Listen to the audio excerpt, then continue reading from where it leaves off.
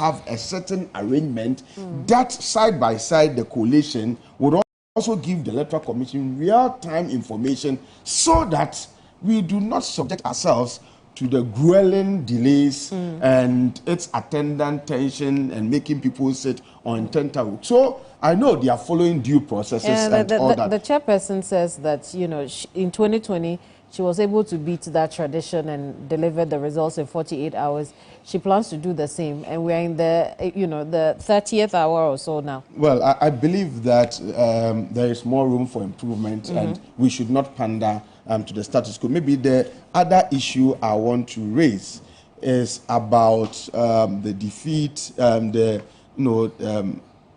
yet to be officially announced defeat of the MPP. I've heard so many people say that it was actually a vote not against Dr. Bawumia, but it was a vote against Nana Akufo-Addo. And to a large extent, I agree with them that, yes, even though it is difficult to extricate Bawumia from the shackles, from the bad governance shackles of the current administration. It was essentially a vote, a protest vote against Akufo-Addo. Now, when we say that he's the worst government, he's the worst president of Ghana's Fourth Republic, I believe now he would know, he would appreciate. When we're saying this, last week I said this, last Saturday I said it, you know, on key points, and people felt that it was too harsh. That wasn't the first time I'd said that. We don't make,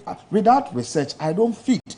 We look at indicators and you compare, juxtaposing it with other governments, and we are saying that Akufo-Addo's government is the worst of all the governments that we've ever had since 1992. And the idea of the MPP wanting to break the eights, in spite of their very bad performance, was, in my view, reflective of the height and audacity of the party's arrogance and impunity. If you look at all that they had done, and sometimes I kept wondering, is it that I'm doing something too much? Is it that it is me who can see? You look at all the difficulties and the challenges we are going through, and the party is not interested in addressing these challenges, but they are focusing on breaking the eight. Then you ask yourself that, isn't it? So my view is that the whole idea of thinking about breaking the eight, in spite of the economic miserization of the people, in spite of the poverty, in spite of the hardships, in spite of the depreciation of our cedi. Look at the cedi dollar rate. Fuel prices are going up, utilities, e-levies, and intransigence, failure, unwillingness of the part of the government to pander to public opinion. This is a government that never listened to public opinion. Even Jerry Rawlings, who openly said that he was not a fan of multi-party democracy, he knew how to listen. When 1995, he, Akufo-Addo, led a group of people to go on demonstration, dubbed Kumi Preko, because of the introduction of VAT. Jerry Rawlings, who was not a fan of multi-party democracy, said, because people are speaking against the VAT, I am going to suspend it. Right. Okay? He did that. Elections were held when MPP one day rather came to increase the VAT rate. Okay? This government never listens to public opinion. You see, we had a dead goat in Mahama, but we had, quote and unquote, a deader goat in Akufo-Addo. The difference is that Mahama spoke about it, but Akufo-Addo, he will not say it. More. You can keep saying, we will not. He never pandered to any public opinion, right. And he did all the performed so abysmally. And in spite of all the abysmal performance, you are still talking about breaking the age. Okay, so I kept saying that, but these guys, do they know what's up? They don't know the time it is. And it's like they focus all their attention rather than focusing attention on governing. so that by way of governing well, it will translate into votes. They focus more of their attention on how to win an election. So they say, oh, let us look at Ashanti region. Let us go and appoint a running mate, and his duty is solely to help us to be able to win. But that my point is that it is bad governance for leaders who have been reposed with the mandate of the people to not govern well, but to focus on winning elections. You govern well, and it translates into electoral votes. But if you don't govern well, and then you make up your mind that, look, I'm going to focus on winning elections, then you see your smoothness level. And so let me make the point again. Next time, when they have the opportunity, let them listen to me. The idea of wanting to break an 8 when you have performed abysmally was insulting and was the height of the party's arrogance and impunity. Lawyer, when I watched that concession speech, there was a sense of genuineness with Dr. Bawumia, which reminded me of the period leading up to the 2016 election. It would appear that in a long while I was seeing the man that we knew then. Perhaps a little too late, but do you agree that for a long time we were not seeing the Bawumia that won the NPP the election of 2016? Wow. Hi. I mean, it's a difficult question. For a politician, look, their basic nature is to be dodgy. So when you say genuineness, let me be very slow to saying... You didn't see that in the concession speech? It would seem that was the Bawumia. The real Bawumia was giving us that concession speech. No, it's because of what he was faced with. He couldn't change those numbers. So he just had to face up to the truth. That doesn't mean that he's always been straight. Maybe if he had showed us a bit more of that during his campaign. So he didn't show that. The man has had issues with integrity. Somebody that came and said they would change the economy in 18 months. 18 months came and went. It didn't happen. He has no apologies for it, right? COVID came. We were hit by this. We suffered COVID just like other countries. Our neighbors are doing better economically. Professor Bob Quinn brings those figures. They are doing better. Okay? They've gone back, etc. So when you say genuineness, politician, especially one who hasn't displayed such a thing, let's be careful. Look, what he did, maybe, that's just it. That's a fact. Rather, you see, let me tell you, what he was doing was to reduce the amount of ridicule. People were going to, basically laugh at them, boo him, etc. So if you do it early, then you would get people also being what? More measured. Lawyer. You think that's why? I'm telling you, look, be careful. Politicians, you see, that's a mistake we've been making. And as I've been saying it over and over, I'm not going to make that mistake again. Never trust a politician. Don't. You make a mistake when you begin to trust politicians. That's what we did with Bawumia and Akufo-Addo, and we've paid dearly. And that's how come, you see, even before JM won, when some of us started saying we will support him, we also in the same breath started saying that, but there will be no honeymoon.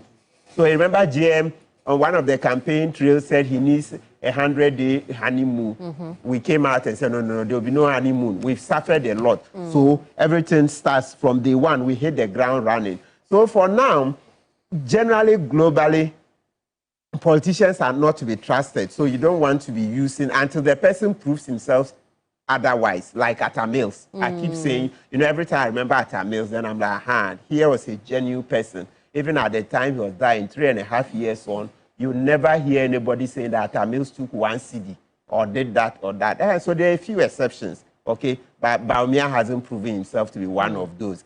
Somebody who was running away from Akufo-Addo's record, when Article 76 of the Constitution says that he's part of the cabinet, and even apart from that, Akufo-Addo introduced him as a man who was coming to be in charge of the economy, chairman of the economic management team, etc., right? Yet, when he launched his campaign, he sought to run away from that record. So I beg you, let's be careful, Ghanaians. We've learned our lessons. We've learned it the hard way. We trusted Akufo-Addo and we got our fingers bent. I don't want to see anything about trust or genuineness of a politician. So these politicians are guilty until they prove themselves what? Innocent. Let's go that way. Guilty until they prove themselves innocent. It's better that way. Let's not make a mistake. That's why I said for JM's administration, you see, right now, we started saying it even before he won because we were going to support him. And we said, Master, from day one, we want accountability. From day one, we want better governance, etc. So for now, let's leave genuineness. Let me mention, you see the point I was making. It says that 76, there shall be a cabinet which shall consist of the president, the vice president, and not less than 10, and not more than 19 ministers of state. Here is a man who is part of the cabinet in the constitution, yet when he launched his campaign, he was trying to dissociate himself from Akufo-Addo's legacy. I'm like, Master, you are in cabinet, even assuming you were not chairman of the economic management team, you are part of the cabinet. The constitution knows that Akufo-Addo doesn't have all the brains alone. And it's good because they knew that there will be people like him who will not do well in school, yet to become president, right? That's why there's a cabinet. And so you, Bawumia, you were... Why are you saying that again? Oh, no, it's very important. We need to constantly remind No, but we ourselves. talked about that yesterday. Every time, and we said we won't mention it. Of him that he didn't do well in school, and so that's why he brought into the presidency. We won't accept that here. That is part and parcel of him. That he didn't do well in University of Ghana. I don't have the president's educational records. It's there. If you Google him, it's part of it. When we're voting for from where? From which institution? University of Ghana is there. It's there. Akufo-Addo got a third class, right? I haven't seen it. He struggled. So I'm saying that he, Bawumia, was part of the cabinet where he was giving Akufo-Addo ideas, etc. Yet when it came to the campaign, when all his ideas fell apart, he couldn't save the economy, etc. When he was launching his campaign, he sought to dissociate himself. And so such a man, I can't in a few months come back and say he's genuine. No. Let's just, a politician is guilty until he proves himself innocent. I see. I want you to also... Who made that law? That as for politicians, they are guilty until they prove themselves innocent. And that's coming from lawyer Kwebu. That's the way you treat them because they are dodgy. Hey, don't play. Generally, they are dodgy. Now that won't fly in the court of law. That's my opinion. You can also espouse yours. I'm saying we don't know. It seems when it comes to the politicians, your human rights advocacy will not reach there. No. They are guilty until they prove themselves innocent. No, but honestly, that's what Martin is saying. If you look at the text of the message that he read, okay, if you want to look at it from the face value, then it was quite magnanimous to the point of even telling investors not to shy away from coming to Ghana and all that. To be fair, Martin has got every right to doubt and to express cynicism and skepticism about politicians, but I'm looking at the face value of the text that was read. I mean, it was quite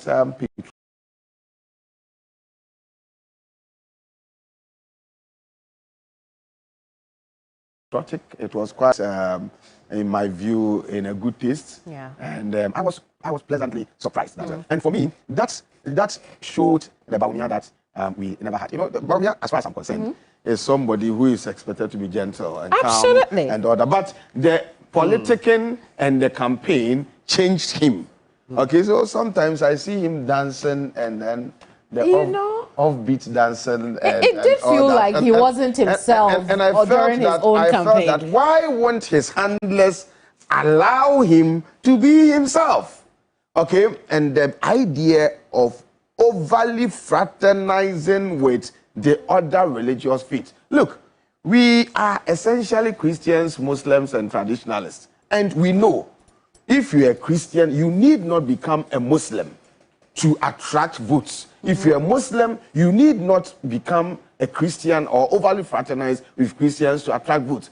Okay, if the Ghanaian, in fact, we have cohabited and been tolerant amongst ourselves such that we do not really care whether you're a Christian or you're a Muslim. You're a Ghanaian. I think that is what is fundamental. But we saw the over-fraternization with the religious faiths. Some went, some, I don't know, I have not seen, but some have alleged that it got to a time that even a Muslim went to the point of taking communion. I don't know whether it's true. And but I'm trying to understand what is wrong with that. If what is wrong with that is that clearly they know, discerning people know that you will not subscribe to their faith. It is just for the food. It's just like Akufo-Addo looking for power and sipping Kalipo. Okay, some members of parliament looking for power and then achi banku. You go and then you drive banku and people are lost that election. And people are washing for people and all that. The moment you do that, you see, it's like you are insulting the intelligence of the people. And so politicians then must learn to be themselves. Right. Not that because you are looking for power, all of a sudden you would act out of character. And I think that some of these things, I'm sure we're going to have a lot of time, not today, but another sitting for us to now look at the variables that accounted for the yet to be announced monumental defeat, super monumental defeat of the MPP. Now, I'm sure that when they sit down and do sober introspection, they would now be able to understand why some of us took the position we took against them. Okay? Their performance, symbolic. And it is only them, only the MPP people. I heard the President Akufo-Addo saying that Agenda 111 hospitals, 75% completed. I said, this president, how does he calculate his percentages? Who has been feeding him with information? You talk about Agenda 111, you mean hospitals? Hospitals like what? The one, UGMC hospital. What you have said. You are down with 75%. You are the president who came to tell us that you didn't know that even land acquisition was going to be problematic. After you had promised that within COVID, the same year, you're going to build 111 hospitals. When you were 2 years or 3 years afterwards, you said, well, you didn't know that even land acquisition. Well, maybe he never bought land. I don't know. Maybe his parents were so rich, and so he didn't know. Because even me, an ordinary Ghanaian, I know that Ghana lands and the acquisition, okay, and land all over the country, it's not a child's play if you want to acquire land. So if you make a promise that you're going to have 111 hospital, okay, and then later after 2 years, 3 years, come and say that, oh, I didn't know that it was even going to be difficult for me to be acquiring land. It means, you see, you were fundamentally a mistake that we voted for you. It is a fundamentally we got it wrong. And it's important that Akufo-Addo's case become an example for us that would guide us in determining who must be the repository of our fiduciary trust in subsequent elections. Okay, people who have been overhyped. Okay, we should look at them because it's like this man. What did we get from Prof, him? I mean, last time when you mentioned Agenda 111, I told you that there has been news reports of a few of them being inaugurated. They may not be as big as inaugurated. Don't talk about. You see, don't sound like the police. We are talking about. Let me make the point. We are talking about hospitals. Okay, where I'm you have saying oxygens they may not. But even Kolebu, sometimes there is no oxygen. You are talking about. They are not hospitals. So I'm just saying. It is one thing building buildings and not staffing them with the equipment. So you mean they have dialysis machines? Please, we are talking about hospitals. We are not talking about just building just empty buildings that have nothing and say, oh, but we have built hospitals. Look, they have all been to other people's country before.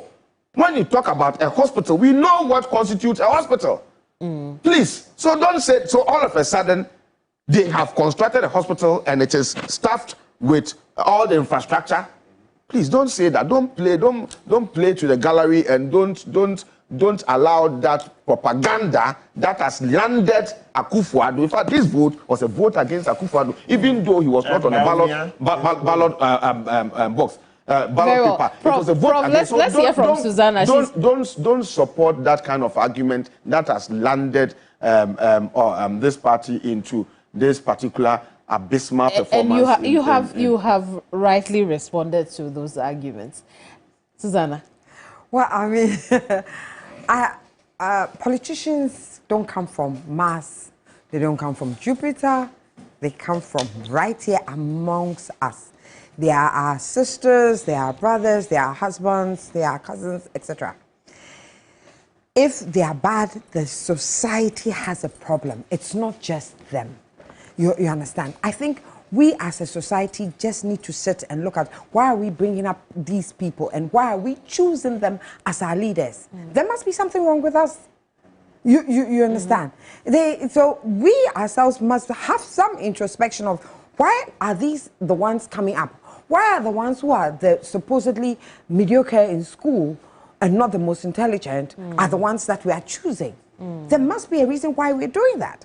You understand? So no, I'm just saying. No, I'm just saying something that he has said. I'm not agreeing with him. I'm only saying that. But you're making a general statement. But I'm just saying. But you see. But also we have to. No, I'll get to that. Let me finish. We will also get to the fact to know that it may not necessarily be the most intelligent of people in the classroom that also are the most successful.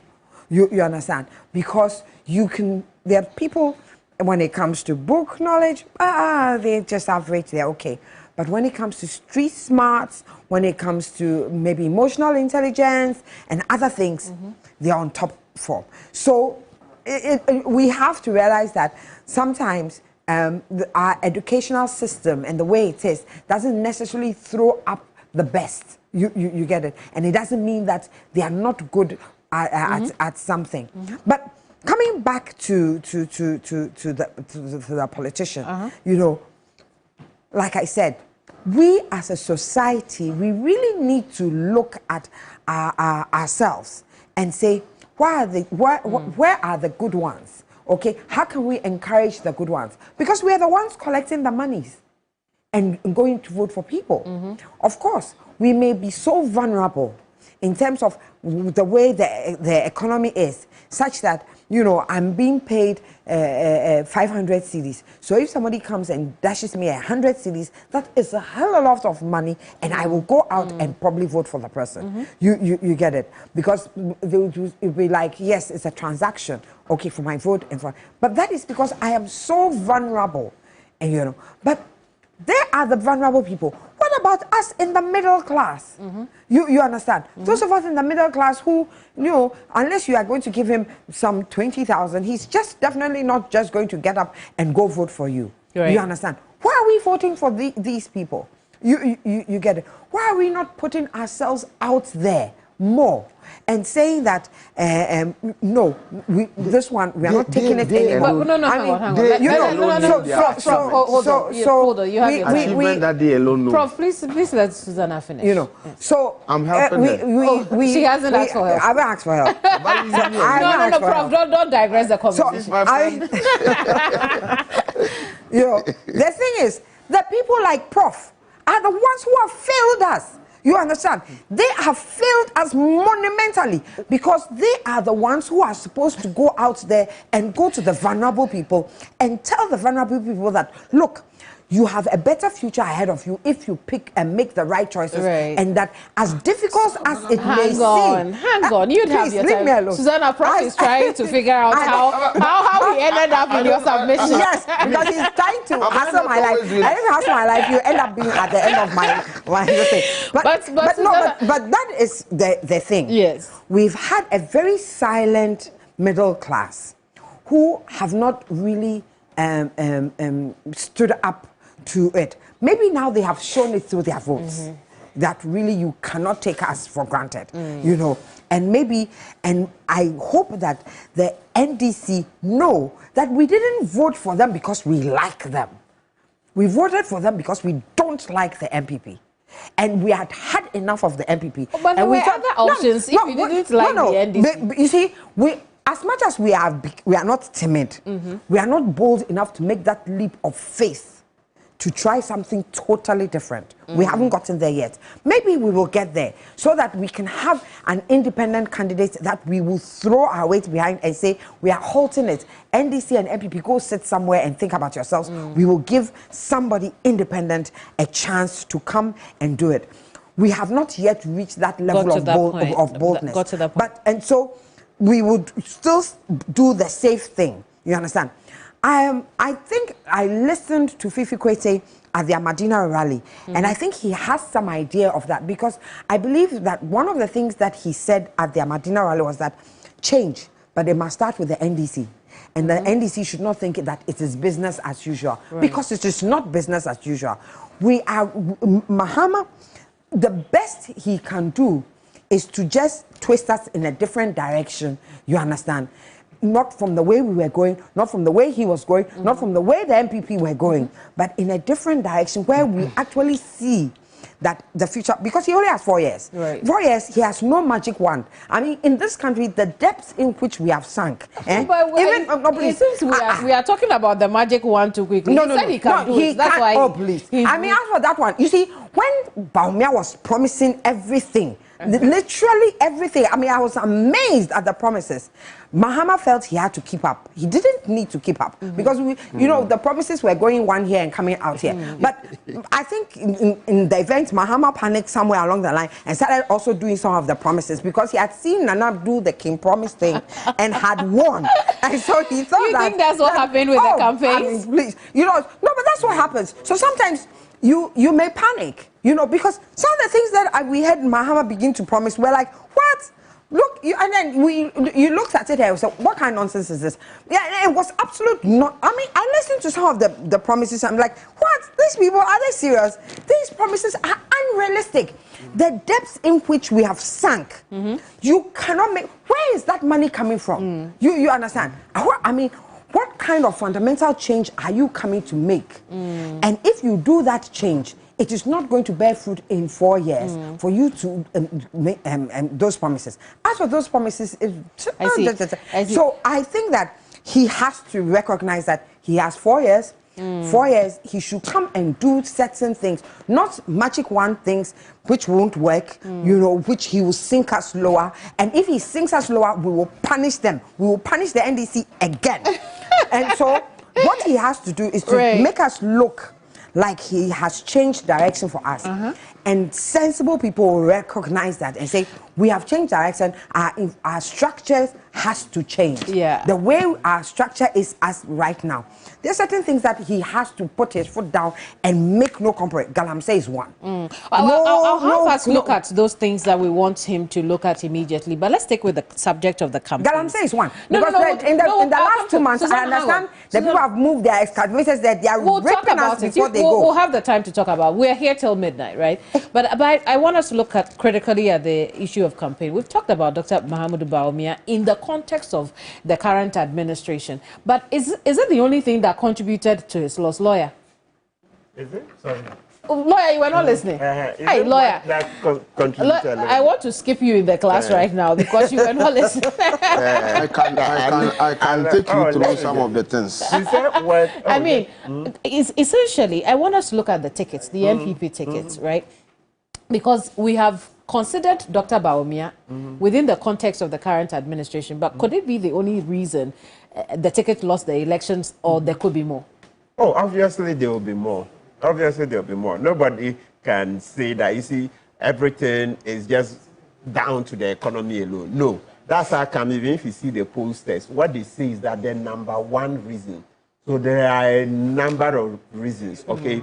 So many. But I just saying that the number one, everybody talks about jobs.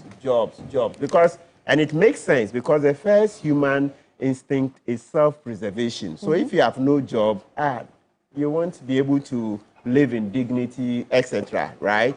Then you go to the other factors. You look at corruption. Of course, corruption looms very large because, you know, the moment corruption comes in, all the economic assumptions and the rest go through the window. They go through the window because, you see, in economics, you say, all things being equal, you are looking at the conditions for a perfectly competitive market. If you bring in corruption, the market will not work well, etc. So corruption destroys a lot of economic workings, okay, and assumptions, etc. Very well. When we come back, I'll have you finish that point. But let me quickly respond to No, hang on. You have the opportunity. We have to go on the ground now. We have to go on the ground now. Alfred. Yes, so as the conversation goes on, we're monitoring the situation in some specific constituencies here on your Election Command Center. Let's go straight to the Nsawam Adoagyiri constituency in the eastern region, where members of the NDC, we understand, have taken to the streets in jubilation, claiming their parliamentary candidate has won the election in that Nsawam Adoagyiri constituency. And this is a constituency to watch as well. Frank Anadompre, the whip of the NPP in Parliament. And so that's a majority chief whip until this particular moment, this 8th Parliament, as a matter of fact, in these dying days. Emmanuel Owusu-Frimpong is our correspondent in the Nsawam Adoagyiri constituency. Is connecting with us right now on Zoom. Emmanuel, tell us what's happening where you are. Oh, okay. So this evening around 7:30, the NDC, I mean the National Democratic Congress, they were jubilating, saying their candidate, that is Mr. Selo, is the winner for this year's elections. And so they were jubilating. In fact, they were walking along the streets with the candidate, telling people that Mr. Selom is now the winner. Right. But as I'm talking to you now, the EC hasn't declared the results yet. Right. But as they are saying, their candidate is the winner with 1129, that is 1,129 margin. In fact, there is nothing going to change. So now as it stands now, they think their leader, that is Mr. Selom, right, is now the winner. Yes. Okay. Now, Emmanuel, hold on a bit for me. We're going to hear exactly what's happening on the streets of Nsawam Adoagyiri, the supporters of the NDC on the street. Take a look. Okay. Okay.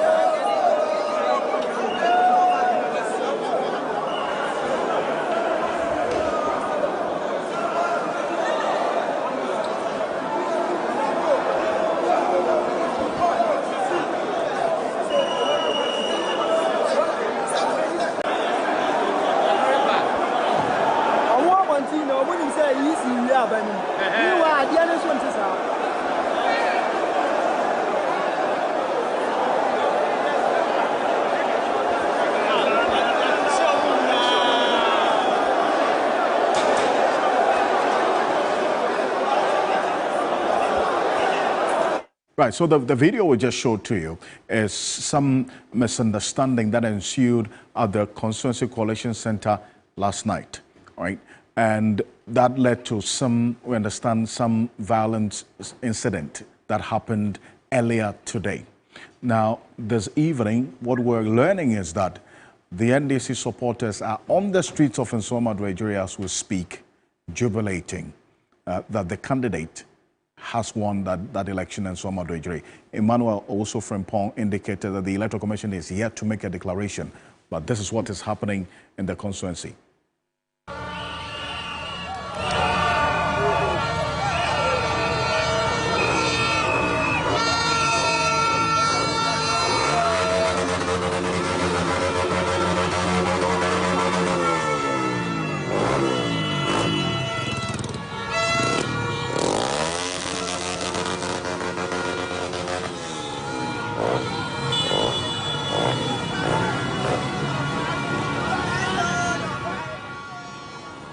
So that's just a sneak preview of what's happening on the streets of Nsawam Adoagyiri constituency right now. And we'll keep an eye on that. We'll keep those videos on the screen. And these are live videos of what's happening on the streets. And Emmanuel Owusu-Frimpong is still with me here as a correspondent in the Nsawam Adoagyiri constituency. Emmanuel, now why was the EC returning officer in that constituency unable to announce the results as we speak? Okay, so yesterday I was at the collation center. I was there till 4 a.m. this morning. Yesterday, after the pools, we all got to the collation center, and what I realized was the the officers that the EC, hired to do the jobs started, tripping in with their pink sheets and other things. So we had to wait for all the 2 nations, and so it delayed, a bit, 7:30. So they that the presiding officers, one who sent that message to the supporters, and they started trooping in. They started coming, jubilating that they've won. And for that, the incumbent, that is the member of parliament in Nsawam Adoagyiri, is refusing to sign, a certain paper that will, let their candidate be the MP for this year's election. And so in fact, we don't know where they got that information from. And so the NDC, made a press statement with the fact that they have their own collation and they are winning by 1126 margin, 1129. That is 1,122.29 margin. So there is nothing going to change. And I don't know if that message, got to the supporters, and they started trooping in. In fact, it got to a point that they even broke the entrance to the main collation center, and they were throwing stones and other things. In fact, I had to run away to the house to save my life. So I ran to the house around 4:20 to the house because I was afraid. I was afraid to stay there. I don't know what would have happened. So I ran to the house around 4:30. In fact, as I'm speaking to you now, I got that message, and I wasn't there, but I got that message that the military escorted the EC officials to their various places just to keep them safe. So I don't know the reason why he hasn't, announced the final results. But I think they've not done with the collation yet, because as at that time that the supporters, trooped in, there were some few, officials, there waiting to be vetted or to be certified with their results. That is the polling station results. Around 54 people or so. So as at now, I don't think they finished, picking up the results from the polling stations. So I don't think they can announce it because it is not yet done. And so let's wait for the EC to come out and say something about it. But as it stands now, there is nothing like somebody being MP or somebody is, whatever. No, there is nothing like that. And so we are waiting for the EC to come out and say something that... Right. I see. Emmanuel also from Pong, thank you very much. He is our correspondent in the Nsawam Adoagyiri constituency here on your election command center. As I indicated, this is a constituency to watch because the history has always favored the MPP coming in this constituency and getting to know what's happening there. In fact, if you heard Fifi, if you have equated the General Secretary of the NDC, he had indicated when he was running through the list of the constituencies that they have flipped based on the information they have. He mentioned the Nsawam Adoagyiri constituency as one of them. What we're learning now is that, yes, it's indeed the case. Based on the videos we've been showing you, the NDC supporters there are on the streets of Adoagyiri jubilating right now, but the Electoral Commission is yet to declare the results in that particular constituency. And Kamini, this is a constituency I know quite well because that's where I grew up. I grew up in Nsawam. Nano Sejan Primary School is where I attended in Jankrum, right? And so those areas I know quite well and how things play out in that constituency. But let's go straight to Tamale right now, and I'm going to come back to Nsawam. And there's some jubilation in Tamale, but this one is a legitimate one based on the Electoral Commission's declaration for that matter. The Electoral Commission has declared the results specifically in one of the constituencies that we're looking at in the Tamale metropolis, Tamale Central specifically. And that's where Murtala Mohammed, based on the reports that Kukiti brought us earlier, has won this election with a very wide margin. And that's what you see on the screen right now, the wild jubilation amongst the people in the Tamale Central constituency. The NDC supporters there, and the numbers, indeed, it's wide enough. Right now, let's cross over to our satellite studios there, and Kukuti is with us. And in his own speech this afternoon, early on, when the EC declared him winner, he says this has never ever happened in this constituency. A difference, the margin of 35,000, did I say 35,000 Ghana cedis? 35,000 votes has never ever happened, unprecedented. We are here where a lot of jubilation is still taking place, almost way into midnight, but you see a lot of motorbike activity still ongoing because they are happy for Murtala Mohammed's win and they are happy for John Mohammed's win as well. Chris, what do you say? Yes, so okay, I must emphasize that the momentum here is very serious. The people are actually jubilating the victory not only of Murtala Mohammed Isa, but also that of the former president and president-elect John Dramani Mahama. So quickly, we have some of the youth who are gathered here to celebrate this victory tonight. And characteristic of the northern region, if you come here and anytime they are in a jubilant mood, you see them using their motorbikes. Tomorrow, you are likely to see horses around, people riding on horses and celebrating this particular victory. Well, that's Christopher Mwako and Kukiti right there in our satellite studios in Tamale. So there you have it. Indeed, as has been announced by the Electoral Commission, Tamale Central retained by the NDC, by Murtala Mohammed in Tamale Central. So that's one that we're looking at quite closely as well. That the Tamale North, Tamale South earlier, we've got that results as well. We'll be putting it out as we go on here on your election command center. And as I indicated to you, we've seen a trend coming in some specific constituencies where, although the Electoral Commission is yet to declare the results, there's some jubilation, right? Mm-hmm. And look at the nature of those constituencies. I mean, in Nsawam Adoagyiri, you have the chief whip of the Indeed. MPP in Parliament, Damongo.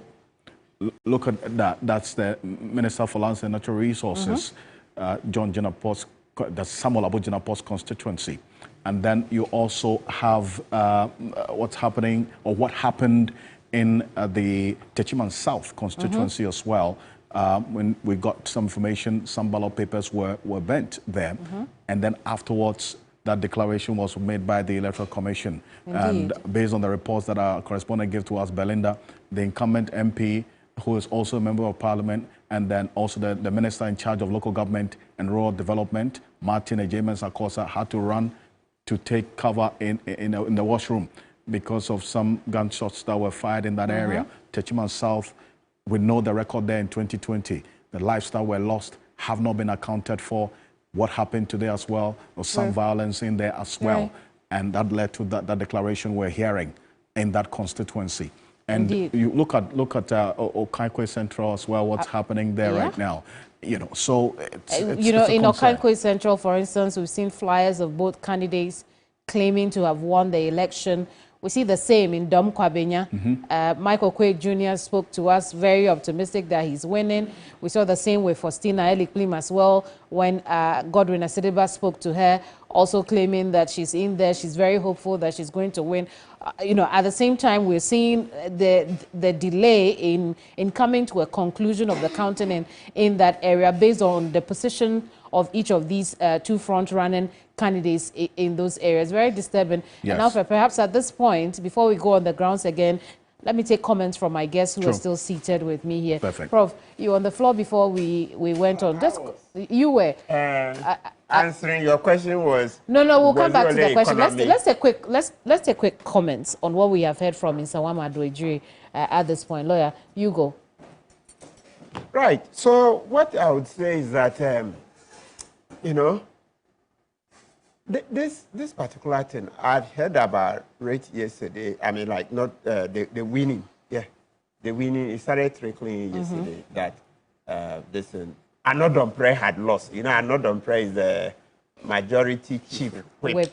And then he's on many boards, etc. Right? And my beef, and the reason I'm happy he's supposed to have lost is that he was sharing money. It was on other TV stations. Yeah, he was sharing money. I see. Yeah, and so you ask yourself. We haven't reported that. Yes, so some other media stations have reported it. So it's good, that the good people of Ghana in the constituency took the money and voted against him. We don't know if he has lost. You just heard that the collation was disrupted. Oh, NDC, when they did the press conference, Sami Jemfi announced it in the morning. So I presume NDC know what they are talking about. So this morning, not even this afternoon or this evening, in the morning, the time they did the press conference, Sami Jemfi added it to the list of constituencies they had won. And so, we've heard it repeated this evening as well. Yes, so I'm happy that the good people of Nsawam Adoagyiri took the money and voted against it, because it's our money in the first place. You know, it's on the road fund and some other boards, right? That's where they make the money. And so it's good that people have taken it away from him and voted against him. So we just hope that with time, the EC would, you know, formally announce. But are we seeing too many of these situations? Well, because I've not specifically counted what happened in the last election. But we sat here for the last 2 days or so. Yes. And nearly every coverage will hear of delay or disruption of sorts. Yes, so to be able to say this year the numbers have gone up, we'll have to specifically check against the 2021. Because 2020, these things are they usually occur. I'm not saying they should. I'm not approving them. But in terms of occurrences, I'm saying this is not new. They usually happen. Out of 275 constituencies, these are bound to happen. You know, our democratic maturation is coming one day at a time. Even the advanced countries, they are also maturing. There is no end to maturity. You remember what Trump did, the January 6th thing? The people went and did a coup d'etat in America. In today's America, they attempted a coup d'etat. So it tells you that human nature, we are the same. Sometimes we make the mistake of thinking that the whites are that different. They are not too different. There are systems that work. But in terms of human behavior, they commit crimes just like we do, etc. They even commit more heinous crimes. When it comes to stealing from the public purse, they also steal. I mean, human nature is the same thing, but the main difference is that their systems work. So like Donald Trump, you see that though he was an ex-president, you see how the system was working. He got convicted, and apart from that, also the civil cases, he got this, and he lost. He was liable to pay damages, etc. But Ghana, our systems are weak. That's how come, like we keep saying, and I'm happy it's Mahama who is won, because he's agreed there will be what? Constitutional review, right? So that we'll make the judiciary more independent. So I was going to make the point that not in Ghana's judiciary, because you see that the way the executive has control over the judiciary, they will find ways of influencing the judiciary. You see in America, it didn't work. Donald Trump was convicted straight up, and then the other cases, right? So that is the point. Let's just see. Some of these things are bound to happen, but bottom line is that as long as it doesn't degenerate into violence and a lot of maiming people and killing people, we should let them run their course. Prof. Another press, please. Another press, yes. Well, I snippets of information that I get about him in his own constituency show that he's a very arrogant young man. He's the one who said that if it is about when we're fighting, putting pressure on the government to fight Galamsey, right. He was the one that we heard in Parliament that it appears that NDC has destroyed the environment more than the MPP, and was saying this brazenly in Parliament. And I was wondering whether this was a material for Parliament. Okay, to the extent of he being made even a majority chief whip. You see, it appears, like I said yesterday, that our elections into positions of trust is often based on popularity. And so many things, people can do so many things to make themselves popular. You said I should not give the example that I gave the last time, so I'll not bring that same example. Thank you. If you have such a person in Parliament, when people are dying, instead of you saying that we are calling on the president to declare a national emergency so that we can activate interventions to address the challenge, you say, oh, but the opposition even destroyed the environment more than the ruling government. Well, so let us see, but I wouldn't like to see such a person in Parliament. He's not fit for that position. In Parliament, you need people who are sober, people who have what it takes to reflect the interest of their constituents, people who would be patriotic and nationalistic in their public utterances, okay, about issues of national concern. And so the results have not been declared, but it's not somebody that I'll be proud of as a member of Parliament. And I'm wondering what the people of Nsawam Adoagyiri will be looking out for in deciding who should become their MP. If they have this man as their MP, then it's up to them. And that's how come among his constituents, you hear people, talking against him, that he is very arrogant, he doesn't respect them. We would have to take a trip back onto the ground. Alfred? Yeah, I'm going to ask my opinion. Yeah, we'll come back and do that. We'll come back and do that.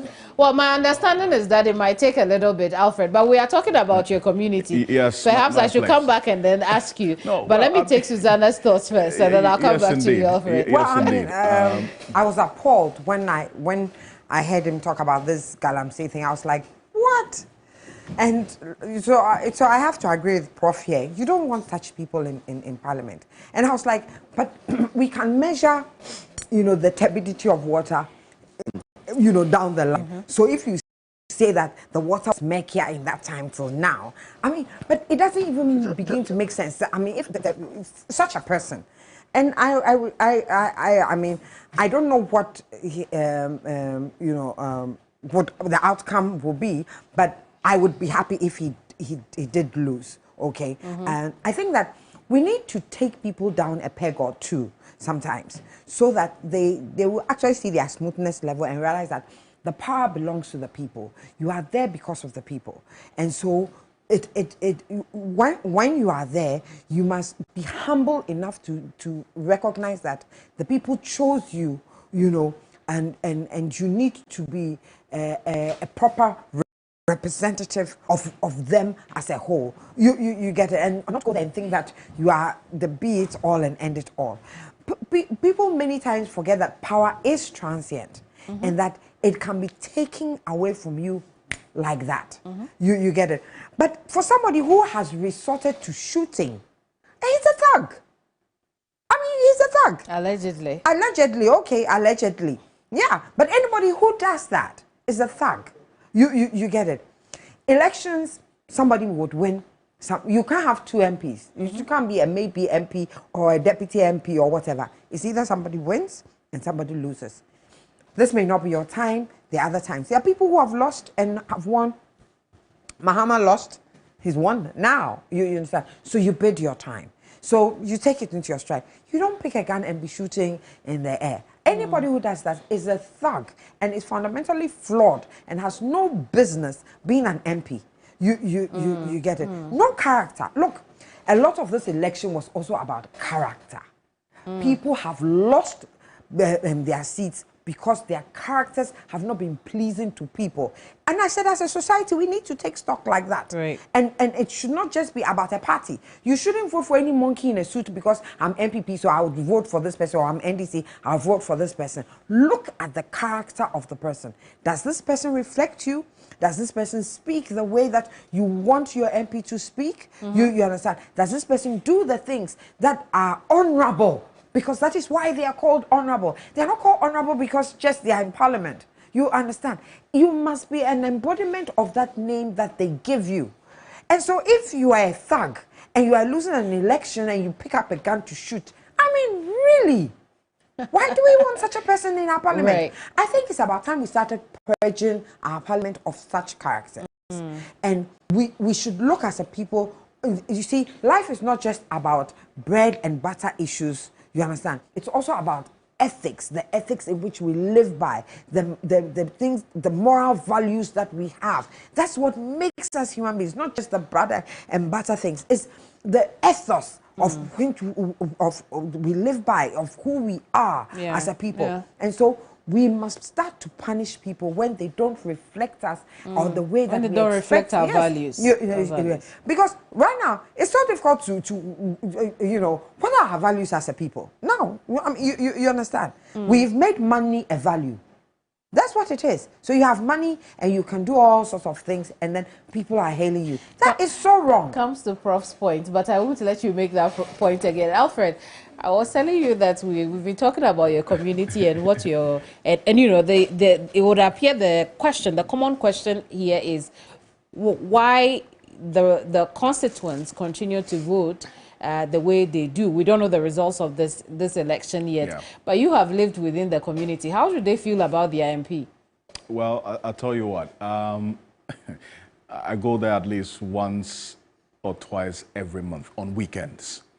Now, there's some history to how the people live or have voted over the period. It's been an NPP, we would say, a comfortable seat for them over time. Now, there are some concerns about some roads in some specific communities. I lived in Nanoy, that's the Jankrom area. There's Adoagyiri, there's Jankrom, and Nano Sejan, which is the school that I attended. That area has its own concerns as well. It was named after the man who was a first settler in that area.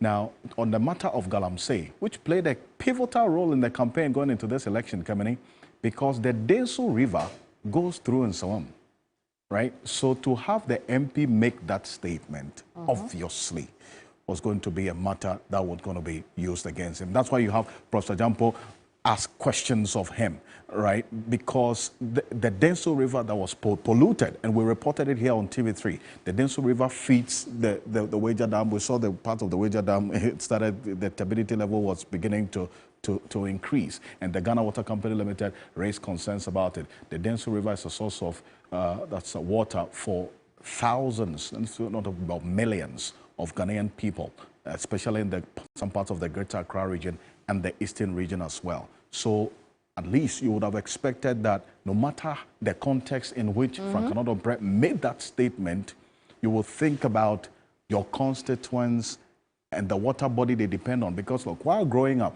I used to go for fishing in the Denso River, right? And the people who are watching us really, you know, some of them will call us every now and then when they see you on TV and remind you that this is where you grew up, right? So I know the turbidity levels of the water den that I used to go for fishing in and what it looks now. And you don't need a scientist to tell you how the people are living and how this is impacting on their lives. So they came face to face with the reality, and the reality influenced how things are playing out, even though we don't know the outcome as yet. Indeed. Alfred, thank you for giving us that insight. We'll now come back to... I had an auntie who lived there, and I remember I used to also go, and she's late.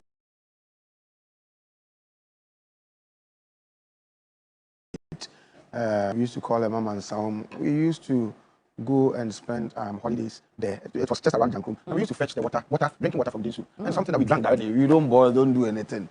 We drank that water. How long ago was this? Oh, that was my childhood. Very long ago. Today we can't do that. You can't do that today because of the way and manner we have also destroyed the water. And you have a whole MP not weeping and not cracking a whip and not agitating and calling on government, demanding accountability that the right thing be done, but going on to say that some destroyed it even more than their government. It tells you that that we have lost it, and like I said, I don't look forward to getting into that house again. We'll see how it plays out. You know, as the how do I put it? The electoral process continues. But lawyer, you were on the you were talking about the campaign. You said what reason? What else could have gone wrong beyond the current administration? Yes. So as I mentioned, apart from the economy, actually, when you say apart from the current administration, wow, a lot of the things happened in the administration because the economy is within the administration, corruption within the administration, right, etc. But there are some beyond. Look, we may not have also within the administration because he did appointments that were nepotistic, right, and anoint people, anoint a lot of people. And we're told that one of his nephews said that. No problem. Oh, let me help him. We are doing discussion, so, it's not question and answers here. You should allow us to also. No, but let him finish making his point. No, Prof, you're not going to. Prof, you have to tell me. We've been doing this before you came, so you allow her hostess right practically. One of his nephews said that they are in their house. They all went to school and they have better degrees, and that's how come they are being appointed. Their grandfather had the foresight of educating all of them so that, you know, and they happen to be very well educated. It's education all about going to school. You went to school, and what was his academic performance? You go to school to get what? Please. It's not just going to school. You can go to school without the school going through you. And so when Mahama was doing nepotistic appointment and they came out openly and said, as for us, we are not going to do family and friends appointments. Mahama's one was far less. This one was then you open and brazen, open and very brazen. So that's why we've gone back to Mahama. And now you say your grandfather educated. Who's okay, let me continue. On the matter of light moment, before I continue, let's say this on a light moment. You've gone to school, but you don't know anything. Media, our supporters on social media, they have this thing that America went back for its ex-president Donald Trump. Ghana has gone back for its ex-president John Mahama. So so go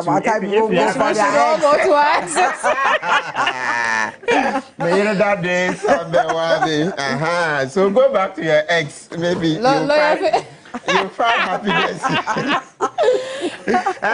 We do not endorse this message. Okay.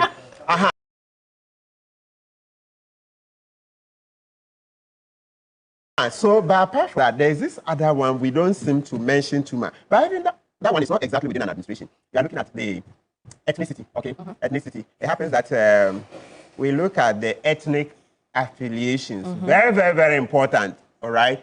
In some of the earlier surveys, etc., I used to rank very high. So, if you see this president, he comes from my home region, even if not my hometown, my home region. Very, very important, yes. And some, when it's the same ethnic background, perfect.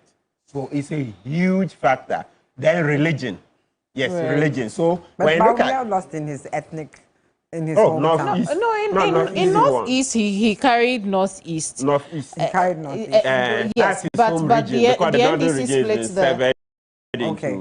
The NDC split the parliamentary seats in Northeast. Yes. Okay. We'll continue to give more figures on those, but yes, he did. I can. So some people. No problem. Let him make the point. I'll take your thoughts. Yes. On that. So we are looking at the factors beyond the ones that they themselves created. There are other ones that they didn't create, but by region of their birth, lineage, geographical origins. Yes, they also play very strong roles in the loss or win. Very, very important. You can't run away. So let's look at practical examples of it. So you see how Kumasi, the turnout was lower. Right. Yes, we've shown that by the trends and the statistics, at the end of the second term of a ruling government, generally the turnout is lower. But apart from that also, this particular turnout that wasn't good in terms of Kumasi, for instance, because it's the World Bank of the MPP, you can see issues of ethnicity and religion will play a part. Yes, there's no way you can run away. Ethnicity and religion. You can't run away from it. And please, let's put it in context. Like I keep saying, it's not only in Ghana. look, the whites also do it. They also do it. So when we do this, there are surveys out today. These things, I don't think we have enough time to pull them out and read. If you Google, you see But how... you see, this your argument about the whites also do it. I don't share. You copy from the best practices, and anytime you refer to the whites, you're always referring to the worst practices. And you are always making reference to Donald Trump. Donald Trump is not an example for a model for anybody to want to. So don't go there. You see, when we are talking about established democracy, civilization started here. Lawyer, hang on. Let's hear the rebuttal. You are bringing that saying we should other countries, the whites do it, and I'm saying that anytime you go there, I've always been listening to you on this, and anytime you go there wanting to compare, I'm not approving. We are analyzing the best. The worst practice. The question was, what are the factors? He didn't say what are the best. Sift only the good. We are trying to analyze. Okay, it's different from.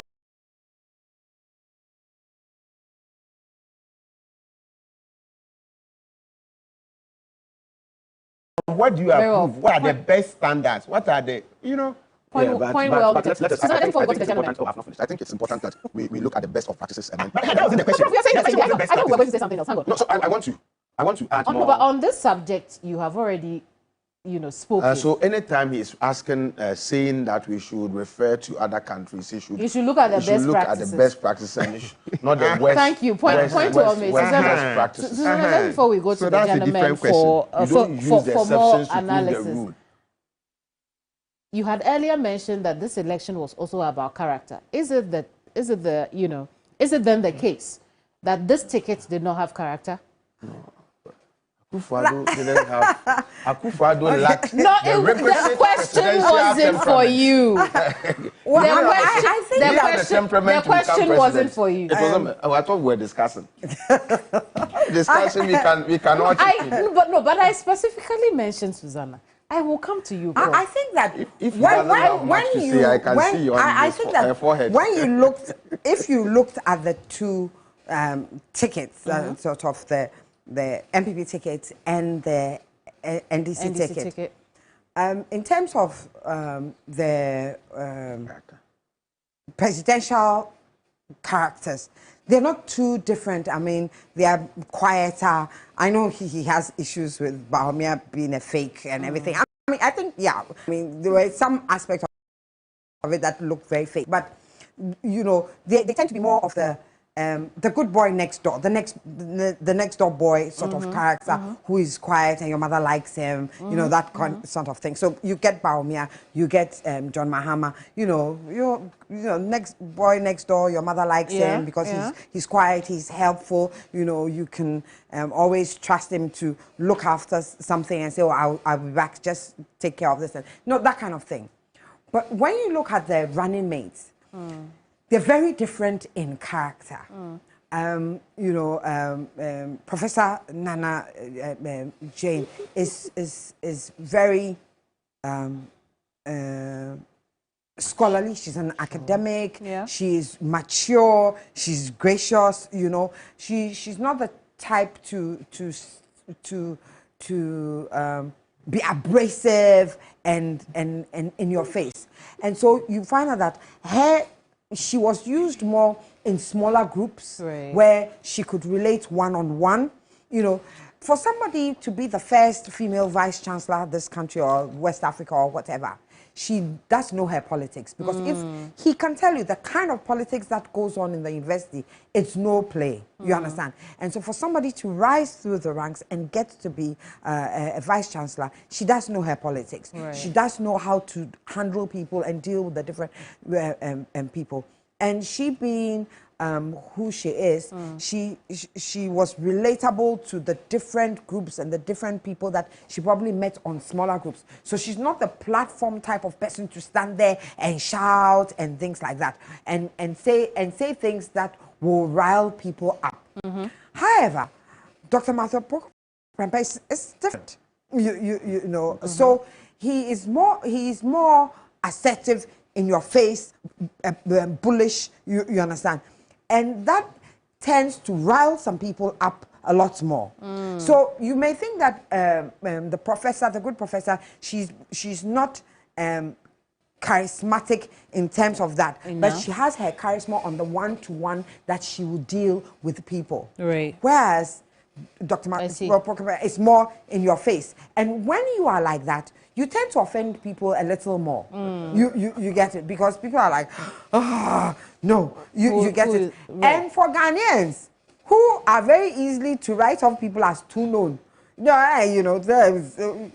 Ghana people, because we are a lot more laid back and we tend to label people who are more in your face as too known. And once they start saying you are too known, then you recognize that it becomes problematic for you. And I think Prof, you would had something to say. So when people are looking at the characters, they are more likely to say, we like this ticket better. Prof, when we come back from the gentleman on the other side.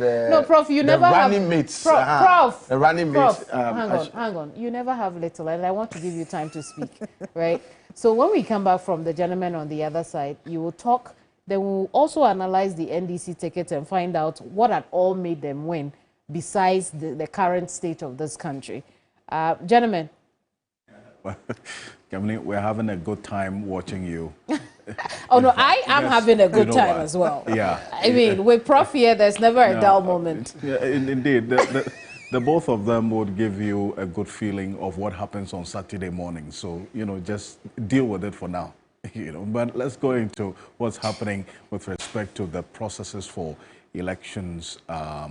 That's the declaration and the coalition process as has been outlined by the Electoral Commission. And Martin, the Electoral Commission Chair, Jen Mensah, detailed the process and explained why we've experienced some delay. What's it? And it's interesting that the NDC General Secretary, Fifi Kwete, also acknowledged that although there is a delay, he also knows that it could be because the EC wants to be thorough in ensuring they dot every I and cross every T in the declaration of the results, for which reason there may be a delay. However, he's hoping that they fast track it. But let's go straight to what is captured in law and how the processes are. And maybe Africa can hear briefly. So what we're seeing on the screen right now is the Kwabenya Collation Center, the Constituency Collation Center, where the coalition, in fact, is almost at the dying moments. Results, official results are going to be declared soon, and what we're saying is, so maybe Alfred, I can help you here. NDC 50,000, that's 477. That's NDC 51,634. And then MPP 50,477.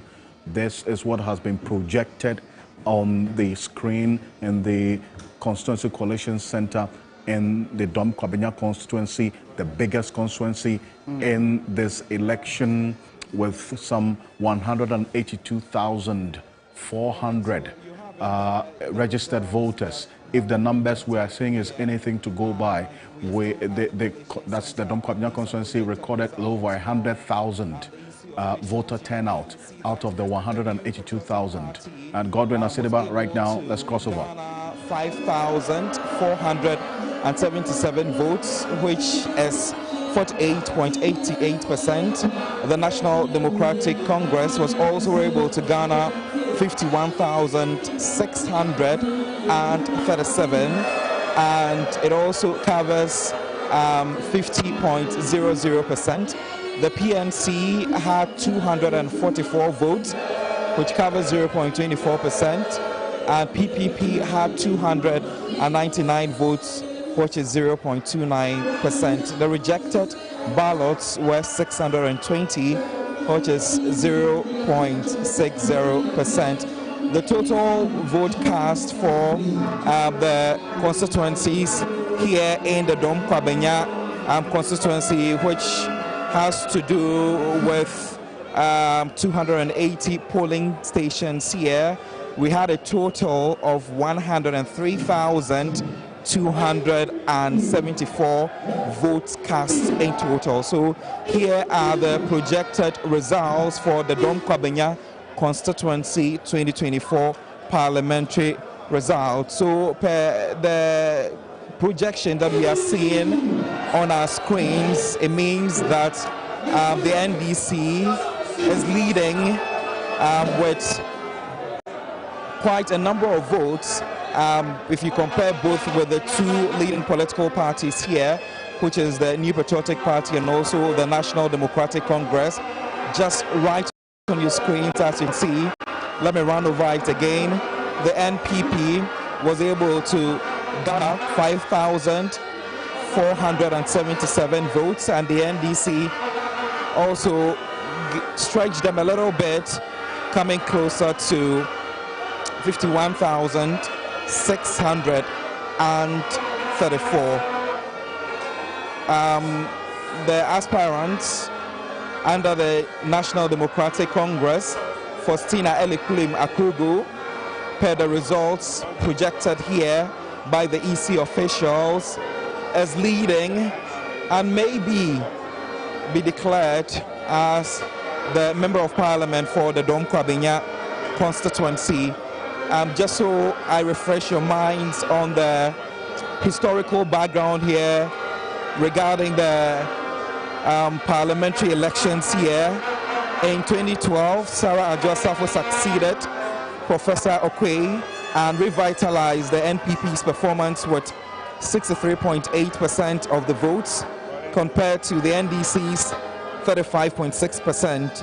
Her vote share further increased to an impressive 68% in 2016, while the NDC share declined to 31.5%. However, in 2020, her support dipped to 58.35%, reflecting a more competitive race with the NDC's candidate, which is Eliklim Akugu, making history by securing 40.64%, the highest ever for the party and the constituency, and I am talking about the 2020 elections. Fast forward to today, she has been able to rise to the top as she has contested against Michael Kwe Jr. And just like you can see the results, she has made mention in previous interviews that she had higher hopes that she will be the Member of Parliament for the Kwabenya constituency. And just as we are seeing it today, on December 8th, 2024, it's been close to 48 hours of us being here at the Collation Center in the Kwabenya constituency, monitoring happenings here. It's been a lot of chaos, misunderstandings, sadness, happiness, and tiredness as well from all groups of people who have gathered here. Others have spent nights here. They haven't eaten as well, hoping that they will be able to wait till the final results are declared. So the projections are on your screen, and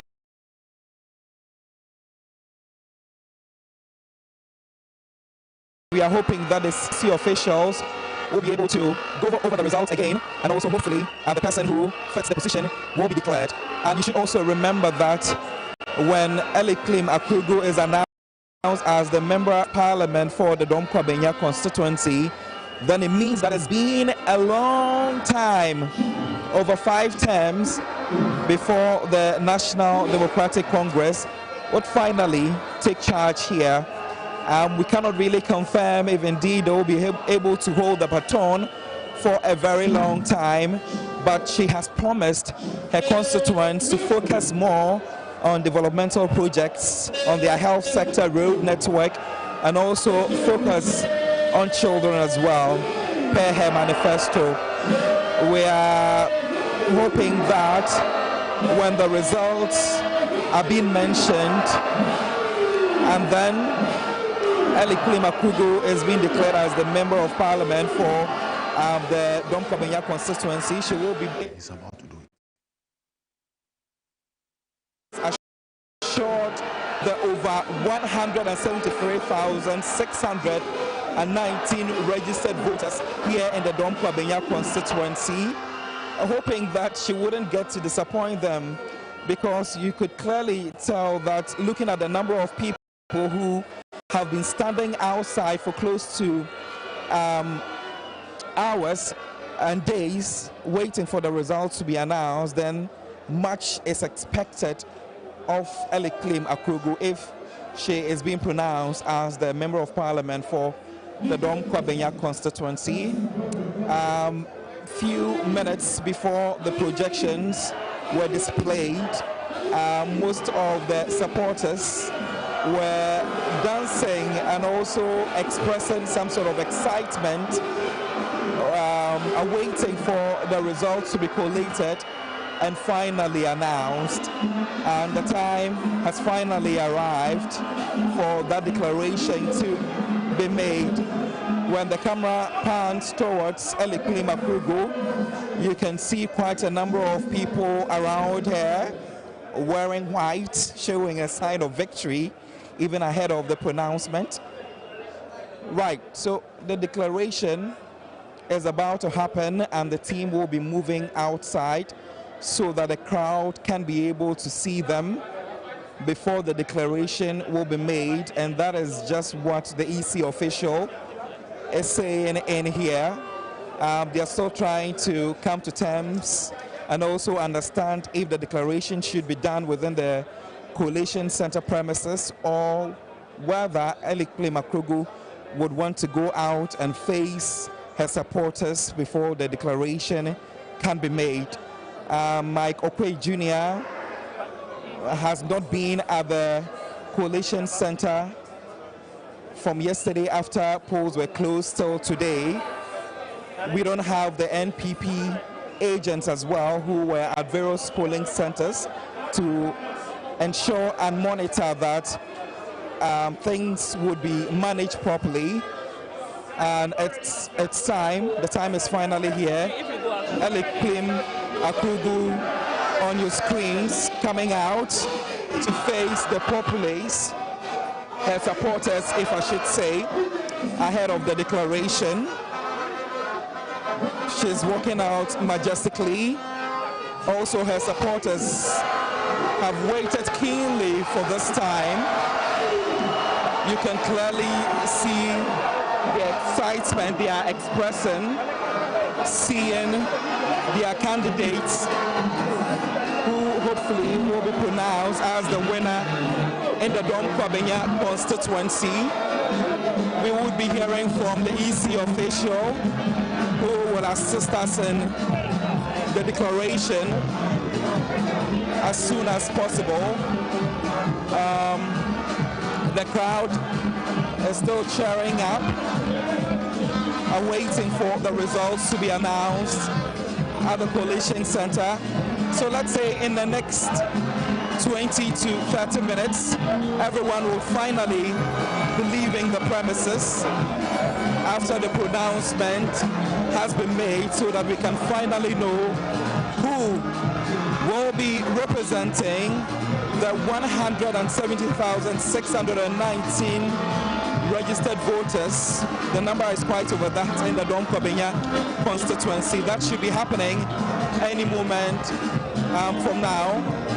Eliklim Akrugu describes herself as a woman of strength, and for a woman who has been able to be here with her supporters, ensuring that the coalition goes on perfectly. Till now, you can clearly tell that she is a woman of strength and also an ambitious woman as well. You can see the excitement drawn all over her face. I'm hoping that the pronouncement will be made soon so that she can be declared as the Member of Parliament for the Kwabenya constituency. It's been a long day for her and also her supporters as well. And the time is finally here for the right thing to be done. Initially, after the chaos erupted here, it brought the process to a standstill and some sort of misunderstandings as well. But at the moment, you can clearly see that everything fell back in place, even though we were able to engage a contender, Mike Okoye Jr., who called on the Electoral Commission to put the processes to hold for them to be able to bring in their pink sheets for every announcement to be made fairly between the two leading political parties. It looks as though that call has fallen on deaf ears, and it will definitely not be heeded to. We have the EC official here who would soon be making a declaration so that we know what will be happening here. Just before the pronouncement will be made, I would allow the camera to pan to the people so that they can also have some time to enjoy the sights and scenes here of the supporters who are awaiting on the ground, and also Eliklim Akugu, who is on the first floor of the building where the collation exercise took place. Hey, why are you pushing?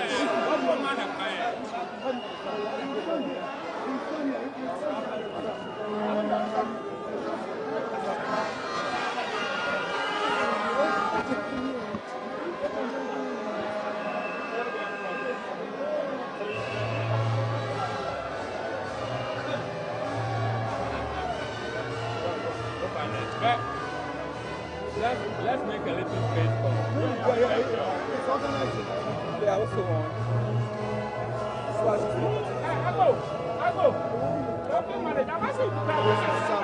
Right, so there's been a moment of silence where they are playing the Ghana national anthem theme before the pronouncement can be made.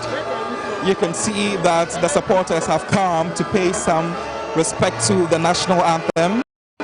Even though it's been a long day for them, they've been able to calm themselves down for a few minutes because the important time and moment that they have been waiting for is finally here. After the national anthem is being played, the EC official has grabbed the mic and will soon be making the pronouncement so that we can finally get to know who will be leading in the Kwabenya constituency. The number of the people who are still down there, most of them clad in their NDC paraphernalia and also in their NDC outfits, are hoping that this pronouncement wouldn't be one that would disappoint them. A reason why they have dedicated so much time to wait at the premises until the announcement is being made. We haven't spotted any NPP official around. It's only members of the NDC, and I am able to pinpoint at them because I can see that 90% of the supporters who are here are all wearing NPP t-shirts and paraphernalia as well, adorned either on their heads or around their wrists, to finally wait for the time for the pronouncement to be made. Earlier, before it got to this stage, like I indicated, there was chaos that erupted, and after we had few conversations with the EC officials, it got to a point where they had to deploy military, heavy military presence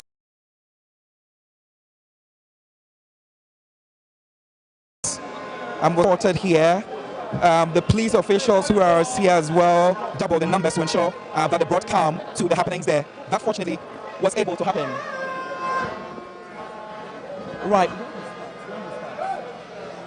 Right, so the moment is here and the pronouncement is about to happen. So pronouncement is about to happen, and we'll soon get to hear from the EC, who is poised to deliver the results. At the moment, they are trying to talk to the supporters to let them know that the time is here and it's about to happen. So yes, they are taking the lead to the front side to finally pronounce the outcome of the results. It's been close to 48 hours, like I have been saying, and the EC official is speaking. So let's get to hear what he will be saying. Good evening, Kwabenya. And good evening, Ghana. Right. Today is Sunday. Today is Sunday, the 8th of December 2024.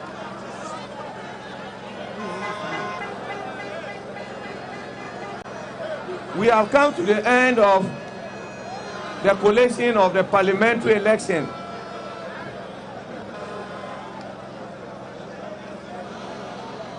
The total valid vote cast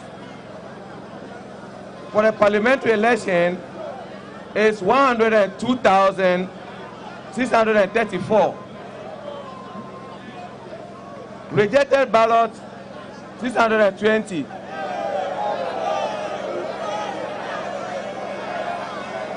And the total vote cast 103,254. And the individual votes per candidate, according to how they are arranged on the ballot paper, we have Michael Aaron Niokwe for 50,477 votes. Akurugo Faustina Eleclim of NDC for 51,634.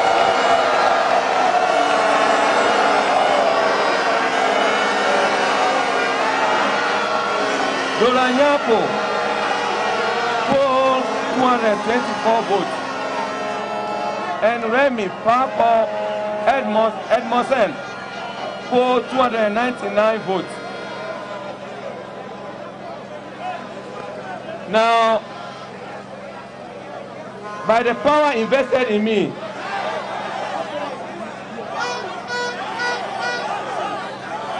as the returning officer for Kwabenya constituency, I declare Madam Akurogo Faustina Electron as the parliamentary candidate elect for Kwabenya constituency. Thank you.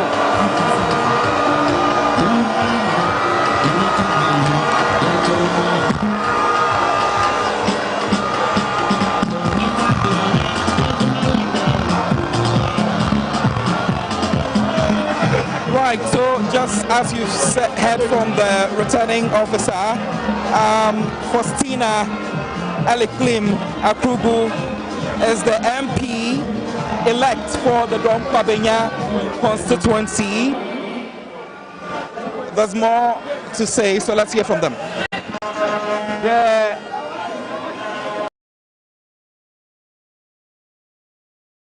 collation has not ended yet. We are still on it, but God will end it tomorrow and the result will be announced. Thank you.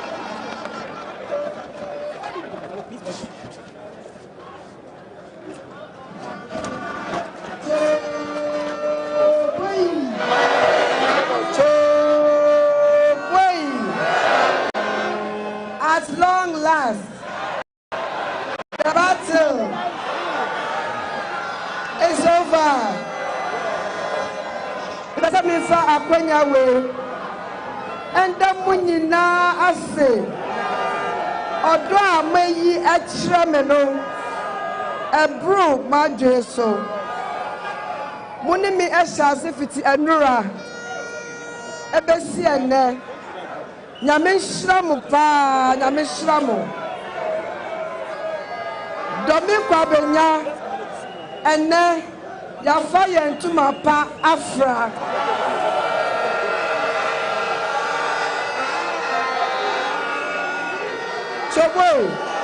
Choboy. Message for Kwabenya way. Ada a soldier for a security for any police for Omubaye Edi Omo ahon de beta yechi. Message ada media for the nyina ase.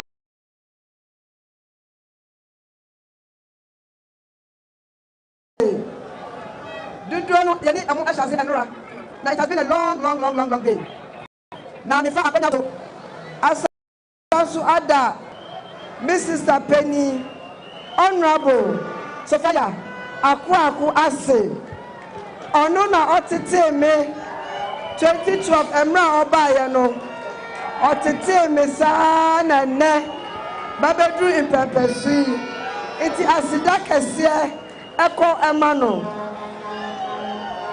atosubio me besabe da Honorable Mohammed Nuruddin ase the parliamentary candidates 2016 onusu dina hode the bibia e dia tamechi in this political journey na me pese me fa Kwabenya we so and that executive constituency executive for dina say titiu your vice chairman eye wisdom amegbaji your constituency organizer Edem Agbenyefia your women organizer Semira Tusabi, your deputy youth organizer Joseph Kwame Adongo, any executives Mr. Amadeka Champagne, Anna Auntie Grace, Besanso for Kwabenya we other all the work coordinators, branch executives. Emra yeshe campaign yase mujina munde dende nyame enhramo we hwese domi Kwabenya insise ya yehwehwe no yensaka the minibeka ho eye ye election director mu fa adwumaden eto omoso omuni ye ekoba titru Eric Anyomi Frank ana Agalga ya domu nyina ase se enne ya beduwa Chris ya domu nyina ase na mijidi se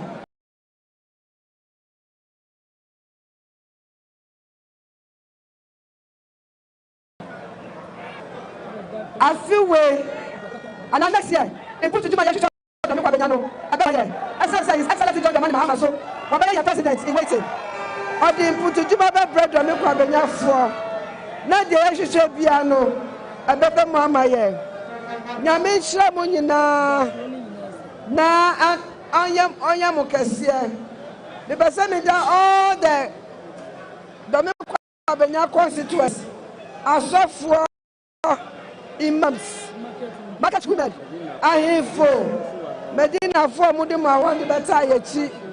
Any munina, Yamisha munina, no ya munina kese, Medamunina se, Medamase,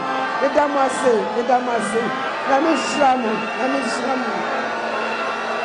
Honorable, congratulations to you. The moment you have been yearning for is finally here. You made mention in your 12-page booklet that one of the things you would pay attention to would be education and also employment opportunities as well. How do you intend to make this happen for the constituency here? Kwabenya, we've come a long way. Just as I said, for 20 wasted years, we haven't seen anything. I have told throughout the constituents, and then I have a policy. I have signed a document to the good people of Kwabenya. I have 5 policies that I'm bringing on board. The first one has to do with inclusive governance. The second one has to do with jobs. The third has to do with safety and security. The fourth has to do with infrastructure development. And then the fifth one, development and welfare. These are the policies I'm bringing on board. And it is fully packed. And I know that the mandate that has been given to me, I'll go all out to be able to deliver so that we'll be able to maintain the seat because we have taken it for the first time. Any message for your contender, Michael K. Jr.? When I was coming, I told him I was going to beat him, and I've really beaten him. He granted an interview and said he had won by 4 votes. You are all here, you saw everything, you listened. He's a coward, that's what I'll say. He's not a man of his own. The father was an ambassador, he wanted to be an ambassador, he went. The father became an MP, at all costs he wants to become an MP. The next thing we'll hear, he wants to become a speaker. He should be a man of his own and then take his fate into his own hands. It's been a long time we've seen the NDC take charge in the Kwabenya constituency. What mark are you going to leave? Just as I said, I am going to go out and work so hard so that we'll be able to maintain the seats. Because, you know, my work would ensure that I'm being retained. So I'll go all out. I've told the constituent, just as I said, I've listened to their plight. We are going to sit down, and once in a while we'll have our state of the constituency address every year, where I'll be accountable to the good people of Kwabenya. And so that would even push me to do more, because every year I need to go and face my constituents and account to them. So this one will push me to go all out and work hard for the constituency. Market has been in court for a long time. As a but that's it. OSU Market, NDC for the Domi Market phase 1 and phase 2. Let me be phase 1. Now phase 2 na say no na free abemo. Phase 2 no, it include a clinic and a daycare center. Say na be ya awufo no and as omo wa ometima akwaja mo ba no ometimi ayede akwaton there. It also comes with a banking outlet. Say na be ya omo ton nyama wi a na ometimi akwaja just kind of once omo na to prevent Akofo from robbing them. And you know, the Kwabenya market, you know, a baby, Miami did jaw. Now before me join politics, now me time myself going to the market. So the Kwabenya market is just like a home to me. And as a woman and as a mother, I'll make sure say phase 2 now. You say bano. Yeba Abaimon John Bawumia-Mahama has been elected as the next president. You know, the best one is me every market. You know, court case. Court case ni a court case. You know, Mamina also know abnasi.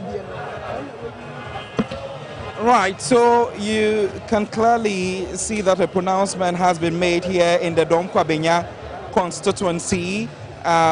She has been declared as the MP-elect for the Kwabenya constituency, which is Honorable Faustina Eliklim Akrugo. It's been a hectic day. You can clearly see that I am sweating. But let's also try and get down there to get the reactions of the people, because the time has finally come to an end. And one of the things that I have been mentioning that in her 12-page booklet in her manifesto that she has been saying, she promised to focus more on education and also developmental works as well.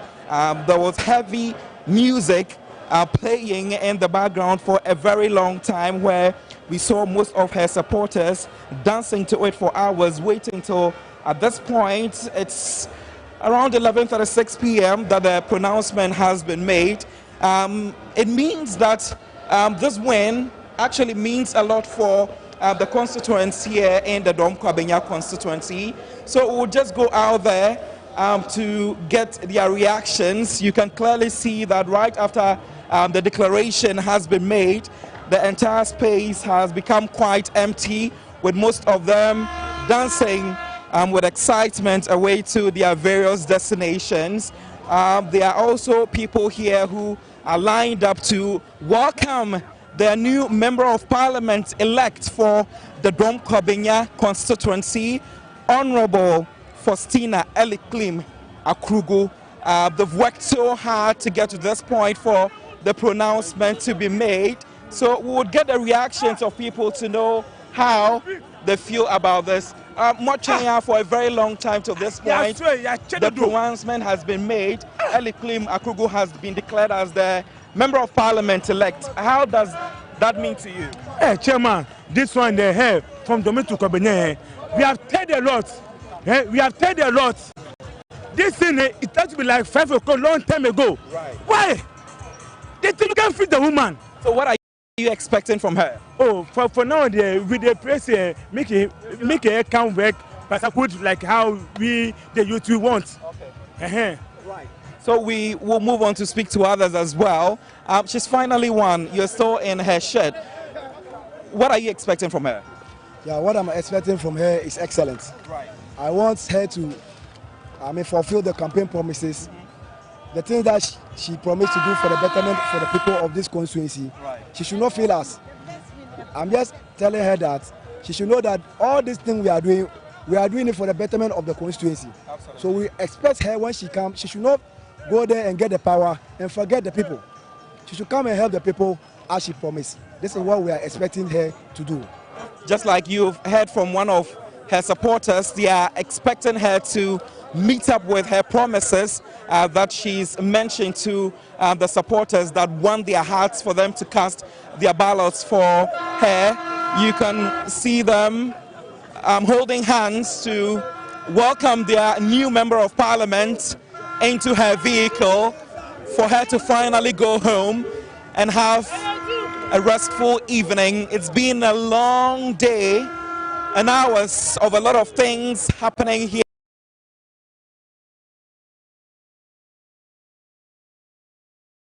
at the collation center until the results were announced. So before I say goodbye to you, it's been an eye-opener reporting from the biggest constituency in the country, which is the Kwabenya constituency. A lot has happened in here, but the police officials have also brought everything under control. And at the moment, I will say that the exercise has come to an end here. The presidential results, however, were not showed, but we will keep an eye on that and bring you the development subsequently. My name is Godwin Asidiba, reporting live from the Kwabenya constituency. See you. Madam. Well, there you have it. Godwin Asidiba, see you too. It's been 48 hours of no sleep for Godwin Asidiba and the constituency. And in fact, the parliamentary candidates there, all the candidates in this Kwabenya constituency during this election were new. They had not contested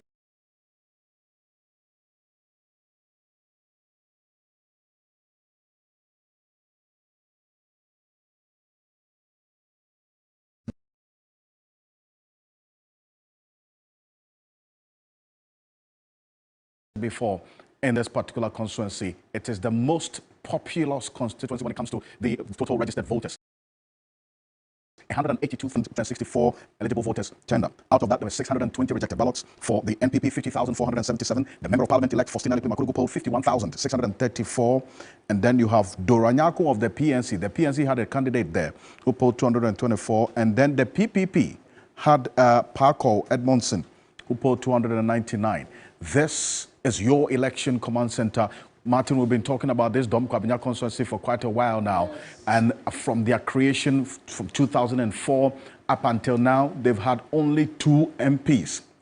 Professor Michael Quay, the former Speaker of Parliament, and then Sarah Joasafo.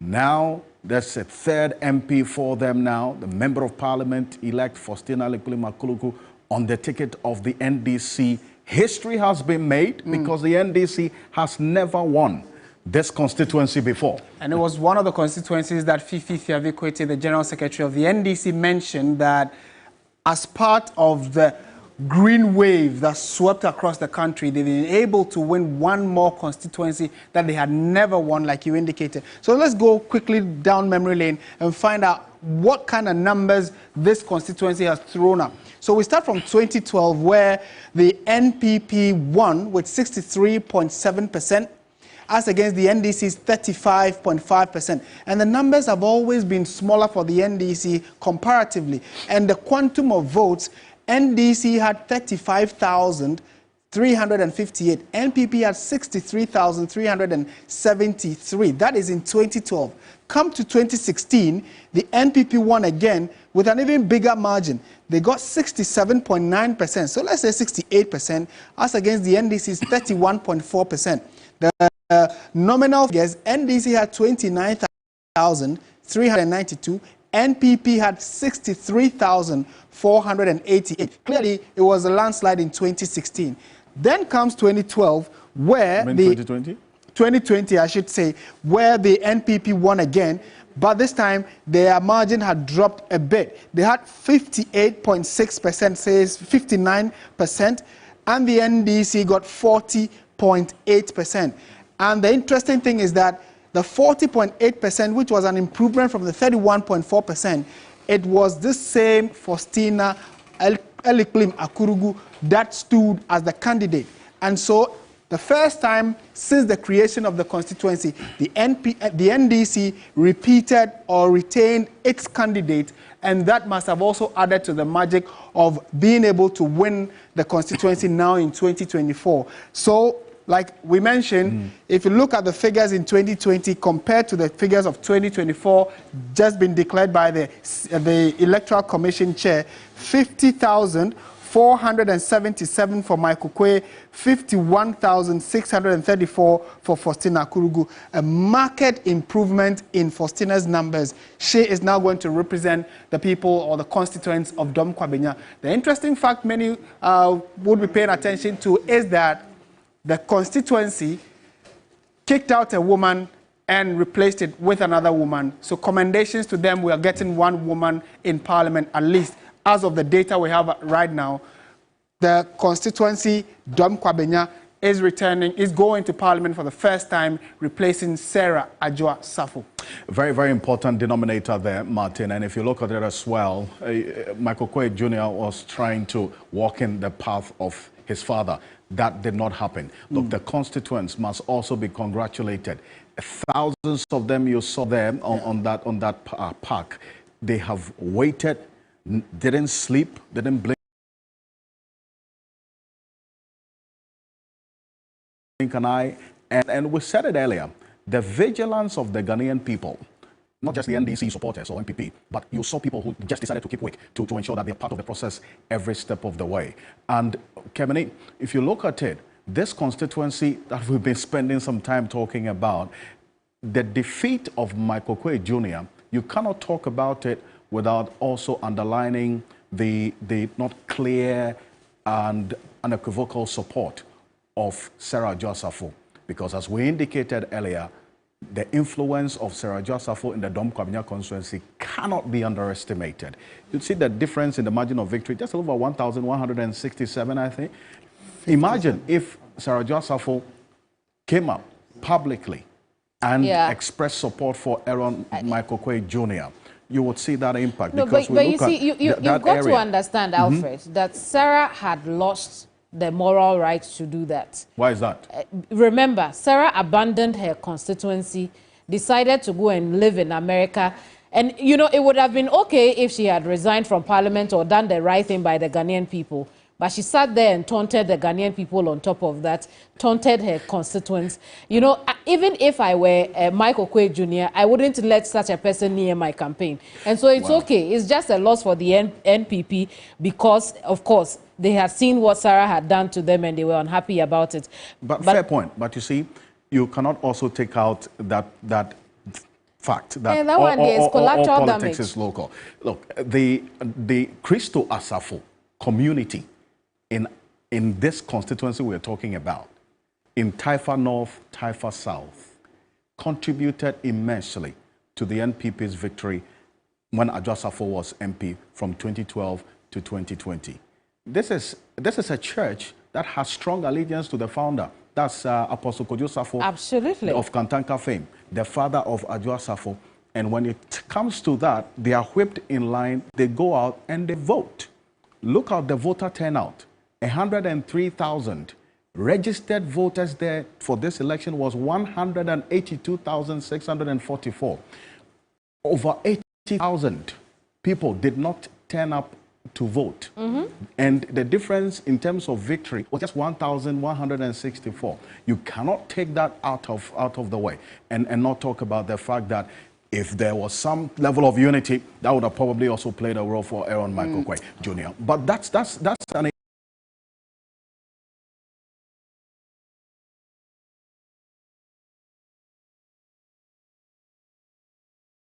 issue as well. But the people, and maybe I want to clear. slip in here, Alfred, and sorry for butting in. We're talking numbers here. So if you look at the difference that the NPP got in 2020 and gave the NDC's figure, it was about 22,000 vote difference. But she's been able to claw back all that 22,000 and even increase it by an extra 1,157. I mean, which tells us that it's not just the church members.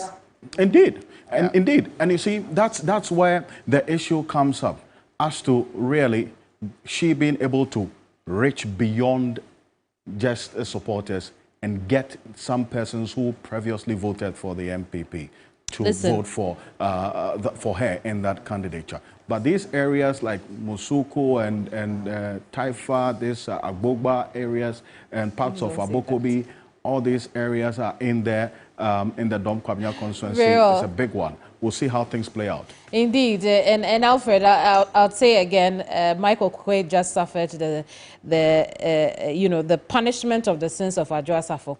And I'll take the conversation now to my guests here on the desk. I'll start with you, Susanna. Which is true. I mean, the people have punished Michael Quay for the sins of Adwoa, but it's not the sins of, it's the sins of Nanado and the party, because they allowed Adwoa to sit in the US for months on end, leaving the constituency like an orphan, and thought that she could waltz back in and it would be okay. You get it. I think that the thing was that, you know, as soon as she. Look, we work in a place. If you go out or you go out for a number of days, you are considered that you have abandoned your position and somebody is found to replace it. Who will run a corporate like that? That you'd have your employee go sit somewhere, not take care of duty, and you think it is okay, and not replace that person, even if you thought that person was having mental issues or whatever it is. You understand? You say, okay, you take care of yourself, you deal with your challenges. In the meantime, this has to run, so I will relieve you of duty, not because I hate you. I think that people, we need to get past that thing, because the greater good, we have to have principles. Utilitarianism, the greater good is should work for us. I think the greater good is that you, that one person, take care of yourself, while I make sure that the greater number of people are taken care of. We should have held a election, and then Michael may have won that by-election and then continue to win now. But hey, and I'm glad that the people of Kwabenya have risen up and shown that you cannot take us for granted. I think it says to all politicians that, look, the electors are not going to take whatever you dish out to them. The time will come and they will punish you for it. And they have punished the MPP, and Michael Quay has been the scapegoat for it. I think that he will take it in good faith. He will probably come back again to try. Yes, it's okay. It's fine. But those lessons must be learned. And if any government comes and your employee or whatever goes to sit somewhere and is having living la vida loca, maybe then next time you say that you won't take this. Because you won't do that in your. I mean, Nanado, if he was running his own firm, would he do that? If he one of his juniors went to sit somewhere and was not working and not and getting a salary for that matter, you understand? And you think that it is okay? Well, your clients should suffer. We won't do that with our personal entities. You understand? We shouldn't do it to corporate Ghana. You know. So I think that we congratulate the people of Domi Kwabenya. They have shown Ghanaians and they have shown themselves to be upright citizens. They were not spectators, so they have taken the decision and punished people from taking them for granted. I think that is the way we should go. Indeed, lawyer. Let me say that you see the time that Adwoa spent in the US, etc., to the extent that she claims at a point her baby was not well, the child wasn't well, etc. I am in a very difficult situation Yeah, it's difficult to say that she stayed there, okay, without cause. That she lived in the U.S. when she really could have avoided it. Okay. No, but, lawyer, what would have been the appropriate thing to do? Either you resign gracefully from the position because you are no longer available for your constituents and you need to be available for your child, or seek the permission that is required. Now, if you were taking care of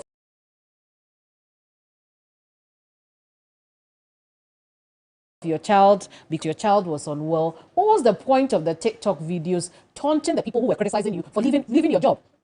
Yes, I get that certainly didn't help her cause. It didn't. But because she says the child wasn't well, as I said, it's difficult. You know me, usually no, but it's about the facts. But if Ghana was your company, would you tolerate that? Oh, let's put it in context. There are lots of workplaces in the public service. If you are not well, you are given opportunity to go seek medical attention, sometimes for years. But if you go seek medical attention, must you be seen on TikTok doing things that go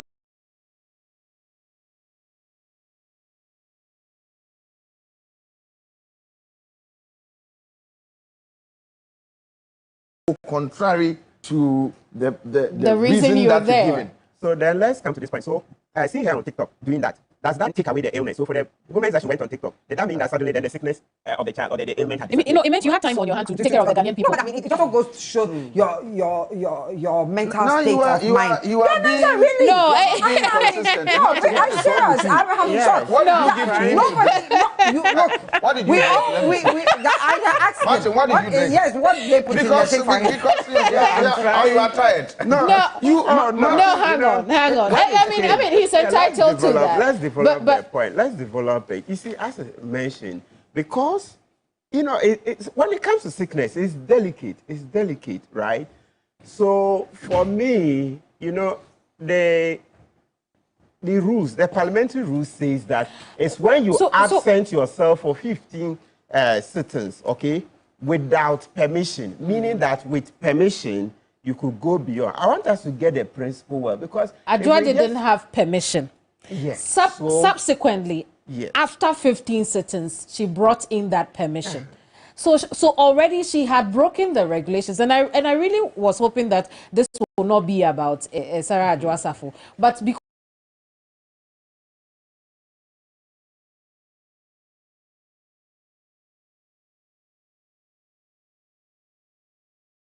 of the angle you are introducing. Do you remember in New Zealand?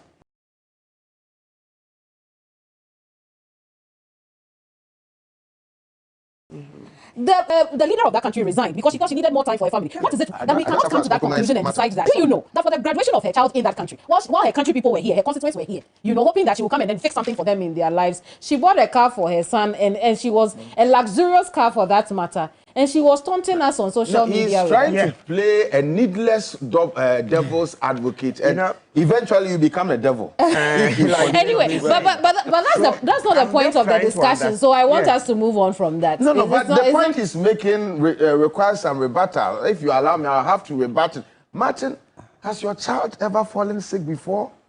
Or has someone very close to you fallen sick before? My junior brother fell sick when I was working at the IE.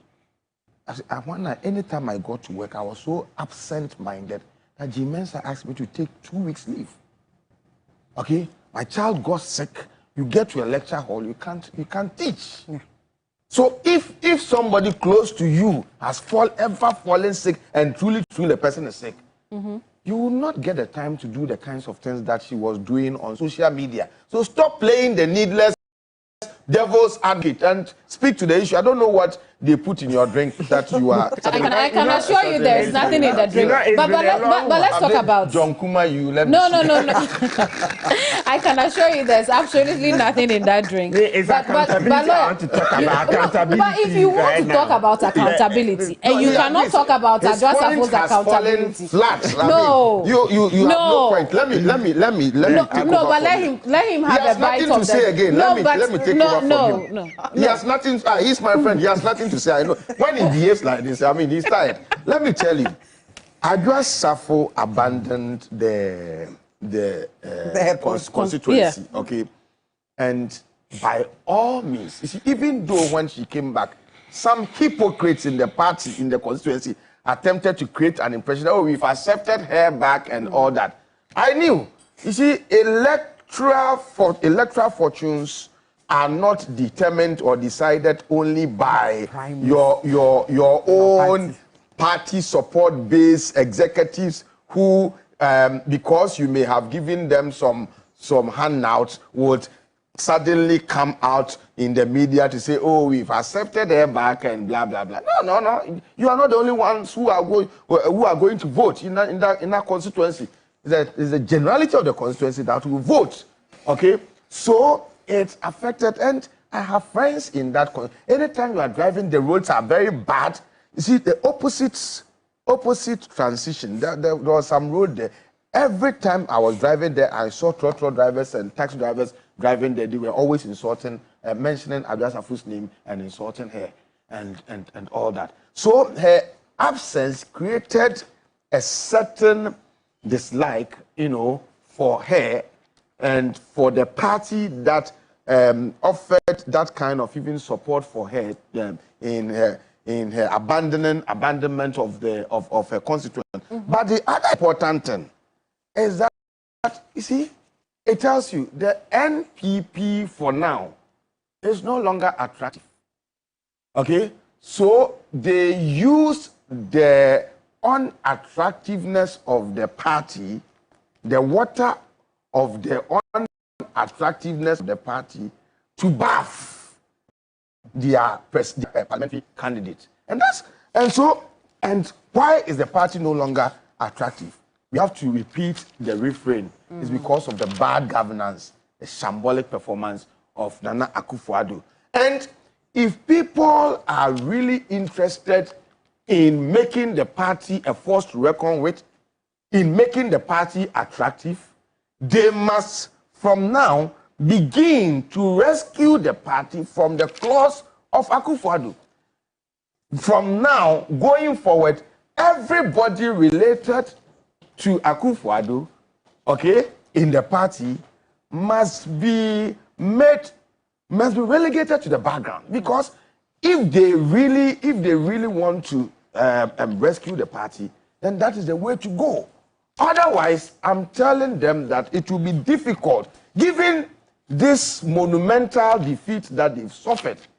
If President Mahama decides to handle the goodwill and the mandate that has been given him well, just for the purposes of leaving a positive legacy for Ghanaians, then look, MPP, it will be difficult for them if they don't sort of extricate themselves from the clause and from the some of the bad things, of Akufo-Addo. It will be difficult for them. So it is because the party, clearly, if you look at the outcome of the various results that I've shown, it tells you that the party is no longer attractive. Ghanaians are fed up and very disappointed and very unhappy, with the party. And these things have been occasioned by the bad governance, the shambolic performance of President Akufo-Addo. And if people are interested in the future leadership of the party, then they must begin to dissociate themselves from Akufo-Addo. Otherwise, so I'm saying that tomorrow when we say that he's the worst president, the outcome of this election, okay, would serve as an enough proof. He should go and do an introspection.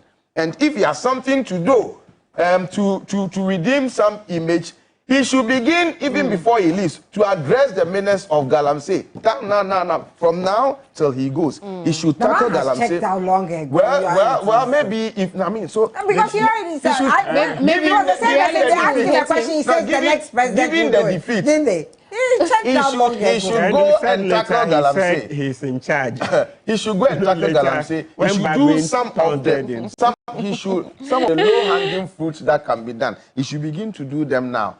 Even that one, if he does, we will still not forgive him, because he's been a monumental failure. You see, what hurts me is when I put all my hope and trust in you as somebody who can help, and then you dissipate it like that, and then you also conduct yourself in a manner that shows that I don't even care. Okay, everything you do good will not even make people happy. Like they went to construct, they went to PAV and Prabu Street. They've gone to Prof, it's okay, we are going. Asphalt there. And when I saw it, I was so annoyed. Very well. Okay, for the first time, they are doing what lawyer, we have to go.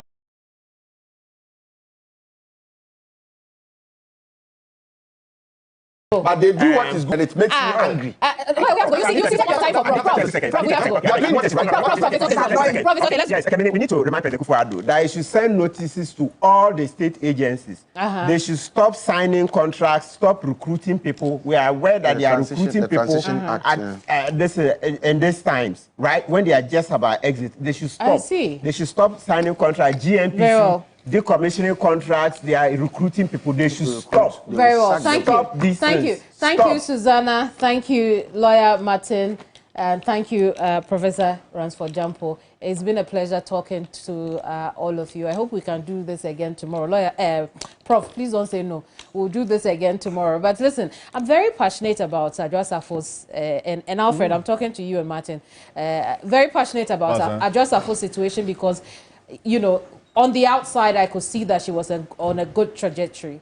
She, very young woman, entered Parliament and was deputy, was a majority leader, isn't it? So why would she do what she did? Well, you know, it sort of makes it more difficult for women to get there when other women put impediments like this in their way. Impediments like what we have seen in the last year with Asafo. So terrible. Yeah, I mean, clearly it was something, you know, we live life forward and most of it would not know what's ahead of us. So if she had known, if there was an example to live by, maybe she would have done some of the things she did. But clearly she's not the one that is going to Parliament again because the constituents have taken a position. We probably would have to leave it as it is and see how the NPP resets to get back into active partisan politics and see what kind of opposition there will be in the next 4 years of the country's you know, democracy that we are building. And we can only keep our fingers crossed to see what else the NPP can do for the country while they are in opposition and while they try to look at rebuilding themselves. Well, talk about rebuilding. You say reset. That was a very interesting choice of word, right? But anyway, but there you have it. Look, whatever happens, we here on your Election Command Center will bring it to you when it happens, as it happens, every step of the way. And we've been talking about the happenings in Kwabenya because of a number of reasons. It's the biggest constituency in terms of the total registered voters. That's why we got into it. But stay with us here on your Election Command Center. The coverage continues because we're keeping an eye on Damongo as well. The matter there hasn't been resolved as yet. We're keeping an eye on Nsawam Adoagyiri as well. The matter hasn't been resolved as yet. So there are a few constituencies. Stay with us here on your Election Command Center. I'm Alfred Okanse. I did it with Martin Esiodudate and Kemini Amano. Please stay with us.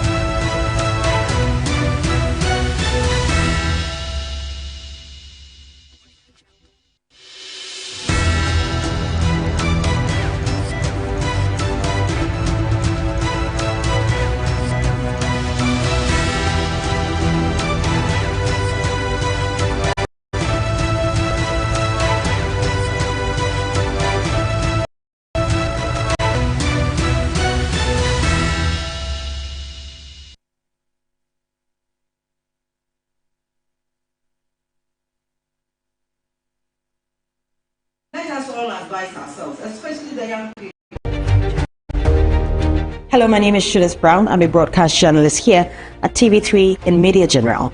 The election from the bottom up, we must look again. And I think we've seen enough for us to make our minds. Why are we so broke? What happened? Sometimes I wonder if some of us are really, really conscious of the real financial state of this country. Why are all our water bodies polluted? What does it mean for our future? So, my friends, we have the option. We have the option to reset this country. It's not going to be a joke. It's not going to be a child's game. Or we either reset or we sink further. Professor Nana Jane Oku-Agyeman is a trailblazing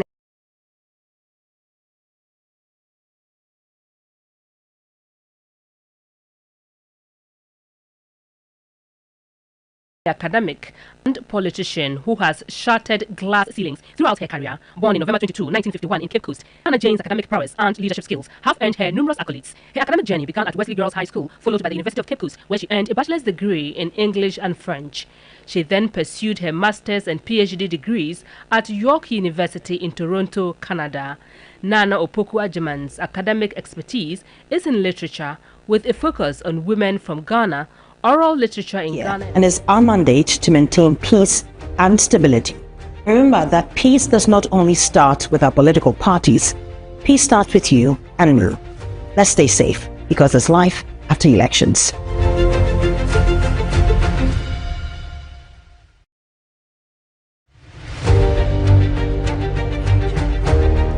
Hello, my name is Shudis Brown. I'm a broadcast journalist here at TV3 in Media General. The election is here and is our mandate to maintain peace and stability. Remember that peace does not only start with our political parties. Peace starts with you and me. Let's stay safe, because there's life after elections.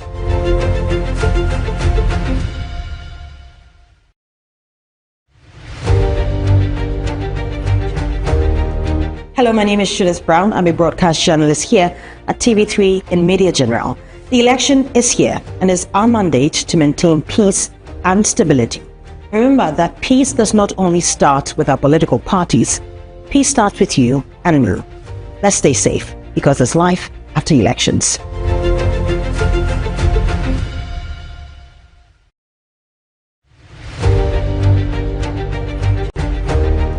Hello, my name is Shudis Brown. I'm a broadcast journalist here, TV3 in Media General.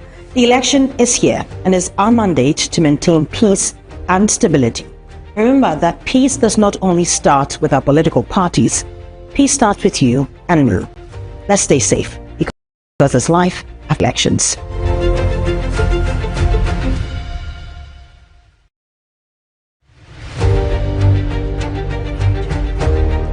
Hello, my name is Shudis Brown. I'm a broadcast journalist here at TV3 in Media General. The election is here and is our mandate to maintain peace and stability. Remember that peace does not only start with our political parties. Peace starts with you and me. Let's stay safe, because there's life after elections.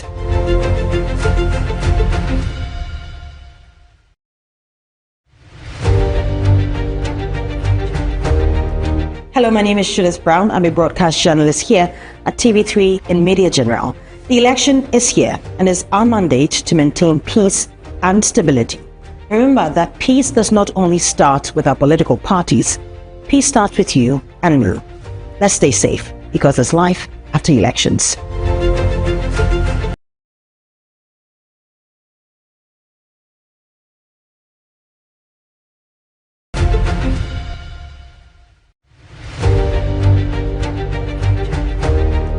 Hello, my name is Shudis Brown. I'm a broadcast journalist here at TV3 in Media General.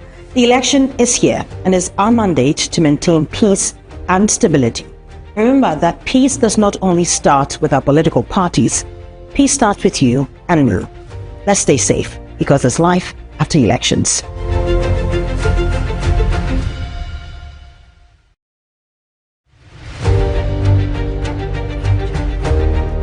Hello, my name is Shudis Brown. I'm a broadcast journalist here at TV3 in Media General. The election is here and is our mandate to maintain peace and stability. Remember that peace does not only start with our political parties. Peace starts with you and me. Let's stay safe, because there's life after elections.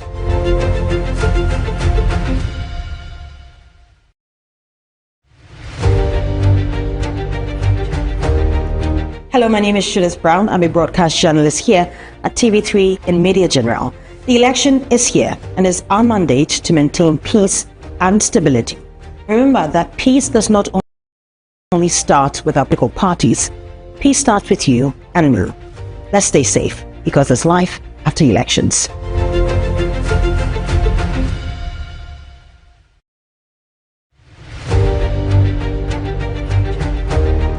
Hello, my name is Shudis Brown. I'm a broadcast journalist here at TV3 in Media General. The election is here and is our mandate to maintain peace and stability. Remember that peace does not only start with our political parties. Peace starts with you and me. Let's stay safe, because there's life after elections.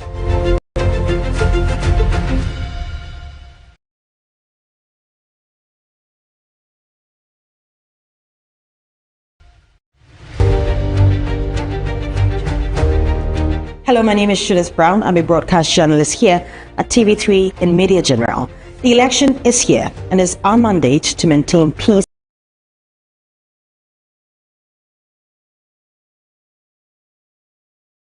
and stability. Remember that peace does not only start with our political parties. Peace starts with you and me. Let's stay safe, because there's life after elections.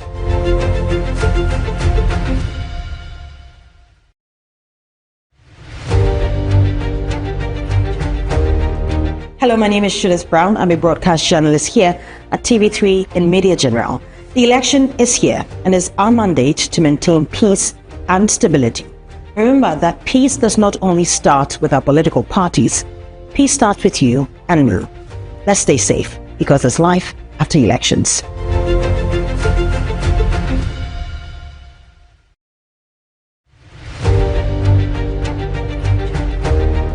Hello, my name is Shudis Brown. I'm a broadcast journalist here at TV3 in Media General. The election is here and is our mandate to maintain peace and stability. Remember that peace does not only start with our political parties. Peace starts with you and me. Let's stay safe, because there's life after elections.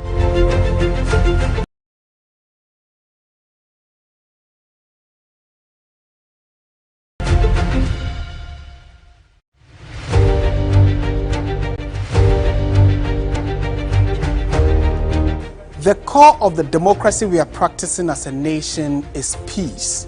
Peace. Democracy simply means free your mind, make a free my mind. In Twi, we say kembima min kebi. The politicians are having a say. You can also have your say with your thumb. Go out on December 7th, vote, go home, watch TV3 as we bring you extensive coverage of the elections. I am Martin Esiedudate, and I stand for peace.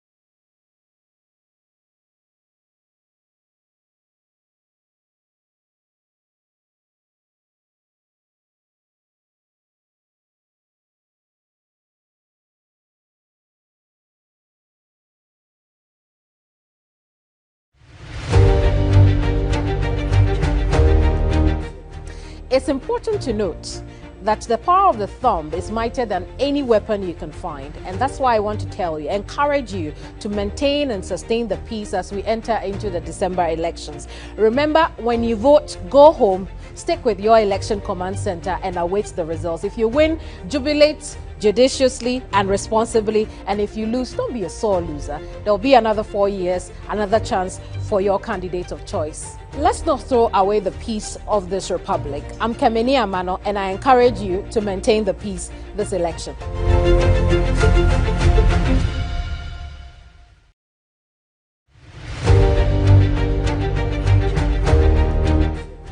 It's important to note that the power of the thumb is mightier than any weapon you can find. And that's why I want to tell you, encourage you to maintain and sustain the peace as we enter into the December elections. Remember, when you vote, go home, stick with your election command center and await the results. If you win, jubilate judiciously and responsibly, and if you lose, don't be a sore loser. There'll be another 4 years, another chance for your candidate of choice. Let's not throw away the peace of this republic. I'm Kwabenya, and I encourage you to maintain the peace this election.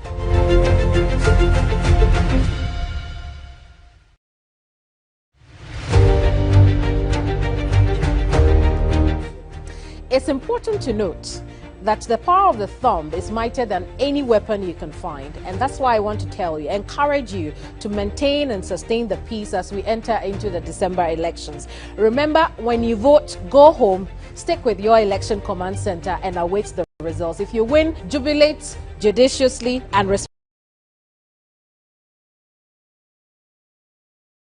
responsibly, and if you lose, don't be a sore loser. There'll be another 4 years, another chance for your candidate of choice. Let's not throw away the peace of this republic. I'm Kwabenya, and I encourage you to maintain the peace this election.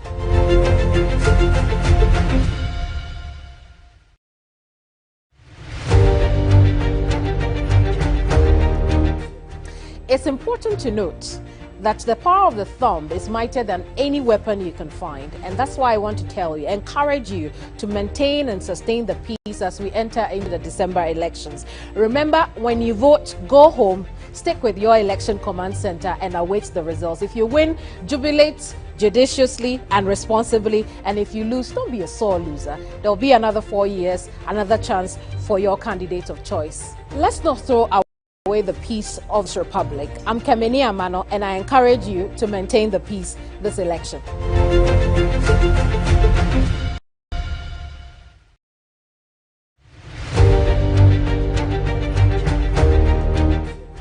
It's important to note that the power of the thumb is mightier than any weapon you can find. And that's why I want to tell you, encourage you to maintain and sustain the peace as we enter into the December elections. Remember, when you vote, go home, stick with your election command center and await the results. If you win, jubilate judiciously and responsibly, and if you lose, don't be a sore loser. There'll be another 4 years, another chance for your candidate of choice. Let's not throw away the peace of this republic. I'm Kwabenya, and I encourage you to maintain the peace this election.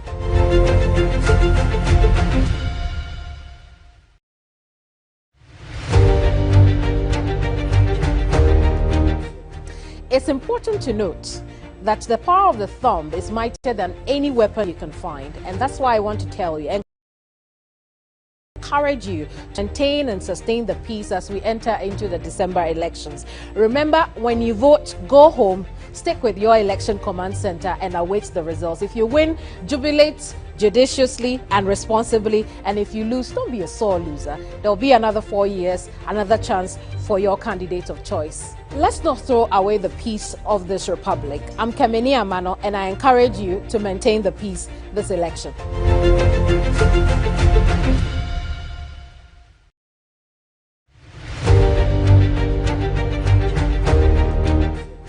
It's important to note that the power of the thumb is mightier than any weapon you can find. And that's why I want to tell you, encourage you to maintain and sustain the peace as we enter into the December elections. Remember, when you vote, go home, stick with your election command center and await the results. If you win, jubilate judiciously and responsibly, and if you lose, don't be a sore loser. There'll be another 4 years, another chance for your candidate of choice. Let's not throw away the peace of this republic. I'm Kwabenya, and I encourage you to maintain the peace this election.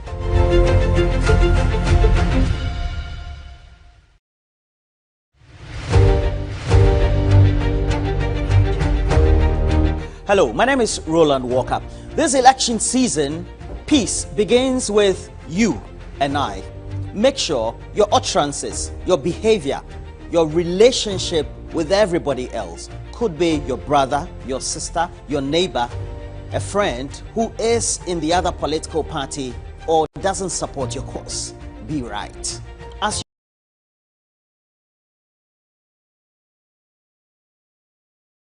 you do that, go to the polling stations peacefully. After voting, make sure you leave that polling station and vote right.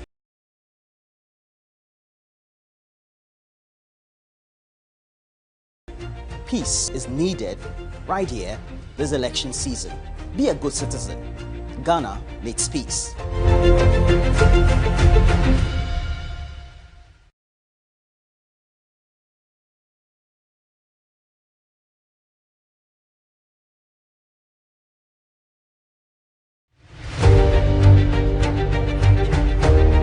Hi, I am Cookie, co-host of TV3 New Day. In just a few days, Ghana approaches this critical decision moment. It is imperative to remember that peace is the bedrock of our democracy and national progress. It's not supposed to be a battleground or a battlefield, but a reflection of our collective voice. Now, to our leaders, to our candidates, and to the entire citizenry, I pray and hope that we all choose words that inspire and not incite. Let's deal with each other in a very civil manner. Let's also choose words that build and do not break. There's only one Ghana, and our Ghana is bigger than the 2024 elections.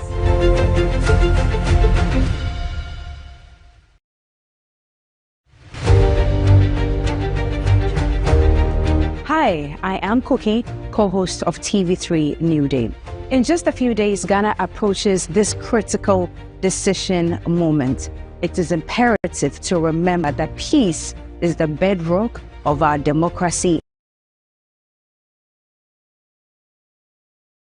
and national progress. It's not supposed to be a battleground or a battlefield, but a reflection of our collective voice. Now, to our leaders, to our candidates, and to the entire citizenry, I pray and hope that we all choose words that inspire and not incite. Let's deal with each other in a very civil manner. Let's also choose Africa and the rest of the wonderful world. My name is John Hughes. Welcome to Ghana Decides. Tonight, we'll tell you what Ghana has decided as the Electoral Commission so far has been able to collate 4 out of the 16 regions. We'll go back to them at 9 a.m. tomorrow to find out what more the Electoral Commission has been able to garner. Well, absolutely. It's been a tale of triumph, tension, as well as resilience. We're also recapping some of the happenings over the last 24 hours. Some mighty giants have fallen. We'll take a look at some of the major upsets. Also, what it means for a 2/3 majority, should that be our reality in Ghana. We'll be looking at all the different implications of that this evening on Ghana Decides. And of course, along with our very special guests, we're going to bring you all the big interviews, the happenings and the discussions right here on your election command center. I will tell you in a very few minutes why the Electoral Commission is taking so long to give you the results that you so much to hear. I'm sure that by now you're itching. Jubilation in town, in the Greater Accra region, the Central region, the Volta region, all through the jubilation happening right in town. We'll take you right into the heart of the action, and the feedback as they keep coming in. Selen mentioned the big names. We're live on 3FM 92.7 and also on Facebook at 3FM 927, also on TV3 Ghana. Welcome to Ghana Decides. This is the midnight stretch and we're here. Team No Sleep.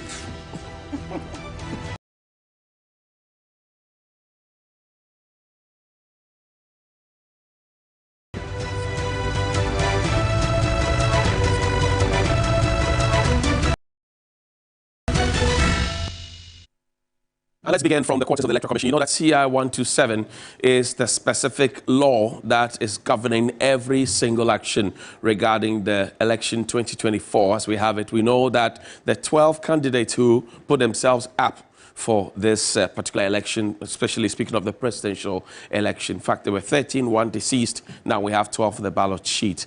Now, you may be wondering what's keeping the Electoral Commission from giving you the results you're looking for. For the presidential election collation process, the Electoral Commission considers the presidential election, and in fact, it's the Electoral Commissioner who is the returning officer for the presidential election. So as opposed to what you find in your various constituencies and at the various polling stations where you find the presiding officers and the returning officers, you will find the Mrs. Jean Mensah as the returning officer for the presidential election at the national level, what we call the strong room. So the process is this. You go to your polling station in your constituency, any of the 276 constituencies, and you cast your vote. After, of course, being verified, you vote for the parliamentary candidate of your choice and you choose a presidential candidate of your choice. When the votes are counted at the polling station after 5 p.m., when polls have ended, in fact, polls start at 7 a.m., they end at 5 p.m., but of course, if you're in the queue before polls end, you are allowed to vote. When polls then at 5 p.m. they are counted. And then we get to the collation centers. Well, that's the constituency level, the district level. Results are sent to the District Electoral Commission Office for collaboration. So, Kankwe South, for example, is taken to Accra Academy, and that's where the votes are counted. Now, after the votes are counted there, that's usually where you get a declaration and an announcement of who has become a member of parliament. But the processes do not end there. When the member of parliament is declared, as we earlier heard, Elikplima Akrugu declared as member of parliament in Dom Kwabenya as against Michael Quaid Jr., who were tried for the very first time. You get these results sent now to the regional level. Right, the regional level of the collation was introduced in 2020 elections by the Electoral Commission, and the wisdom behind it was to be able to get the results to you quicker and faster as opposed to previous times. Now, the district level are compiled at the regional office. The Electoral Commission has told us that there are fax machines that will transmit these results from the district level to the regional level, and from the regional level to the national level. So at the national level, they are forwarded to the National Electoral Commission headquarters for a final collation. What happens then? The Electoral Commission, after having seen that, and with all the political party agents being present in what they call the strong room at the Electoral Commission, the big announcement is made. In the last few hours, we've been told by the commissioner, or the electoral commissioner, that's Achievements, that they will take a break and then return at 9 a.m. tomorrow morning, and to continue with the certification of the results that have been collated from the various regions. There are 16 regions in this particular election, 207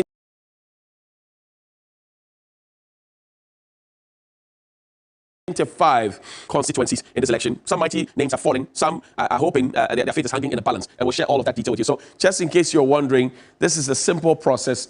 Polling stations comes to district levels, and then it goes to the regional level, and then to the national level, and then finally the big announcement is made. Now everybody is waiting for the big announcement. In the interim, Vice President Dr. Mahmoud Bawumia, who is also the NPP's presidential candidate, has earlier called John Dramani Mahama his key contender in this 2024 general elections. He has congratulated him, and he has announced that by the MPP's own finding, all right, by their own finding on the presidential and parliamentary levels, the NDC has won the presidential elections and the parliamentary elections as well. We have seen some of the big names: Henry Korte, Andre Japamesa, Eslo Kufu. We have seen many other names who are falling in this particular, election, and we'll keep giving you all the key updates as we travel along on the show this evening.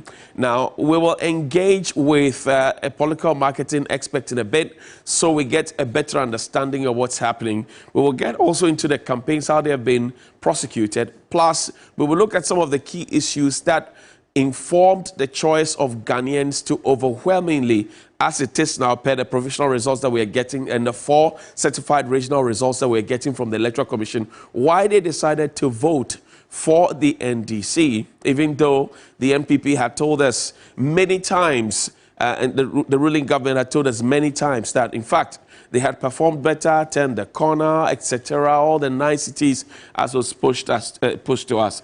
Why did the people of Ghana overwhelmingly vote for the NDC? And Helen Apiampofo is joining me. Helen, that's been a question on the streets. I mean, I drove through town after 11 p.m. There are places that you usually go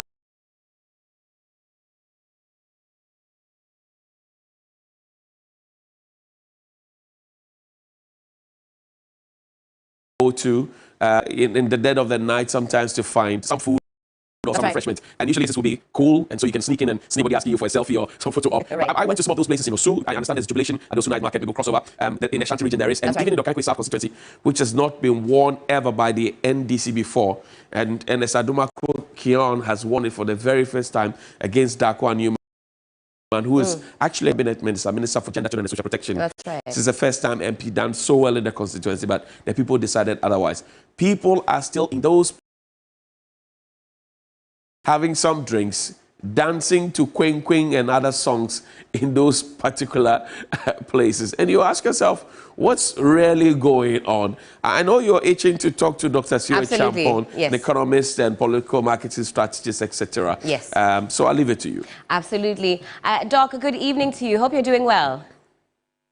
Yes, good evening. I'm doing well. Fantastic. Well, what have you made of the happenings over the last 24 plus hours as far as the general elections are concerned? Where do we start? There's a lot to unpack, but just to maybe clarify, I'm not a political marketing strategist. I'm just an economist and a risk analyst in that sense. But yeah, a lot has happened. I think, you know, for me, what you can characterize it as is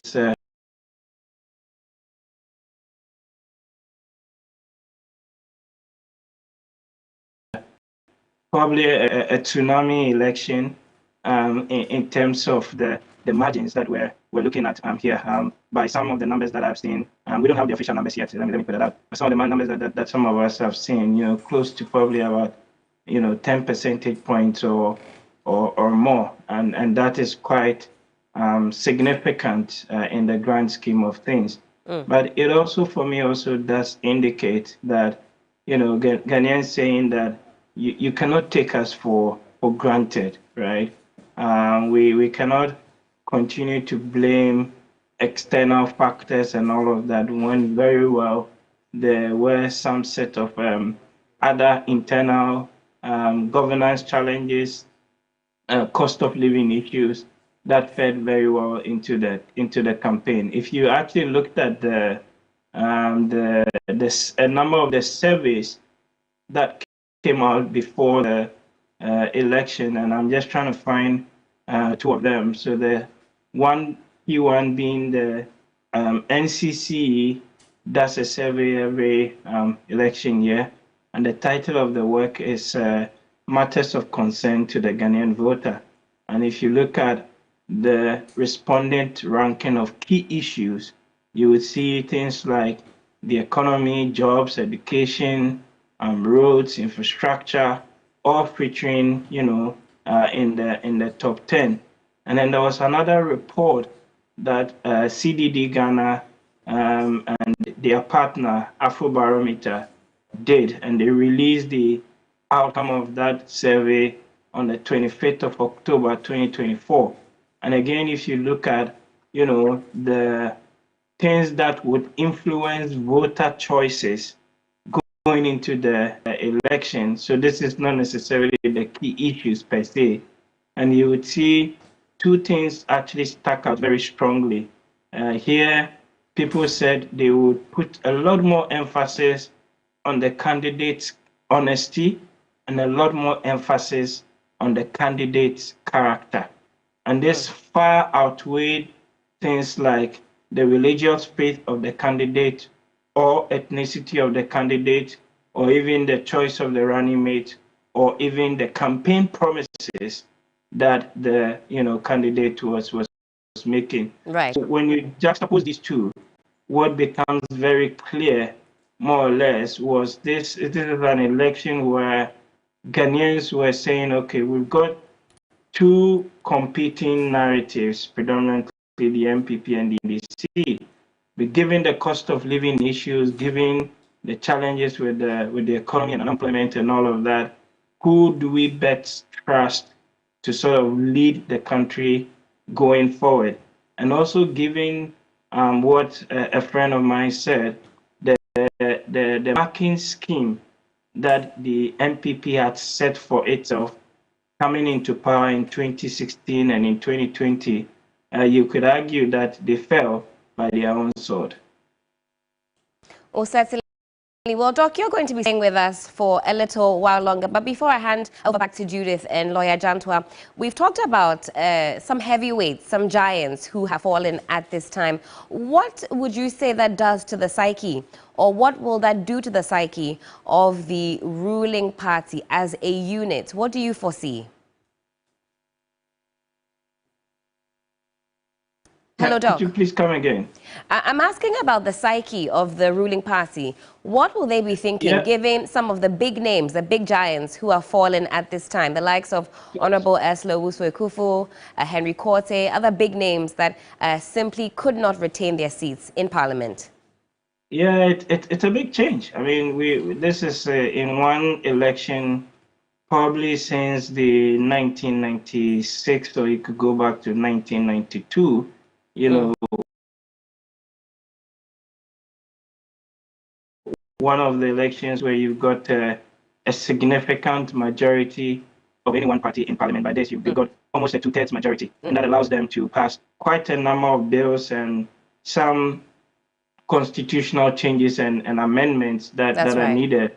And for many of us in maybe the middle classes, upper classes, the argument we've consistently been making that even the issues of the economy and corruption is an effect, and the root cause comes down to how power is organized and the incentives around that. And that it very much ties into the way the executive presidency is run and the constitutional provisions, you know, more or less around that. So with the major changes in Parliament, for me, what I personally am looking out for is to what extent, if any, the NDC now having a majority stake in Parliament would be able to drive and push through a number of the major constitutional amendments that are needed. After all, President Mahama has got,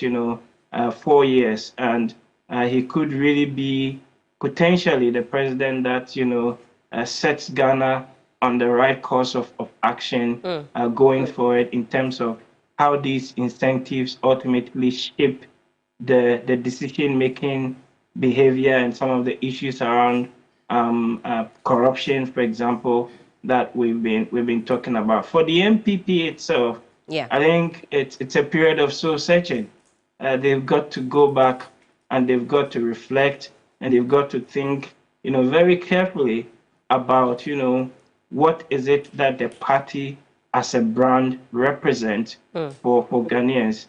And what would be very interesting when the EC releases the final data and the results would actually be, you would see significant voter, apathy. Right. So before the election, I've done some numbers and it was quite clear that any time that the incumbent loses power, the voter turnout is below 70%. And you can check this going all the way to 1996. And when it's more than 70%, they retain power.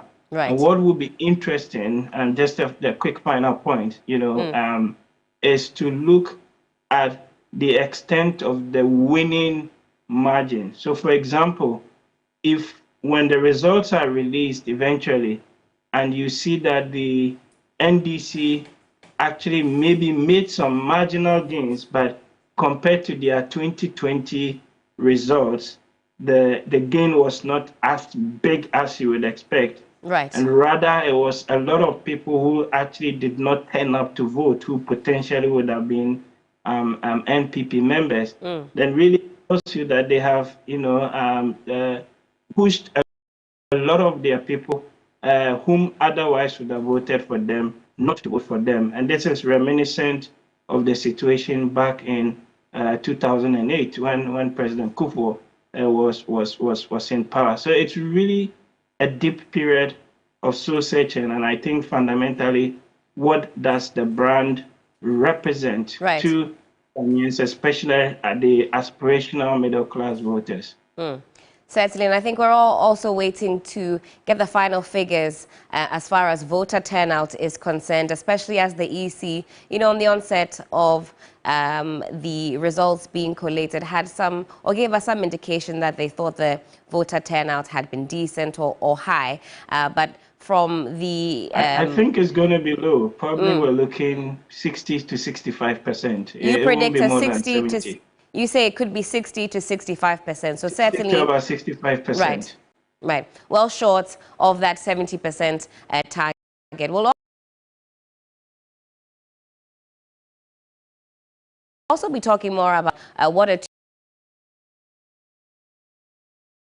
two-thirds majority could potentially mean as far as rubber stamping of decisions is concerned and so on and so forth. So Dr. Theo Champon is still sticking with us, economist and risk analyst. I'll hand over now back to Judith and Lawyer Jantoa.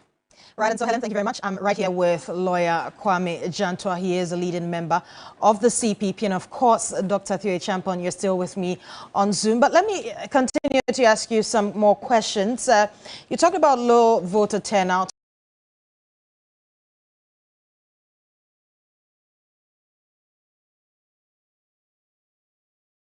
Which, of course, has been one of the issues surrounding this particular election. Are you saying by that basically the NDC was able to win this election due to low voter turnout, or there are other factors that matter in this case?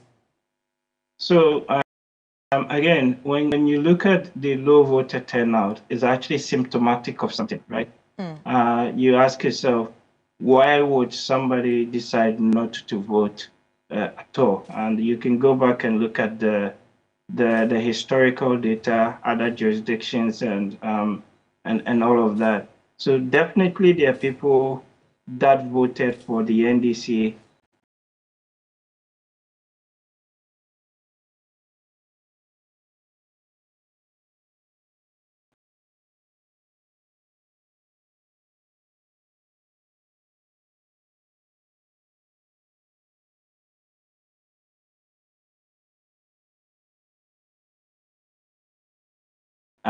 and there would have been a lot more who even voted as protest votes, right? But you would also have significant people that would have voted for the MPP, who said this time around, on account of the economy, on account of the cost of living, on account of unemployment, some even on account of the domestic debt exchange program and the monies that they've lost, just decided clearly that they're not going to vote. So I think really for me, the key thing now, just based on the data that would come out, at least in the next few days, either corroborates or refutes what I'm saying, is that if you see clearly that the NDC has actually made up significant gains in terms of the actual total value that they got, when you adjust for the population growth over the last 4 years on the voter register, and you do that same analysis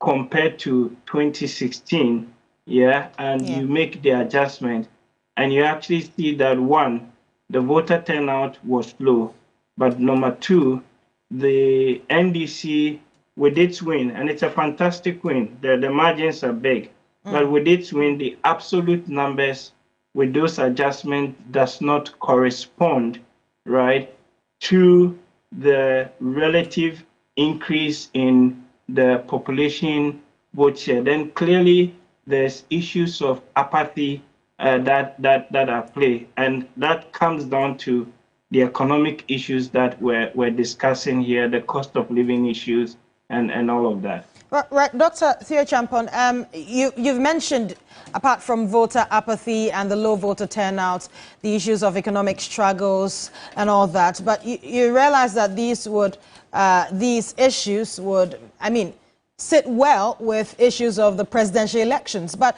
we've seen a high number of, big names falling in the parliamentary elections. What really is accounting for that?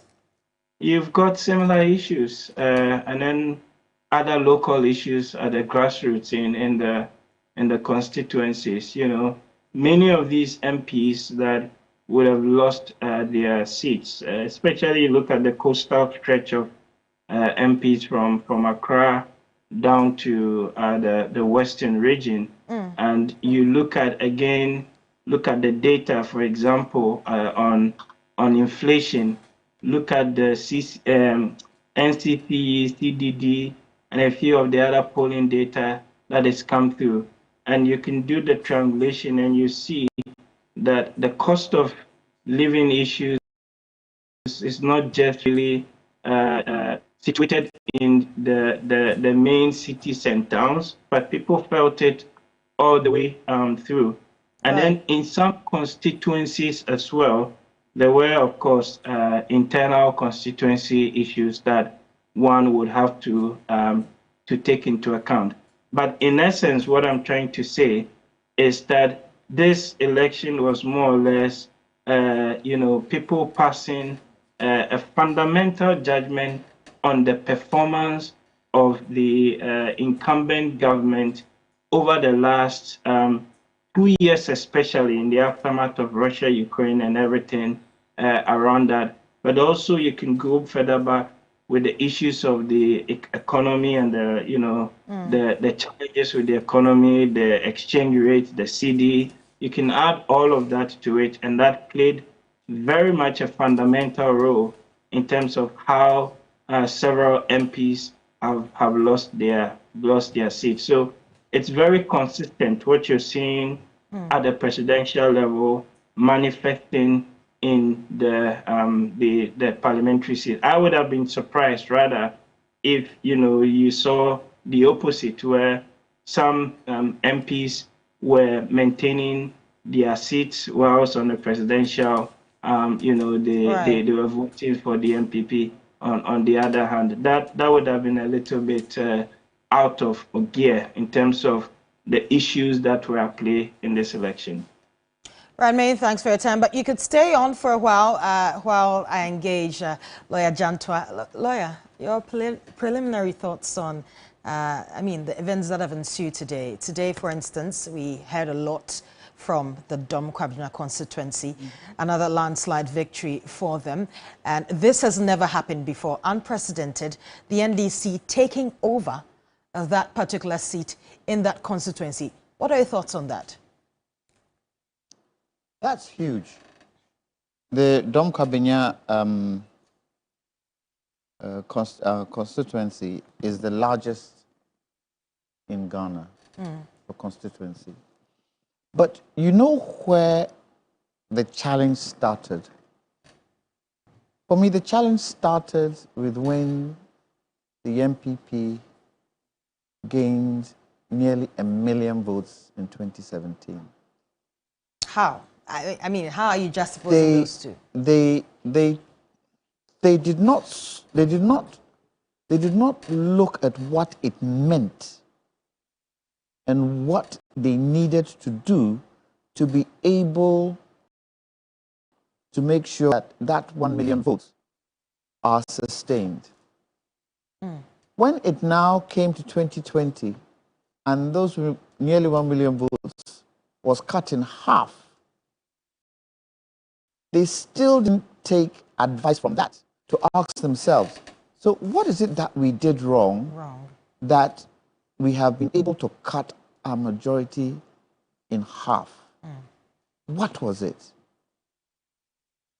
They took it for granted, not looking at the issues that had created that shortfall. So, this is where the NDC should go into caucus and try and understand the majority of votes they've got unprecedented and not take it for granted that people support them. The votes have been given to them for a specific reason. They need to find out what that reason is. And that reason might not be because of the policies they are bringing out. That reason could be the fact that the MPP have taken us for granted. The MPP, there has been state capture. The MPP has abused us. The MPP don't want to take on accountability. Are not really what the NDC has put forward. If they take that for granted, that they've given us over 1.5 million votes, so they are accepting what is in our manifesto, they could be wrong. So you're saying that basically the unprecedented votes that the NDC has been able to garner in this election probably was not because of the policies. The people did not vote based on policies. No, I said today, the woes of Akufo-Addo have been the crisis for Bawumia. And it is not a question of people not liking Bawumia. It's a question of they are fed up of President Akufo-Addo, and they want to see the back of him. So whatever is in his line of action, they will do away with it. Look, President Akufo-Addo's nemesis was Ken Ofori-Atta. And why do you say so? Quite obvious. What do you call it? Who was in charge of the economic management team? Him. What did President Akufo-Addo tell us about Vice President Bawumia? He gave us that picture that he was the one who was in charge of the economy. He himself did not know much about economy, although he has an economic degree, I think, yes. He said he is not, but Vice President Bawumia was the one who was going to handle the economy. What happened?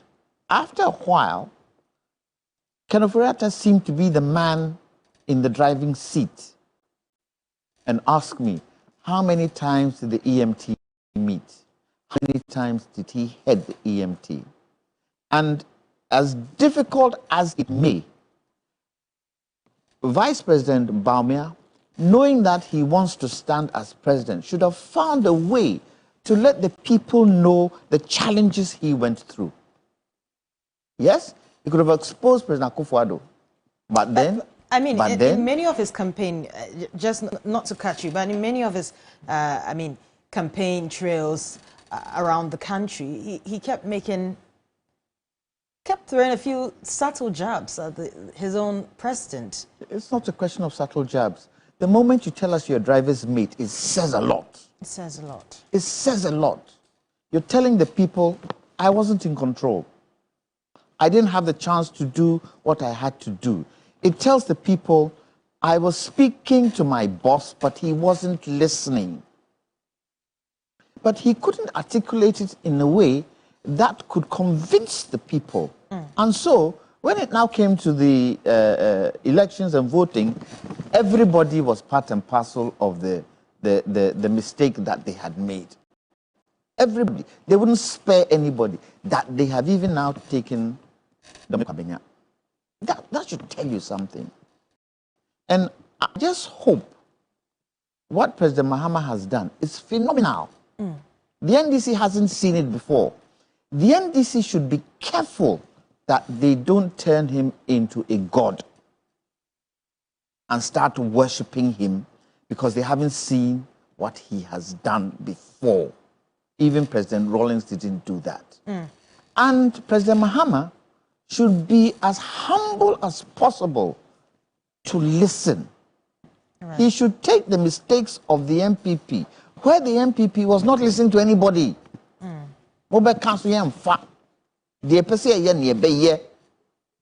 They should be very mindful. Because if you listen to the young people, they asked, so, why are you happy? Why are you dancing? They didn't even refer the reasons to them. To themselves. They referred it to their parents. So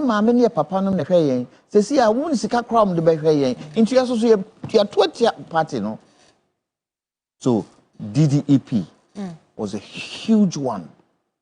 Quite a lot of people in their own way. E-levy was a huge one. And government wasn't listening because they wanted to do what they wanted to do. And the NDC should take umbrance from what has happened to them. Look, they have only 4 years. If they don't prioritize and they want to do everything, they'll be chasing their tails. We'll come back to you on really what the NDC should do going forward, but it seems we have correspondent AJ from Anya Soto. Helen, take over. Yes, that's right. Let's pass over now to Anya Soto, where AJ Sapon is in the thick of things. She'll tell us exactly what the mood and temperature is like. AJ, good morning to you. Hello, AJ.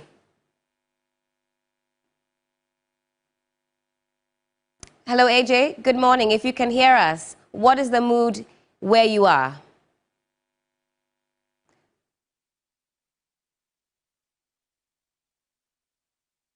Okay, so I believe AJ is in OSU. Okay, we can hear her now. Set up here in the Anya Social specifically, at an area called Asin Central, where Victoria's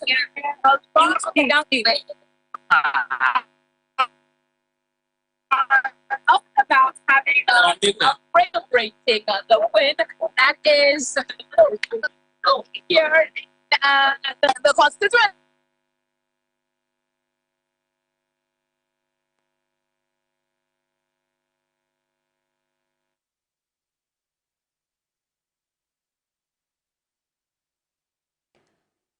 All right, we'll attempt to bring back that visual for you so you get an idea of what exactly the mood and temperature is across the country. Of course, we're still crisscrossing and giving you the latest, everything that you need to know. But let's go back to Judith and also Lawyer Jantua. Right, thank you, Helen. Definitely we'll cross back to AJ when we're able to get her line fixed. But lawyer, we're talking about the NDC, and really my question is, what should they do going forward? Because you have spoken about the fact that they must sit and understand why the people have given them the reasons why yes. they've given them yes. this number of votes. Yes. Because it might not be based on only the manifesto they are bringing out, but it could be also based on the annoyance of the MPP and President Akufo-Addo. They should really look to it. And they should be able to find, because people are looking for quick solutions. People are looking for quick solutions, because when you hear the interviews on the streets, oh, everything is going to be well. Knowing that 2025, 2026, we have huge bills to pay. Very true. He has to be very open and transparent with the people. From day one, he says he's going to have an economic dialogue series. That economic dialogue series should spell out everything clearly for people to understand. Now, I remember that during his campaign, he told Ghanaians that he would be transparent, open the books for us to see really what the economy looks like when he comes to power. He is one man. He's working with so many people. Yeah. He has to be able to translate what he wants the people to know through all these people. Remember, the people already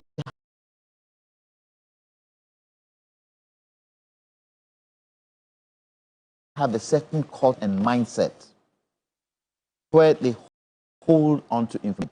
In the governance system in Ghana, you go to the ministries, you have sent a letter. Yeah. You have to go more than 4 or 5 times to be able to identify where the letter is. With this particular situation, he needs to be open, and the people around him, the people he appoints, need to be open and transparent and clear in articulating what they want to do. He needs to be able to tell us from the word go the things he's going to start with, so that the people can follow. It's not a question of he does it, he's so quiet, and then last minute he's coming to tell us. From the word go, he should learn from what President Akufo-Addo has been through and has thrown the MPP into disarray. From the word go. I like the idea that he says he's going to have an economic dialogue. What is in that economic dialogue? Who is going to be at the table of that economic dialogue? How many ordinary people? How is he going to translate this to the ordinary man, to the market woman, to the Kayayu? How is he going to translate it? Because people are looking for results, quick results, which might not come quick in this short time. He gave what, first 100 days? Yes, first 100 days. I hope President Mahama doesn't come and say, give me honeymoon. Well, on that note, let's head back to Helen. She's standing by with some inserts from the constituency where AJ is currently. Absolutely. Let's head back now to Anyaso Utium, where AJ Sapon interacted with some residents, and we'll get a feel of what the mood and temperature is like. Who voted my NDC? Me voted my Alachemati because I'm the part of the MPP. That's disappointed because of I'm voting for Alachemati. You do vote my Alan? Yes. Okay.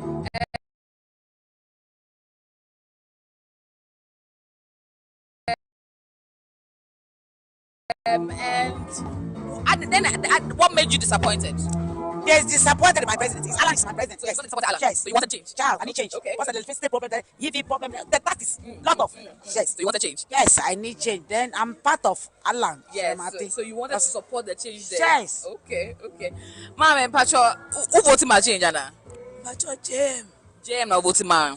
Inti, I didn't know who supported JM. Nyama boy, Dodo. Me ya choba. Sisi all this car come market so. Sisi ankate kroga blue 150 is 1.5. Nyama boy, sisi about bidi about 1.5. Kromo ya Dodo nti ya change. Na yeso se na ebeti here. Now what say NDC here winning on net or saying? Let me try Tom. It's a big no sense. Wonderful. Mama Pacho, now who share Bawumia-Mahama as a apron. Now who supported James Wana?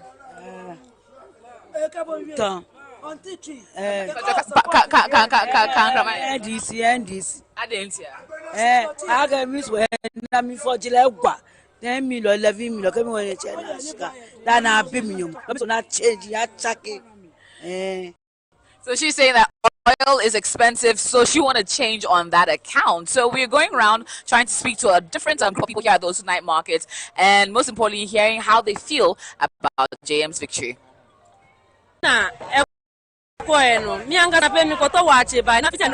Because me and I who win and dada. Hey, sir. And I me who say Bawumia declare say ni. Oh, me and share no TV so papa. Ona be kasa enti me G2 say na eko. By me as na eko no, MPP fu no mo e fi o me who say omo adeda kasa no enti me nko ne se na enra etie no. Enti ene ne de ye wani gem pa.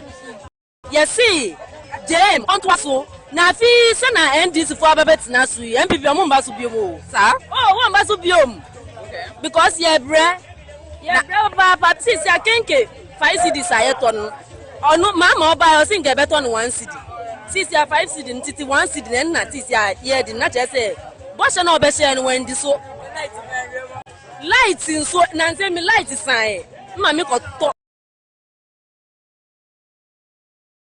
me koto am ka je me 2025 me back 3 months or that them protocol and be yamami me wan bibi ni mapa so say dem say me system na ye system so forever baby sika no say no mo eduru akodu no apim eye nti ye beto aso saa nti ma unya ne so ye MPP na wo ye MPP na wo ye NDC ni oh me die ubalaba de obi ani mi say me wo MPP. We MPP ni. Wa fa NDC shirt a share no. Ai if you say me vote ma parliamentary. Then I me vote ma MPP ni no ha. I don't know we skirt and blouse. Oh okay. You're standing as parliamentary no. Na open asem. Pa. But who do presidential no say. Who person Bawumia-Mahama rather than. No. Now as MPP then the man will switch by NDC. Oh, and yes, she owns them. They say, "Wow, share like Mr. Mikanka."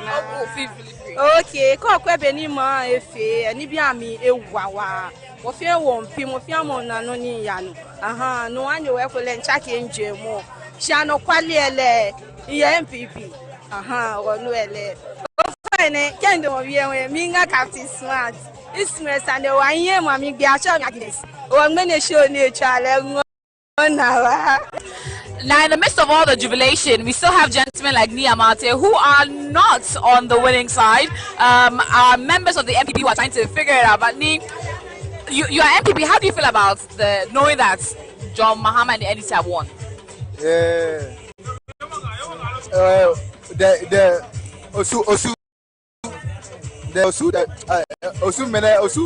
NDC, the stronghold for OSU there, if you go there for OSU there, the OSU there be NDC stronghold. If MPP go win there, it go be tough for MPP go win. For years. Right, so that was AJ Akwaku-Sapon in the very vibrant OSU Night Market in the Korle-Klote constituency, where incumbent Dr. Zanetta Rawlings of the NDC has retained her seat. You'll know that she was voted into power in 2016, retained the seat in 2020. Well, in 2024, her constituents have given her yet another thumbs up. And you can say her popularity, along with the legacy of her late father, former President John Jerry Rawlings, has gone a long way in helping her retain that seat. So lots of jubilation going on in OSU, and of course later on we'll also crisscross different parts of Ghana. Team No Sleep is very much awake, vibrant across the country. But also not sleeping is the constituency on social media. We asked a question. We asked, what top 3 things do you want Mahama to tackle when he becomes president? Do be sure to give us a follow on the socials, and you too can have a bite on any of the topics that we're discussing this evening. Do use the hashtag. It is Election Command Center. So a few of the comments here, and then I'll hand over back to Judith. Okay, so Gifty Abeka says Tema Harbour, free SHS, and e-levy on Momo. I'm guessing that e-levy, she's asking for e-levy to be scrapped. Okay, some more comments here. Emmanuel says he should prosecute, I think is what he's going for, and arrest all corrupt NPP ministers that have misused the taxpayers' money. Also, he should make fighting corruption his topmost priority, and he should also fulfill his promise of cancelling all those useless taxes that have been imposed, you say, by the NPP. Okay. All right, let's try and... there we go. Fantastic. Some more of your comments here. So, Songai says they would like Mahama to investigate and prosecute both NPP former presidents. Okay, that's a big ask. And also to abolish all unnecessary taxes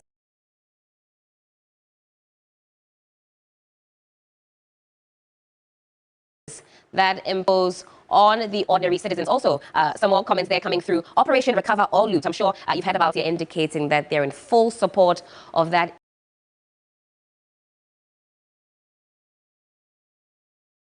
initiative. Eva also says, first thing, abolish e-levy, very popular on social media. Second is to stabilize the city and also to reduce utilities. Not too sure what they mean by that. Maybe utility tax tariffs, I'm guessing, is what they're trying to say. Mabel Hope starts off with a and she goes on to say it's going to be a challenging task for him, and I acknowledge that not everyone will agree with his vision. However, as a leader, it's imperative that he tackles the pressing issues and corrects past mistakes, addressing the numerous problems that requires attention.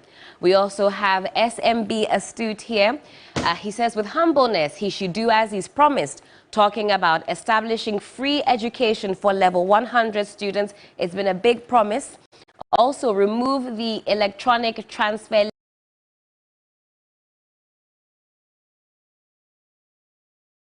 levy, aka e-levy, and create job opportunities for the youth. Okay, another one here about Operation Oral, that's Recover All Loot, and any other thing. This is an addition. After 4 years, Oral is the main task we will judge him against.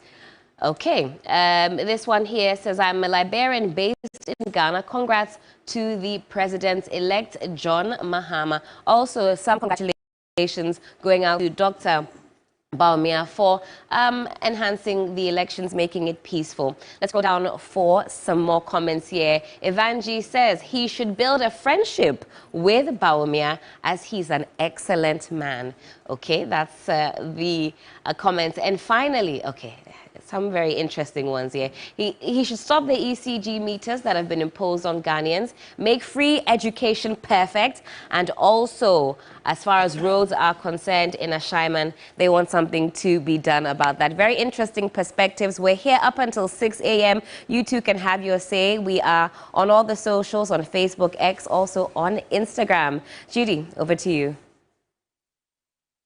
Thank you very much. But first, let's go to Johnny, because he has some analysis for us today. I know also that AJ was in the Dadekotopon constituency, where the president's driver had contested with the former Member of Parliament, Vincent Odote-Soa, known as Obama. Well, he lost out, and they lost out to Odole Soa, who's the incumbent Member of Parliament on the ticket of the NDC. She goes back to Parliament. Now, let's take a look at, we're talking earlier about how the Electoral Commission collates the results right from the polling station through the district to the regions and then to the national level, which is considered one constituency when it comes to the presidential election. The chairperson of the Electoral Commission is the returning officer in the presidential election. Possibly, when we look at the numbers, the provisional numbers so far that we have, and some of the confirmed numbers, we could be hitting 184 parliamentary seats for the NDC. And we are asking the big question, what can a two-thirds majority do? Because if you have 275 parliamentarians, and you have 184, you're hitting two-thirds majority.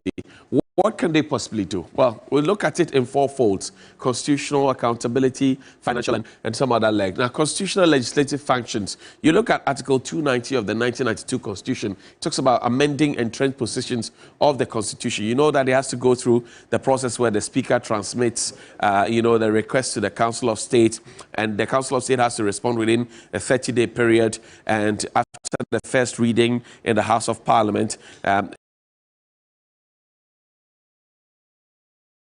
it will have to go on to 6 months after being gazetted, and then it is thrown to the public. About 40% of those who can vote will have to take a vote. 75% of those who cast their vote will have to endorse that particular proposition, and then it can take a deeper entrenchment. Now, the amendment of entrenched position of the Constitution can be done by two-thirds majority. So if the NDC gets 184, that means they could likely be able to do that. Also, overriding a presidential veto or legislation, Article 106(10). Of the 1992 Constitution. The President, in terms of treaties and agreements, etc., the President can put out, like we saw in the executive instruments, etc., that the President had put out. Remember, COVID-19, all the President had to do was to impose the partial restriction, the lockdown on us, and we were all under it. If that had happened at the time when we had 184 plus seats in Parliament, which represent a two-thirds majority, then they could have overridden what the President had said then. Also, you're looking at revising rejected constitutional instruments, ratifying treaties affecting sovereignty or national interest. That could be found in Article 75 of the Constitution. Passing a resolution to declare war or peace treaties also could be done if we have 184 plus seats to the NDC. We're looking at the constitutional legal functions as well, the legislative functions, approving state of emergency declarations. So what organized labor, for example, has been asking in the matter of trying to fix Galamsey. President says, give me some time. Organized labor backed down on his, what they call strike, intended strike. Parliament could have gone straight ahead and declared a state of emergency.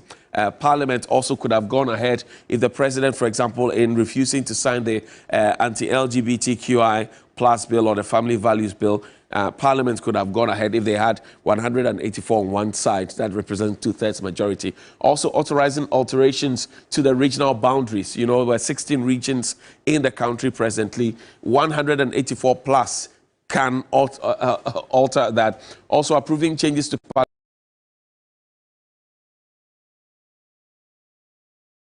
parliamentary standing orders. And you know that recently Parliament had to amend its standing orders to reflect the new times that they have. Well, if they had 184 plus members, they could change those standing orders again. That would include affecting the composition of committees in the House and other decisions that they have to take. Privileges Committee, Vetting Committee, Finance Committee, and Mines and Energy, and all those other committees of Parliament. Creating new regions or altering existing regional structures. Article 4 and 5, you can find that in there. Most of these provisions may be entrenched positions, which would require a lot more work to be done. But if you had 84 and more parliamentary seats on one side, that could be done.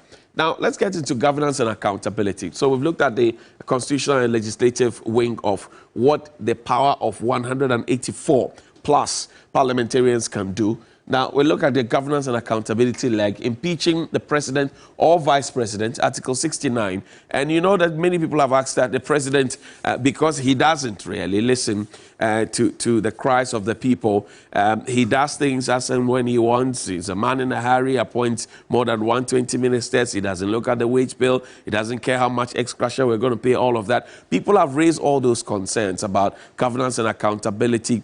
And they're asking for the head of the president and the vice president. If we had 184 plus members of parliament, they could easily do that, come under Article 69 of the 1992 Constitution. And if they had that power also, they could have amended the standing orders of parliament, which would give them a double power to do that. Removing the Speaker of Parliament will be easy peasy for them. Censoring ministers of state, Article 82. So Ken Ofori-Atta, for example, and Andy Appiah Kubi has had to lose his seat in Asante Achem North. If that power and the MPP at the time had more numbers, and instead of 137 plus one independent who was doing business with them, they had 184 plus members of parliament, they could have easily censored Ken Ofori-Atta and Charles Dubois. But of course, they did not have that those numbers in parliament. Article 82 there. Suspending a member of parliament for misconduct could also be done by them. Lifting parliamentary privileges for investigations of MPs. You know, MPs are insulated by absolute privilege and qualified privilege. Now, this, if they had 184 plus, they could lift those immunities off them, and then they could come under investigation heavily. Reinstating MPs following suspension or disciplinary action. So Parliament can say, oh, well, we have suspended you, and then they will constitute 184 plus, and they say that, well, we can bring you back. We're looking also at governance and accountability following in that stead, approving key appointments by the president in controversial cases, ministerial appointees and ministerial vetting and approval of, they won't have to stress it at all. The minority can have their say, but then the majority, in this particular instance, 184 plus MPs will have their way any day, anyway. Ratifying appointments to the Council of State, also like the previous point that we had raised. Removing justices of the Supreme Court upon findings of misconduct. Remember the ANAS investigation on the judiciary? It would have been an easy work for 184 plus members of parliament to do. Passing a resolution to investigate public officials, and we've heard of misconduct in so many instances. You read the Auditor General's report, financial malfeasance, corruption, left, right, center. It would have been easily done by Parliament instead of asking them to go sometimes and sin no more at the Public Accounts Committee, surcharge and disallow and all of that. They could have done this. Passing a resolution to investigate public officials, it would have been so easy for them to do. Then we move on to the financial and economic decisions. Authorizing expenditures outside approved budgets, Article 178. So Parliament agrees, Finance Minister brings a proposal from the executive, comes to Parliament, they read it out, first reading is debated, it's approved, and then we all say this is the direction we want to go. If you had 184 plus members of parliament, they could come back, reconstitute themselves and say, we don't like this line item, we disagree with this one, take this off, give us extra money to go and build National Cathedral and do all of what we want, and you can't do anything about it really. Approving external loans or grants, 181, Article 181. And you know that our present current situation,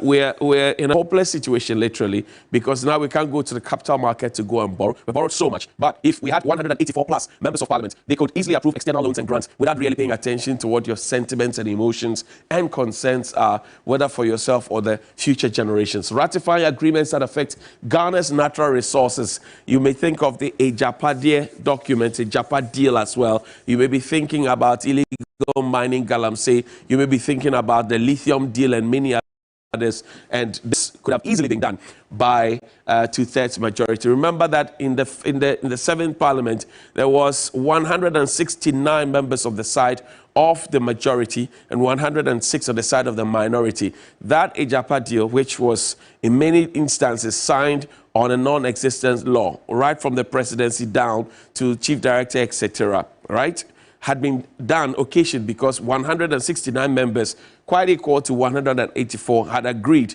that, well, you can cry, you can have your say, but we will have our way. And that's exactly what this particular situation, if the electorates finally decide, will bring to us. Then you talk about waiving taxes or granting major exemptions. Tax exemptions has become a bane for us. You have 184 plus members of parliament. It could be done. Next morning, somebody says, I sell chobi, I sell toy pistols, and we say, give the person some tax exemptions. It could easily be done. Approving emergency economic measures, including bailouts, and then approving long-term development agreements with foreign entities.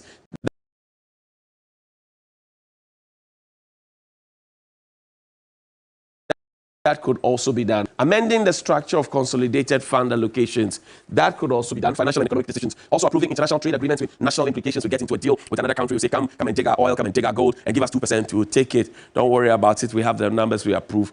That could be done by 185 or 84 plus members of parliament. Revising parliamentary appropriations in critical circumstances where Parliament can decide that, okay, the government has given us 2 billion, but we think that it is not enough, even though the country may be in dire straits. Let's agree, because we have the numbers, 184 plus. Let's come together and say we want 7 billion, and nobody can do anything real about it. Approving multilateral economic treaties is also captured right in there. Establishing new parliamentary committees. And this is very important because the institutional and structural changes that could happen. Mind you, we've walked through the governance and legislative. We'll look at the financial, economic implications. Now we're looking at institutional and structural changes. Establishing new parliamentary committees where they can say, oh, let's have a parliamentary committee for having fun.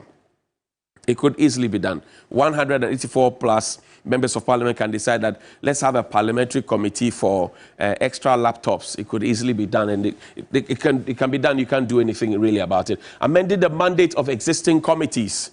That could also be done by 184 plus members of parliament. Modifying the electoral process through legislative changes. Right? You know the back and forth we had to go through about whether or not to vote with a national ID card or whether to use the voter ID card, BVD, etc. All the back and forth conversation. If we had 184 plus members, we won't have to go through that stress because somebody would wake up tomorrow, bring the proposal, and easy peasy, it's done because everybody will be whipped in line. Approving new national development policies. NDPC would have been bowing to all of what the majority, 184 plus, will be saying. Restructuring public service institutions is also going to be a big issue that we'll have to contend with. Reallocating constitutional responsibilities among state bodies. And that's the kind of confusion that we could have where we had aviation ministry, then we have road ministry, and then we had a transport ministry, literally doing the same things, duplicitous roles. This reallocating constitutional responsibilities among others, state bodies could come, and that will mean change of letterheads, scorecards, and logos, and signposts, and all those things which will cost us money. So it's a politician's dream, literally, and the taxpayer's burden. Then, finally, deciding on constitutional reviews and referenda. I mentioned earlier that in terms of the referendum for entrenched clauses, which had to be transmitted from the Speaker's office to the Council of State, it doesn't have to stay at the Council of State for more than 30 days. It has to come back to Parliament, and then it has to be gazetted. It takes 6 months, and then after that, we can go and have the referendum come down. We could alter that. If we had 184 plus members of Parliament, they could easily alter that process, which would have given all the key stakeholders a chance to think through the process properly, whether it is necessary to go for the referendum or not, and whether or not to amend that entrenched clause in the Constitution or not. They could easily do that. Adopting special measures to address national crisis is also there. You remember the fall army worm, right? And then you're looking at the confirmation of independence of the judiciary in critical cases. That could also be altered if we had these numbers. And so authorizing changes in the military structure and deployment policies. Presently, the President of the Republic is the Commander-in-Chief of the Ghana Armed Forces, right? He's also the head of the National Security Council, right? We have the structures, the Chief of Defense Staff, then there's the Army Commander, the Air Force Commander, the Navy Commander, we have the IGP, we have the Comptroller General of Immigration. The structures are very much known and very well respected, and there's a hierarchical move up to the top. If we had 184 plus MPs, authorizing changes in the military structure and deployment policies will be so easy. So we'll be here ECOWAS wants our attention to come and help with some trouble in Guinea or Guinea-Bissau, Mali or Burkina Faso or some other place, we won't really have to bother about it, because if 184 plus members of parliament agree that they should go, that's it. They're gone. Helen. Absolutely. Well, we're still here with economist and risk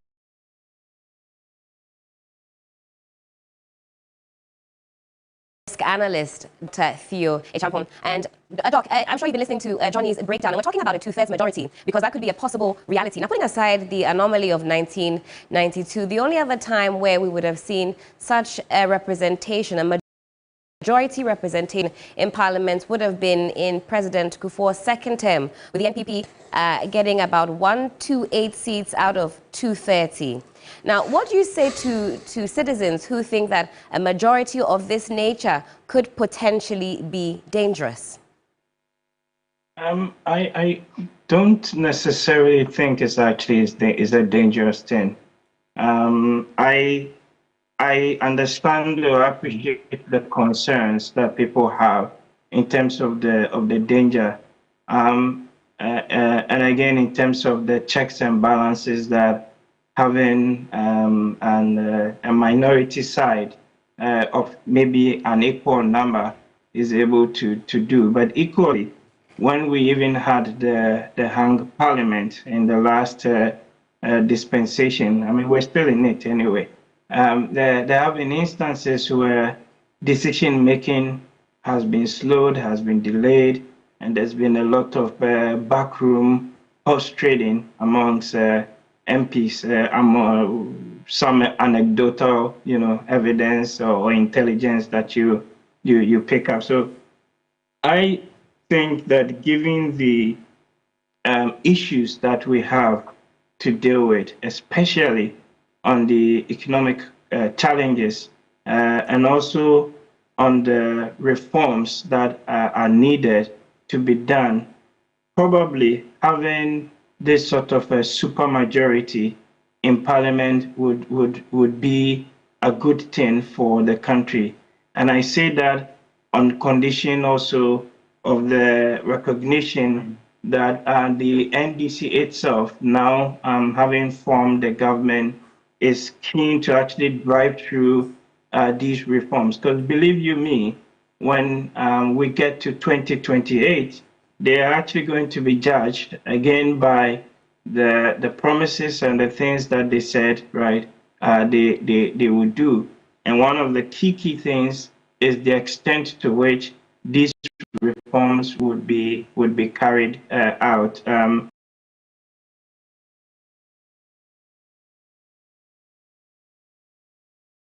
And John did a great job of articulating all of the different elements in terms of what a 2/3 majority in Parliament would be able to get you. And you can see that yes, it's extensive. That's right. But I feel strongly that given what is needed to get the country out of the economic challenges, given the reforms that are needed, that there would be some sense of balance in terms of the things or the reforms that would be carried through. And again, let's also recognize the fact that the choice of speaker also is sort of important as to how that reform agenda will be done in Parliament. I suspect that is still going to be Speaker Bagbin, who would be the Speaker of Parliament, and he's got considerable experience right.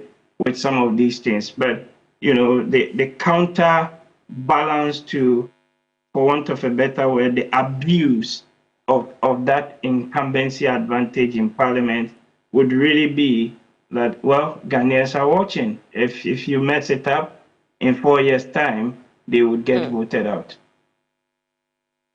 Well, certainly, Doc, what I'm hearing you say then is that because of the conundrum that we find ourselves in as a nation, that, certain decisions should just go ahead and be rubber stamped. What do you say to this idea that we definitely need consensus building at every point in time?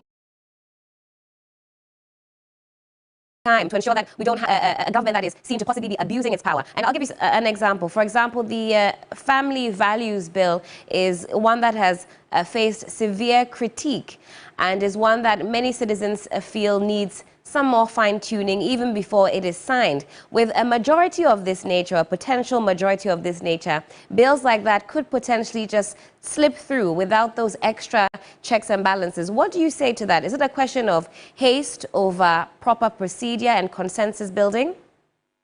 No, not necessarily. Consensus building doesn't necessarily mean everything happens within Parliament. There are other stakeholders that have to be consulted on different bills. People submit papers, they submit issues, the MPs themselves go out to canvass opinions, right, on the issues, and even sometimes even those of us in civil society as well also act at an additional sort of countervailing power in terms of some of the decision making processes. But ultimately, the point is that Ghanaians have decided, they voted, and this is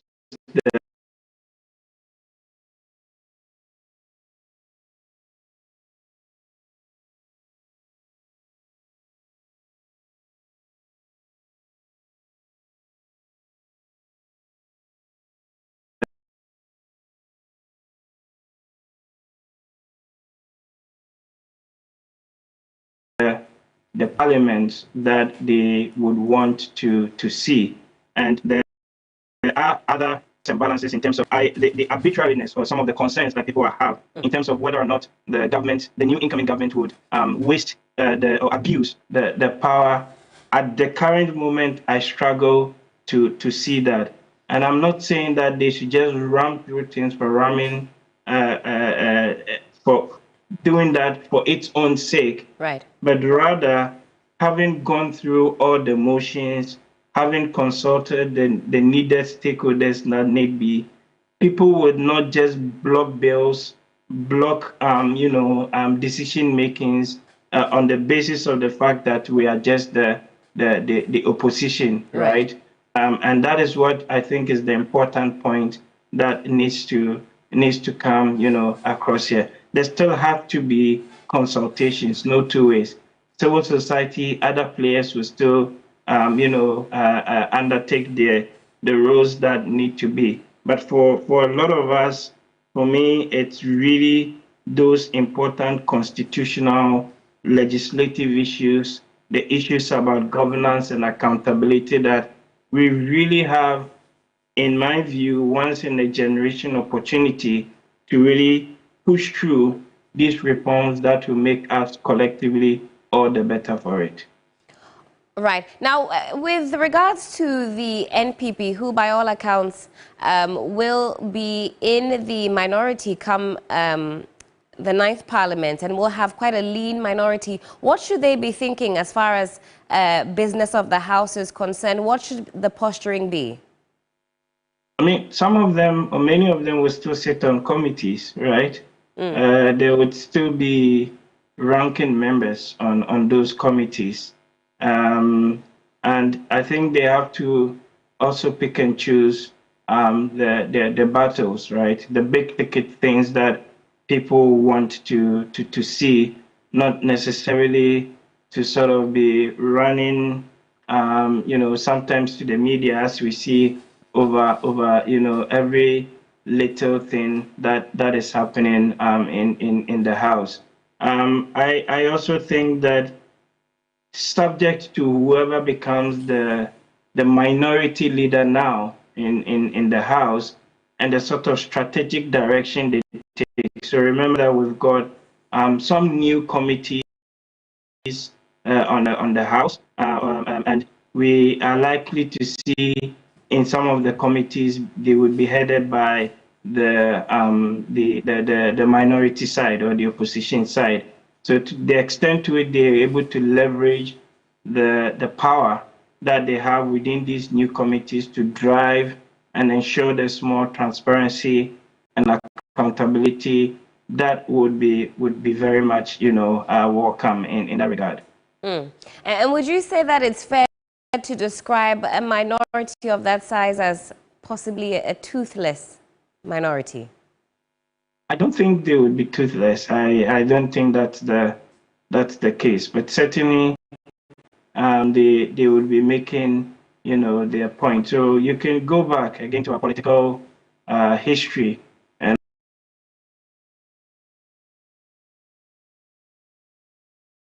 look at the Parliament, for example, of 1996, and you could even look at the 2004, 2000. But in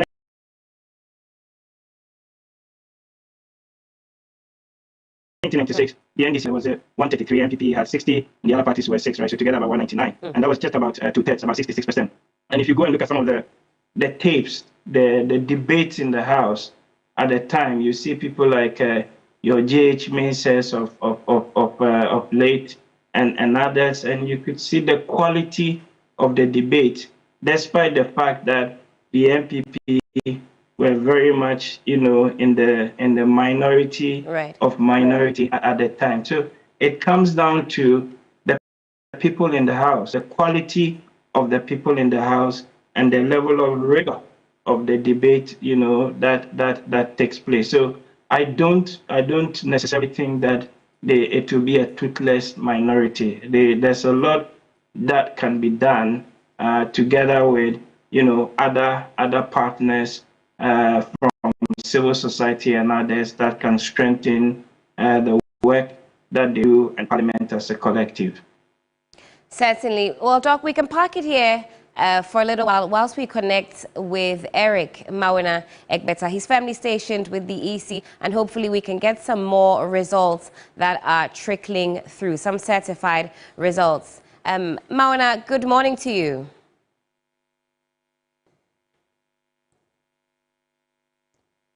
Mawina, can you hear me? Good morning. Helen, I can hear you. Good morning. Fantastic. What updated results or what new results can you share with us? And so at the last time we spoke, we had about 7 regional elections, regional presidential results which had come through. That number has been updated to 10. We have the Bono region, the Upper West region, the Bono East region as well has come through. We've seen results from the Northeast region. We've seen results from the Eastern region. We've seen results from the OT region. We've seen results from Ahafo as well. And then we've seen results from Western North and then Central region as well. And so these are the results that have come through.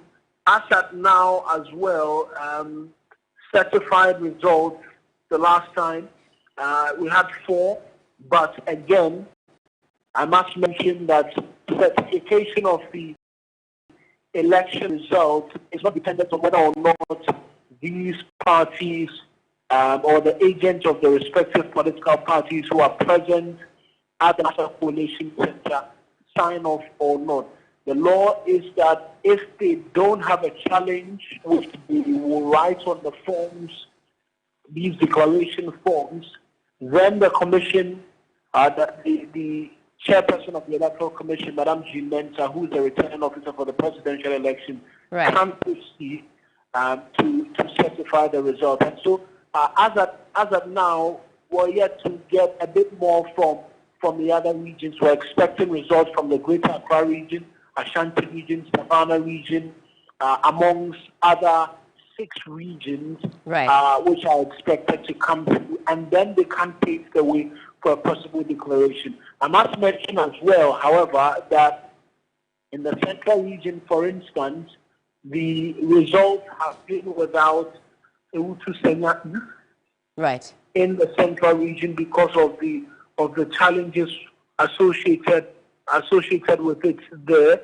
And then in the Bono East region as well, presidential election results for Techiman South has not been included in the collation because as of the time the collation was being done, they had still not received the presidential election result for Techiman South. And so that's the latest. Right. As and when there's a bit more, really, we can come through and then be able to provide those updates.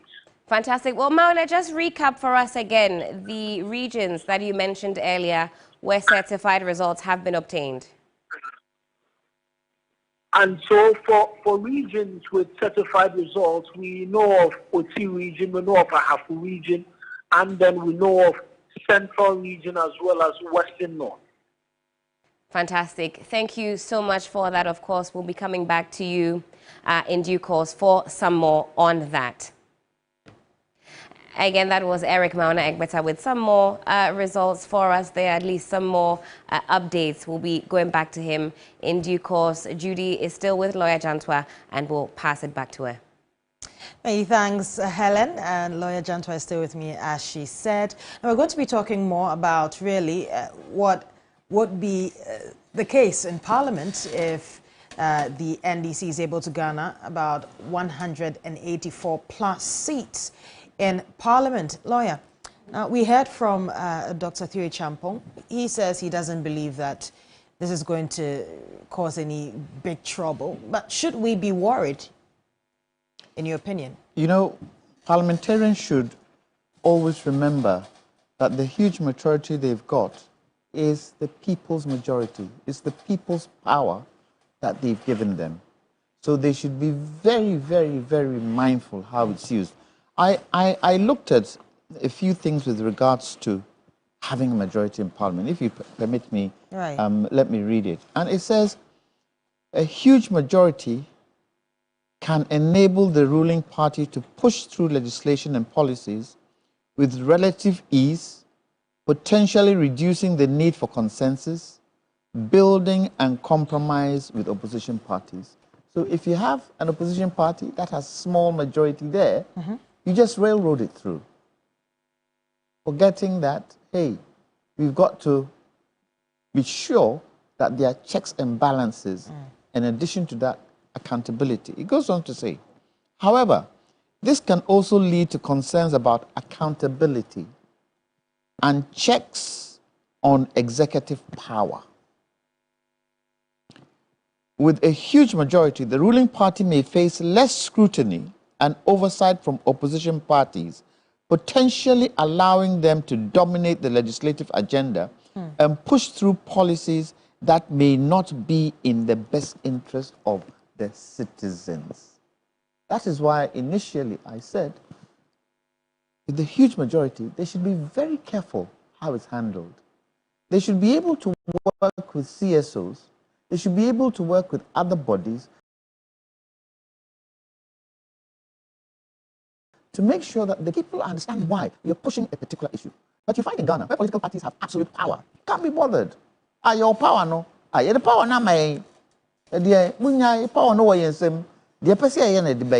we have the power. What we want to do with it, we'll do with it. But that can be dangerous. And maybe we might not be able to wait for 4 years of the impact of how they have exercised that power.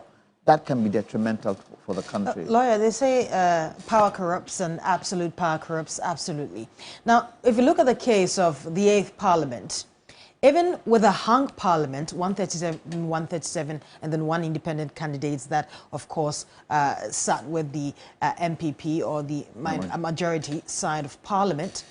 The MPP caucus. The MPP caucus now, because right now we're still wondering what it is.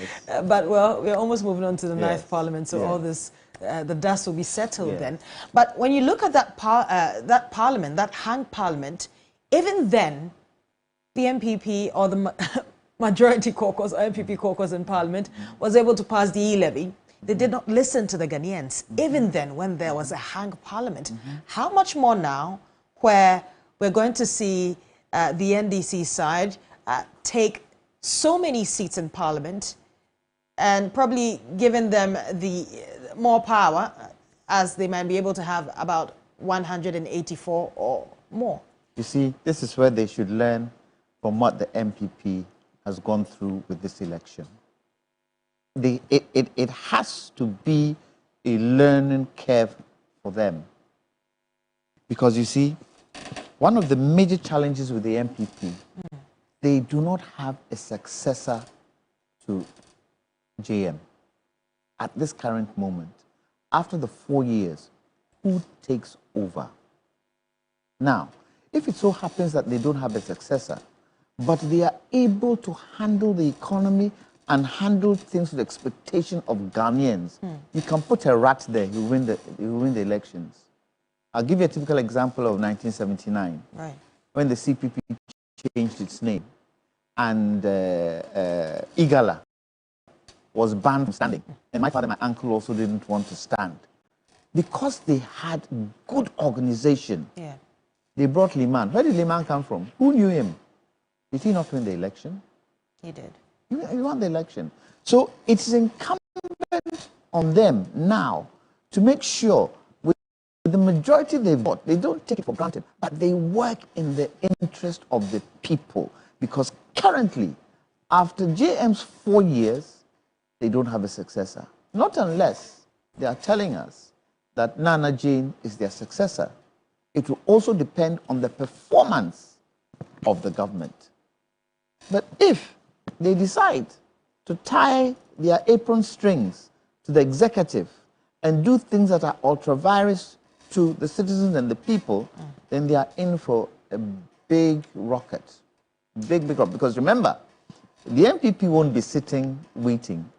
Other political parties won't be sitting waiting. And I hope the CPP and the Nkrumah's groupings will take some advice from this and start building themselves up for 2028. Just in case. Just in case. But we hope that President Mahama and his new people he's going to bring in are going to be able to handle the mandate that has been given them in terms of the people power, so that if they want to now go on, they can go on. Look, one of the major mistakes Vice President Bawumia made, he made it look as if he was coming in for an 8-year period. Because he kept saying, President Mahama, the Obed team about 4 years, me the 8 years. No party has 8 years. Every political party has 4 years. If they do not do the right thing after the 4 years, they'll put you out. From what we've seen today. So it's very incumbent not to abuse the power that's been given you and to use the power for what the people want you to do. If it so happens that, because I heard President Mahama, correct me if I'm wrong, when the LGBTQ thing came up, he didn't really say he's going to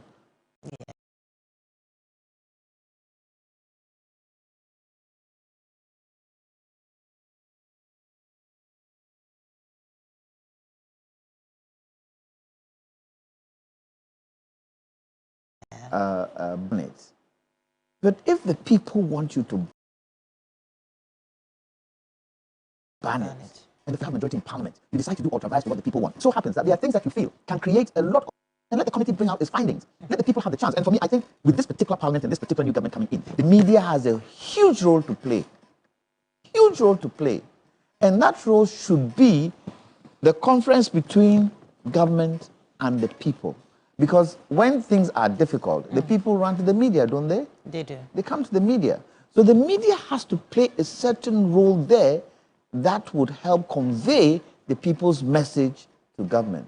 But I hope and pray that President Mahama isn't going to be the kind of president where he shuts his mind like President Akufo-Addo shuts his mind, that, you know, whatever you say, we are not doing it. Because if you want to, let's say a bit on this LGBTQI bill, because it's a very topical issue. And this bill was introduced in Parliament by the minority the now minority side in Parliament, being the NDC caucus. They introduced... Correction, it was a private members' bill. Truly. Exactly. Private members' bill introduced. But of course, most members of Parliament on the NDC caucus support that bill, and in fact the entire Parliament passed the bill. And now it's still waiting to be assented by the President. We also know about the court issue as well. Now, when the John Dramani Mahama, the now president-elect, was interviewed by BBC, we saw that video as well, and they asked him, really, if he is going to pass that bill. His answer was, it depends on the content of the bill. Well, I believe he already knows the content of the bill because, I mean, this has been a bill that has been in Parliament for quite a while now, and the fact that a number of members on the minority side have already, I mean, they are the ones who are pushing for that bill to be passed and to be assented. At this point, knowing very well that if the NDC is able to garner over 184 seats in Parliament, they would be able to, I mean, make sure that bill is assented. They can also even override veto power. Do you think that this bill will be assented in no time? I believe that the one thing President Akufo-Addo should do, he should just sign the bill. At this material moment, he should just forget about what he said about in court and just sign it. At least give the people something before you go. Just sign it. Or if you won't sign it, send your reasons to Parliament. Follow the process for the procedure. Because the court case is still in the Supreme Court, isn't it? Has it been heard? We don't know when it's going to be heard. So, for the state in which your party, you find your party in today, especially with the kind of voting that has gone on, just do the people a favor and just sign it. So do you believe he would? Because that is why I'm asking. People make the argument that this... I'm requesting that at least, if for nothing at all, sign it so that no other president has to go through it. And what if he doesn't? Well, if he doesn't, I hope President Mahama will sign it. But remember, you think the proponents of the LGBTQI bill, if President Mahama says he won't sign it, they'll sit down? My good friend, what's his name?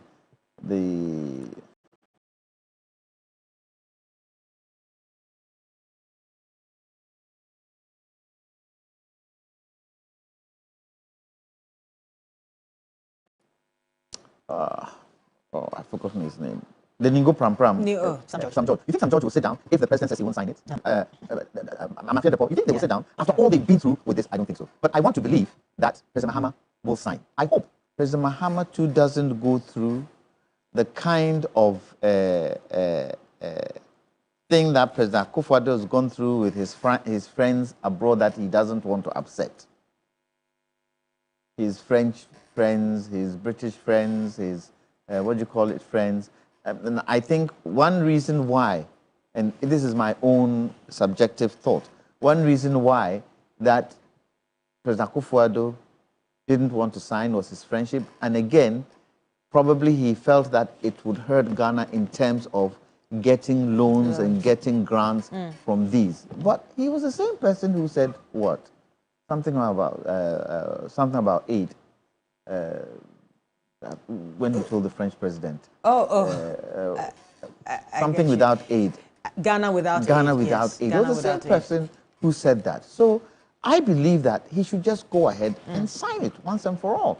Finish with it. Well, Dr. Thuye Champon is still with us. Forgive us for not coming to you early enough.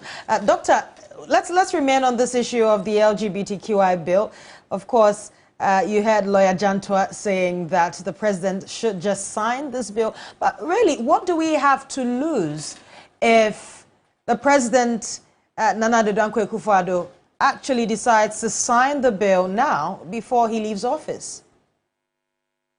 Yeah, thank you. And I've forgotten to say hello to Kwame. Hi. Kwame is my senior brother and good friend, and we tend to agree on most issues. So quite nice to hear from him. And I do agree with a lot of the points that he's made relative to what Parliament, would mean in terms of the supermajority and really ultimately, being about the interest, of the people. And the fact that in this election, what Ghanaians have basically said, if we give you the power and you mess it up, whether it's in Parliament or whether it's through the executive or whatever, we are going to vote for you, or we're going to vote you out, right, in no time. And that for me is like the single biggest thing that has got to be at the back of both President Mahama and the many parliamentarians, especially from the NDC side, who are going, into the House. They are not there for themselves and by themselves. They are there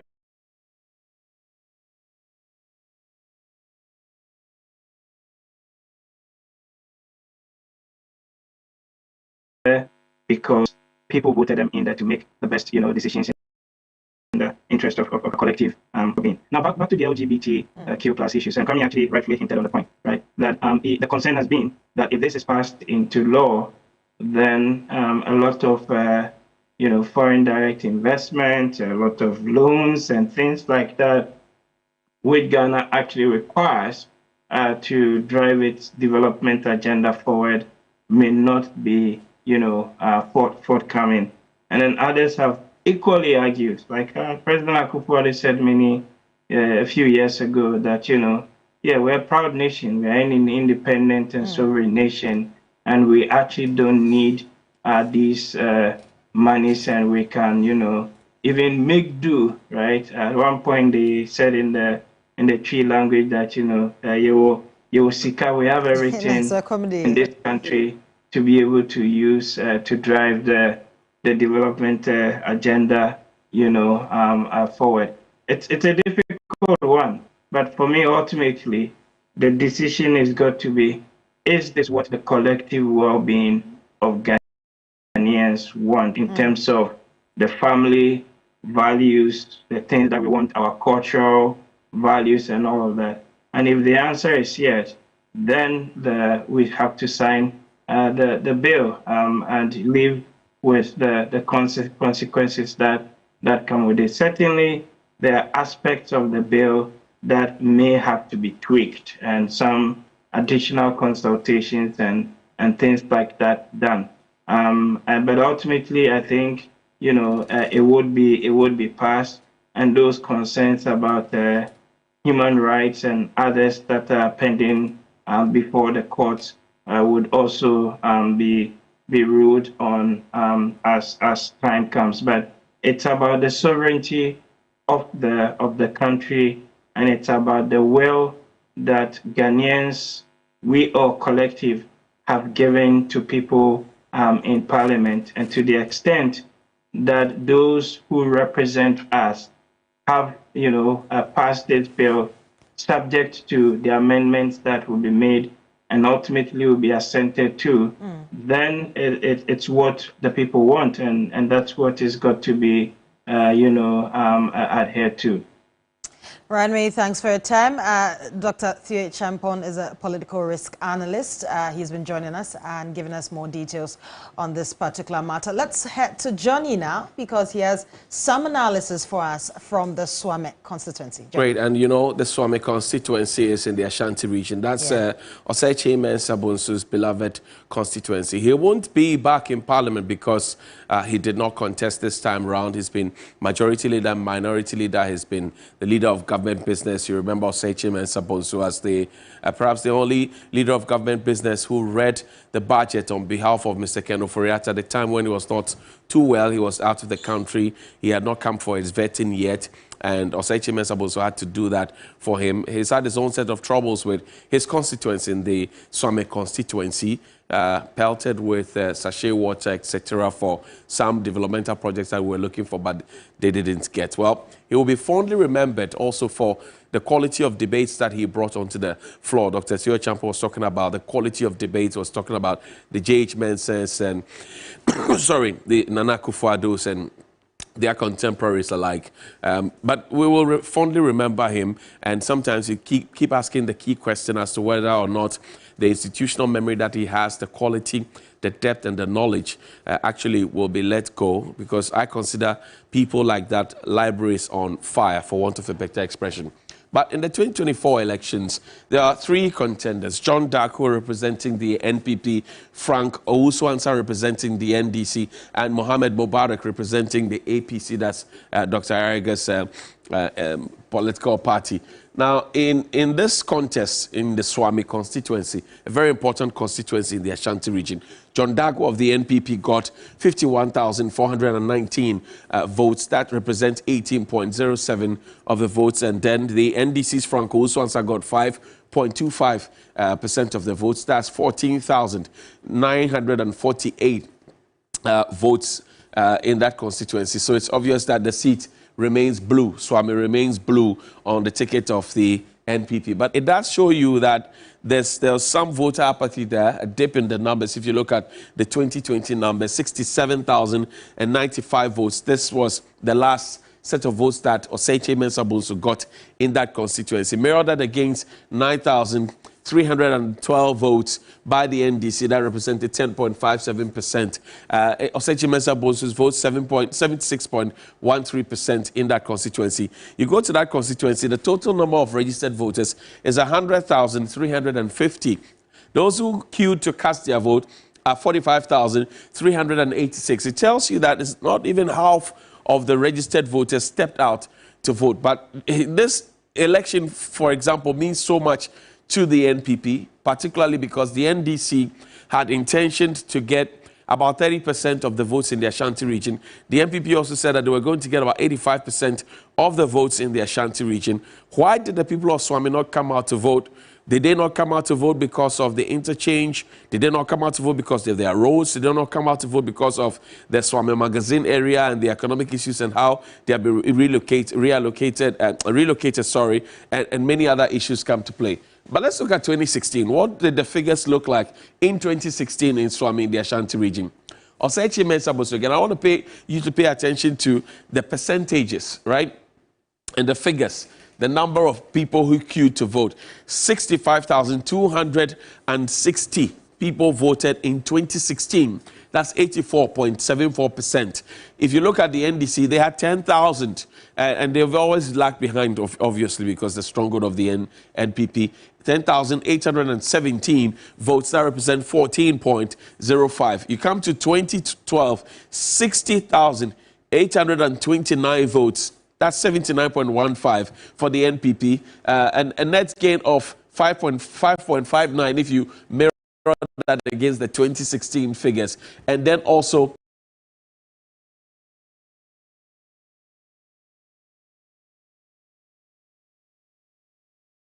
$10,589. That's a 0.27% net gain for the NDC in that constituency. Now you go to 2012, and mind you, Oseche Mensah has been in Parliament, one of the longest serving, I think from 1996, he's been in Parliament. Oseche Mensah again, 2012, 60,829, 2008, 36,171 votes, 34.37%. If you calculate and do the maths there, you find a 44.78% between 2008 and 2012. That's a net gain for the NPP there.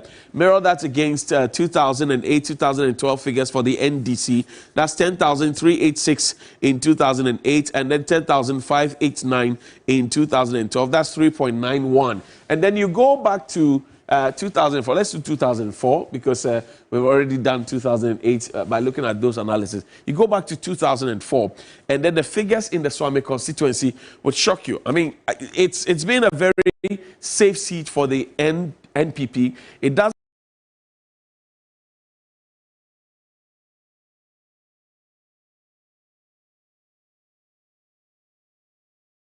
look like the ND is able to have a hold on the Swami constituency. That's an integral part of the Ashanti region. I mean, the real diehard people who belong to the NPP who would actually tell you, look in the face and tell you, Yewumi Tumu, to which I was born into the party. And sometimes you look at a 60-year-old telling you, Yewumi Tumu, and you find out how old the NPP is. And then you mirror that and you go back and you check out that, okay, they're actually talking maybe about the UP tradition, which transitioned or metamorphosed into the NPP tradition. But Yewumi Tumu is a very popular phrase that you hear in the Ashanti region, people who are loyalists to the NPP in the Ashanti region. So, as it stands now, safe seat for the NPP, 18.07%. John Dakum in the 2024 elections.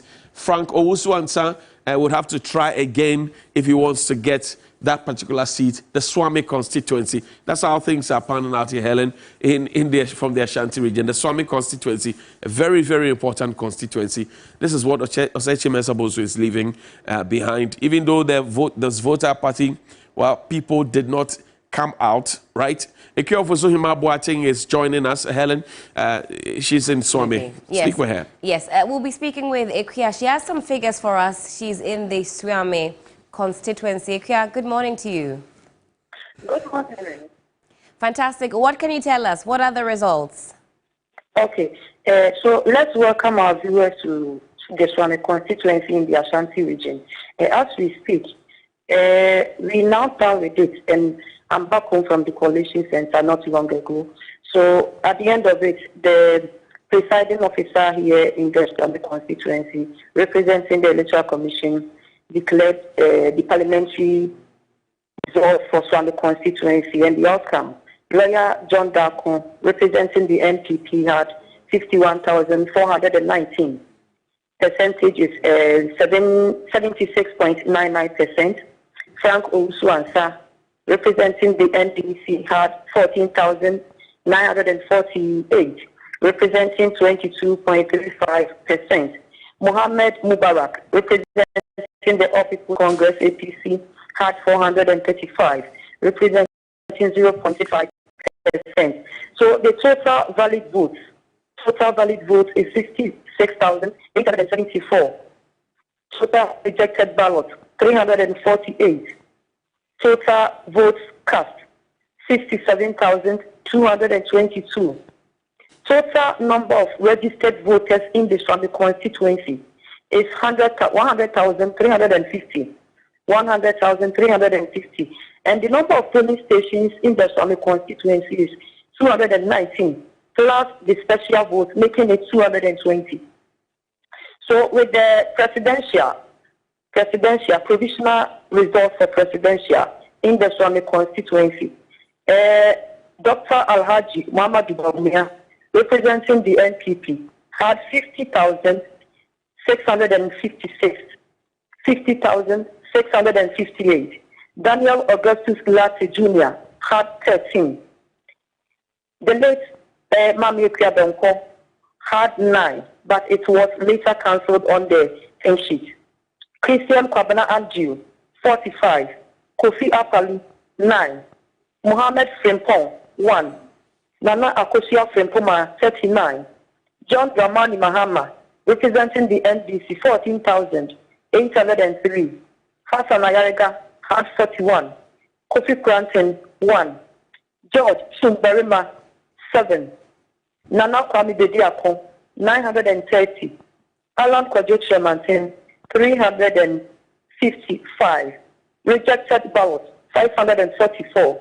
Total vote cast 67,444. Total valid votes 66,900. Helen, that's the result, both parliamentary and presidential, coming from the Swami constituency. Fantastic. Thank you so much for that. I'm sure many people have gone to bed or are asleep, but what has been the temperature and the mood been like today, some 24 hours after we went to the polls? And please come again. I was asking what the mood and temperature has been like throughout the day, what you've observed. Oh, okay.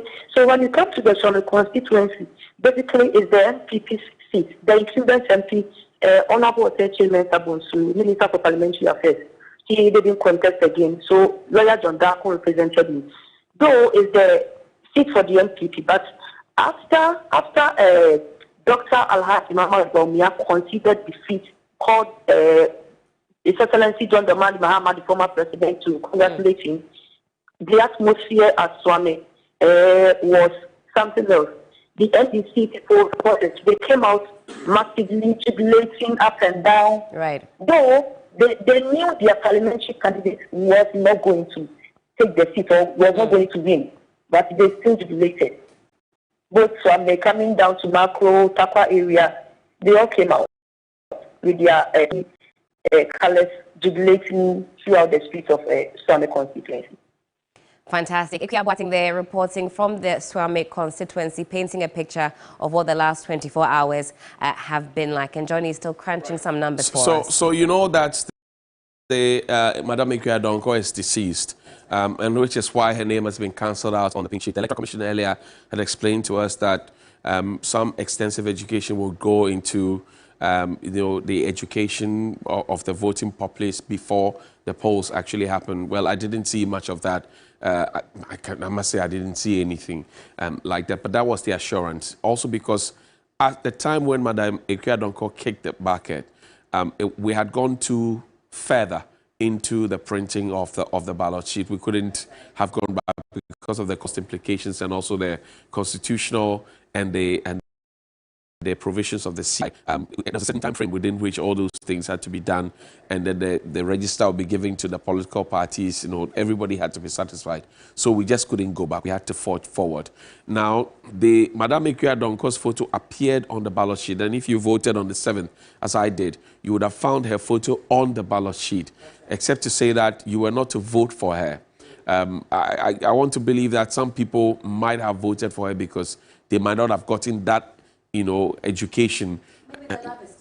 Well, but I mean, that would then amount to spoiled or rejected ballots, whichever way you want to look at it. Then, it's actually wasted effort because every single ballot sheet costs money to print, right? And if we are getting more rejected and spoiled ballots than all the lesser known political parties put together are able to get, then we have a problem. Indeed. And in one of the constituencies, people went out, they voted, and I think it was Nsawam Central yesterday when Castro Senya told us, people went out to vote, and the numbers of rejected ballots was actually more than what some candidates got. It was quite painful if you listening to that we had spent monies to print those things and we're not getting it. If you look, for example, at the table as it is now, in 2020, we do know that 137 seats for the NPP, 137 seats for the NDC, and then you had one independent who was doing business with the NPP. So the NPP literally had 138, right? Now, you're looking at 2024, the results that are coming in so far. That's right. It looks like 66 seats for the NPP, right? And then it looks like 136 seats so far that we can confirm for the NDC. Now, there's those in the middle. For those of us who are conversant with Venn diagram, A union B intersection B, we will have perhaps an independent caucus in Parliament. Not just the majority and the minority, but an independent caucus. If you look at the numbers of people who had put themselves up to run on the ticket of... Over 100 of them. Exactly. And I'm not sure that all of them will lose the elections. A+ already has shown us what they can do around the Agona area. There are some others who are also coming up. We'll keep a tap on it and share the details. But it does look like, yes, we'll have majority, minority, and then in the middle, for the first time in our parliament, we could have an independent caucus. They would actually be the ones to tilt the scale, if you ask me. Because depending on whose side they want to be for every single issue in Parliament or for every single matter in Parliament will then determine what happens. We spoke about two-thirds majority not so long ago. That's right. Right? So if you have a minority caucus, a majority caucus, and an independent caucus in the middle, we could be in for some very sweet deal. I think it'll be interesting. But then we were expecting that kind of reaction when we had this hung Parliament, 137 plus 137 from both sides. Has this 8th Parliament really served us, much as we were expecting that they would do, that now we have a hung Parliament, so the majority cannot have their way while the minority has their say. Have they really served us? I mean, if you go back to conversations about the endorsement or approval of ministerial nominees. There were 16 or so ministerial nominees that, unanimously they said these people had issues, they had skeletons in their cupboard, we couldn't approve of them. We're talking about Kojo Ponkroma and microfinance. We're talking about Hawa Kumsin and shooting of gun at the polling station. We're talking about Eslawusu Kufu and some Elni GVG deal. We're talking about Sputnik V vaccine deal. We're talking about the COVID-19 regime testing at the airport. We asked the health minister, attorney general. Nobody seemed to know about it. We're speaking about the invasion of parliament by the military. We asked the defense minister, we had the interior minister. Nobody knew about it. Eventually, all of those people, without answering those issues and without settling the dust, they were pushed through. And that was a big ticket item because a lot of citizens thought that, okay, well, now with this constitution of the House of Parliament, we're going to see some more resistance, at Right. least from the minority caucus, or the NDC caucus, shall I say now. And we didn't see that. Some resistance we saw during the e-levy times with Right. the NDC pushing back, asking for a reduction in the rate and so on and so forth. But I think I can agree that for many Ghanaians, this hung parliament didn't really serve its purpose. And at the worst of times, we saw that it got in the way of Right. government business right up until the end. Mm. And certainly when parliament is recalled back, as we've seen the speaker do, it's going to be interesting who sits where. But the point also is that this parliament started on a chaotic note. That's right. I mean, right before the Speaker of Parliament was elected, we had chaos in Parliament. It's sad that they are going to end on a chaotic note because as we speak, rightly as you pointed out. What are you predicting, Johnny? Well, rightly as you say that we don't know who's sitting where when we return to Parliament. We That's don't know right. who's sitting where. I mean, the court has given its directive, the court has ruled, but will the Speaker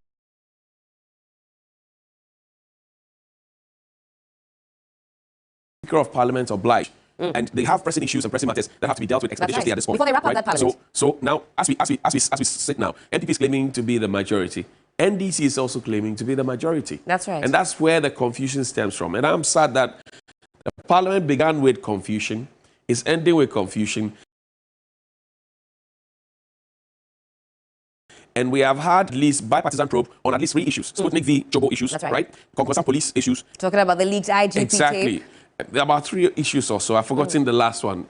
And all those ones have not been concluded. We don't have a conclusion from this parliament on those issues. That's right, and they're on their way out. Right. And some of those people have actually gone scaled through primaries, gone for the main election, and possibly maybe returning. Those who are not returning, I don't know how Parliament intends to recall them. So, for example, in Tamale Central, Kwabenya, the health minister, is not returning to Parliament. That's right. How is he going to answer for the Sputnik V issues, right? In Parliament, bless his soul, John Kuma is late. That's right. But the conversations about the National Cathedral and monies that were expended without approval from Parliament, who's going to answer for them? So the accountability that you expect from Parliament, because we all can't be in the House of Parliament, and the fact that they are representing the citizens, and we have queued in the hot sun, sometimes in the rain, to cross rivers and to go through the jungle to go and queue to vote for them. We seem not to be getting that kind of love, affection, respect, and accountability from them. Mind you, at the end of their tenure, as it was in 2021 and will happen in 2025, they will all receive their extra share. All of them. By this time, they have all gotten their car loans. And these things are to make their lives comfortable. That's right. For them to be able to serve us up to the optimal level. Question, have they served us well? And I'm not surprised that the results that are coming up, particularly in some of the big constituencies, some of the big names that are coming up. I mean, some of the members of Parliament have been very, very brash.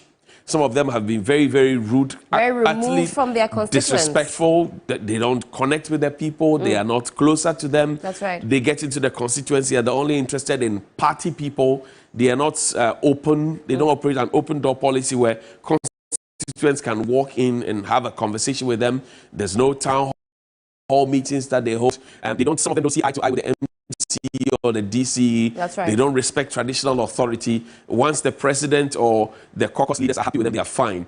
And you cannot continue like that. So I'm happy that some of those parliamentarians, which stories I've heard, actually have lost their seats. It's the time to rejoice as Ghanaians because the quality of our parliament must keep improving. We're not in 1992. That's right. We're in 2024.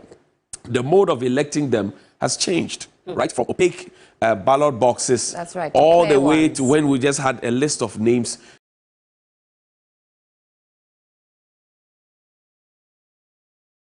Now we have BVs, you go and verify, nice photo, color, and all of that. We have moved on. We have come very, very far. So we do not expect the same kind of things that people were doing in 1992, where they thought that they were the monarchs of all they surveyed, to be happening in 2024 and even in 2025. It should never happen. You talk about a high attrition rate, and I think that's one that's been echoed by several others. Something we can certainly put some more flesh on the bones and how we can keep improving our parliament. Let's go back now to Judith Brown. She's still with Lawyer Jantwa for some more. Helen, I actually have a question for both of you, especially with regards to this ninth parliament, where we expect expected to see probably the NDC gaining or garnering more than 184 seats. Right.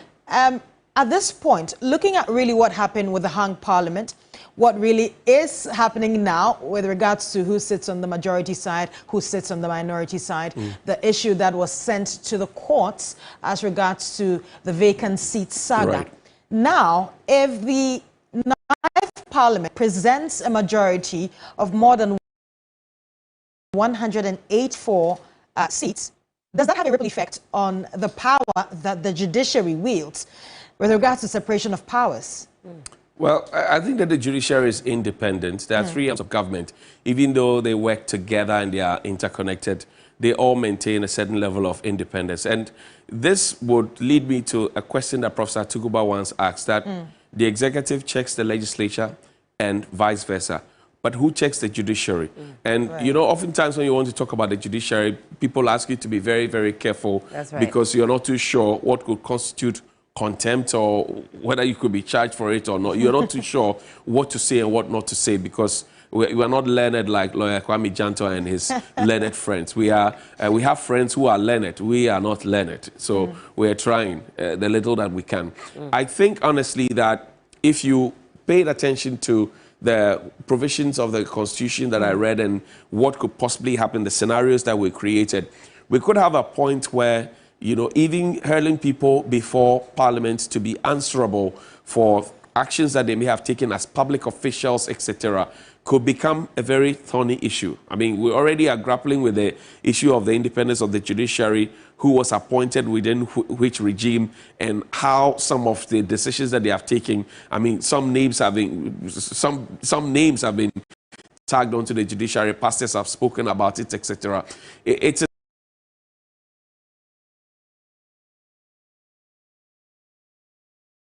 not a healthy thing. I think that the judiciary itself must take practicable steps and very quickened steps to purge itself of that perception on the minds or in the minds of the people. Because once perception sticks, and like Joseph Goebbels says, a lie that is repeated over and over again becomes the truth. If they don't take care, once it sticks, it will be very, very difficult to wipe that away. Pay attention to the Afrobarometer report, for example, that was put out there, and look at the question on how much you trust those public institutions, from EC to Ghana Police to the presidency to Parliament. You know, you mentioned the institutions, and you find the judiciary in there. But the judiciary is supposed to be the last bastion of hope. If now they are coming into the category of institutions that the public cannot trust, and especially younger people are finding it difficult to trust, then I think that they must do some self-introspection and try and cleanse themselves.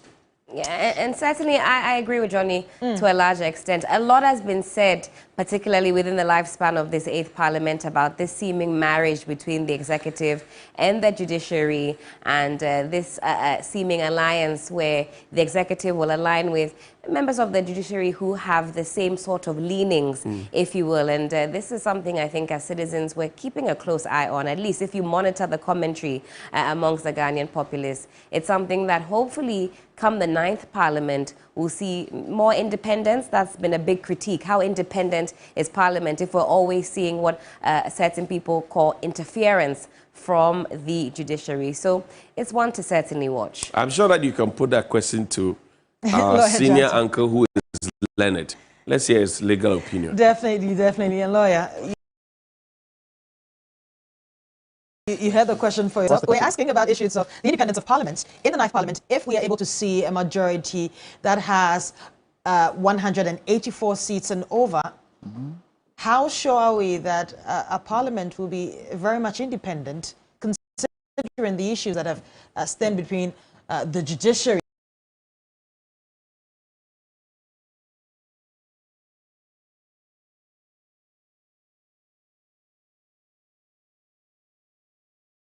in Parliament, the 8th Parliament? Who takes issues to the judiciary? In all the issues that have gone to the judiciary, who's taking majority leader? So if they have majority and they decide we're going to deal with everything within ourselves, how does it go to majority? But in answering a question that Johnny posed, Parliament can always pass legislation to control the judiciary, can't they? So if it so happens that the judiciary does something and Parliament feels that, no, we need to pass legislation to make sure that A, B, C, D, E is not abused, it could be done. But with this particular particular relationship between the judiciary and executive, it's because of the president doing what? Choosing a lot of the judges and not being able to break that away. So, okay, the law mandates you to choose judges, to nominate judges. Once that is done, that should be done. But it doesn't seem so. And if you realize, the president, the LGBTQI, he referred to the Supreme Court. Yeah. When there were procedures and processes he needed to follow to go to Parliament. Fenya marking in trying to gag the Speaker, before the Speaker had even acted, he went to the Supreme Court to get an injunction against the Speaker from doing what he had to do. So it's up to the individuals and how they look at the courts. It shouldn't really be so. So we are hoping that within this new Parliament, the 9th Parliament, there would be some degree of separation. That is important. There's balance of, what do you call it?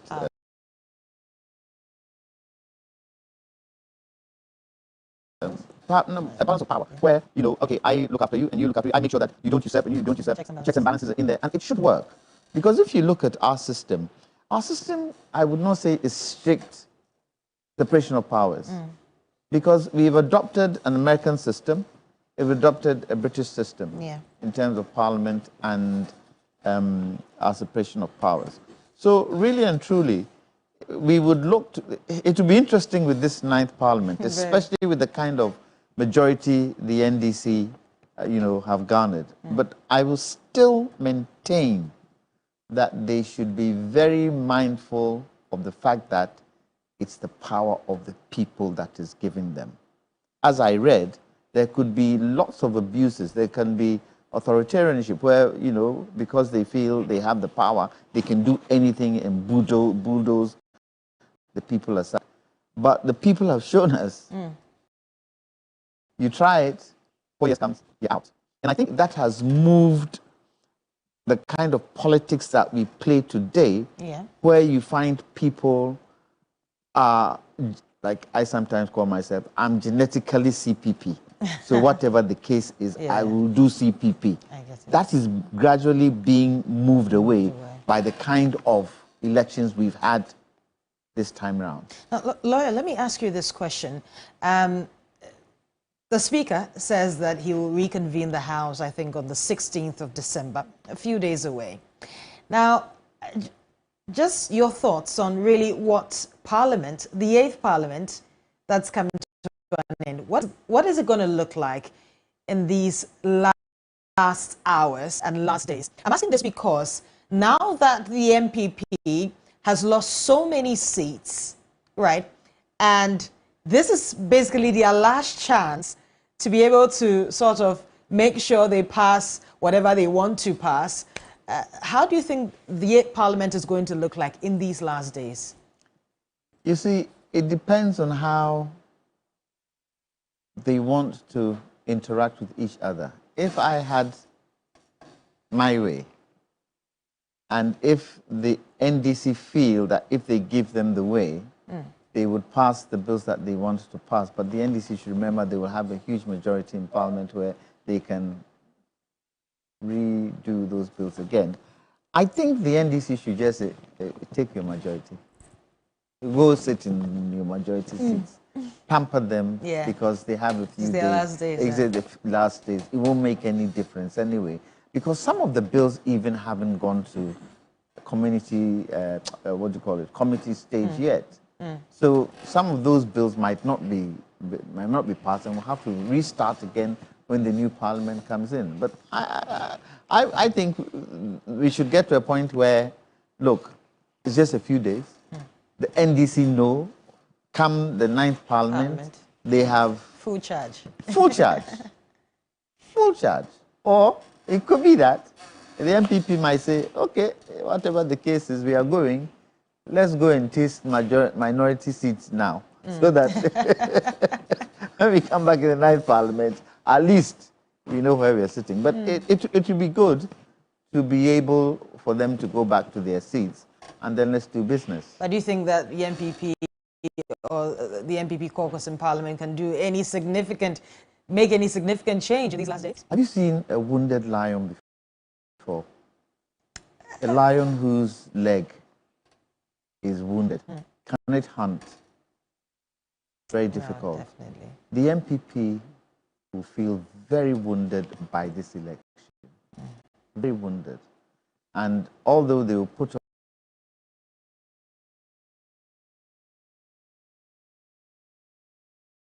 on a brave face in Parliament, it isn't something that is going to be easy, especially with those who have lost their seats. It's not going to be an easy time on the 16th, but I hope there would be some consensus so that all these things that have happened at least will simmer down and they can all leave the 8th Parliament, with, say to themselves, well, we tried to do a good job. And some of us are leaving and some of us will come back. But the loss on the MPP side is phenomenal. Phenomenal it is. It's not going to be an easy time. We're not going to hear Katie Hammond and the way he, he goes about things. Actually, yes. He's one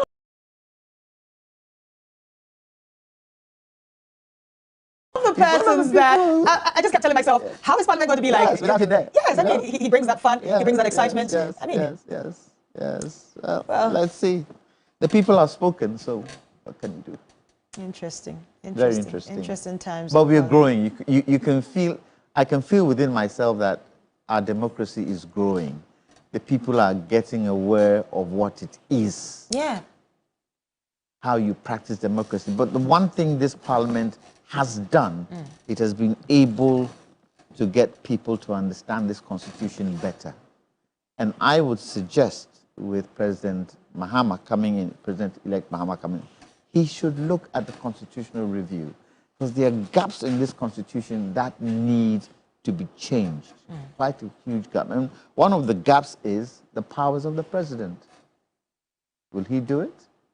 He might or he might not. But I hope he does because it would help everybody, really and truly.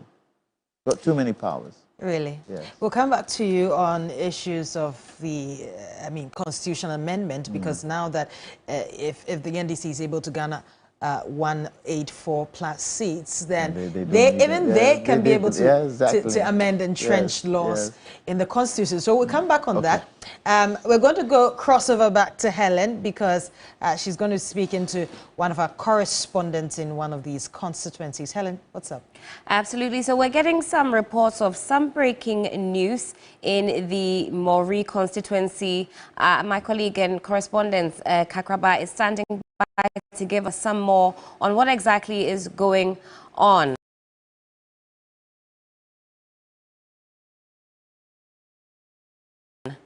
Good morning. Good morning. How are you? I'm doing fantastic. What can you tell us? And in fact, where exactly are you? Constituency. Community called Mori. Right. So you're currently in Mori, you say. And what is going on there? It was this the ongoing election matters that the incident which is happening in the constituency. We know that the seat is now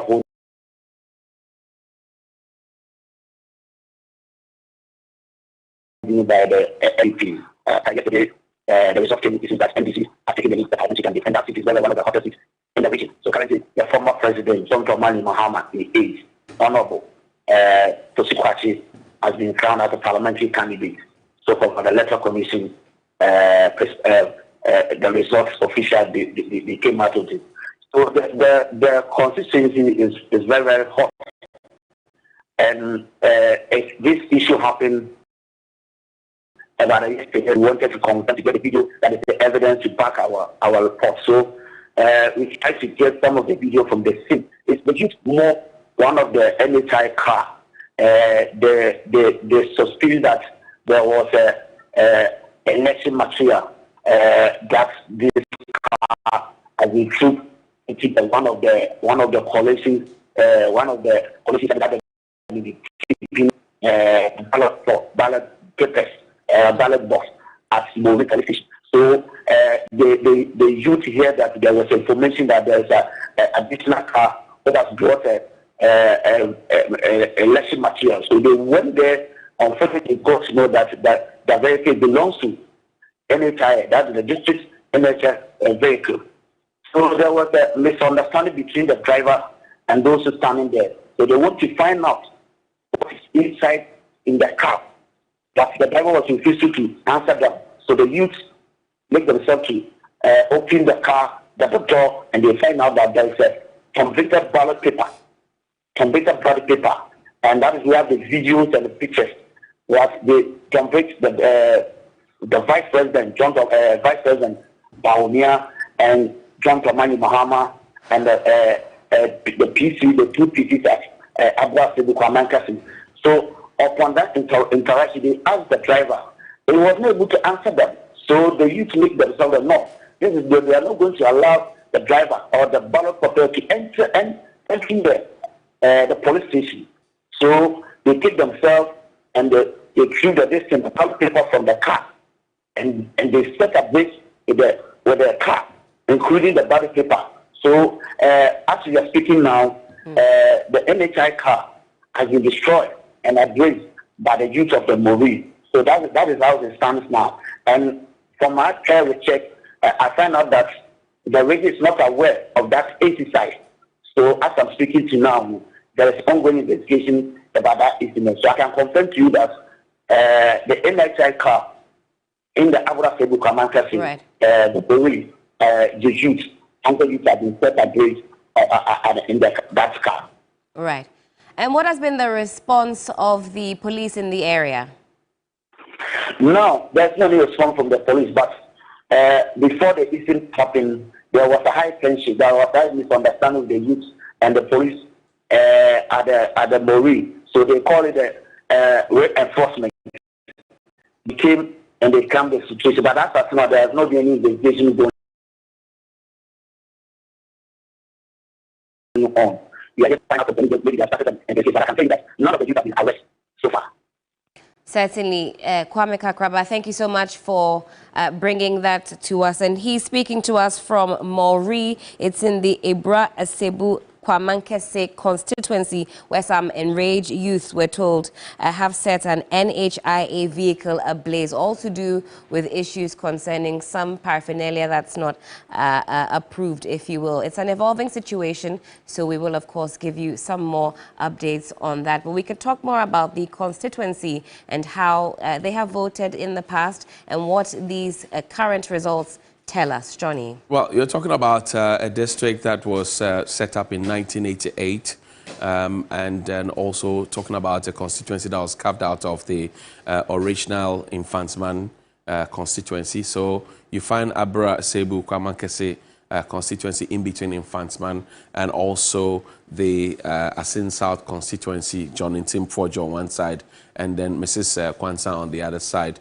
Phyllis Kwachofosu tried to get the seat sometime in 2020, but couldn't get it. He's tried again, and now the odds are in his favor. As you can tell, the 2020 results, 30,607 votes in favor of the NDC's Phyllis Kwachofosu, former Deputy Minister for Communications and Information. He's also a special aide to John Dramani Mahama. So he has 59.76% of the votes. He is on his way to Parliament. Eric Kobnanyante had 19,598 of the votes. That's 38.26%.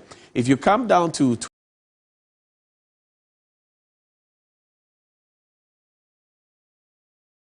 2020, we had 24,872 of the votes. That represent 48.84% of the votes. But if you look at the 2024 figures and you mark them across, aside the 2020 figures, you see a net gain of 10.92% of the votes.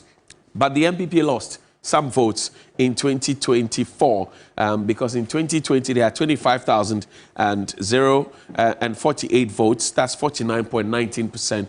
And then in 2024 they dipped about 6,000 votes. That's 19,598. The total number of registered voters in that constituency is 76,196, and the total valid votes cast is 49,622. Quite unfortunate that you would have, a situation like this happen there, because that district and that constituency, if you will, used to have the main Asebu kingdom, right, situated right in there. They have very industrious people out there, predominantly a farming area. You have very intelligent and knowledgeable people there. I don't know what exactly could have infuriated them to the point. And you go around the various constituencies and where there's some level of uncertainty, and you find that people are becoming agitated. Now, the basic thing is this. In the various constituencies, the votes have been counted. And I'm sure at this point, the NDC, by its own collation, knows whether they have won a seat or not. The MPP, by its own collation, know whether they have won a seat or not. So this whole confusion that we have, maybe, just maybe, might be the doing of the Electoral Commission, because even though the Electoral Commission's OCI talks about 72 hours, right, between 72 hours, if you have the record before 72 hours, put it out there. I don't see the need as to keeping the people sitting on tenterhooks and all this, because all this agitation and suspicion and a certain reckless action of vandalizing state property. We've seen some up north. Now we're seeing a destruction of a public vehicle down south. I think it's doing really, we should be holding the Electoral Commission accountable for it, because the Electoral Commission has officers. I'm not sure that at this particular point, as we speak, today, Monday, we have any polling station in this country that is still counting ballots. We don't have any polling station. I'm not sure that in this country, as we speak now, we have any polling station counting ballots. We don't. Right? Now, as I explained to you at the beginning of the show, the votes are cast at the polling station, they are counted at the polling station, and then they are moved to the district level, right? Where they are counted, that's where the collation center is. Now, the question you ask yourself is, if all the polling stations have had the counting done, and everybody has signed off, and we are just bringing it to the district office to come and tabulate in this day of technology and digitalization and all the conversations about it and all the softwares and the apps that have been done, how long should it take? Should it take more than 24 hours to be able to figure together to say Mr. A or Mr. B has won? If you drill down to the political parties themselves, they've been able to have the figures. They have their figures, and that's what the Vice President, Dr. Bawumia himself, in conceding defeat, right, to John Mahama and saying that he had called John Dramani Mahama the president-elect of the Republic. He says that by their own record, and I know that the MPP set up a whole, system to monitor the elections and to have their own parallel monitoring system. He says by their own record, John Dramani Mahama has won the parliamentary and the presidential elections, and the NDC has won the parliamentary elections decisively. These were the words of the Vice President. If we have time, we'll play that insert for you. The Vice President of the Republic. He says, John Dramani Mahama, by our own record, has won the presidential election, and the NDC has won the parliamentary election decisively. Listen to the Vice President of the Republic.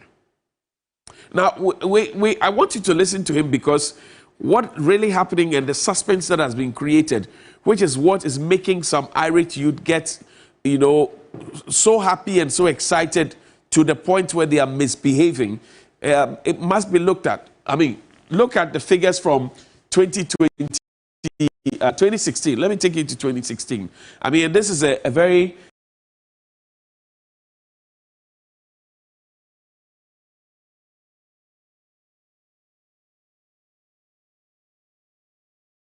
key constituent. Well, you find that, okay, so this is presidential. I want us to do the parliamentary. You know what? Let's take a look at it, then we'll come back to the figures. The media. Following yesterday's presidential and parliamentary elections, Ghanaians at home and abroad have been sitting on tenterhooks, awaiting the outcome of the election. Let me say that the data from our own internal collation of the election results indicate that former President, His Excellency John Dramani Mahama, has won the presidential election decisively. The NDC has also won the parliamentary election, even though we await final collation for a number of seats. However, I believe ultimately that these will not change the overall outcome. I have just called His Excellency John Dramani Mahama to congratulate him as President-elect of the Republic of Ghana.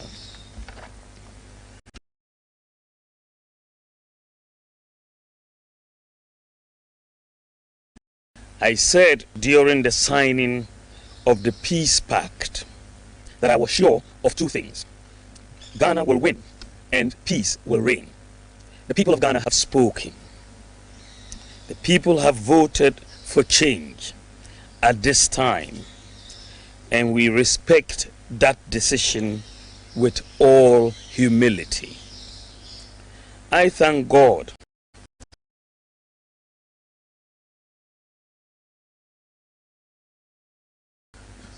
and I submit to His will. I am making this concession speech before the official announcement by the Electoral Commission to avoid further tension and preserve the peace of our country. It is important that the world investor community continues to believe in the peaceful and democratic character of Ghana. These are our most important assets. Ghana is more important than our individual political ambitions, and we must always put Ghana first. While this was not our desired outcome, I say this is part of the democratic process. We put our best foot forward in the contest, explaining our policies and programs. However, it is sometimes the case that the voter would have other ideas. I am very proud of the efforts of our campaign team, and I thank them very much. I assure His Excellency John Dramani Mahama of my full support in the transition process. As committed Democrats, we pledge to ensure that we have a very smooth transition so that the business of government will continue seamlessly. The MPP would offer the needed support to the new government in a very responsible way. Ladies and gentlemen, we have conceded defeat like any consummate Democrat would do. But we have not abandoned the fight to transform Ghana and expand opportunities to all sections of our society.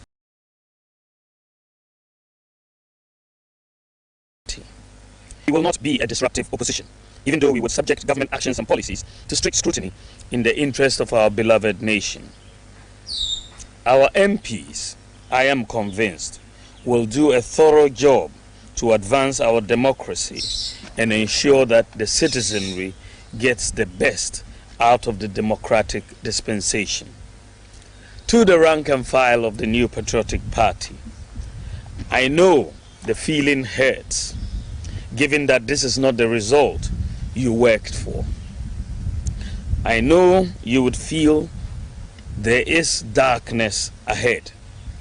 That is natural, especially when in all sincerity you gave the assignment your all. But I assure you that we will regroup and come back even stronger. We will take stock of events and pick lessons to guide us going forward. In the interim, I urge you all to look into the future with optimism and hope. We may have lost the battle, but not the war. Let me also use this occasion to congratulate all MPs elect, with special emphasis on those from the MPP side. I would like to use this opportunity to thank His Excellency Nana Addo Dankwa Akufo-Addo, President of the Republic of Ghana and Commander-in-Chief of the Ghana Armed Forces, for his support and guidance over the years. I extend sincere thanks to the First Lady, Mrs. Rebecca Akufo-Addo, for her support and wise counsel throughout my tenure as Vice President and during the 2024 electioneering campaign. I would like to thank my wife, Haja Samira Bawumia, who has gone over and above the call of duty in her support for me. My thanks also go to my children, my brothers and sisters, and the entire Bawumia family for their support. I also thank my running mate, Dr. Matthew Poku Prempe, and his wife Alma for their strong support in this campaign.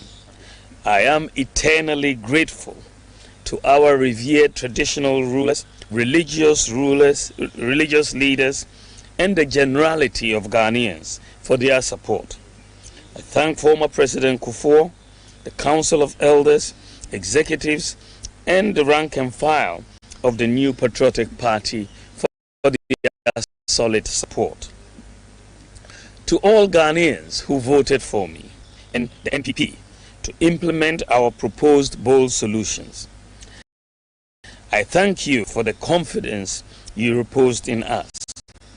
To all Ghanaians who didn't vote for me and the MPP in this particular election, I thank you for considering my proposals, even though you exercised your right to choose by settling on the eventual winner.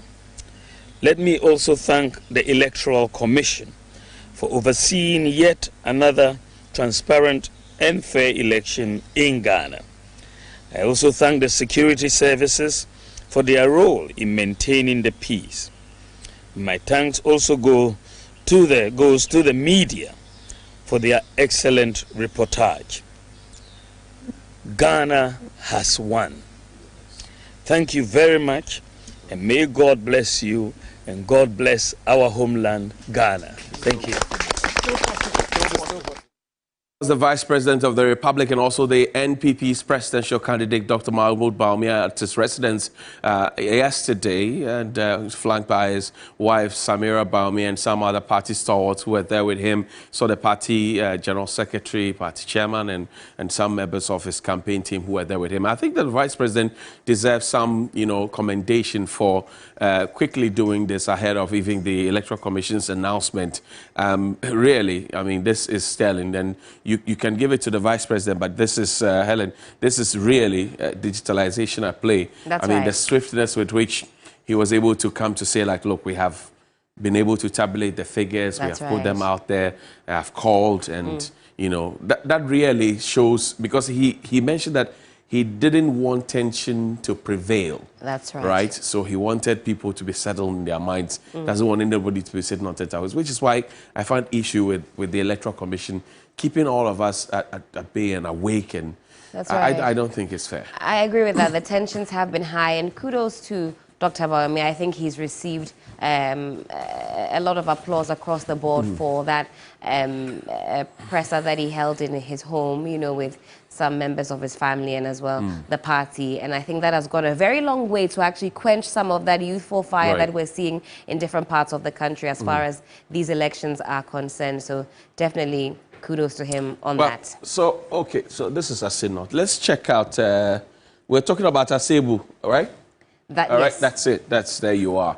Now, on the presidential scale, Dr. Bawumia got 35.75% of the votes. That's 17,739 votes totally. And then also you find John Mahama getting 30,872 of the valid votes cast. That's 62.21% of the vote. If you take a historical analysis of the constituency in the central region, you can clearly tell that this is a constituency with a mind of its own.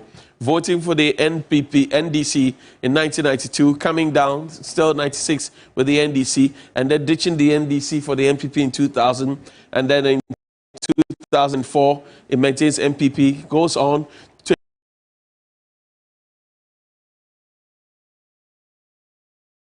2012, you have NDC coming back, and then in 2016 you had NDC coming back, and then 2020 NPP, 2024 NDC. So this is a swing constituency, really. They are not the respecter of parliamentarians. If you come, you deliver, we'll keep you. If we are not too sure about you, we'll let you go. And that's the Asebu Kwabenya constituency. Let's say in the central region, the Asin South constituency also is a very important constituency, Reverend Johnny Tim constituency. As of yesterday, I must also say that as of yesterday, he had also set up a collation center, and they had done their own tabulation. We'll get to the parliamentary. But first, let's look at the presidential race. 46.66% of the total valid votes cast in the Asin South constituency in the central region.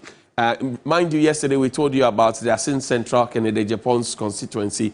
His replacement couldn't hold on to the seat, lost to the NDC.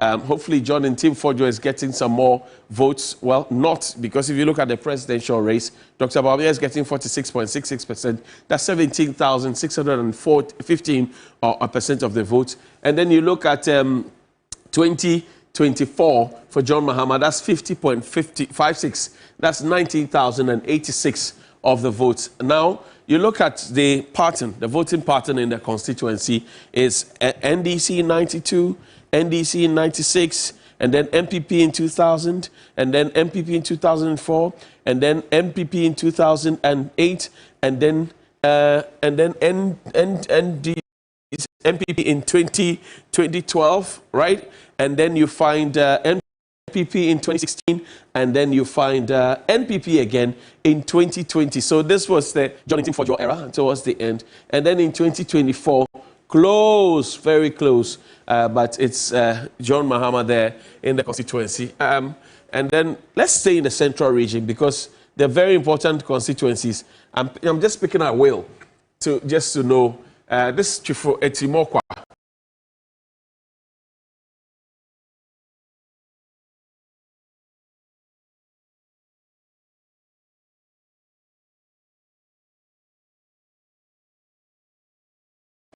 Another constituency. This is how things panned out. You have 36.29% for the NPP Dr. Bawumia. That's 12,000. NDC John Mahama, that's 61.52%. Now look at what's happening there in terms of the trends, right? So in 1992, this constituency was still there, 96 was still there, 2000 was still there, 2004 was still there, right? Then 2008, the constituency is created. And then in 2008, you had 42.31% for the NPP, 54.35% for the NDC. The NDC held the seat again in 2012 with 58.10%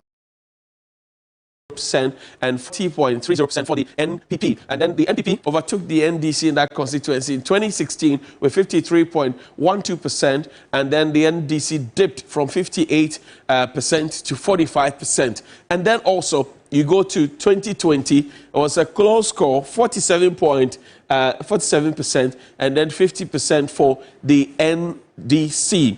And then in 2024, the NDC has it again, 61.52%, and then 36.29%. So that's what you have there. The MPP has only held the constituency once since they started voting in 2008. That's the Chifo Eti Mokwa constituency in the central region of the Republic of Ghana. Helen? Absolutely. Let's talk about Awutu Senya East right about now. It's been very topical in the last 24 hours or so now. It's a constituency that alternates between the NDC and the NPP, solidifying its status as a swing constituency. Well, this time round, NDC's Nakoyo has been given the nod, and we can take a look at the moment when her hand was raised. Of the pool. The woman. Hey, Nancy, the cake. 45,638.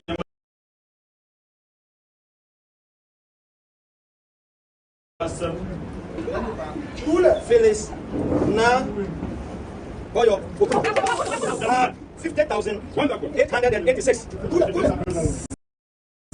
Total valid vote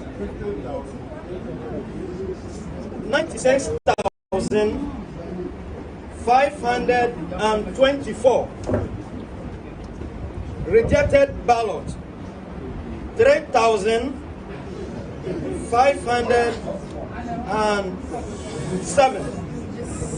Total vote cast 100,123.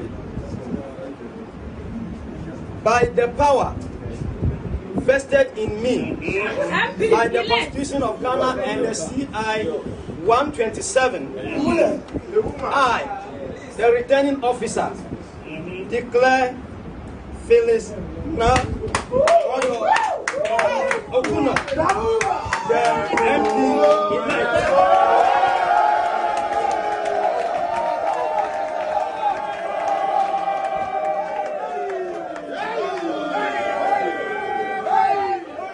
It's always very exciting when it gets to this time where there are, of course, a lot of people jubilating. Some others, they go to bed early because it's not in their favor. But for Nakwoyo and her supporters, it was a different story. Johnny, you'll be telling us some more about the constituency and what the patterns have been like. And you know, Helen, certainly when you lose an election, you go to bed early because Honorable Worry, it sounds like a loud chime in your ears. Honorable Worry, it's a very painful thing to hear. So you really want to go and sleep peacefully and try. And you know, the first point of grieving is denial.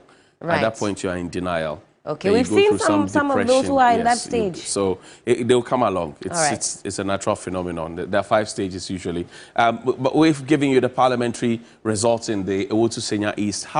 Mavis Hawakumsi, Minister for Fisheries and Aquaculture Development, she couldn't get a nod back into Parliament. And she had earlier been a Minister for Special Development Initiative under Nana Adoagyiri Akufo-Addo. Remember, 1 district, 1 factory, and 1 district, 1 dam as well, 1 million per constituency. You remember the IPEP programs, all of those were done under her. Some of those projects have still not been completed as we speak, but the presidency insisted that they have completed all the work there. Fast forward, Minister for Fisheries and Aquaculture, and many people have complained about the close season, monofilament nets, fishing with chemicals, light fishing, etc.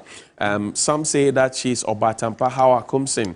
The GJA had cause to put a moratorium on her, the MP for Yendi, Bawumia-Mahama Jr., and all those things came into the conversations. Mavis Hawakumsin had her own set of problems with the Ghana Police Service as she was picked up and locked up because of a spelling mistake in her name at some point. But then you ask yourself, the same Electoral Commission that's holding people for that literally has been making a lot of slips and mistakes, including people not finding their names in the special voters list. But we all make mistakes, man. It's fallible, and that's the conversation right there. But on the presidential scale, Awutu Senya is 57,555 of the votes. That's 52.26% for Nana Adoagyiri Akufo-Addo. These are the 2020 figures, right? And then you look at 46.68%. That's 51,415% for John Dramani Mahama. Now let's take a closer look at what the figures look like in terms of the analysis over the period. A historical analysis: 1992, the constituency was non-existent. The constituency came upstream in 2008.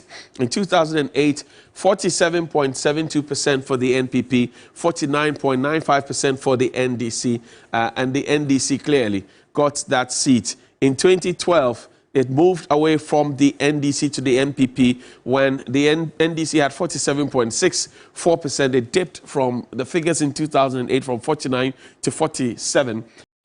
And then the NPP had 51.44% of the votes, valid votes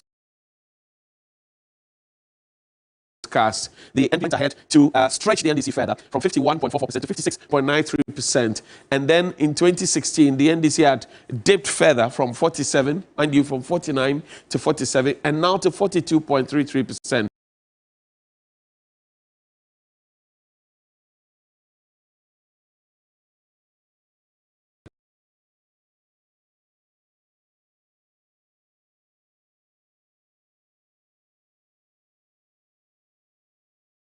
In 2020, Mavis Hawakumsi, she dipped a bit because people are not being too excited about the fact that there had been some incident at the polling station, go through the process, but she said at the time that she was defending herself, she admitted to shooting a gun at the polling station. People were worried and concerned about the fact that a minister of state who had an armed guard would do such a thing, and whether or not that would endanger the lives of people, whether or not that would encourage all other persons who also had licensed weapons to bring them out to the polling station. Well, that matter died some way, somehow.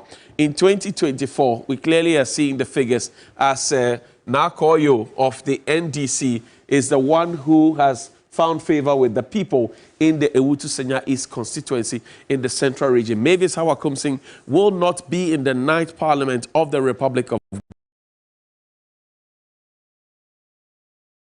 Ghana, and that's quite sad because he'll be sorely missed.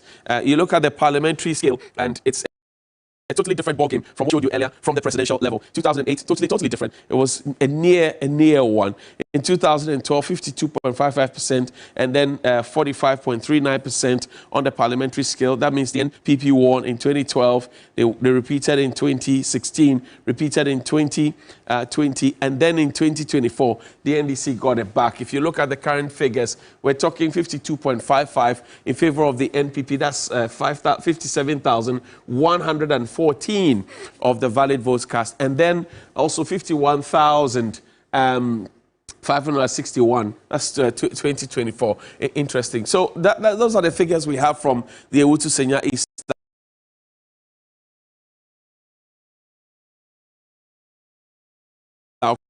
Cross over to Judith Brown to share some more insights with lawyer Kwame Jantua. And I'll be interested to hear from lawyer Kwame Jantua what exactly he makes of all that has been happening, the figures coming in, going out, the big losses. I'll be very much interested. Judith?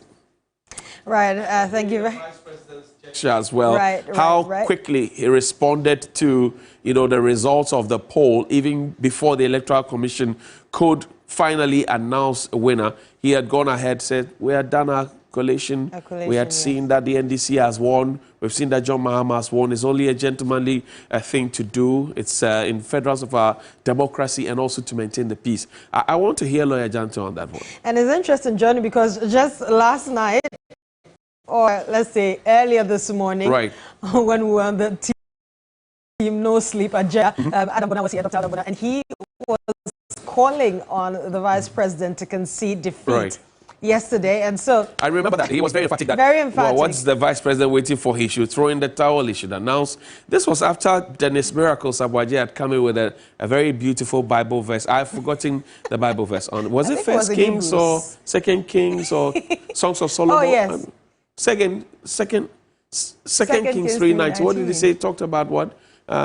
I don't know, but he was quoting the Bible at the time. At some point, I was looking, I thought he was Evangelist Miracles Abuaji. It suits the role and it sounds. Dennis is my very good friend indeed. Lawyer Jantua says, but lawyer, you were amongst, those calling on Dr. Mahmoud Bawumia to concede defeat yesterday or early this morning. He's done that. I think that was the true Dr. Bawumia.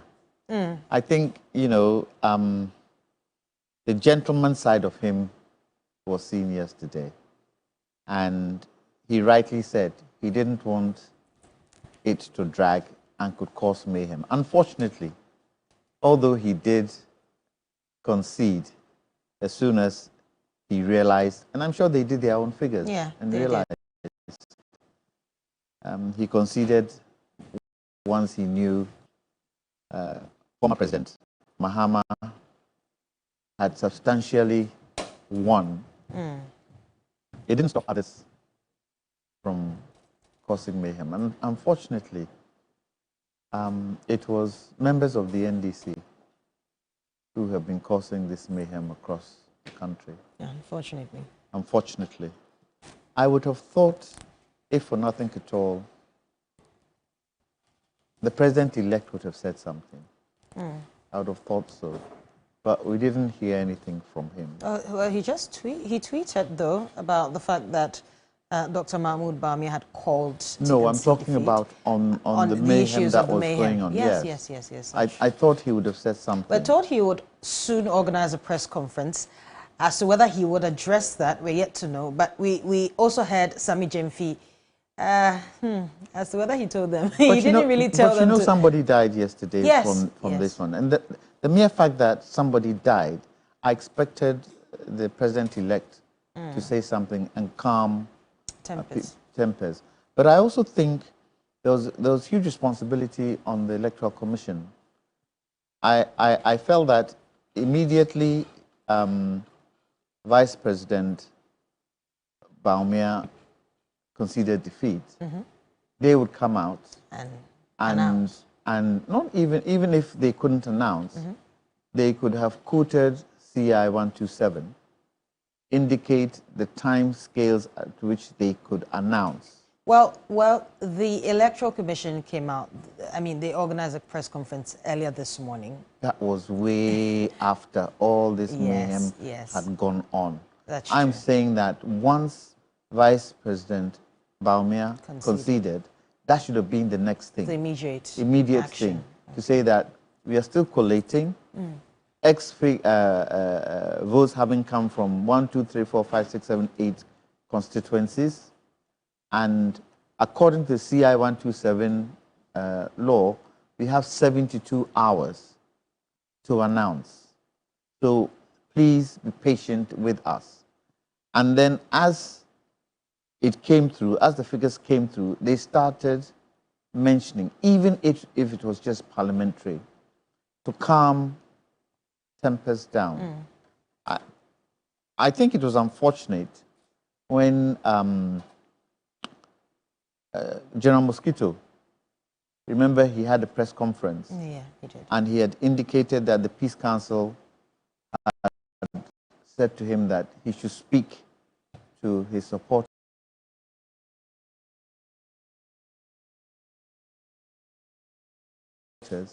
And he indicated to them that he doesn't think it is possible because the last time he did that, they were cheated. And he didn't think that was a possible thing to do. I thought that was unfortunate. The last time and this time are totally different. If for nothing at all, you have won. If for nothing at all, it looks as if you're getting majority in Parliament. So for the safety of property and the safety of people, at least he should have done that. What was there to fear? When you look at the way these elections had dissipated the MPP, even if they wanted to steal, how much can they steal? Would you say that the Vice President and flag bearer of the MPP conceding, I mean, he conceding alone showed that, of course, they had already done their collation, and we know that both parties had their own private collation centers. Does this make the EC somewhat unimportant in a way? Because now it seems Ghanaians already know who has won. The media is doing their own collation. The parties are doing their own collation. And the EC is just delaying. Well, the EC says they're not delaying. It's just that the votes haven't come from around the country. And that is what is causing it. But all the others have the pink sheets, don't they? Very true. All the others know who got or who didn't get. But maybe the EC also is trying its possible best to make sure that whatever figure comes is absolute.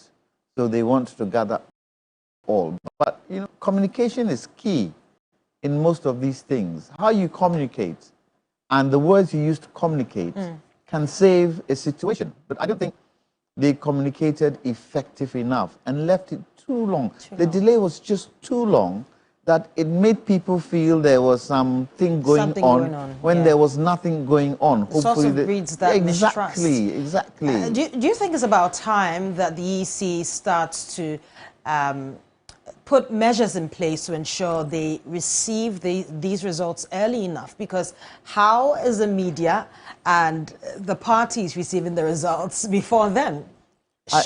They say they were digitalizing anyways. Well, this collation center that the figures are taken from the polling station there first before it's brought here.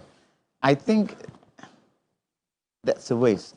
With bureaucratic process? Yes, with digitalization, at the polling booth, as it's coming in, it's going. As it's coming in, it's going to headquarters. So quickly, you can announce. When you take what happened in 2020, that delay and the numerous changes of the presidential, it puts a certain skeptic in people's mind that, these people, they might be up to something. Let's open our eyes. And you saw it in the various polling stations where they said, oh, this one, why haven't they brought it, and all this kind of stuff. So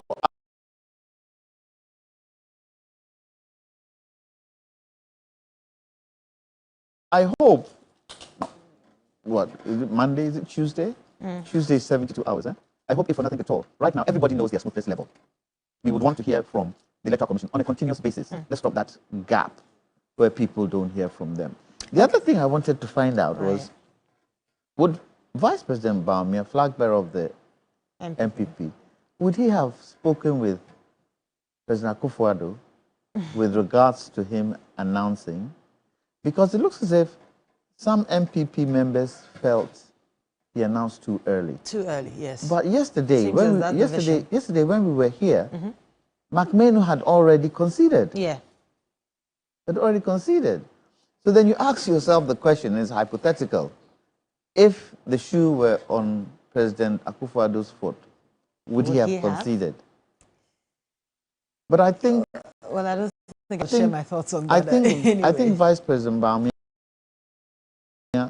did a good thing by what he did. I think it has brought him praise, and people have seen he's human, and some people are saying, this is the Bawumia we know.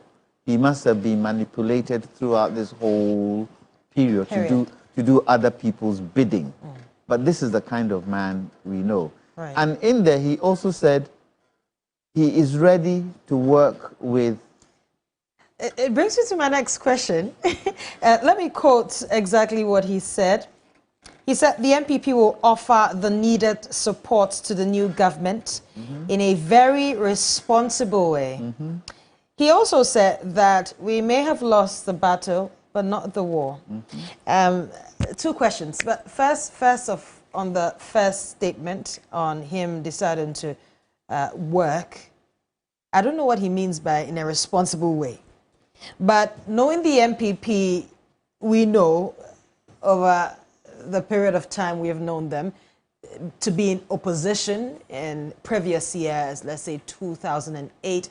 Most of the time, the propaganda was really heavy. Yeah, but this opposition is different, too. You believe so? Yeah, this opposition is different. Where they have shunted them to, they have responsibility to build back the party,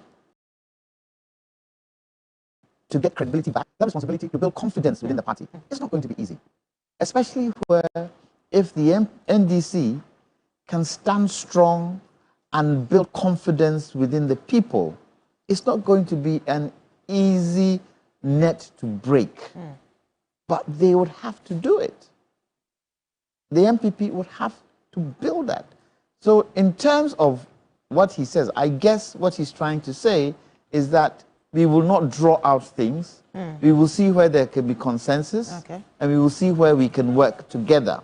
That is, if he's still leader. I like the way you're just cueing my next questions, because then he says that they have not lost the battle. Yes. I mean, they may have lost the battle, but haven't lost the war. Haven't lost the war. Yes. Now, what really is the fate of Dr. Mahmoud Bawumia now that the MPP has lost this supposed battle?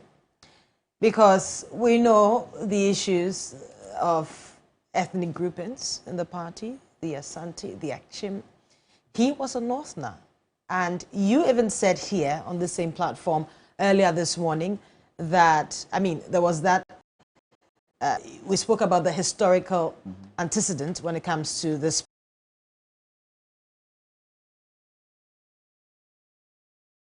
party and the ethnic groupings. The fact that the Asantes do not really like to bow down to Northness. He being a Northerner, he handling the party for the first time as flag bearer and losing with this huge margin of votes. Do you think that if it comes to the next election, 2028, the MPP bringing their flag bearer, do you think that he will be on that?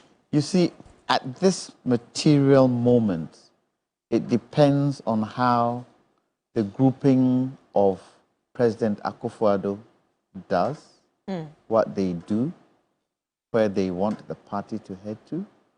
it depends on the Ashanti grouping, where they want that to be, where they want that to go, and depends on the new grouping from Dr. Bawumia's side, which is the North. They still maintain they are not an Akan party.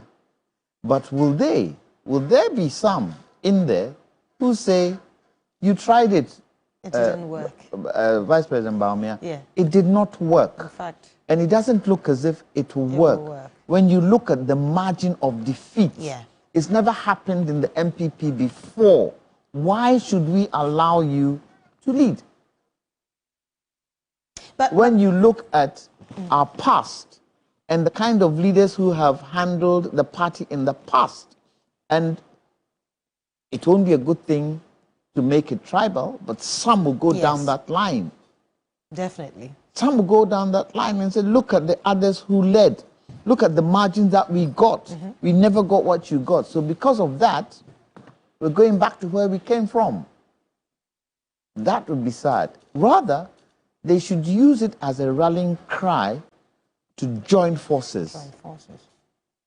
Put quite a lot of things in place that would make it fluid enough for them to join forces.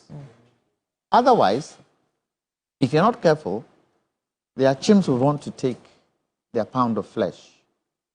The Ashantis will want to take their pound of flesh, and he would be left standing. Further causing that division. Well, further causing that division, but then would his division, in terms of the Bawumia division from the North, are they powerful enough to battle the two? The other side of the coin is that the Ashantis and the Achievements might decide to work together, but do they trust each other? Especially when you take how the president outwitted Chermatin and brought Bawumia in. Now, there's a Chermatin question there too. Very much. When you look at what Chermatin has gotten for this election, will there be an olive branch waved to him to say, oh boy, maybe it's time for us to sit and talk and sort our differences out? Will that happen? Will Chermatin be prepared to do that? Or Chermatin might be prepared to strengthen his movement and try and get other smaller parties within his circle to join. And then strengthen his Ashanti and Akan groupings for 2028.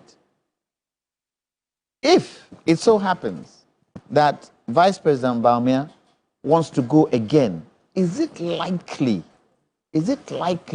within the next 4 years there will be a competitor where he's concerned, or they'll be prepared to give him red carpet, handle the party? Me as a former president, Akufo-Addo, I'll give you the open road to handle it. And where President Kufuor has also said Vice President Bawumia is his endorsed Vice President Bawumia, will Akufo-Addo also join in that endorsement? If you look at the, let's say, look at the options as regards the party and flag bearership, number of names that have cropped up during the former primaries organized by the party, Kenneth Oriata, contested, he got a significant number of votes, actually. Surprisingly, he did. We're also looking at the Napo factor, because he went as running mate for Dr. Bawumia. Those are the only two people I'm seeing, basically. And of course, if they decide to go back for Alan Tremanting, there are others as well. Who are you seeing? But Judith, remember, there's one constant in all this. Which is? Finance. That is one constant. And they are not in power anymore. So who is prepared to bail the cat? Who prepared to put the money on the table, to reorganize the party, to get them all together? Or the factions would take care of themselves and see which faction would now rear its head above all the others. So there's quite a lot of things to look at in there. When you are defeated so heavily, you go back to the drawing board. Will that going back to the drawing board be a unified going back? Or will it be a righteous going back where everybody wants to show their pound of flesh? Let's see what happens. Interesting times ahead. But it also depends on the NDC and how the NDC perform. We're looking at John Mahama's, or John Mahama, President Mahama elects 120 days social contract. We'll come to that very soon, because we need to cross over to Johnny, who is standing by for a bit more analysis on some constituencies key. Right, we'll go to Bantama, but first I want to show you some of the big men who lost the election, some of the big names who lost the election, and names have been mentioned: Andy Appiah Kubi, Henry Korte, Esla Osue-Kufo, and some others. Andy Appiah Kubi here is the MP for Asante Ashim North. You remember him for his outspokenness. He was one of the MPs who had indicated that Mr. Ken Oforiatta and Dr. Charles Edubuahin, then at the Finance Ministry, should go, because then they would not be in Parliament to participate in the hearing and the debate of the budget at the time. Well, they backed down after the president is said to have met them at the Eliza Hotel, had some conversations with them, and the rest, they say, is history. Ken Oforiatta continued to serve, and Charles Edubuahin, however, was pushed out after that investigative report, Al Jazeera report, was done on him, and he had to leave. But that's Andy Appiah Kubi, farmer, father, lawyer, very vocal, a regular on our Key Points program, and also 3FM Sunrise. But he wouldn't be in Parliament anymore, because I remember the last primaries of his political party, he had indicated that moneycracy, or if you like, monetization or commodification of the political process, had become a very, very thorny issue for him. And if this was going to continue and how much he was going to spend, it certainly was not going to be the thing. Andy Appiah Kubi will not be in Parliament. And Henry Korte has also been in Parliament. This is Asawase Central constituency in the Greater Accra region, a very important constituency. Sheikh Isaac Quay's own constituency. Henry Korte had been Minister for the Greater Accra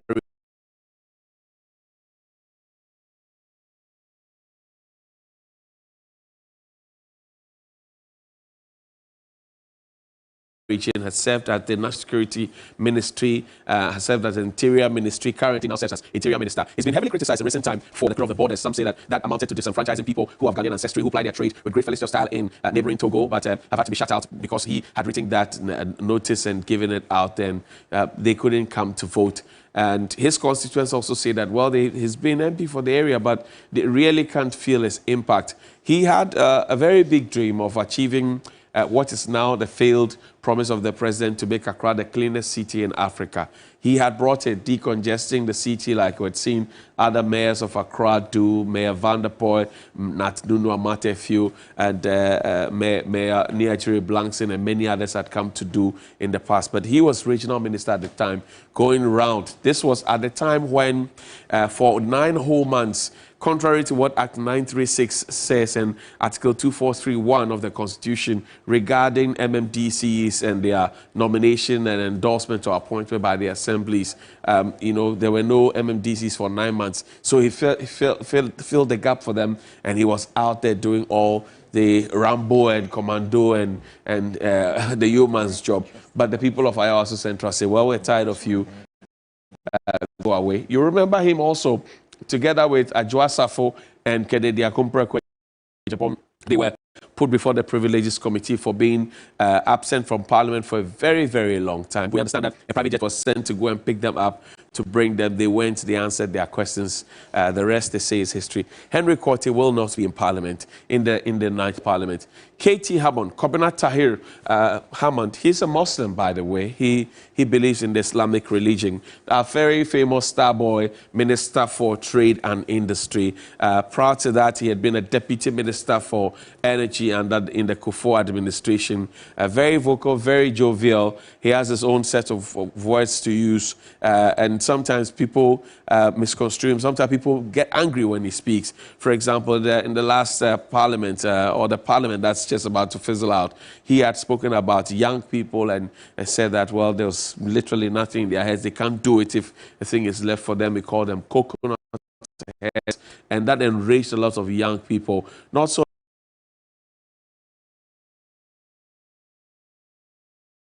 long ago, there was a price control a law that he wanted to initiate regarding the control on cement prices, etc. That's K.T. Hammond then. Very, very dramatic primary in the Adansia Square area. It's around, was it around this place where the Galamsey equipment was found on that yellow truck? That's his area. Okay, fine. So that's K.T. Hammond's place. And people have heavily criticized him, saying that, look, he's been in Parliament for a long time. Their roads are not good. They have water issues. Galamsey is central in the theme. Very fruity primary study had a K.T. Hammond. I remember when the vacant seats issue came up, he was the only member on the side of the MPP that went to Parliament when the NDC went in. Then he literally went to. I remember him, one of the press conferences, Dr. Kwabenya Donko, his friend, was addressing the press, and he went to, cup his eyes, and, that's how he is naturally. I mean, he likes to play a lot and to bring life and lightness to issues. He won't be in Parliament, certainly. And then there's also Andrew Ejapamesa.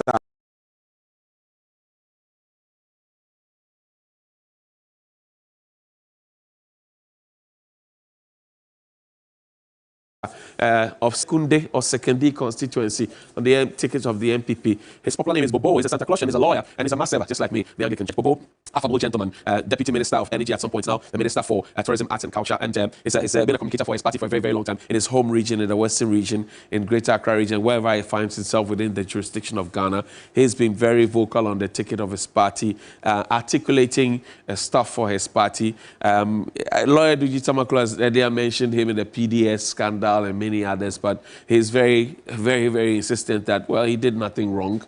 He was only performing his legal duties, etc. But Bobo will be missed. Bobo is one of the few people who, going into the Ministry for Tourism, Arts and Culture, mentioned that the National Theatre conversation, which I had raised about changing the carpets and also the chairs and air conditioners, etc., he's been very, very excited about those things, and he had wanted to bring some more change. But as people in second say as well, enough is enough, please go home. Bernard Okoboy, former board chairman of the Kolebu Teaching Hospital, former Deputy Minister for Health, now Minister for Health, former boss of the NHIS or NHIA. This is a young man who is a great author, great speaker, does a lot of free service in his hometown in Teshi, the Lekma Hospital, long before that Teshi Link Road. I mean, he supervised the construction of that Teshi Link Road for a long time. It's been there. MPs have come and gone. It couldn't be done, but he came, he did it. But the people kicked him out in the elections, 2020 elections, brought in Bernard Aikunate. They thought that Bernard Okoboy was not connecting well with them enough. Aside playing football with them, going to the Lekma Hospital and supporting one or two people there. They wanted to see more and experience more of him. Some have criticized him that, well, he came to share rice and beans. He didn't add red oil, palm oil, and people had raised questions that, well, he doesn't attend funerals and pujimo, naming ceremonies and all of that, and all of those things had come up. He tried another bid. He was hopeful that he was going to get in there, but the people said, no, Lai, Bernard Okoboy, you're not coming through. Then this is my namesake, Johnny, as is called in the 2H city, Hohoi. That's what the Hohoi folks call their town. They call it the 2H city. John Peter Amewu, the first man to have ever given the New Patriotic Party a seat in the Volta region. and I'm sure the party will be very proud of him. Former Minister for Lands and Natural Resources, former Minister for Railway, I think he's still Minister for Railway, and Member of Parliament for the Hohoe constituency. The Hohoe constituency shares boundary with the Guan constituency, Boem constituency, if you will, as well. And in 2020, the people of Santo Kofi Akpafu-Likpe and Lolobi, who today have a new MP, Fred Agbenyo, who contested with Michael Osibo in that constituency, they were not made to vote for the parliamentary candidate. But originally, that constituency, the Guan constituency, was carved out of the Boem constituency and portions of the Hohoe constituency. But John Peter Amewo is the first to have ever given the MPP a seat in the Volta region. Unfortunately, he won't be in Parliament, in the night Parliament. It was John Peter Amewo until he came to become the railway minister. We didn't know that the Sky train on which we had spent $2 million was never going to happen. He came to tell us that forget about a Sky train, it's never going to happen. Let's move on with our lives. Under him, we've seen some new trains, or some say tram, brought in. But we'll see how things go. But John Peter Amewo, Johnny, as they call him in the 2H city, will not be in Parliament. Also, Prince Hamidu Ama, Doctor, PhD, Kwesimintim constituency, also in the Western region, will not be going to Parliament. And he shares that boundary with Andrew Japamesa's constituency. He used to be at Naka. And the children are still expecting their textbooks in the school. You remember the textbook that we saw, which was widely condemned? Well, he didn't, endorse that, though. But the textbook that says, if we agreed to do juju for the footballers and then they won, yeah, I mean, that whole confusion, comprehensive sexuality education, which was slipped in there. The Catholic Bishops' Conference says no. The Chief Imam's office says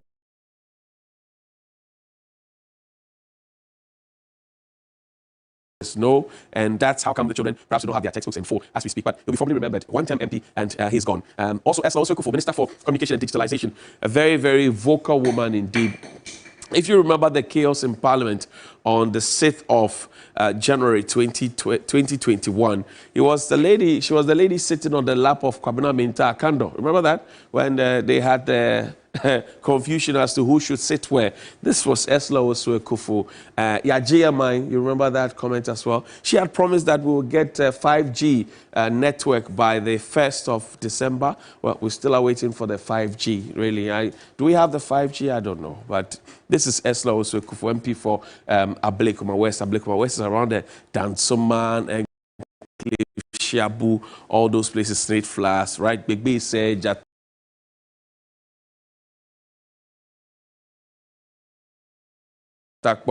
right? She had a big concert. She got all the musicians, ACP, Kofi Sapon, and the rest. They came to sing. I saw Ifiakutu jubilating and dancing. Usually a safe seat for the NPP. Unfortunately, this time the green wave that swept through the country hit her. And you remember Esna also for the floating bridge, right? You remember that floating bridge that was constructed, was floating. The people were so angry about it, etc. But she's a very nice person, a great mentor to many, many young ladies within the MPP and beyond. But unfortunately, she's not going to be in Parliament at this point. Now we're getting the Lydia Sarah Malasan. She will also not be in Parliament. She is a member of Parliament for the Ayawaso West Wogon constituency, took over from her deceased husband in a by-election, the very, very bloody by-election, Ayawaso West Wogon by-election, which triggered the formation of the constitution of the Emil Short Commission, and they did a white paper, they gave it to government. And I'm not sure when government intends to act on that particular white paper. But Lydia Sarah Malasan, wife to the late Emmanuel Chamanting Ejako, a pharmacist, she herself does some work in pharmaceuticals. And she had contested with Delali Brimpong in that by-election, won it. John Dumelo tried to take the seat from her in 2020, didn't get it. That was when Alfred and I did a debate, and then that Bajimba comment started trending because Lydia Alasan had come into the debate late, and then when she came, she said, well, John, I said a lot of things, but sometimes when you're speaking, you have to think before you speak. John took offense. He nearly left. Well, we had to use an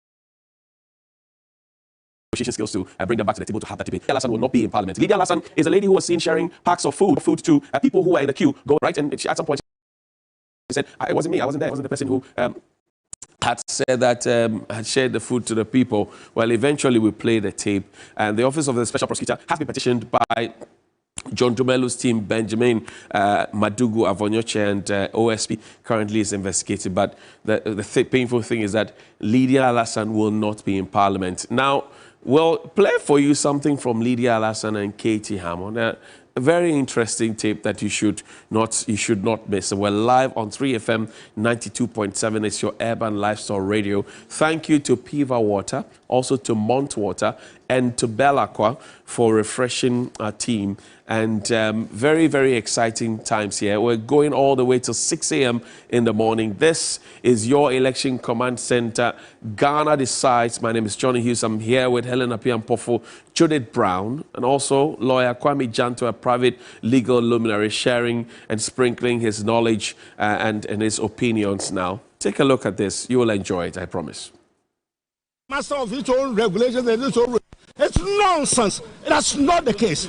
The Supreme Court is spoken. The Speaker is supposed to get the House in order to let us do what we are supposed to be doing. Why we are here? Why does he consistently keep he's not based on the Constitution, but what does he? You see, listen. Be careful. Listen to what you are saying. If I don't expect the Speaker to be saying things like that. He's a seasoned lawyer. He can't be saying that. He doesn't act on the basis of the Constitution, but on the basis of the standing orders. What are the standing orders? The master of the. But that's an entirely different matter. What's an entirely different matter? Supreme Court is simply asked that he should give an order to restore what the situation was. You are not listening.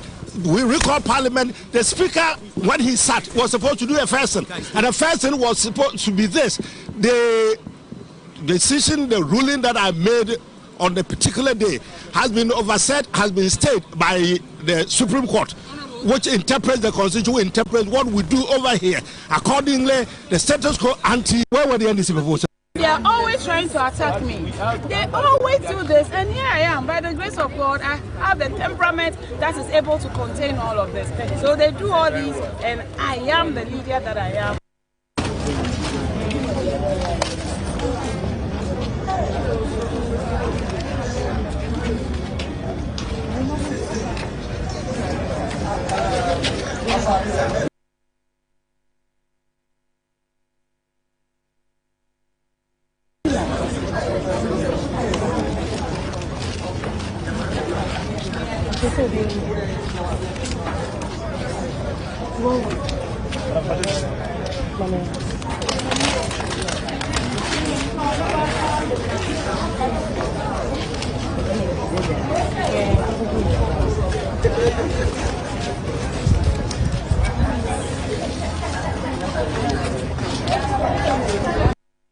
We are fronting his campaign, whether good or not. The determinant of our success or otherwise depends on the efforts that we put in. So if Vice President is just talking to members of Parliament and talking to people in the precincts, I think that it wouldn't be a good strategy. But if it was for me to choose, I would choose him. Why? He's not my preference. Me. He's not your preference? Yes. Dr. Matthew Poku Apiakubi is saying that he is not my preference. But that doesn't mean that he is not qualified. I would want somebody who will be open with the people on the ground, who will be able to deliver the votes, and who would also submit to the presidency.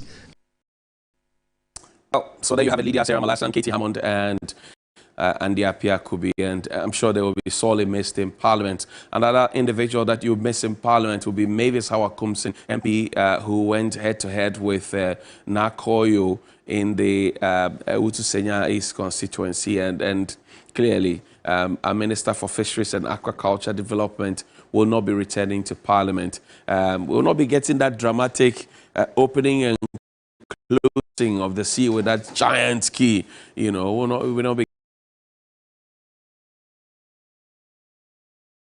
getting it, and it's a very interesting thing. One thing also that you should know, John Peter Mewa at some point was energy minister. So when he was Minister for Lands and Natural Resources, that was when we started this whole operation, Gallant Stop operation, Vanguard thing. Remember the police, military, immigration, put them together, send them into the bush, about 400 of them. Subsequently became Minister for Energy and then Minister for Railway. So Napo took over from him. And the rest, they say, is history. I'll take you to the Bantama constituency in the Ashanti region, because the Bantama constituency, which used to be the preserve of the New Patriotic Party, is no longer in the hands of the New Patriotic Party. The Bantama constituency now is in the hands of the NDC. It's green, as they are saying. So we use blue to represent places or constituencies that are in the hands of the NPP, and green or constituencies that are in the hands of the NDC. In Bantama, for example, on the presidential scale, that's 43,886 votes that was garnered by Dr. Bawumia. That's 79.35%. And then you had 10,349 for John Mahama. That represented 18.71%. And as I mentioned, there's a stronghold of the MPP right from 1992 till date. Let's check out what's happening on the parliamentary scale in Bantama, right?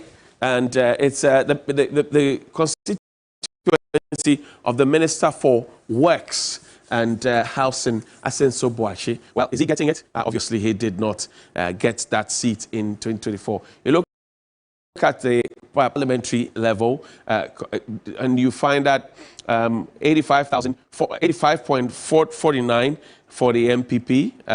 Certainly, no, these are not the 2024 figures. And then 14.51 also. So those are some figures from the Bantama constituency. And obviously, they've always voted in favor of the NPP, save for 2024, when they decided that they were going to vote in favor of the NDC. So another big one there from the NDC, for the NDC against the MPP. We'll take you to Bantama now, where the jubilation happened all through the night. Take a look. Like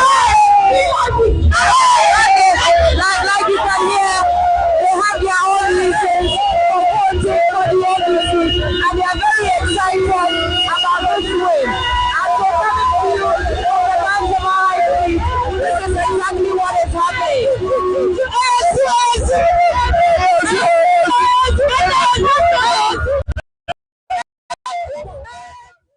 And there's a Kufu there representing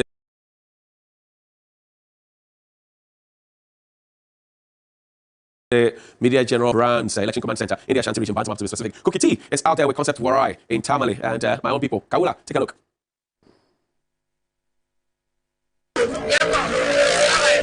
So we are still here in Tamale Central, where the incumbent, Murtala Mohammed, has been given a second nod by the people of Tamale Central. And in his own speech this afternoon, early on, when the EC declared him winner, he says this has never ever happened in this constituency. A difference, the margin of 35,000, did I say 35,000 Ghana cedis?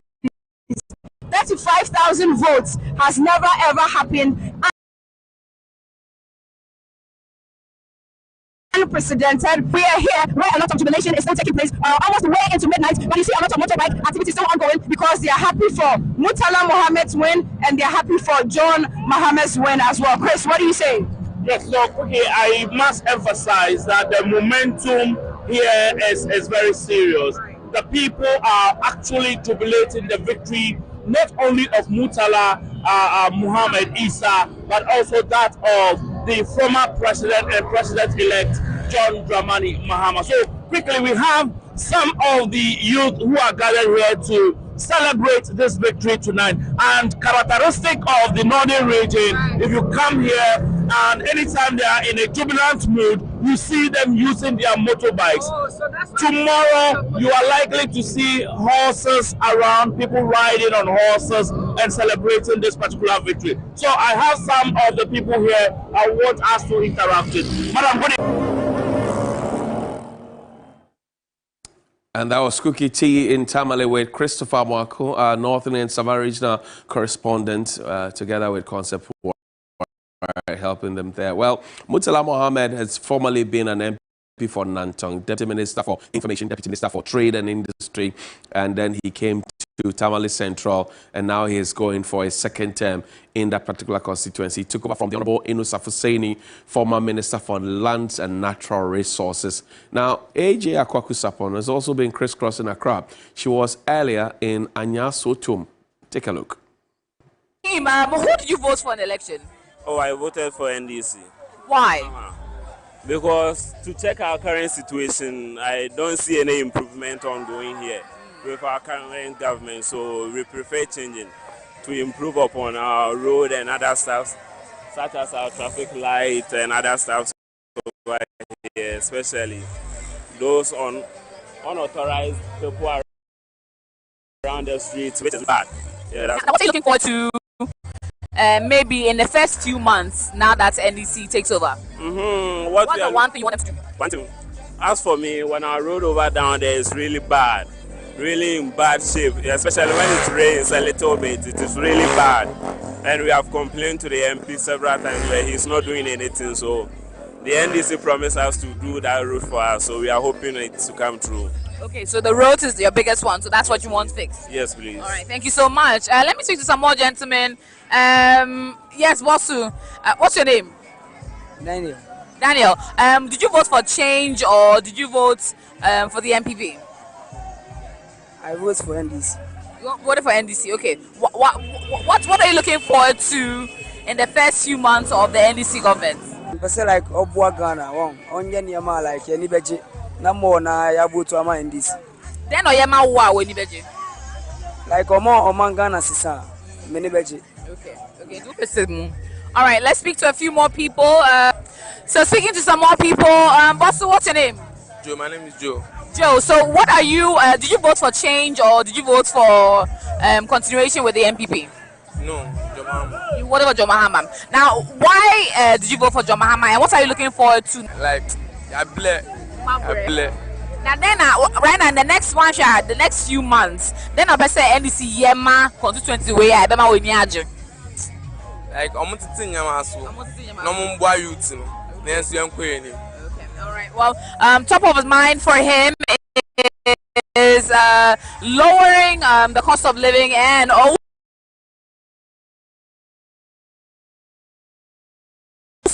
getting employment and opportunities for the youth. And I'm here with Mary. Mary, now that change has come, I see you addressed it at NDC Parliamentary. What are you looking forward to? Maybe the two things you are looking forward to the most in your community or your constituency now that NDC is in power?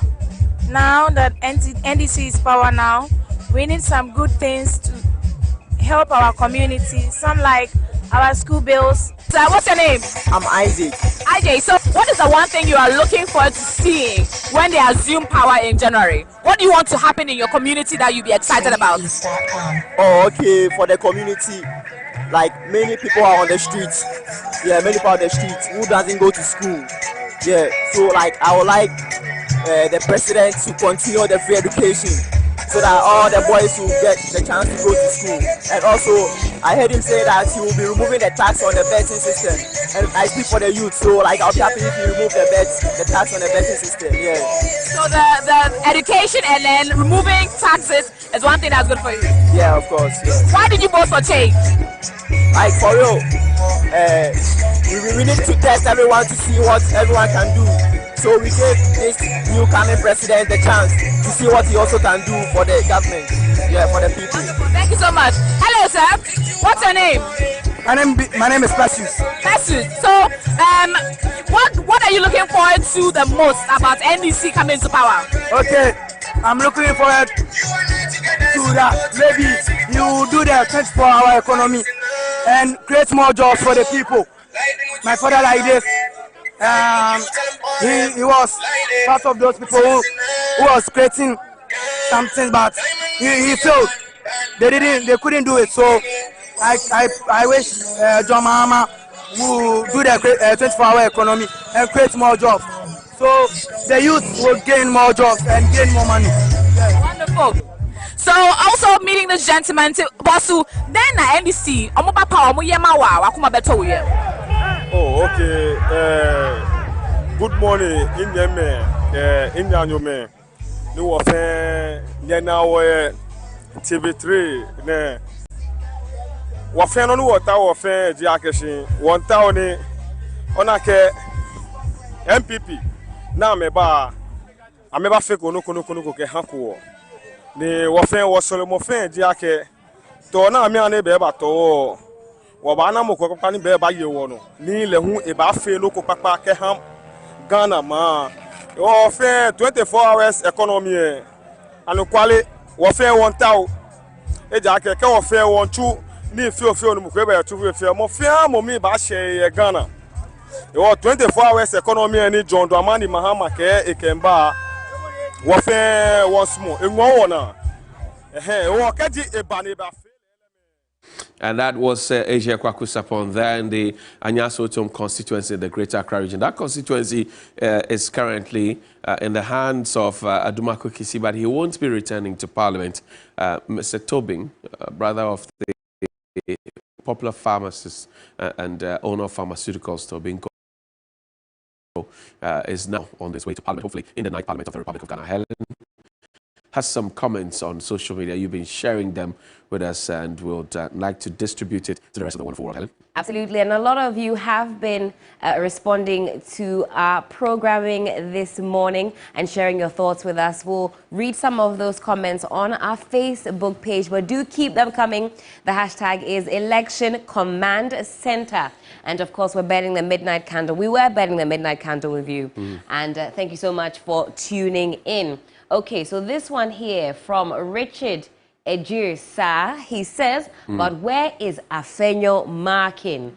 Where is Afenyo marking? The name is marking, not markings. I know, we like to add S to the names. Where is Afenyo marking? I think many people want to know. Also, he's asking, he says, NPP, please start doing your campaigns now. He's giving the MPP some time frame for which he believes that they will be in opposition. Okay. Serenity says, thank God people like you lost adults behaving childishly. There's no name on this particular one, so to whom it concerns. This one here, Mohammed Mutala says, we told them to fix the country, and the reply was that we should fix ourselves. Okay, we've fixed ourselves, and he says, see you in 333 years. Well, Mohammed, you certainly will not still be on this planet, but that's what he had to say. Some more comments here also concerning our programming this evening. KT Hammond getting a lot of comments as we were discussing his loss, his very recent loss. Okay, some more comments coming through here. And this one says, well, Loya Jantwa, the people have a message for you, but I'll scroll past that one. Loya Jantwa says, read it. No problem, no problem. Okay, well, some congratulations going out to us here at Media General. Many thanks to you, Seyram, who has been enjoying the programming and commending us for our dedication and the dedication of the entire team. So thank you for sticking. Also live on 3FM at 92.7.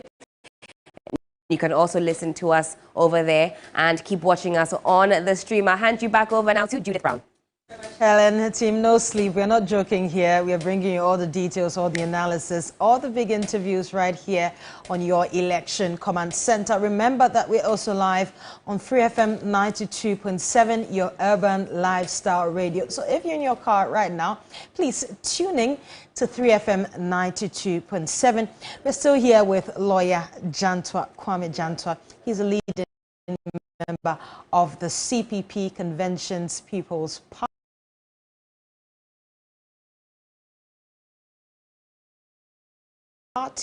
Convention. Hey, sorry, I added S. We have rest for the same way we add S to Afenyo marking. I'm telling to read that interaction. Is that fast to keep it I like listening to, you know, some of them are not, they don't sift their words too well for our TV station and our coverage. But let's talk about the big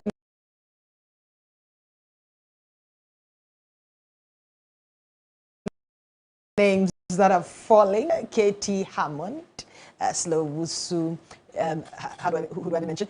Lydia Seyram Al-Hassan. And we see a lot of women actually falling, and they're being replaced by men. It means that basically the number of women in Parliament that we were seeking to increase may also be decreasing.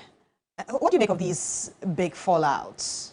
I think the intellectual property that they're taking out of Parliament, when you take somebody like K.T. Hammond, he's got a lot of intellectual property that, you know, he can share to new parliamentarians coming in. What exactly do you mean by that when you say intellectual property? He has a lot of knowledge about the workings of Parliament. Quite a lot of things that new people won't know, the standing orders, committees, some of the things that make Parliament work. He understands it. Some of the things, how you apply the laws in Parliament, he understands it. He's been a backbencher, he's been on the front pews, so, you know, he's an old hand where Parliament is concerned. I think he's one of the oldest members in Parliament. One of the longest serving members in Parliament. Ma Lydia. Yeah, she's my MP. Oh, my area. I was going to ask if you voted for her, but let's keep that. Let's keep that. Because your vote is your secret. And I went to school with her husband. Oh. Yeah, I went to university primary with her husband. So, and she came out of her husband dying. Yeah, her husband. And so I'm sure she's also built some kind of knowledge of Parliament. Apia Kubi. But before we go to Apia, what do you think is accounting for her losing that seat?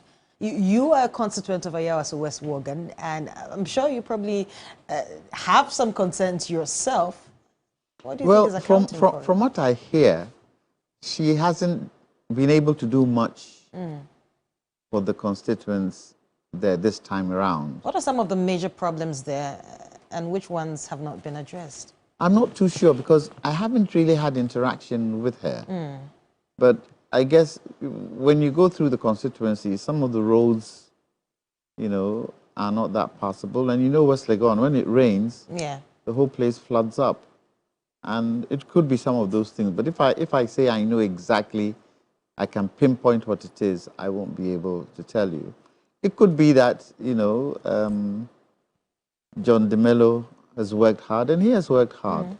And one of the areas where there are a lot of votes in the Asawase West Wogan area is University of Ghana. And he swept all. And he swept all there. Well, he's a young and likable chap. Is it just about that? He being young? Well, you know, because Ma Lydia, in fact, I was in University of Ghana when she became, and that's where I actually vote. And how do I call it? She is known to be a mother. She was seen as that mother figure at the time when she was a member of Parliament for Asawase West Wogan.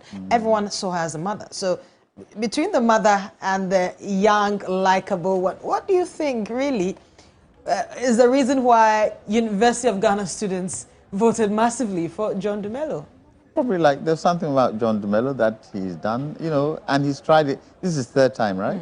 He's tried it for quite some time. So maybe you're saying, and you know, in 2020, the voting margin was very small, about 2,000 votes. And at the time, University of Ghana students were really not on campus. It was a COVID period. And so some were being bussed to come vote. But I mean, you still wouldn't get the full amount of, or the full voter population on the University of Ghana campus at the time. And so probably, maybe if they really were on campus, he could have even won them. But remember that constituency has been swing for a while, eh?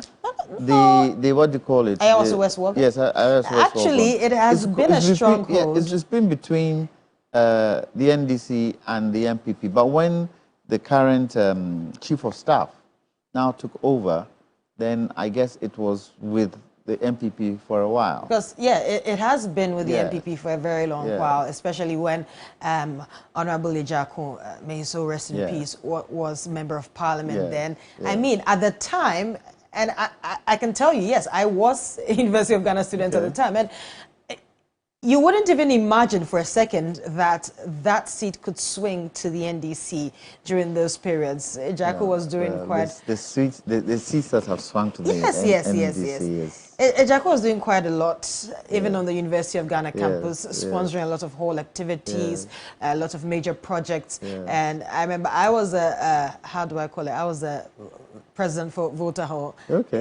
after he had died and when Ma Lydia had. And you know, these sorts of hall projects are things that the MPs sponsor. And so it's really surprising that he was able to garner this much votes. We saw him go on the University of Ghana campus doing his campaign, going to the rooms, eating with them, all those things. Do you believe that those petty sorts of engagements with these students made him more likable? Remember, he's an actor. Yes, he is. He's done quite a lot of films, and I'm sure a lot of university students have watched his films. Definitely. And he's the kind of guy who doesn't give up. That's true. You know, he went one, he went twice, this is the third time, and he's stuck in there. It goes to show determination, you know, can carry you through anywhere you want to go to. So one would use the phrase, it's his time. They have voted for him. Unfortunately, I think sometimes to the shenanigans that happened quite recently, you know, with all this food. Do you think it really made a difference? Well, it could not have made it could not have made a difference, but it could have influenced some. Probably not major, but it could have influenced that. Because with this election, people frowned on that type of thing. With this particular election, people frowned on it. But you can't say that was the main reason. Maybe John DeMello's campaign was much stronger than hers. But, you know, currently, before this 8th Parliament is about to end, we know that there were some very much long-serving members of Parliament that decided not to contest again in their constituencies. And then, of course, after the primaries, other people settled in, for instance, Achievments. It seemed that we had lost a lot of experienced members of Parliament, Joe Wise as well. A lot of experienced members of Parliament decided not to contest again. And then now we're losing so many from the NPP side as Awutu. They have stayed in Parliament, they have the experience and all that. We're looking at a lot of new members of Parliament coming on board. Once upon a time, these we're losing were new. They were new. I don't know what has caused Ursula to lose her seat. But she was pretty confident that she was going to win. Well, if you remember in 2020, I remember watching one video when she was campaigning, the constituents were hooting at her. I do not know whether it is because they probably haven't seen enough development. I cannot tell, but they were hooting at her then. But let me ask. There have been a lot of issues. Let me ask. Is it the parliamentarians' responsibility to bring development to the That's area? another question. You know, I don't think the parliamentarians' responsibility is to make sure that they bring in legislation. And that legislation should favor constituents. But they have a common fund that they give them. And how they use that common fund is up to them. But are they supposed to build roads? They're supposed to try and influence that roads should be built in their constituencies. But it doesn't look as if it's only that. And you know, interestingly, throughout this election period, before, of course, the election started, I've been to a number of constituencies, gauging the mood or their challenges, and you realize roads are a very big issue in a lot of constituencies. They tend to blame the MPs for not lobbying. But sometimes when you go to the MPs and ask them the questions, they tell you that they've been able to lobby, they've been able to get the funds, the machinery, but then now it sits at the DCE's office and they are not utilizing the funds. But in the long run, the constituents tend to blame the MPs. You see, this is where we have kind of killed local government. Roads and all these types of utilities is the responsibility of local government. That is what they should be doing. And the MP is supposed to lobby on behalf of local government to be able to do these things there. But at this present moment, local government has come into main government, and it's main government who dictates what they should do. But you see, this is where local government should be able to tell a president, Mr. President, what you're doing is wrong. Or, Mr. President, we can't do this. What if they, you know, there's a fear. But that is it. False evidence appearing real is fear. Why should you have a fear of the president? The president should be able to listen. Because what are you doing? It's a service to the people. The president is there to serve.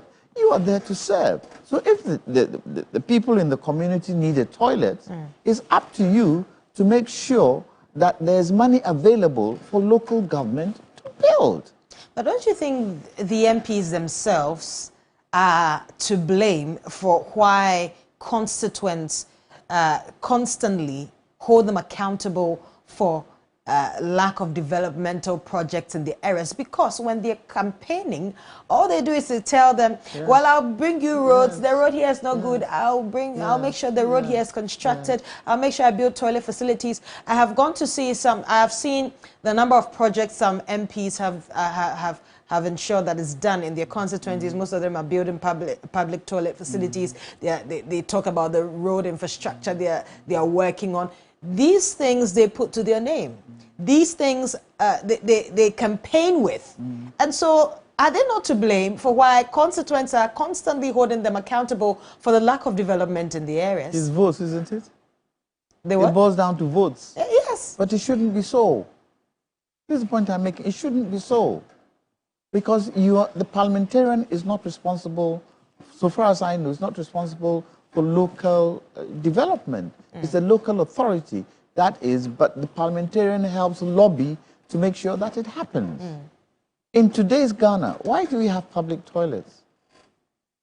In today's Ghana, what we should be having is every house should have a WC.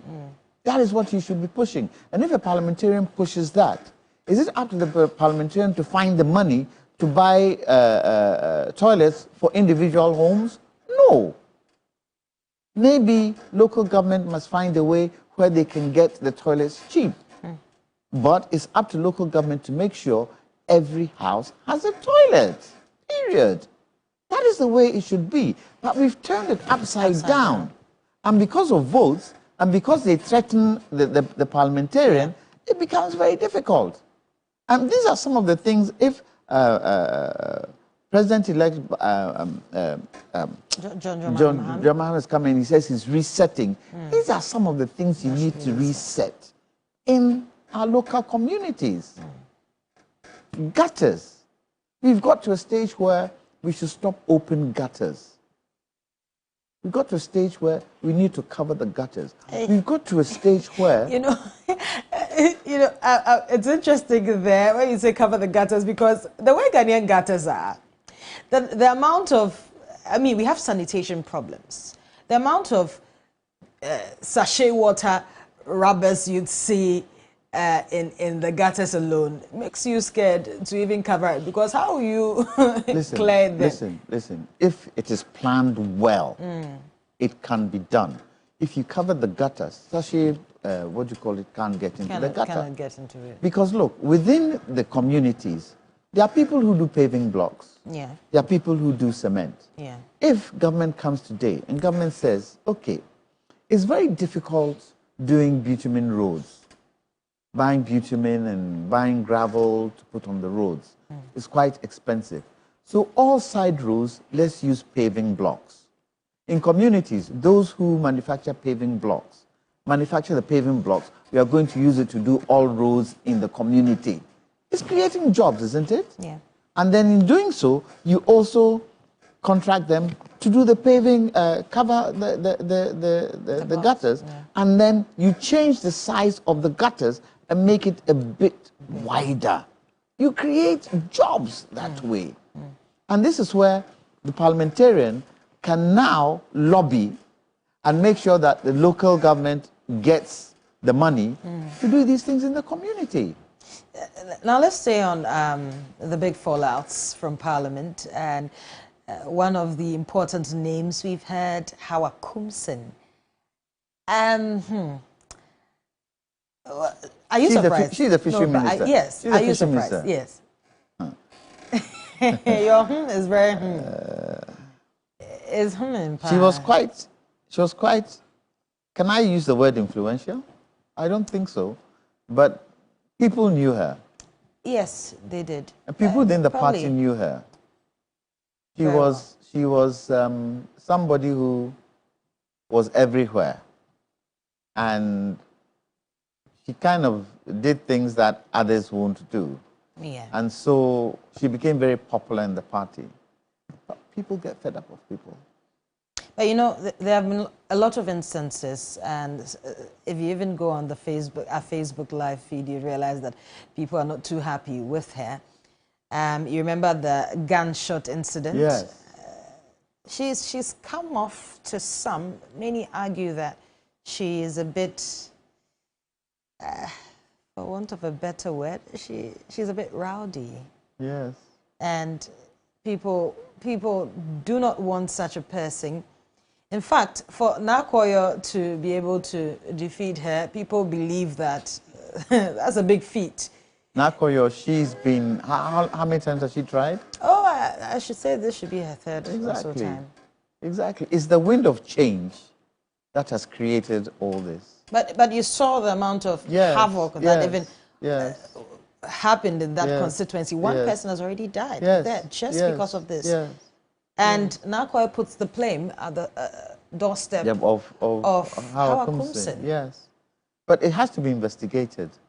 And situations like this, you know, I'm with the AGI and we met the private sector, we met the IGP. They should take this up and handle it quickly. Right. And not cover it, you know, shove it under the carpet and not do anything about it. Have you heard anything since the person died or the person was shot? No. Nothing. Sometimes. And if she's being cited for being part of it, have we heard her being questioned by the police? No. But the police should take it up because somebody has lost a loved one. And yes, she can be quite, if I can use the word, troublesome. But she's gone, so what can we do about it? Not much. She'll probably fight another day, 2028. Now, we're hearing another big fish has lost the parliamentary elections in his constituency, Ambrose Derry. Really? Former Interior Minister. Really? MP for the Nandom constituency, 3-term holder of that office. Hey, NDC. He was going for his 4th term and he's lost.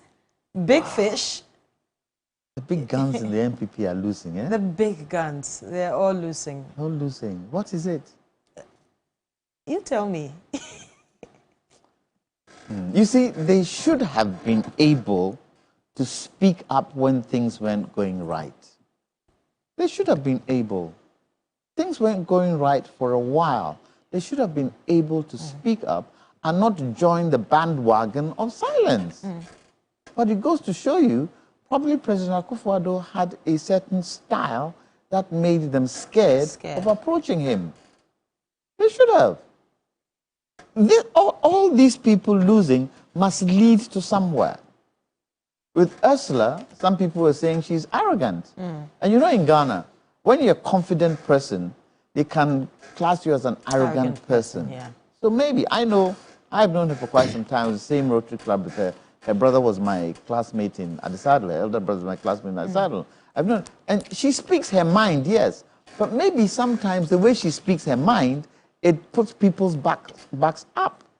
So that could be a challenge. You know, our cultural makeup in this country makes a lot of things sound insulting to others, especially when you're a woman. Yeah.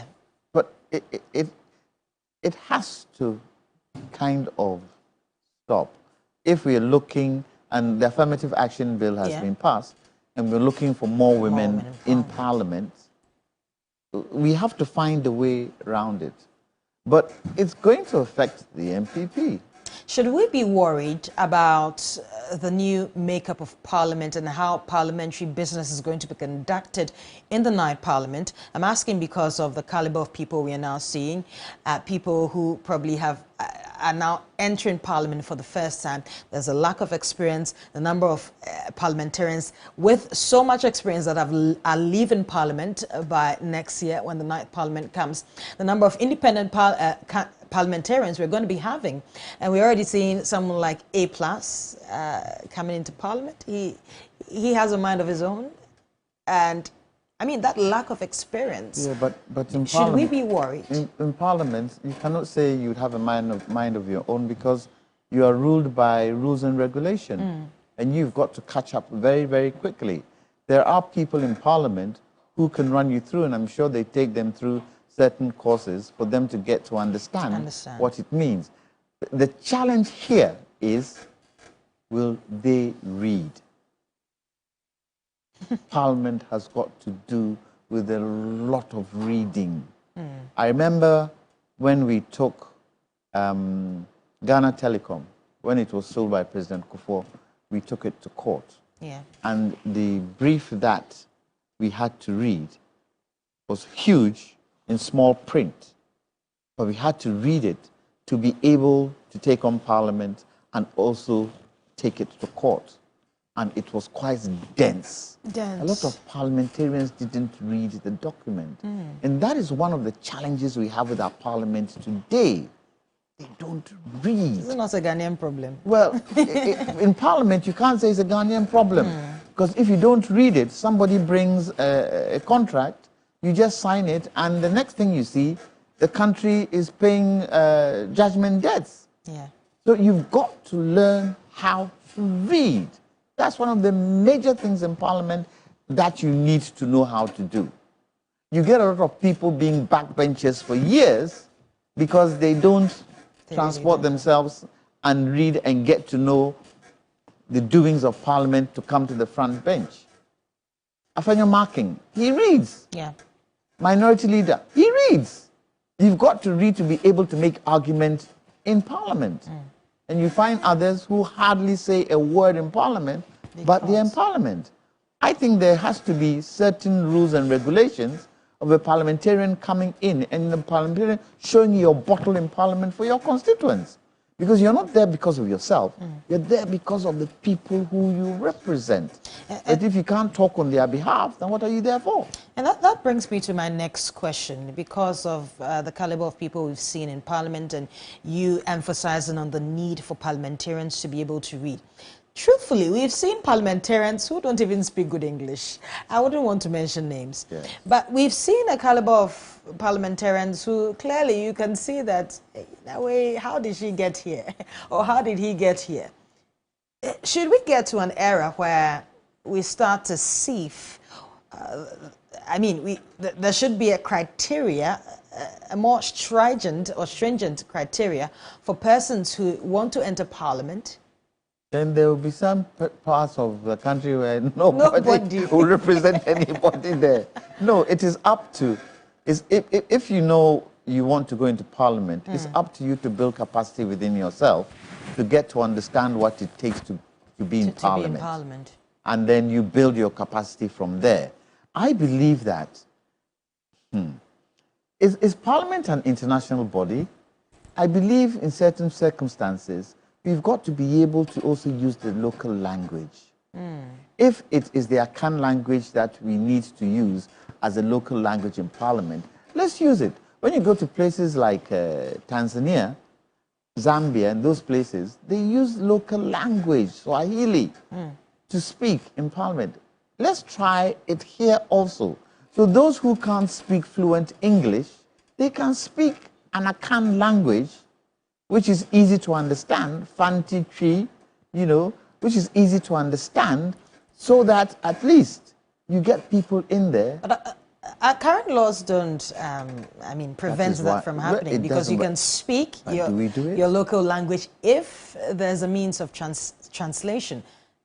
That's what the laws say. Well, we could translate it, can't we? It is this speaker who came in and changed the dress code in Parliament. Yes. I was going to talk about that. Yeah, he changed the dress code in Parliament. So you can decide to wear some local nice dress, although before you could see people dressing, nicely. Now somebody who just wears shirt and trousers will come to Parliament.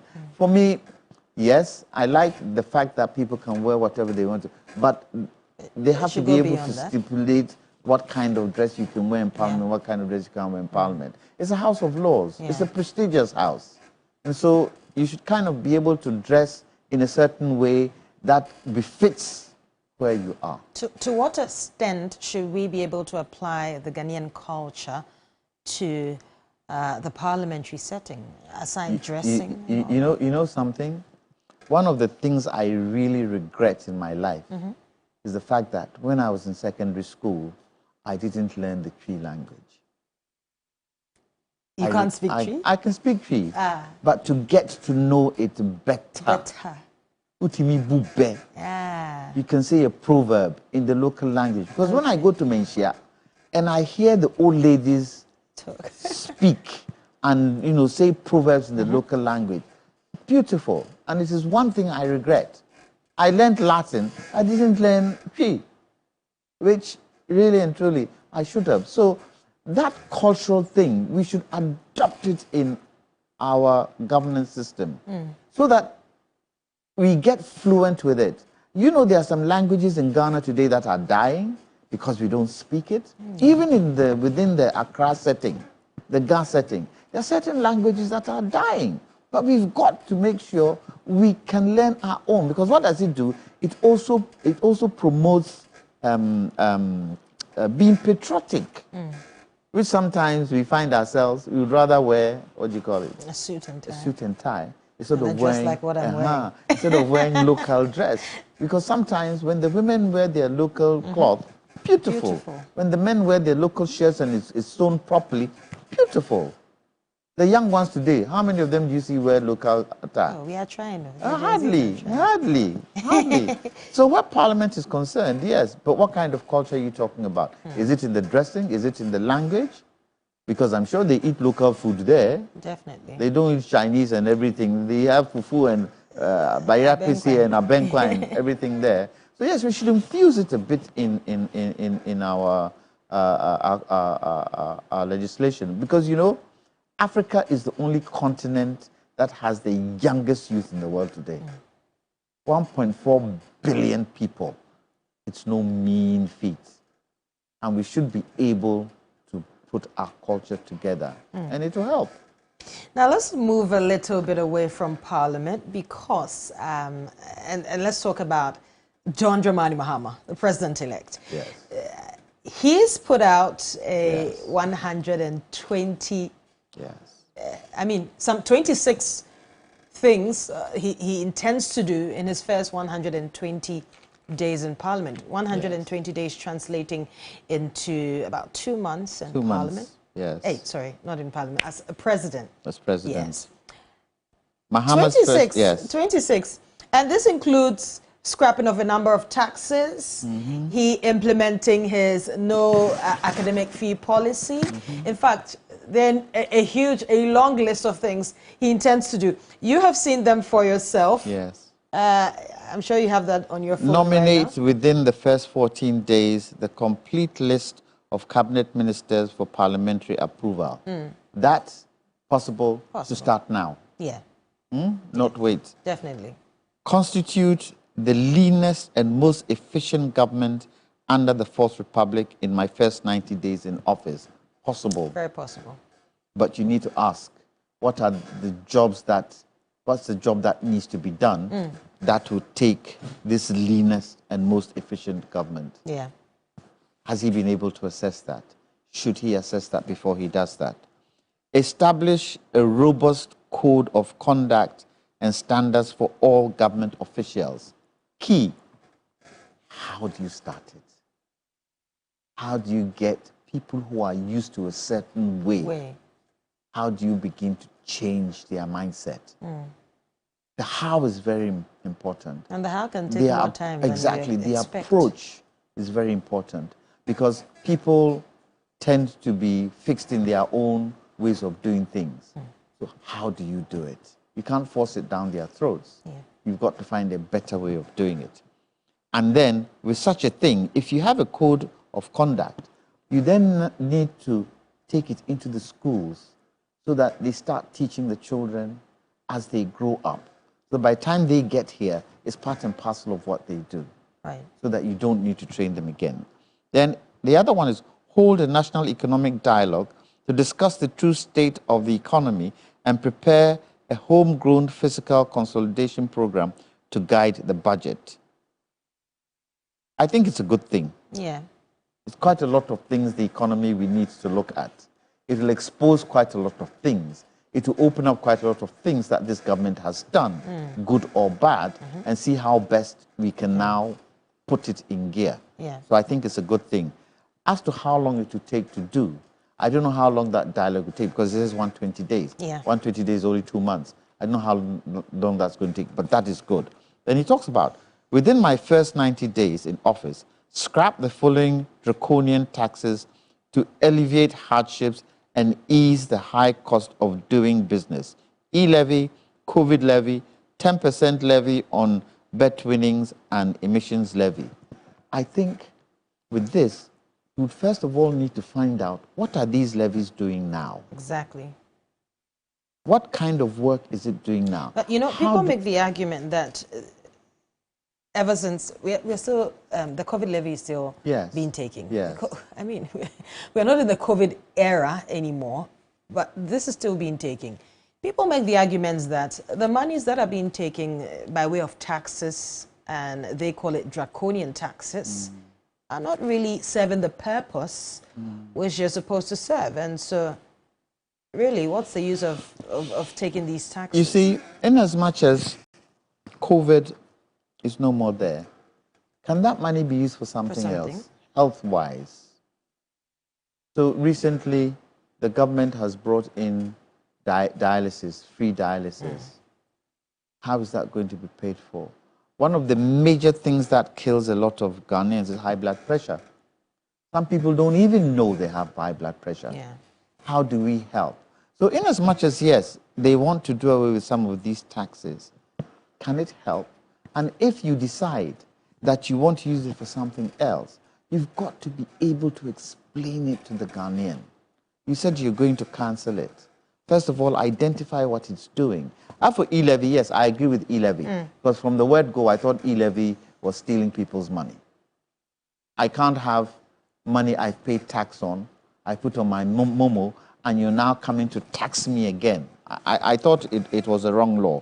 So I think that should be taken out. 10% levy on bet winnings. I'm sorry, I'm not a betting person. I'm not a betting person. And I'm not sure whether... Let's leave that one. I really wish we could discuss that. Because, looking at the economic hardship in the country, the unemployment, you find a lot of the youth depending on the little monies they make. Although, there's also the side where a lot of people are betting and losing anyways. Exactly. It seems the betting companies are making much more. Making much more money. But shouldn't we be taxing the betting companies rather than tax the one who doesn't even have money and is trying to make some money? And the other thing here is that you need to be able to create the jobs. Yeah. Get them off betting. But you know, betting too is addictive. Very addictive. Very, very addictive. How does that move into the psyche of society? It makes people do things that are, beyond imagination. So is it a good thing? So I believe that if he is able to create enough jobs, and he says he's going to bring the 24-hour economy, the issue with betting is, what is the substitution? What is the alternative? Because many of the youth were angry at this betting tax because you're not giving us jobs. So we don't have money. So this more money, so you want to take... If you can create the jobs, that is key. Yes. So you see, that is where the emphasis should be. Don't clap your hands and say, oh, the young people are doing betting, so it's fine. Yeah. You need to be able to tell us, okay, we will scrap the betting levy. However, as we create jobs, we expect the young ones to come off betting because it has some addictive and immoral, things to do with it. And it is not helpful. The next one is, within my first 90 days in office, review taxes and levies on vehicles and equipment imported into the country for industrial and agricultural purposes. Well, that is, for agricultural purposes, why not? I don't see a problem with that one. It says first 90 days. 7, commence drafting needed legal amendments and prepare for implementing the 24-hour economy policy under the office of the president. That one goes without saying. That one we know. But, I mean, 2 months? Is it possible? Well, it says 90 days. Well, it Yeah, will he be says the that's start. within the first 90 days.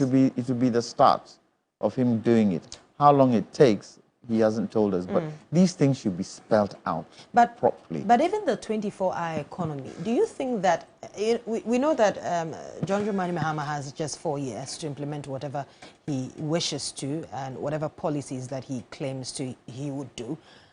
Do you think within that 4 years, the implementation, the full implementation of the 24-hour economy is feasible? That's why he should be strategic. How?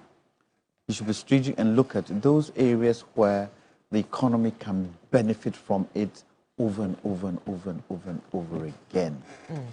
He cannot do everything in 4 years. So look at those areas where there is a multiplication of what you bring in. So for instance, road construction. When you do road construction during the day, it causes a lot of challenges. At least you can start certain bits of road construction, but more of it should be done at night. Right. I used to be in the road construction industry, where I used to do road line marking. So I bring in thermoplastic paint, I had machines, and I only mark roads at night. So by the That's time what happens in other jurisdictions. Exactly. By the time you wake up in the morning, the road line marking is on there. Yeah. I don't block traffic, I don't block anything. There are quite a lot of things that we can do at night. Yeah. But he needs to be able to identify it, and there has to be a multiplying factor for the economy. It's something we need to look at. We can even do agriculture at night if we want to. But it's a gradual process, and you know, I can see how gradual it can be, and after a while, it takes off. If you don't try, you don't know. So let's try it and see where it will take us. Clearly, there's a need for him to ensure that he explains the gradual process of these things, because truly, the fact is that a lot of Ghanaians are expecting some magic within these few days. And if the government is unable to make these explanations clear to them that this is not going to take some 2 or 3 days, it's a gradual process, then we have a lot to deal with. You see, one of the major things that he would have to explain to the Ghanaian is the depreciation of the CD and the exchange rate. Very true. It's key. It hits the pocket of the Ghanaian. He would also have to be able to explain to Ghanaian food inflation. And he should let Ghanaians know that it's not going to happen just like that. It will take some time. And if you don't explain to Ghanaians, because the way people are jubilating and the way people are seeing him coming in, they make it look as if tomorrow things will change. It's not going to change as quickly as that. Even considering our debt level, he needs to be able to explain to us, I've come to meet a debt of 761 billion CDs. How do we start clawing back? Very important. And people will still be looking for him to do other things like water. Utility bills. Utility bills. They say our meters are exactly, really exactly. And it's all got to do with effective communication. And if within his own environment, he delegates work for ministers to do, and they are not doing, people need to see you are sanctioning them. You see, you see, the old thing has to die. And he has to be sacrificial enough for his people to be sacrificial. One thing that would make people see a change is when there is a deba or there is some government thing that you're doing. It starts at 9 o'clock. He's there, sitting. Time starts at 9. He's there at 9. People don't come and wait for him. He should be there. The moment he does it once or twice, you will see what will happen. His ministers should be in the office at a certain time. Anybody who comes late, you're in trouble. Once he starts these types of things, you will see the change coming in. And what does it do? It changes the mindset of the people. And that is key. Lawyer Jantwa, thank you very much. We'll have to hold on here and then come back a bit later. It seems that the new government, President-elect, has a lot of explaining to do to Ghanaians in the coming days as to really how the gradual processes of resetting the country that he claims he is going to do will happen. But first, let's take you back to the very last press conference that was held by the National Democratic Congress. Take a listen. In the next hours, most probably tomorrow, because it's looking like the electoral commissioner will not be able to come out tonight. So most likely tomorrow, sometime tomorrow, the flag will give you a very comprehensive address that will give you the full view of what the party thinks about what has happened. But in the meantime, we just want to give you an update of things as they stand. Let me again start by thanking all of Ghanaians for the wonderful work they've done. We want to thank the security agencies, even though it's not been as uneventful and as violent-free as we had hoped. We have to at least admit that compared to 2020, it was a relative improvement. We look forward to a time when we can have election in our country without having to go through some of what we have seen again happen this year.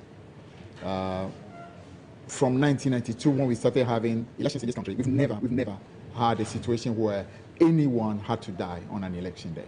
Never. Never happened in 92, never happened in 96, all the way to 2016, we've never seen that. The first time it happened was when President Nana Akufo-Addo needed to win, and that's the first time it happened that so many people were killed on an election day. And it's again a sad reality that his very final one that he's supervising, we've had again an incident of at least 2 people having been killed.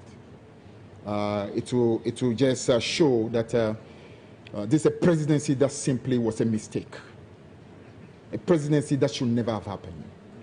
And that is why this history of violence, some way, somehow, have characterized a particular presidency. And so that's what exactly you've seen over the last 8 years. A presidency that actually should never have been. And the country has descended to the level of suffering, the levels of disgrace, the darkness that's engulfed our country. And that is what has resulted in the popular will of the people, as we have seen. So even as I mentioned at the flag bearer will be speaking, we want to salute the people of Ghana for showing to Ghana and to the world that power truly belongs to the people. It is true that power belongs ultimately to the Most High, but the Most High endows the power to the people, and when the people speak, invariably becomes the voice of the Most High. And the voice of the Most High has spoken emphatically, and we want to be able to salute the people of Ghana. We want to also thank the institutions that have made it easy, relatively peaceful for this election to happen. We want to thank our supporters from the branches all the way through to the national level, and everyone who has made it possible for us to reach the level of success that we have recorded in this election. Let me just say that in terms of the parliamentary elections, what has happened in this election has never happened before. This is truly unprecedented in the history of our country. So we are talking about, for the first time in the history of Ghana, we can say emphatically that a political party that has won the presidency has also won at least 2/3 majority in parliament. That's never happened, and that tells you what a special political party the NDC is. But we can only be grateful to the people of Ghana for making that a reality. And President Mahama will in due course let the country appreciate that we intend to make it a very responsible majority in Parliament, one that will put the well-being of the people of Ghana and the progress of the people of Ghana at the very forefront, and not one that would want to use that majority for anything that is not positive and for the well-being of Ghana. Now, let me give some details relating to the parliamentary elections. We still have a few that are not completely confirmed, but our count shows that we're talking, as of now, of at least 185 seats that are within 185 seats that are with the NDC. We'll see what happens with the remaining ones that are still in the toss-up category, and we'll make sure we cooperate with the Electoral Commission. We'll make sure our agents do their work diligently. We've actually sent clear instructions to our supporters to allow for the process to happen, for there not to be any violence, no intimidation, because the evidence of the game is pink sheets. And we've told our supporters, let's work hard. Once we secure pink sheets, there's nothing anyone can do. Now, so 185 in the back. Now, before I go into the details of this 185, let me also say that this particular green wave that has swept the country has actually brought about the winning of seats that we've never won in our history. And when I mean never won in our history, I mean in the competitive history. Because 1992 election, as soon as MPP suffered a massive humiliation in the presidential, because that was the only election in Ghana's history that we had the presidential in November and had the parliamentary in December. And so after we resoundingly defeated the MPP in November, they ran away from the parliamentary in December. So let me just tell you that the NDC in '92 was also known as the November-December champions. November-December champions. And MPP, after suffering the November humiliation, ran away from the December humiliation. And so therefore, it was virtually not as competitive. So therefore, there are certain seats that we can only start classifying from 1996. Now, so from the competitive election, parliamentary election that happened from 1996, there are seats that NDC, as a political party, has never won. But in this election, the green wave tsunami has been able to sweep even some of those seats that are considered no-go as far as the NDC is concerned in the competitive sense. In Greater Accra, we've never won Asawase Central. Today, we are proud to announce that Asawase Central is green for the NDC. We've never won Okaikwe South. Today, we are happy to announce that Okaikwe South is green for the NDC. We have never won Tema West. Today, we are happy to announce that Tema West is green for the NDC. We've never won Domi Kwabenya. And even though it's not finally declared, we can tell you that we know it's green for the NDC. Now, in the central region, we've never won Awutu Senya East, known more like the Kaswa area. Today, Kaswa is fully green for the NDC. We have never won Asin Central. That's the Honorable Kennedy Ajipon's constituency.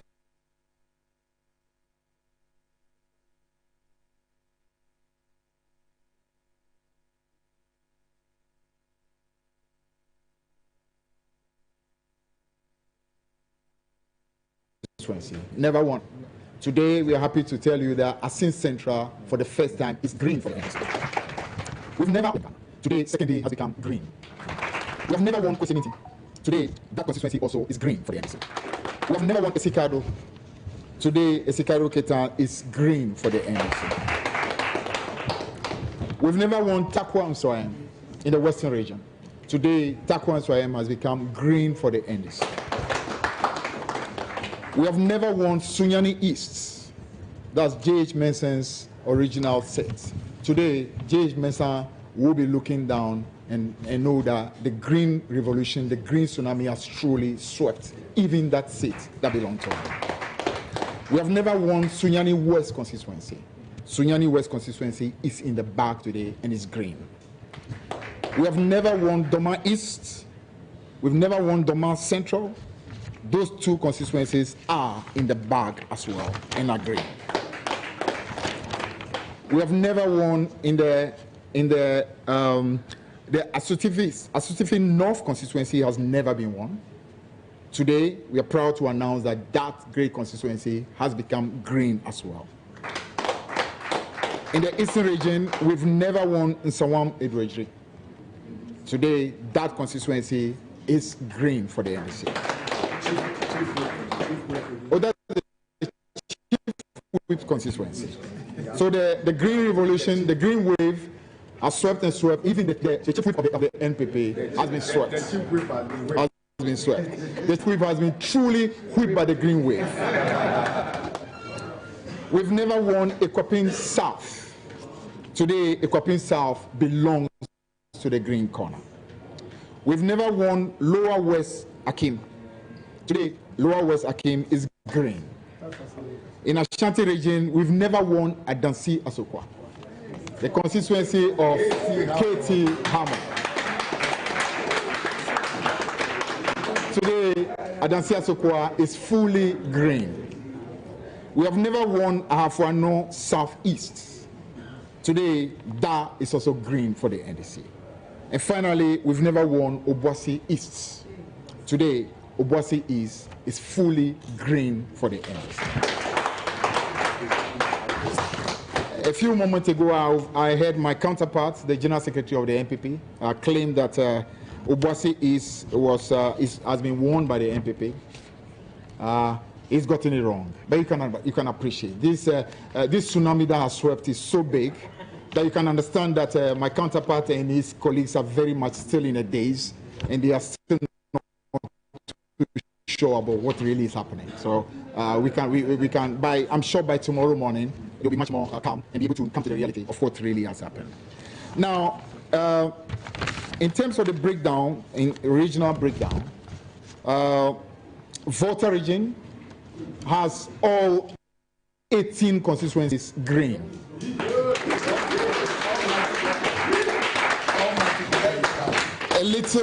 A little anomaly happened 4 years ago, and the region decided that we will not have that anomaly anymore. So 18 out of 18 back in the green corner. In the Upper East region, 15 out of 15 green. In the Upper West region, we have 11? Yeah, 11. We have 11 in the Upper West region. In the OT region, we have 9 out of 9.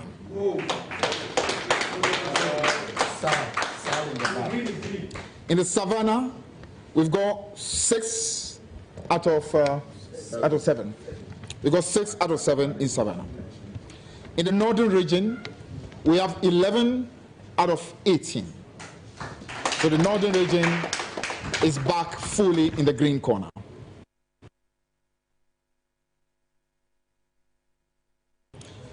In Western region, we've got 15 of the seats.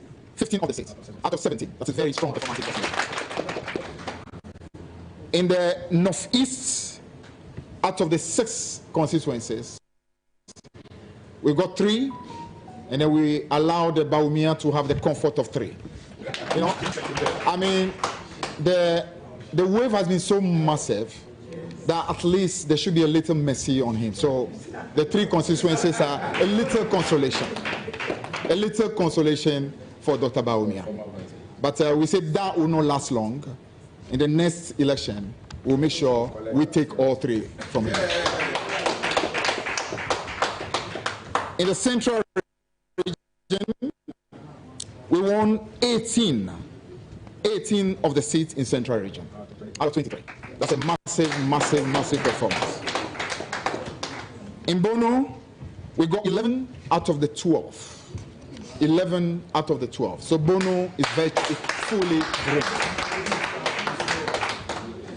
In Greater Accra,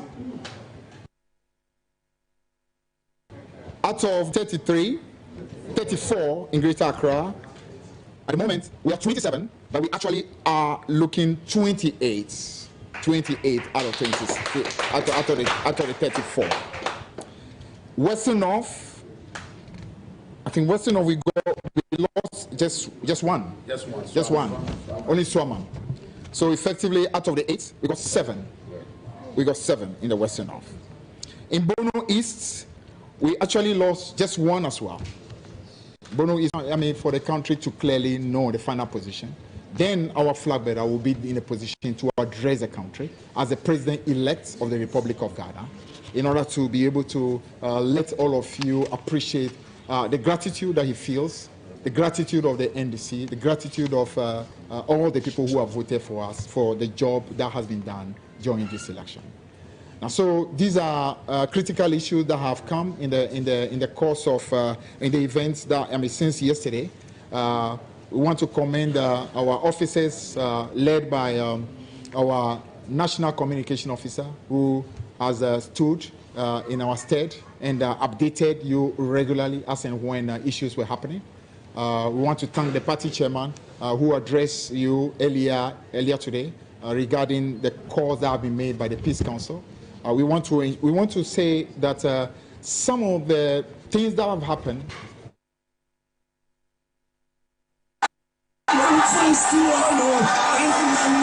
Senya me adom minim so be adom so na NDC ba ye be hwehwem.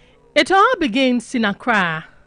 Greater Accra has long been pivotal to presidential candidates who have a real chance at a win. This is where the campaign starts and sometimes ends. It is home to the national capital and government business. This is the Kingmaker region.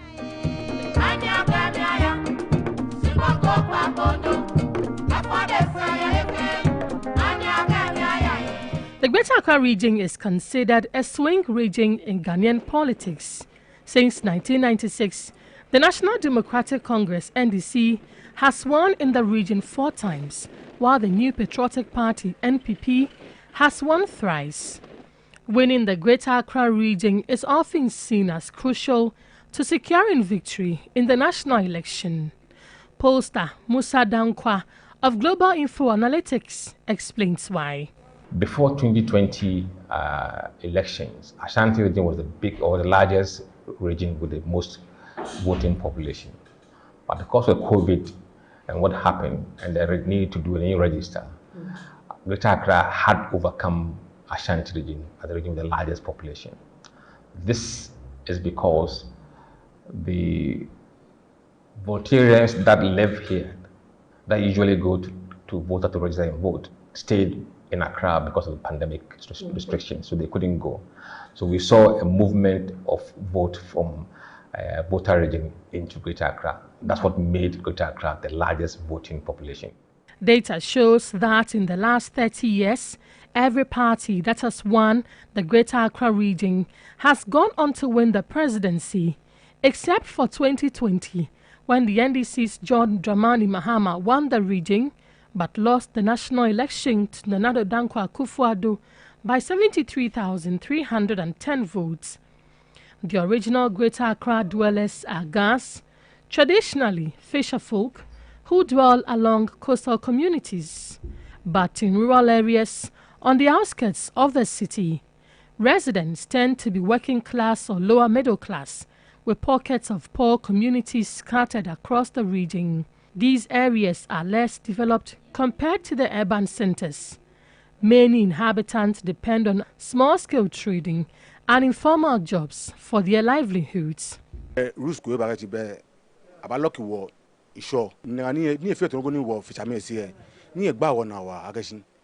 Most of us are fishermen, and if such a major decision about our work should be taken, we should have been consulted, but we were not. A group election per any they will come, they will promise a lot, but they don't do what they preach. And as he said, say MP be be somebody nam kwan, they won't even think say okay fine, why don't we come down here, see what is going on, help the people, you know, because if it's the slums, neither war, you have to help a lot. They don't.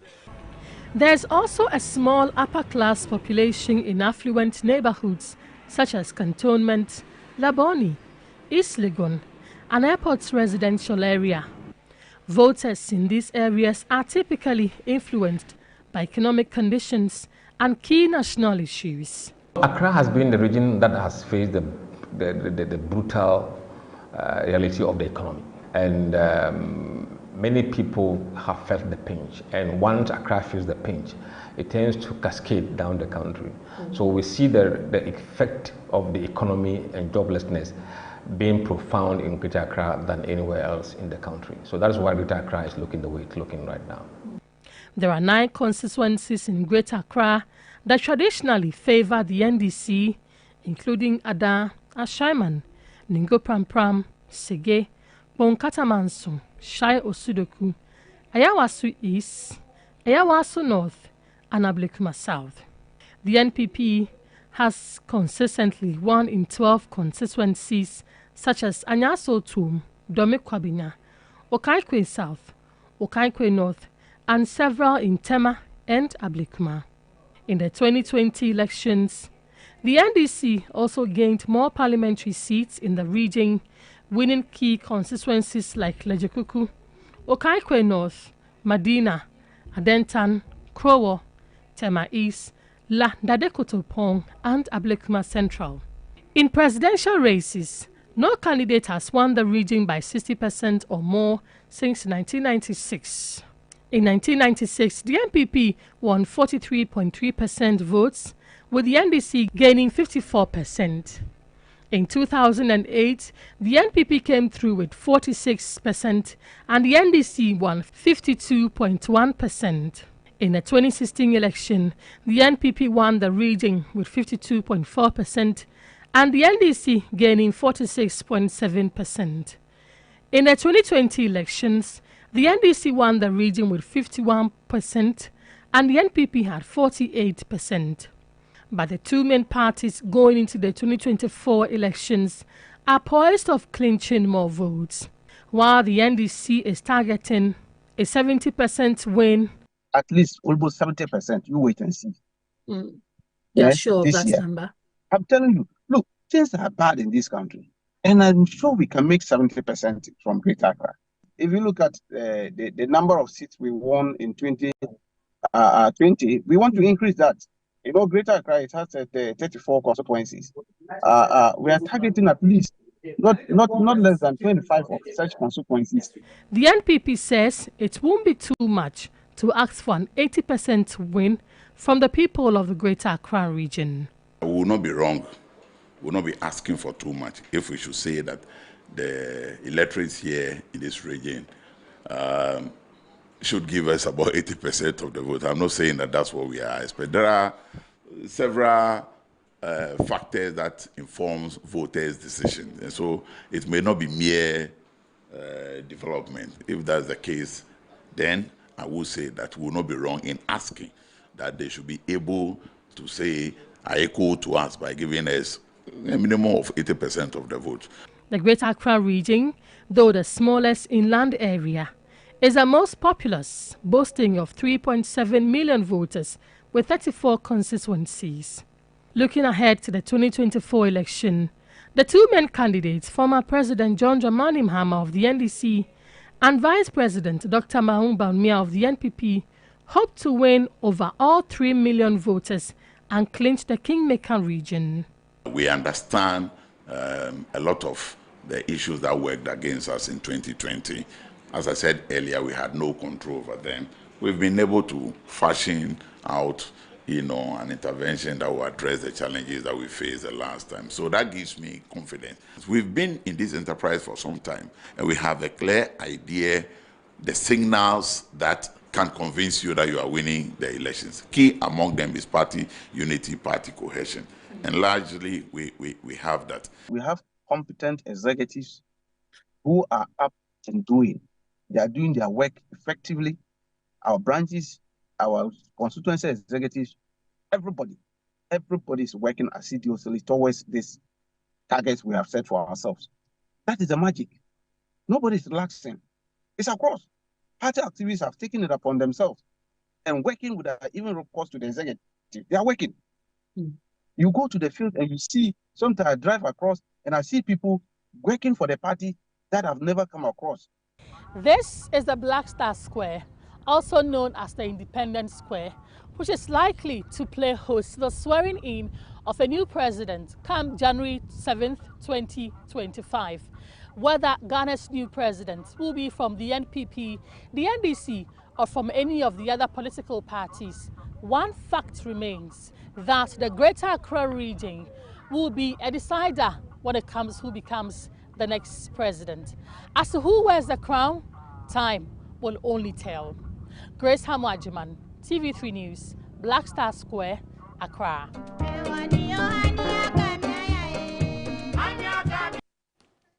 And that was an interesting documentary by our colleague Grace Hamwa-Ajiman. Johnny and Helen are standing by. That's right. Hi, it's been a long night. It has indeed.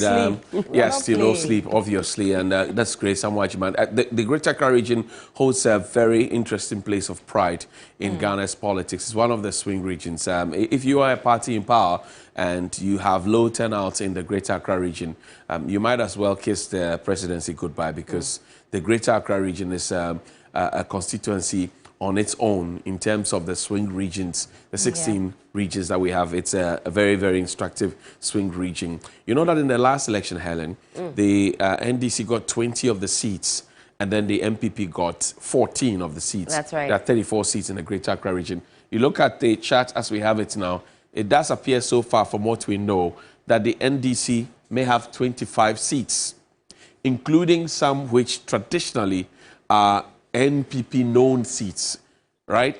Some that are NPP known seats traditionally.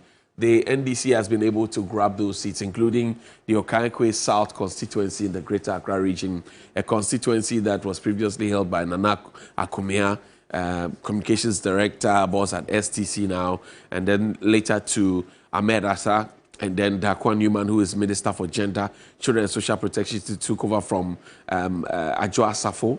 Now it's Ernest Adumaku Kion. It's there. The NDC in the Greater Accra region so far has 1.121. That's 1,121,603 votes. And the MPP has 825,059 votes. A lot more seats. And now, have now been taken away from the NDC in the Greater Accra region. Helen, I don't know. Your constituency is also green now. It's no longer blue. Yes. Your Dom Kwabenya used to be Kwabenya. blue. Absolutely. And I mean, in the lead up to the December 7th elections, the campaigns were very fierce indeed. Of course, Michael Quay Jr. facing off against Elik Blim Akrugu. And we now know that she has emerged victorious. But it's the most populated constituency in the Greater Accra region, and it certainly went green for the NDC. A lot has been said about the Greater Accra region and how it is that the region votes, what are the reasons that, the people of the Greater Accra region vote, and so on and so forth. And we zoomed into fishing communities sometime last week on Ghana Decides to take a look at what those types of communities will be thinking about as they head to the polls. But of course, the Greater Accra region is very cosmopolitan, and the decisions have been very interesting. The seats that were, deemed to be forever blue, now green. I think it's going to be very interesting when we finally get a clear picture of the entire country. But certainly the Greater Accra region are causing some major upsets for some very big players. And according to the pollsters, the issues that were front and center for residents in the Greater Accra region revolved around issues concerning road infrastructure, the economy, and of course jobs, amongst other issues. I think that's also reflected across the country. So, well, you look at the Sege, the Adan constituency. So we'll start from the Adan, come through Sege, Ningo Pram Pram, and we'll go through. Adan constituency is now blue, because it used to be green, but it's now blue. 80 0.01%. That's 88,119 votes in favor of the NPP and 22,019 votes in favor of the NDC there. So there you have it. The Dan constituency is actually so blue. Now let's take a look at the Sege constituency. Sege constituency is green. 20.64%. That's 18,718 votes and 7,303 votes. That's 8.06.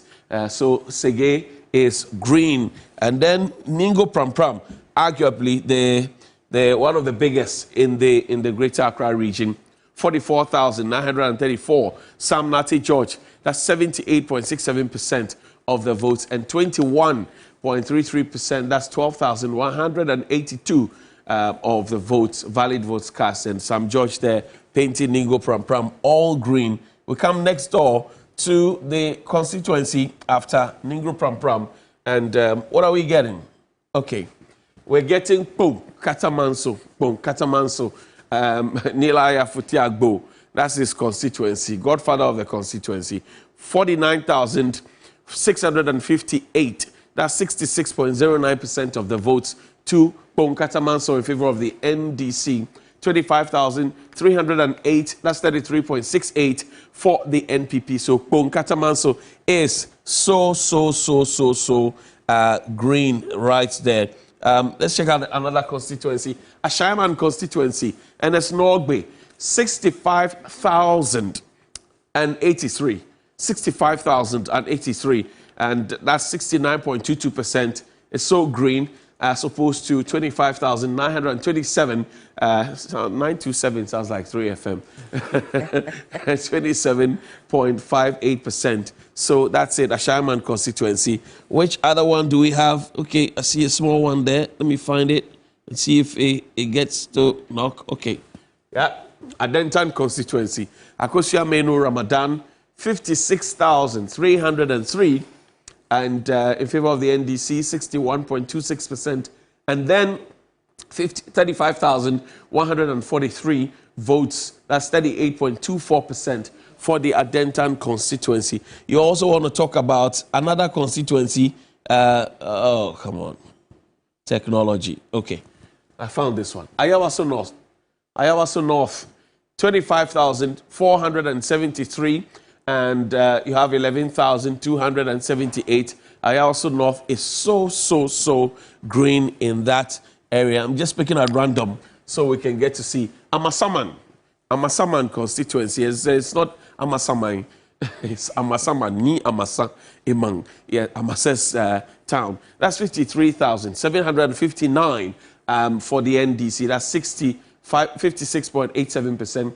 And then 39,525. That's 41.81% for the NPP. So Amasaman is also totally green. And Helen, you want to pay attention to the numbers, you know, because the stretch between the NDC and the MPP. You look at Domiabra or Boom Domiabra, right? 10,445 for the NPP, and then you go to 22,790. That's like almost double the number. So if the presidential elections are going in the same direction, then you can clearly tell that there are some votes that are being short in the, mind you, and I mentioned that the Greater Accra region is a swing region. So you cannot play with the Greater Accra region. Then you look at Botiano English amount from Sylvester Tete, right?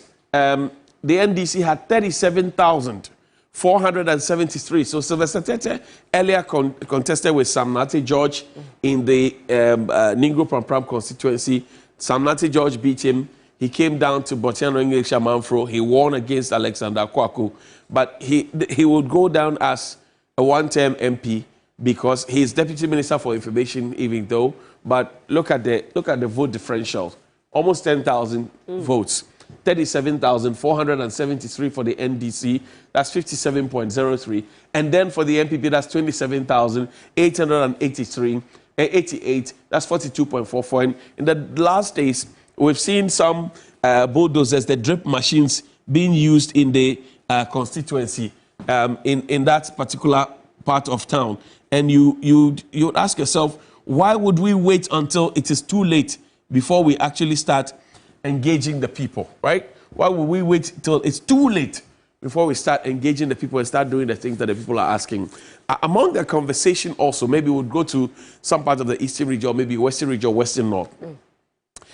The Galamsey conversation is big on the table. And the Galamsey conversation is big on the table because of the health implications that it has for us.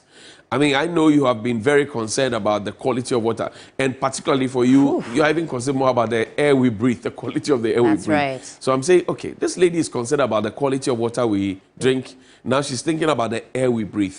And it doesn't appear to me that even for the major campaigns that were waged, at some point, Galamsey was relegated to the background. And the two issues that were making the front burners were 24-hour economy and then digitalization. And I was asking myself, really? I mean, why and how? I don't know. Especially because of how massive that pressure was from the Ghanaian people as far as Galamsey is concerned. Issues about the turbidity levels of our water and so on and so forth. It's been a very big conversation. And Johnny, as you mentioned, it's not one that I think got enough prominence from the different parties who were seeking to get a mandate as a people. Well, now we know that the NDC is going to be at the helm of affairs, and they've had a lot to say, Johnny, about this Galamsey issue, especially comparing themselves to the ruling NPP party, juxtaposing, you know, even the turbidity levels of our water to what we see now. And I think that release from the Ghana Water Company definitely jolted us up, you know, caused us to wake up and think more about the quality of the water and the health implications. I mean, we talk about birth defects and so many other conditions which we're learning are closely tied to the impurities of the water. Well, now, the NPP will be handing over the baton to the NDC. Right. And not yet. We still have a president and a vice president. We do indeed. Yeah, I remember that the president of the Republic, Nana Addo Dankwa Akufo-Addo, had asked organized labor, some say disorganized labor, they've asked them to give him some more time so he could think about, you know, a very instructive way to deal with Galamsey, right? Because they had threatened to go on a strike, a nationwide strike. He begged them, they had a meeting, and then they backed off after they had given him an ultimatum. The president, since returning from COP29, right? That was before he went to COP29. Went to COP29, went to tell the whole world that we have planted 50 million trees. We had recovered some 7,000 hectares of land, you know, from Galamsey and illegal mining, etc. And he came back. He has since not spoken about the whole Galamsey thing, except to campaign for his preferred candidate. He's been on the campaign trail. He's been busy. The elections are over. Right. Can we now hear from the President of the Republic what his decisive decision is on the Galamsey fight? Because, Johnny, one might say, I mean, he's got about a month to go, our current president. Well, I mean, but the point is that the president, because of owing to the organized labor's threat to go on a demonstration, right, and a strike, the president had caused to be, you know, sent to Parliament a withdrawal of the legislative instrument that allowed for mining in forest reserves, right? Yes. Declassification of forests, etc. That's a good step. Parliament is not sitting yet. But the president could declare a state of emergency using an executive instrument. I mean, COVID-19 restrictions were kicked in based on an executive instrument that the president had to just use because he thought that he was ready to save our lives and he knew how to bring our lives back, not the economy back, etc. Since the campaigns are over now, can we have the President of the Republic talk to us about Galamsey, what his measures are? Because the reality on the ground is that people are drinking cyanide, mercury, lead. Ghana Water will add its own chlorine. People will add alum to make the silt, you know, and turbidity, you know, issues in the water, you know, settle. And then by the time they are done with that, put together the chemicals. And then when you're cooking with it, or if you're cooking with it, you add sodium chloride. Can you imagine the chemical combination of what you are ingesting into your body and what it will have, the effect it will have on your organs in the long run? Yeah, it's a big one. And then you have people who have been mentioned in reports to have been connected to Galamsey now at the forefront looking for, what do you call it, parliamentary seats, right? So now we are in the Western region. I start from the northern part of the Western region. The Western region, in the days, back in the days, if you look at the record, has been blue. In the last election, the 17 constituencies, you had 7 of them tilting in favor of the NDC, 10 in favor of the MPP. Now, 2024 figures will show that Amenfi Central, and mind you, Amenfi Central, Amenfi East, and Amenfi West have always been green. So I'm not surprised that you had 26,345 for the NDC, 12,096 for the MPP here. Let's look at this other one, Amenfi West, same thing showing here, 26,659, 17,953, and then we'll go to Amenfi West. You clearly will have 32,210 and 23,702 for the NPP. That's 57.61 for the NDC and 42.39 for the MPP. And then you come to this part, Prestiahoni Valley, Barbara Oting JC, right?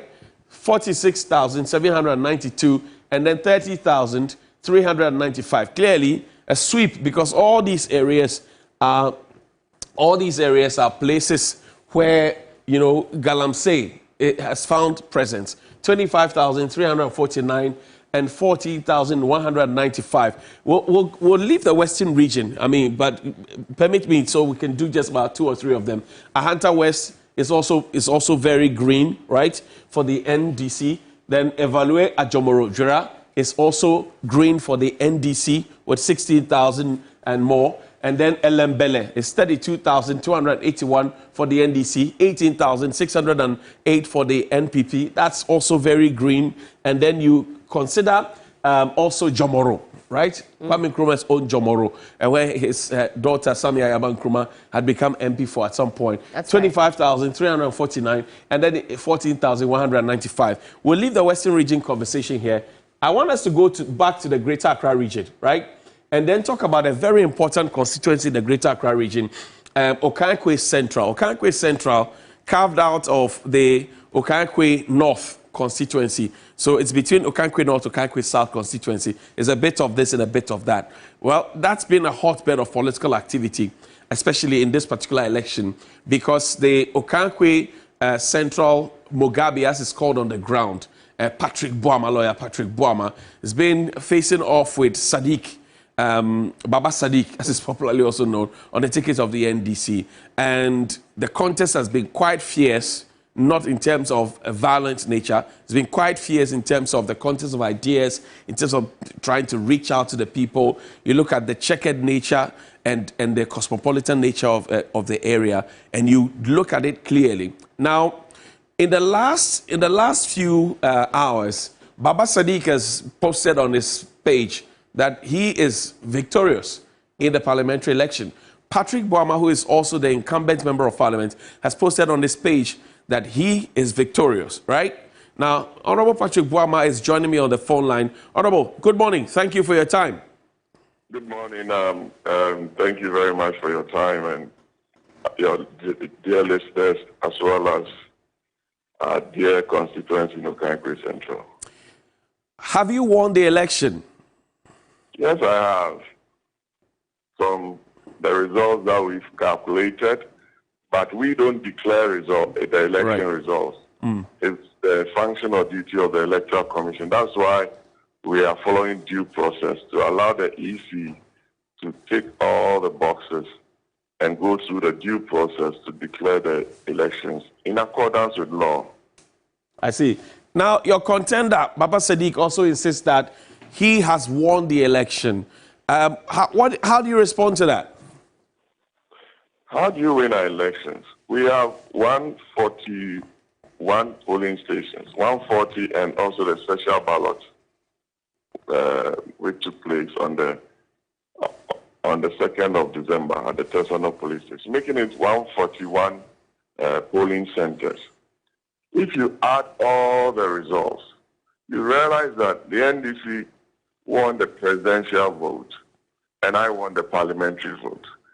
Why he's saying that is that automatically, if you win the presidential vote, if you win the presidential vote, it doesn't automatically make you a winner in the parliamentary election, because there are 2 separate and distinct elections.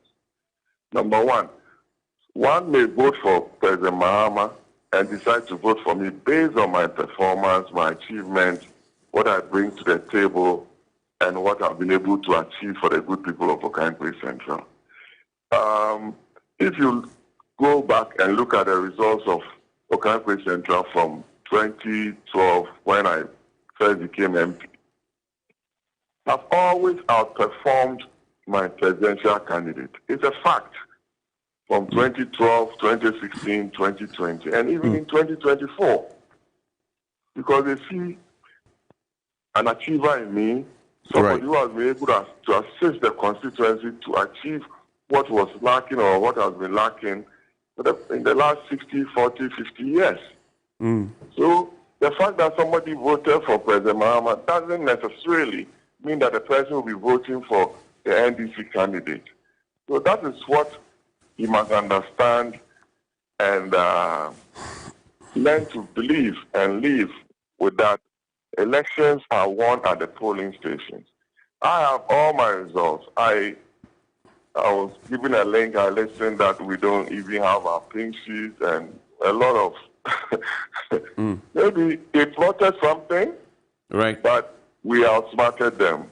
We have every document in our possession. I see. We have all our results. We have all our laptops secured. And all the collation, the tallying that we've made shows that I won the elections in Asawase Central. I see. So I will not go out and declare. Right. I just wanted our supporters to know the outcome, and I wait the EC to officially do their work. When has the EC assured you that the declaration of the results will happen since all the tabulation has been done?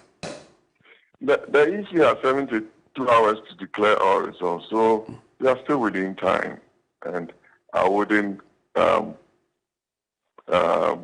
push them or ask them to do what is not right. So I've asked my party members, everybody to remain calm until the results are officially declared. I'm looking at some visuals on my TV screen right now, and I see sheets of paper on the ground. I see ballot boxes destroyed. I see computers destroyed. I see a glass window broken. What happened? I wasn't at the center at the time because my plan has always been to be with my officers to ensure that between 5 and 8 p.m., we collect our pink sheets and do our own calculation, enter them, see our performance before I dispatch them to the center.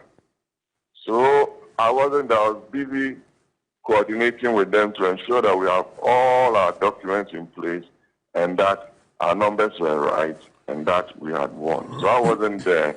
And what happened there, very unfortunate. This is the first time this thing is happening. I must be very honest with you.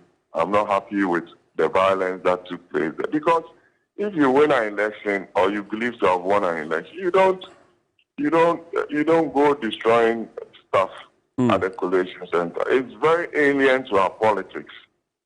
Very alien to our politics in Asawase Central. And I'm condemning it. Has your contender, Baba Sadiq, called to congratulate you since you believe you won the election? Well, that is his decision, but I don't expect him to call me, and I don't expect him to be happy because he's lost the election. But does he believe you won the election? The numbers shows that I've won the elections, and I believe in the numbers from every polling station. By what margin? By what margin did you win, Honorable? I got about 21,000 votes. And he got how many votes? He got about 19,000. And let me tell you, go and look at the 2020 results, okay? You realize that NDC got about 18,000 something votes. And look at the 2024 results. Do the maths, and you can easily determine the number of votes that the NDC got in addition to what they got in 2020 to what they got in 2024. And look at what we got in 2020. and what we got in 2024. You realize that there was, one, a low turnout, two, our numbers dropped because of some reasons that I'm here to know or understand why people didn't turn out in their numbers. Right. So the fact that the numbers dropped as it's happening in most constituencies, and the fact that President Mahama won in Okanko Central doesn't mean the parliamentary candidate also won. I'm sure you've seen that in some other constituencies as you do your own internal collation. But your contender, Baba Sadiq, also believes that he is the one who got the 21,000 that you are laying claim to at this point. So maybe we wait for the Electoral Commission. In C2FM, you did your own internal collations. You had people on the ground. You have a system to check. You don't say that, oh, your contender said so. What are your numbers saying? That is what we must discuss, because our numbers shows that we won. And I can share with you, polling station by polling station, the total number of voters, those who registered at the polling station, those who turned up, the rejected ballots, and every single polling station, 140 plus one. And you can see the trend. For example, in Apenkwa electoral area, right, I want all the polling stations except one at Little Saints. In Blemago electoral area, that's my electoral area, I want all the polling stations except Zelios, where I lost by 2 votes. He got 205, I got 203.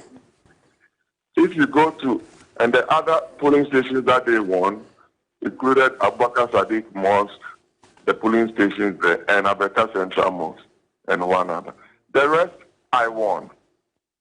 If you go to Olengele electoral area, with the exception of a few polling stations at Restoration Center, right, Restoration Center, and one or so at United Pentecostal.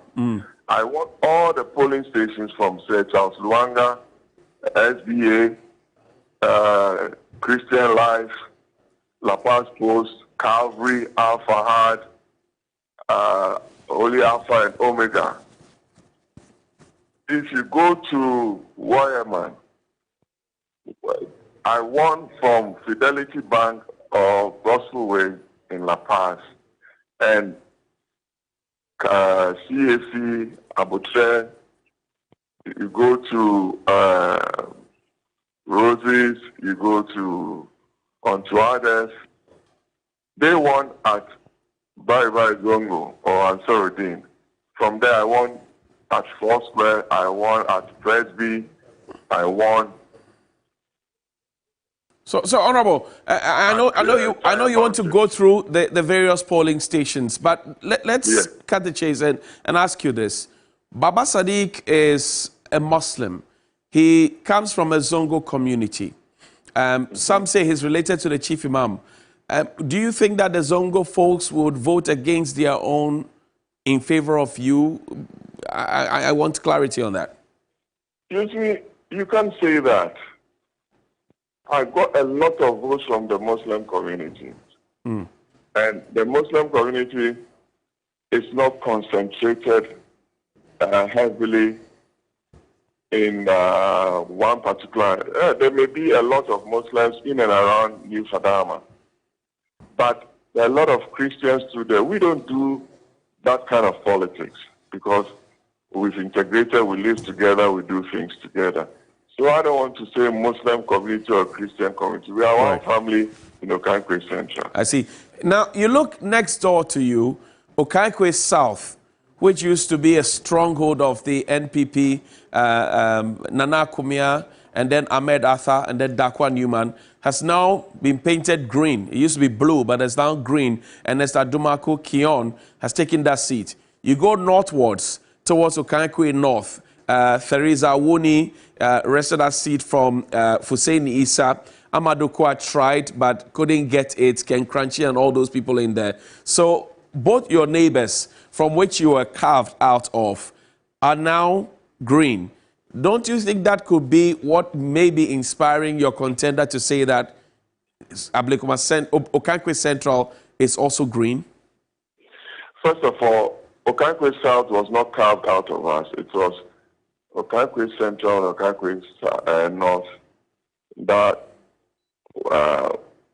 used to be one constituency, Okankwe North, but now we have Okankwe Central. No, so I didn't say that.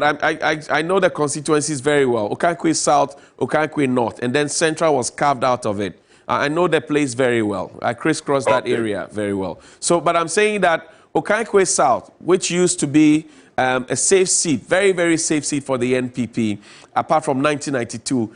If you look at 1996, when Akumia got in until they left in 2012 for Ahmed Atta, and Ahmed Atta subsequently lost, and then Dakwa Newman came in, it's always been blue. You go to Okankwe North as well, until Teresa Wuni came in, it's also been a very good seat for the NPP. Now, both Okankwe North and Okankwe South are green. And I'm saying, don't you think that is what could be inspiring your opponents to be thinking that then Okankwe Central certainly must be green too? Thank you. Unfortunately, I don't speak for him, and I don't know what is inspiring him, and I can't answer that, please.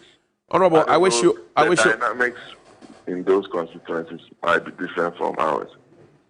Great. Honorable Patrick Bawumia, I wish you well. I thank you for spending your early morning with us, and I'm sure that your prayer and morning devotion will go well as well. Thank you very much. Thank you. God bless you. Bless you too. That's Honorable Patrick Bawumia. He is a private legal practitioner. He is also a member of parliament for the Okankwe Central constituency. That constituency has come under our radar because Baba Sadiq of the NDC is laying claim to that seat, while he is also laying claim to that seat. Well, he tried to pull out a few pink sheets to mention to us the polling stations that he has a hold on. I'm sure that if we try the telephone lines, we can also get Baba Sadiq so we can have a conversation, quick one with him and ask him, because both of them are laying claim to the 21,000. Well, just to inform you, we tried Baba Sadiq's line, but it's not connecting. As and when we reach him, I'm sure that we can have a conversation with him. Well, he is not responding, I'm told, not connecting.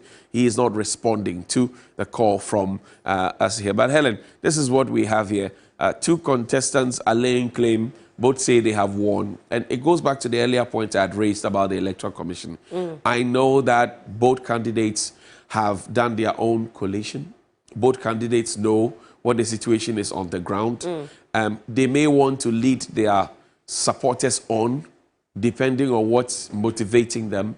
But the final call must come from the Electoral Commission. That's right. And I dare say, and I can say on authority, not dare say, that as of today, Monday, the 9th of December 2024, there is no single polling station in this country that is still queuing to count ballots. No. That's right. All the ballots in the polling stations have been counted. So at this point, it is the Electoral Commission's call to have gone to the district level to have finalized and concluded the counting and the tabulation, to have declared the results in the constituency. And then based on that, they will transmit to the regional office of the Electoral Commission, and then the document will be faxed to the national office so that we can all have a peace of mind. I don't know what is keeping the Electoral Commission, because every polling station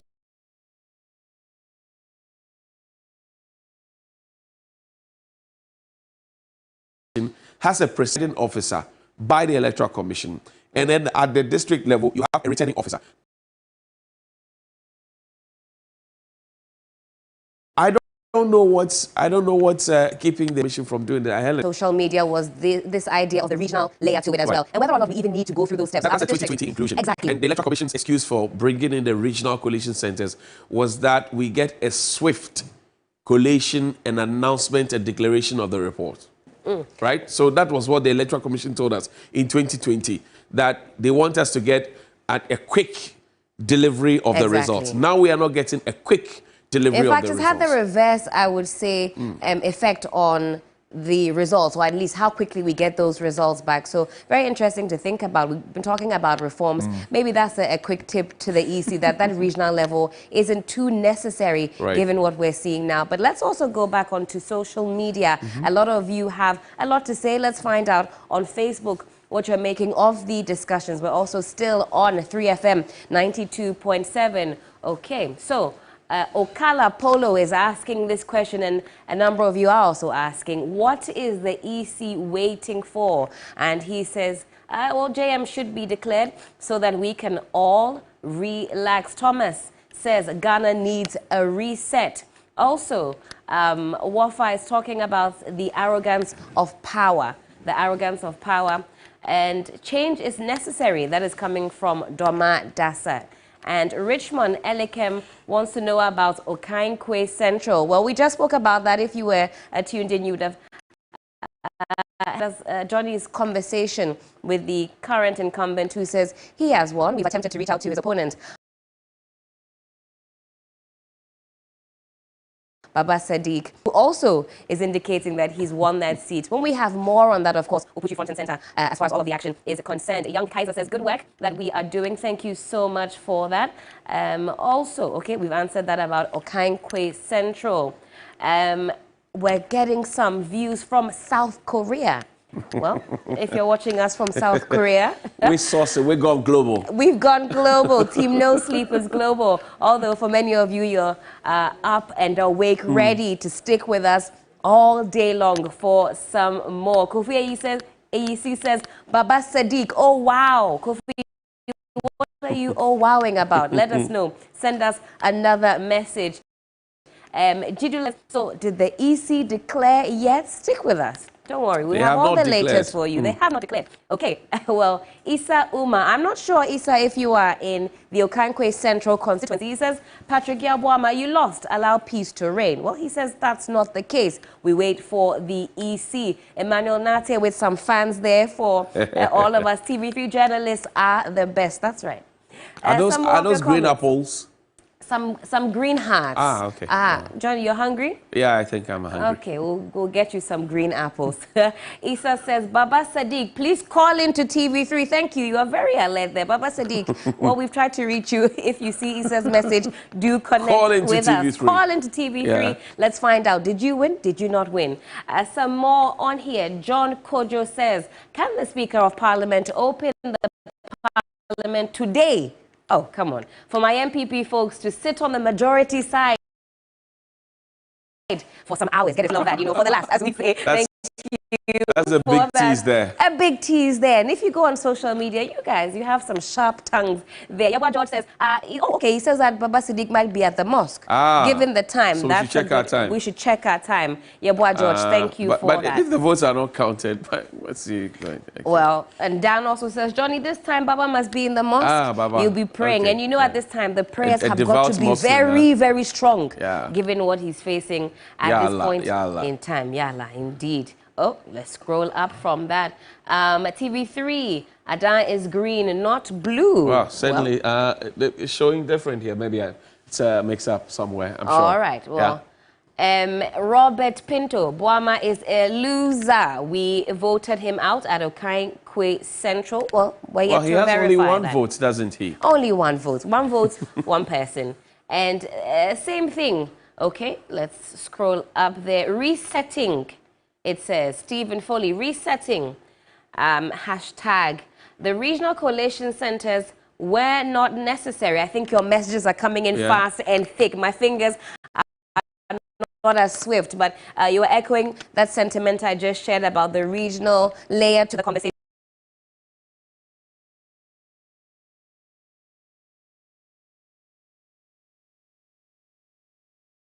Maybe not so necessary. John, your request here from Kwame Lincoln. Can you get us provisional results for the Okankwe Central Parliamentary results? If you don't read very fast, you will not be able to.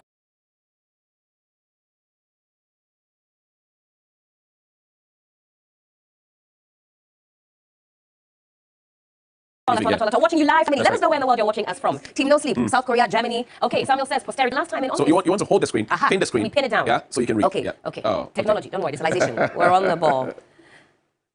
Okay, Helen, you hold on Certainly. Baba Sadiq, certainly, I'm sure by now has finished praying. He's joining us on the phone line from the Constituent Central constituency. Baba, assalamu alaikum. Baba, assalamu alaikum. Hello, Baba Sadiq. Assalamu alaikum. Great. Now, I just spoke with Patrick Bawumia, who is the MP for your constituency. He claims to have won the parliamentary contest with some 21,000 votes. You got 19,000. He's been taking me through some of the polling stations. There's nothing shows in all the polling stations that we've won. That's what Bawumia has won. It's not clear election. There's no way he can say confidently that he's won the election. Now, you have to provide evidence to back this claim, Baba Sadiq. What is your evidence? Well, I mean, we from yesterday have been consistent in saying that we have all our pink sheets. Bawumia doesn't have all his pink sheets. You know, when we met at the collation, in fact, when his agents came, they were not ready and didn't have their pink sheets. We did. We had ours. And once we did our internal collations, it was very obvious that we had won the constituency by the 52.92% that I speak about. You know, up until now, in fact, until yesterday evening, I mean, we had information or reports that he and his team were running around now trying to, and there are some insights or information to confirm. But they aren't sure. They don't know what they are talking about. We clearly won the constituency, in fact, here, where there were some specific constituencies which have been his mainstay and his stronghold for some time. We won in those places, like the original ward and branches or original ward polling stations. You know, and so this confirms what we're speaking about. However, Bawumia knows one thing. He's entitled to be one of the safest MPs of MPP in Greater Accra. And for years, if he had to win, he comfortably was winning it with about 9,000. Right. And then 300. If this year he's trying to hold on to a lifeline of about 1,800 that they speak about, it tells you the actual situation on the ground. Now, Mr. Bawumia, for example, says that in times past, he has always had more votes than his presidential candidate, whoever it might be. So Nanado, and then, if you like, Dr. Bawumia in this particular instance. So the fact that your presidential candidate won in Okanque Central doesn't necessarily mean that you, the parliamentary candidate, has also won the Okanque Central seat. What do you say to that? In fact, that's not an argument. I mean, I understand what he said, what he's saying, because I mean, on the ground, Bawumia for consistently doesn't campaign for his presidential candidate. He always looks out for himself. So it's fine for him to make that argument. But that's not what we are saying. We are not connecting our win to the win of his associate Bawumia-Mahama. I mean, he won with about 57% with the constituency, but we equally won 52.92%. And you could look at it clearly from the various electoral areas, from the various different branches. If you put it together, you would see, you would confirm what we are talking about. We've also submitted that due to the fact that we have all our things ready, we're willing and ready to go through any process, providing it to TD3, providing it to the EC for us to actually go through to come to the conclusion. We are very certain that by the time we're done, any process to affirm will confirm that we actually won the constituency. I see. This 52.92% that you keep hammering on, what numbers of votes does it translate into? It translates to 20. Let me quickly. It translates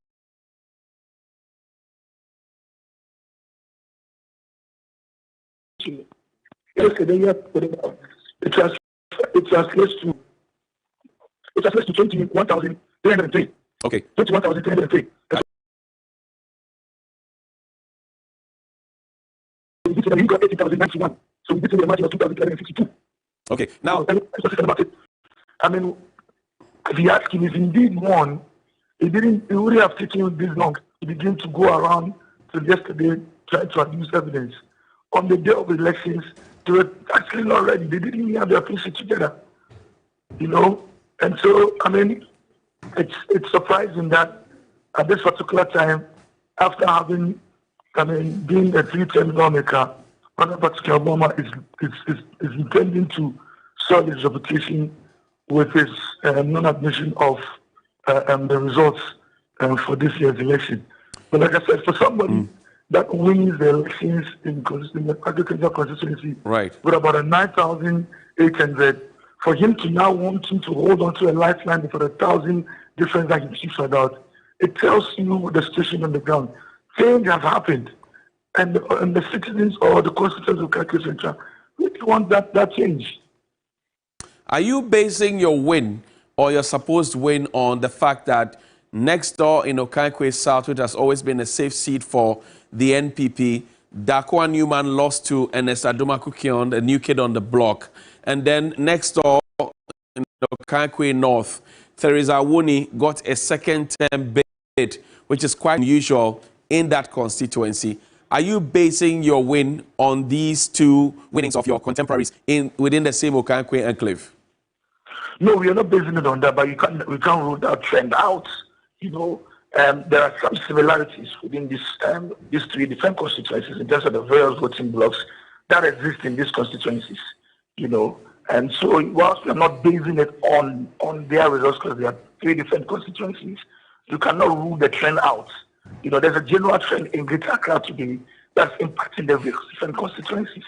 And so that trend can't be ruled out in Asawase Central. But we have been specific to say that polling station after polling station, electoral area after electoral area, the results is clear that, I mean, we've not just come up and cleared the 9,800 lead that you had from the previous election cycle. But we've been very consistent in saying that we have all our pink sheets ready. And in fact, on the night, with all our pink sheets ready, and after we did our internal collation, this is what we come up with.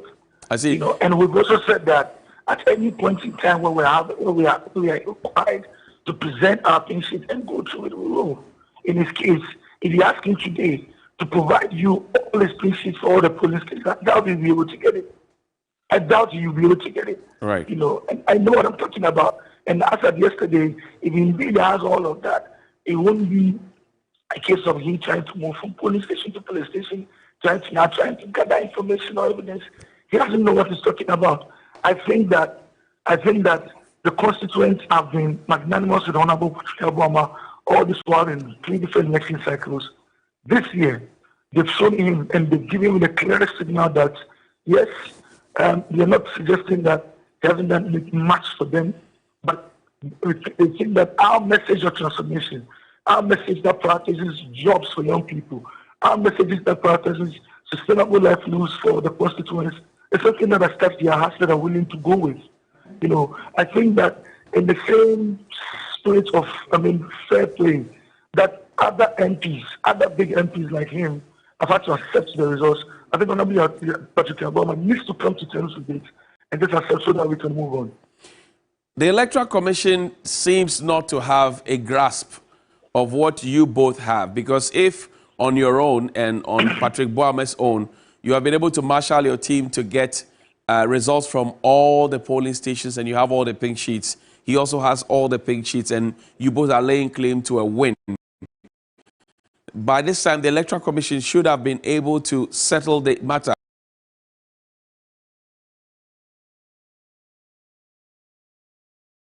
But it does that the Electoral Commission seems clueless in this matter. What do you say? Well, the Electoral Commission, as 2 days ago, we're going through the collation process still. Patrick Obama and boys had to interrupt it. If you come to a constituency, there's a particular fact.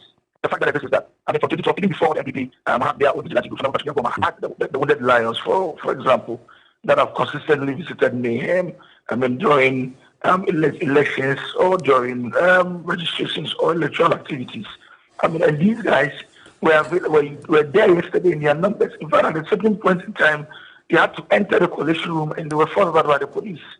You know, so at the point when they realized that we had fully done our internal collations and we were on our way to win, then it's such a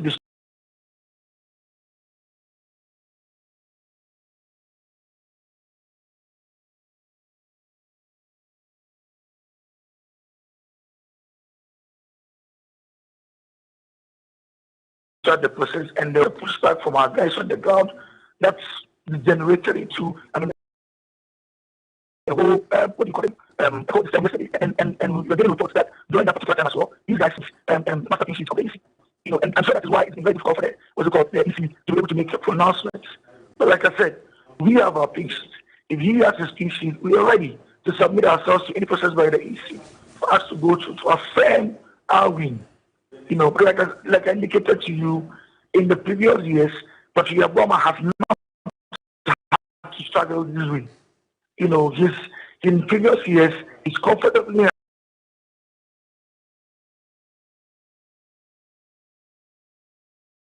has had to win for 9,000 difference. So in 2024, it is clearly having to hold on to a particular 9,890 pounds. It clearly tells you what has happened in the Collective Center. Things that has happened in the Collective Center. These, as it may, if indeed he's on top of issues and knows his numbers very well, you put out a totally different number in the morning yesterday, put out a totally different number in the afternoon yesterday, and also hold on to a different number that had been put out by CTFM. In my interview with CTFM, very clear to them. After the interview, and having realized that they had put out the numbers without basis, they had to delete it. So Baba Sadiq, what happens now? What happens now? Your constituents are sitting on tenterhooks. There's tension in your constituency. What go on? For me, I think that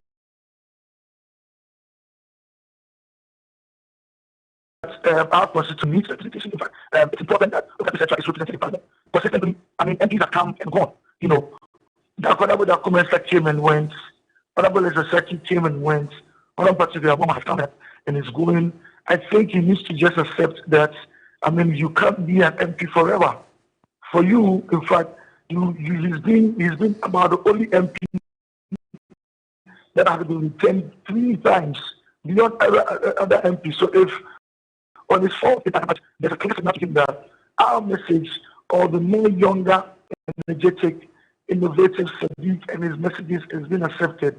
I think he needs to be magnanimous enough to accept that and has ended, and that a new, especially different leadership needs to come to continue whatever works has been done in the constituency. I see. So, like I said, this service can continue. I indicated that we are ready. We've got all our pink sheets and ready. And at any point in time, when the EC calls on us, we're going to submit it, we're going to go through that process, and it's going to affirm that we won the constituency. Baba Sadiq, I'm grateful that you spent your morning with us, and I hope we didn't interrupt your early morning prayers. No, I mean, it's fine. I was praying earlier, but when I got the notifications, I had to just jump into the call as well. Because I've noticed that from last night, he seems to have been going on the media blitz or media run, just to try to create an impression, you know. And when you look at him on the day of election, knowing Patriaba, if he had won, indeed won, and he knows confidently that he had won, it would have taken him 17 hours to update his pages from the time of the close of polls, you know. And once we put it out there, and it has become very obvious that we had won, by yesterday evening, he began to engage in the media, similar to what another person is also doing. Similar to it, trying to use the media to create a narrative that they will now want to use to force the EC to affirm. But that won't work in Asawase Central this time around. If in previous elections he's had to have his way, I mean, this year there's a new focus with Baba Sadiq, and knowing exactly what we've done in this election, knowing exactly the feat that we've been able to achieve, right, but not to allow him to use trumped up media, what do you call it, narrative to overturn it. I thank you very much indeed for your time. Have a good day. And we're wrapping up our midnight run and a stretch here on your election command center. This has been Ghana Decides. Judith Brown is still with Lawyer Jantua. I'll take some closing thoughts from Lawyer Kwame Jantua, and then we'll wrap up with Helen here as Roland Walker and Na Shoko and their team take over for the first half of the morning. And we will connect also on the telephone line with another guest who will join us shortly, just to say thank you very much to Belacqua Mineral Water, to Mont natural mineral water, and also to Piva water. And that's what we're going to enjoy throughout this extended coverage of the 2024 general elections. We know that in the last few hours, Dr. Mahmoud Bawumia had organized a press conference to concede a defeat in the election, and also had called former President John Dramani Mahama. He says by their own records, that's the NPP's record, the NDC had won the presidential elections and decisively won the parliamentary elections. The Electoral Commission took a break last night at 9 p.m. to return this morning at 9 a.m. to start collation and certification of results from the rest of the 16 regions. So far, they have 4 regions certified. And as we travel along the day, I'm sure we can have the conversation with them. Helen, good morning, and we're wrapping up. Good morning again. We do have Honorable Andy Apiakubi on the line, and I'm sure you'll have some words. Let me engage Honorable Andy Apiakubi, MP for Asante Achim North. Honorable, thank you very much for your time. Good morning. Good morning, my brother. You were very vocal during the primaries. You bemoaned the situation of monocracy. You got onto the ticket. You got into the election. And the people of Asante Achim North says, no, we don't want you. Go home. Well, how did you offend them? Well, I thank them very much for at least giving me the opportunity to serve them. So if the time has come for them to retire me out of political leadership, I still want to thank them. But we have to learn lessons from the process. And the lesson being that we ourselves as a party, we started destroying each other and destroying our hopes in the party, and also working against each other and working against the party. You know, if you want to report whatever has happened, you will see that it's our own doing, our own political situation. That's what we call. So I personally, I have been relieved of a lot of responsibility. But, you know, we need to I see. What is happening is not normal, but it is our own creation. Some of us have suffered from the hands of our own party members and government. And the dynamics are very different. And I don't see this as total rejection of my party, which is normal. You know, the influences that came into the election. I don't discount the weight of it. But I take the results in good faith, and I want to give the opportunity to somebody else to come and continue. But the fact is that this is not the normal results. And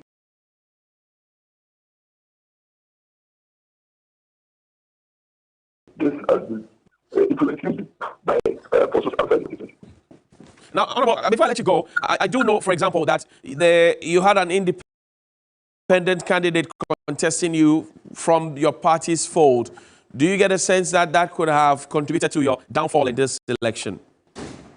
Well, I wouldn't say that it's a downfall, but I would say that this is a list of the burdens that the party or the government placed on me. I know for sure that my party was in the process of trying to remove me. I know my government even was part of it. And there are situations that attest to that. You see, the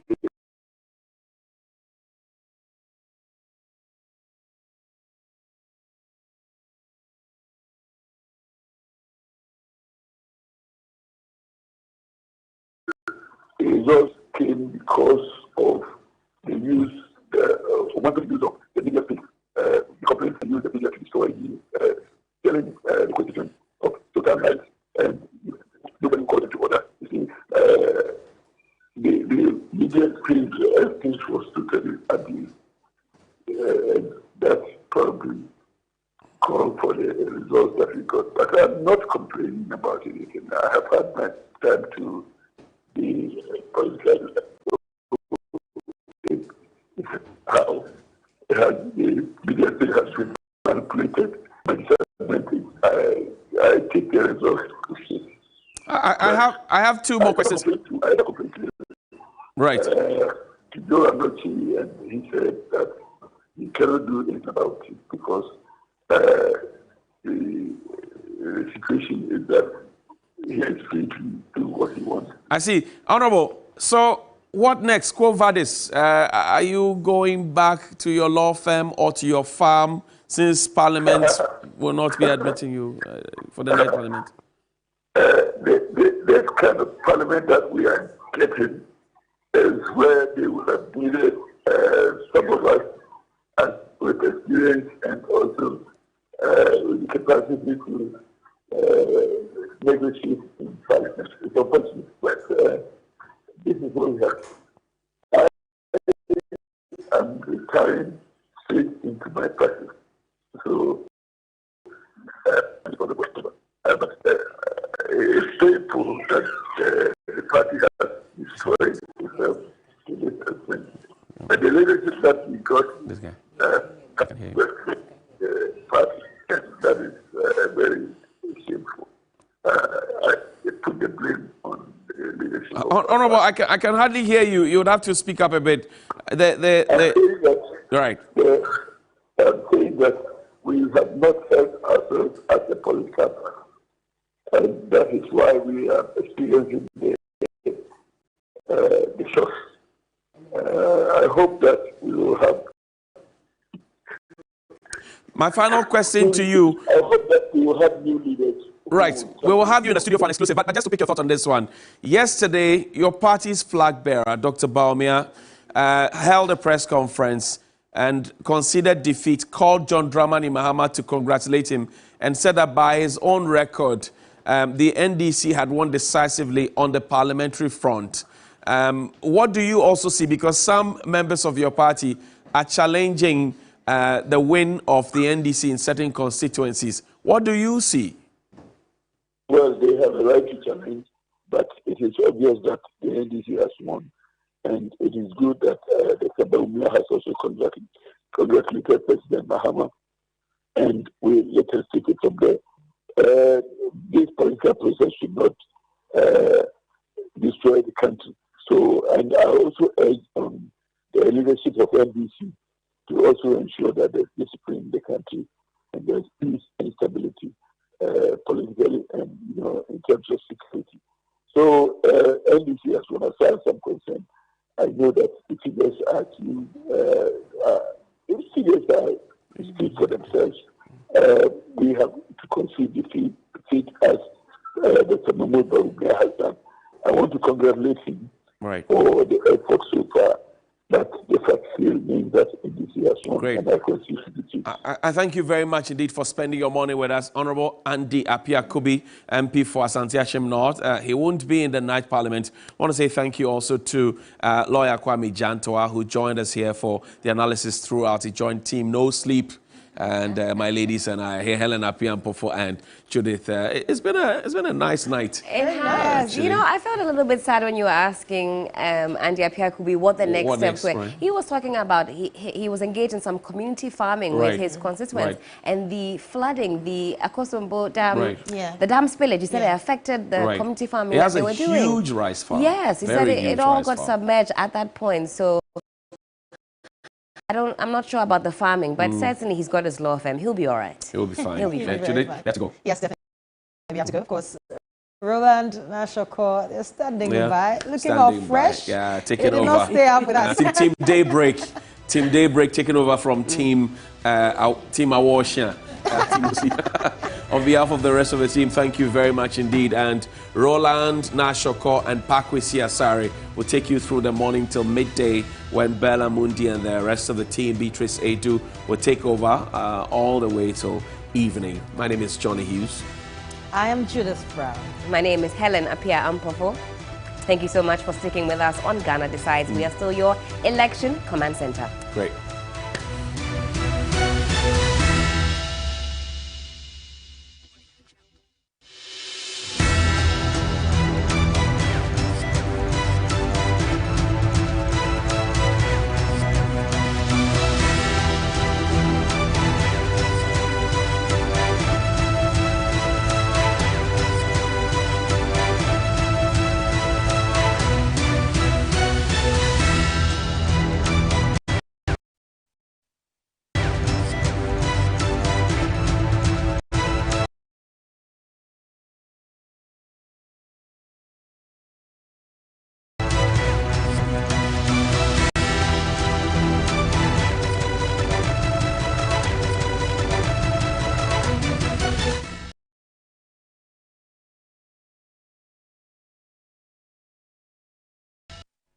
Number 7, Ghanaians will go to the polls to elect a president and parliamentary candidates. This will be the 9th time since the country began its democratic elections under the 4th Republican Constitution.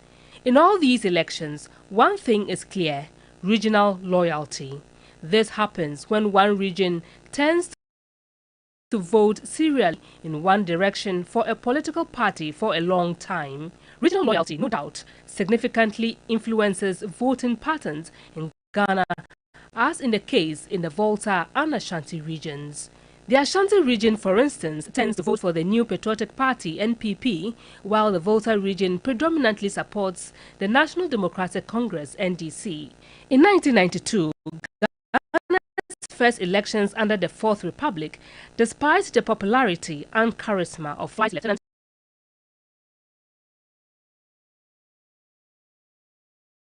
Jerry John Rawlings, he could not win the elections in the Ashanti region. At the end of polls, the NPP Albert Aduboahin polled 431,380 votes, representing 60.54%, while Jerry John Rawlings of the NDC had 234,237 votes, representing 32.87%.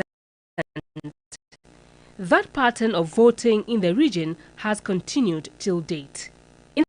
The Volta region also in 1992, while Jerry John Rawlings of the NDC polled 446,365 votes, representing 93.24% of valid vote cast, the NPP Albert Aduboahin garnered 17,295 votes, representing 3.61%. This voting pattern has also continued throughout the years. The Northern, Upper East and West, Savannah, Western North and Bono East regions have also been loyal to the NDC. The Ahafo, Bono, Eastern and until recently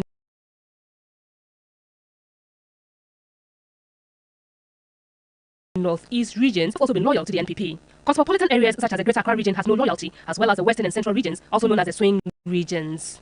Executive Director of Global Info Analytics, Musa Dankwa, explained loyalties are now being tested due to demography.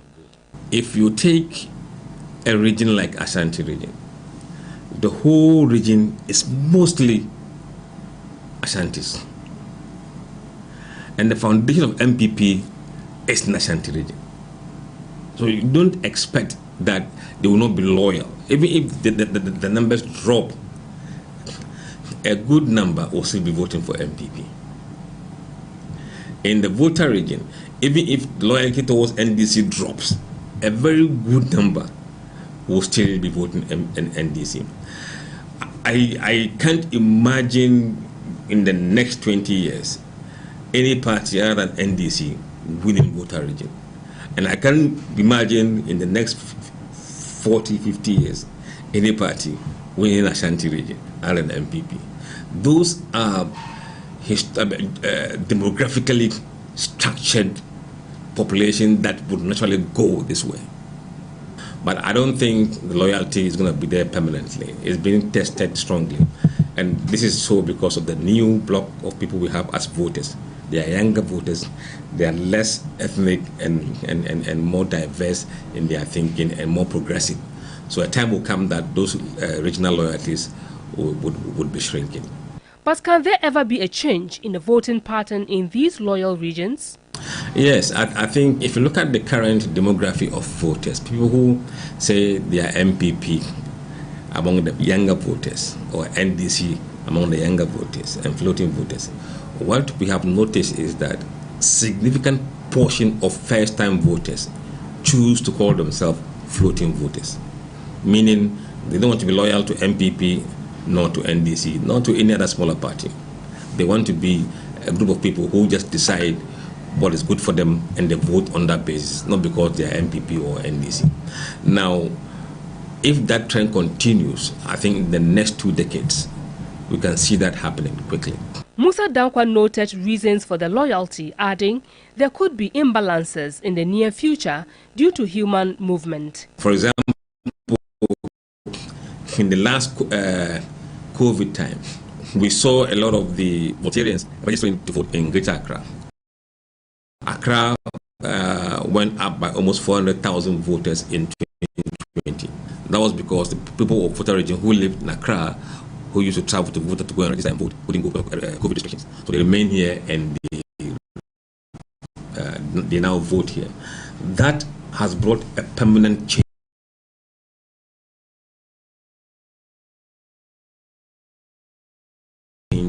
in the of Accra, and that will make Accra more likely to vote NDC than MPP because of the sheer number that move from voter region or that would have gone to voter region but remain in Accra to vote. And that's what is making Accra a lot greener. If we have similar movement in other geographical locations in the regions, this could also happen, and that could test loyalty of some regions to a particular party. Other political watchers have noted that the country has experienced violence connected to subnational electoral processes, highlighting the need for peaceful elections. They argued that to ensure a peaceful election, the complexities of regional loyalty and voting patterns would have to be addressed. Evelyn Tenkma, TV3 News, Accra. I am pleading that we will take the Highways Authority to court.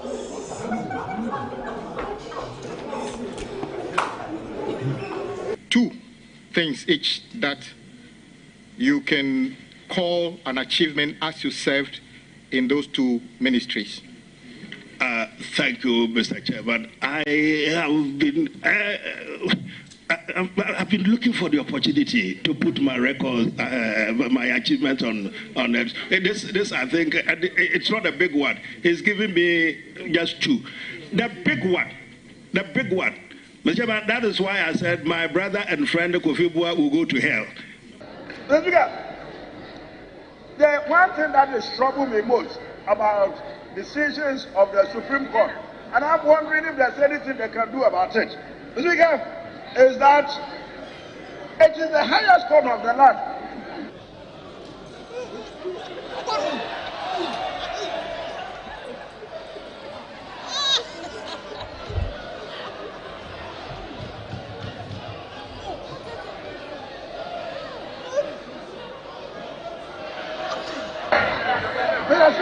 Mr. Speaker, I was actually going to end. Now they are annoying me, so I will not sit down. I will filibuster and people filibuster. I will talk to tomorrow. In Pennsylvania, my mother, then the America, as somebody says, Papa, I say, you go home, Abra. You can say you go home, Mono, Muguada, Muti, I is a Gubeda Muguano. Yamon, you see a go home, you see a go home, Abra. Abrawano, a penny. Ya, when you ya, be worried to Yaquapo Huno. Most of them were growing now, and now we get policies now, President. Money, political importance, and your political rally, and your she, and yet, Munya Botre, Muchiana Moya, Moniamana, Moon for. Now I say, policy, now so that I do be at them. Democracy now will be. Now, it's informed so yet. I not possible to say a big giant when I don't know who am I, only yet number one, won't just yet. What you take about one great money and from us any other. The Parliament is a master of its own regulations and its own. It's nonsense. That's not the case. The Supreme Court is spoken. The Speaker is supposed to get the House in order to let us do what we are supposed to be doing. Why we are here? Why does he consistently keep like that? Our convention, we have a convention. It's not argument, nonsense. You guys are not listening. Supreme Court is speaking. It is not for us members of Parliament on the majority side to be arguing at any point. This is matter. This is foreclosed. It is completely foreclosed. Supreme Court is speaking. That is the end of the matter. But we will cite him for contempt. We will cite the Speaker for contempt. Watch the space. But he is disrespecting the ruling of the Supreme Court. 4 MPs you have been disallowed from coming in. You are not listening. You may want to take some medication. It has no point shouting when you are ignorant of the matter. Football is a very serious business in Ghana. You journalists tell those who are playing at the head of affairs of our football, they shouldn't mess up with the country. They shouldn't. If I had won it, I certainly would have died that day. My condition would have been worse. And I heard people, when I was lying in my bed, I heard people shouting all over the world, Ghana is the only country when we go to play, God has to come to earth to be our defender. I mean, God has got so much to do, but He's always calling to aid. I am a ranking member, so I'm entitled. Forgive me, ranking member. In that case, you do 15 minutes. No, man, that's true.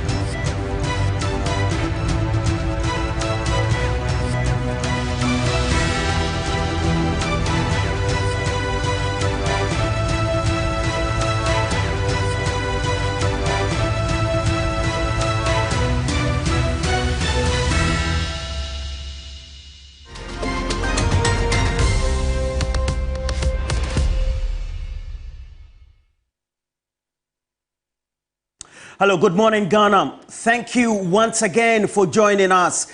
Ghana Decides 2024 continues by your election command center. And certainly, we know that as the dust settles from Saturday's historic elections, the spotlight now shifts to the aftermath. I'm Roland Walker, bringing you alongside all of us right here, updates and perspectives from across the nation as we all dissect the results, all the upsets so far shown to you and the ones yet to come, and the stories shaping Ghana's democracy. Exactly, Roland. And as the ballots have already been cast, we're waiting to hear from the EC to make that final declaration. But one thing is clear. The people's voice is resonating very loudly. My name is Nashako, and today on the show, we're going to explore some of the challenges, the milestones, and the breakthroughs shaping this pivotal moment in our nation's history. Absolutely. Now, good morning. On Saturday, Ghana spoke, and today the numbers are telling their story. My name is Pakus Yasari. I'm ready to break down the trends, analyze the shocks, and bring you the data behind the headlines with a magic wall.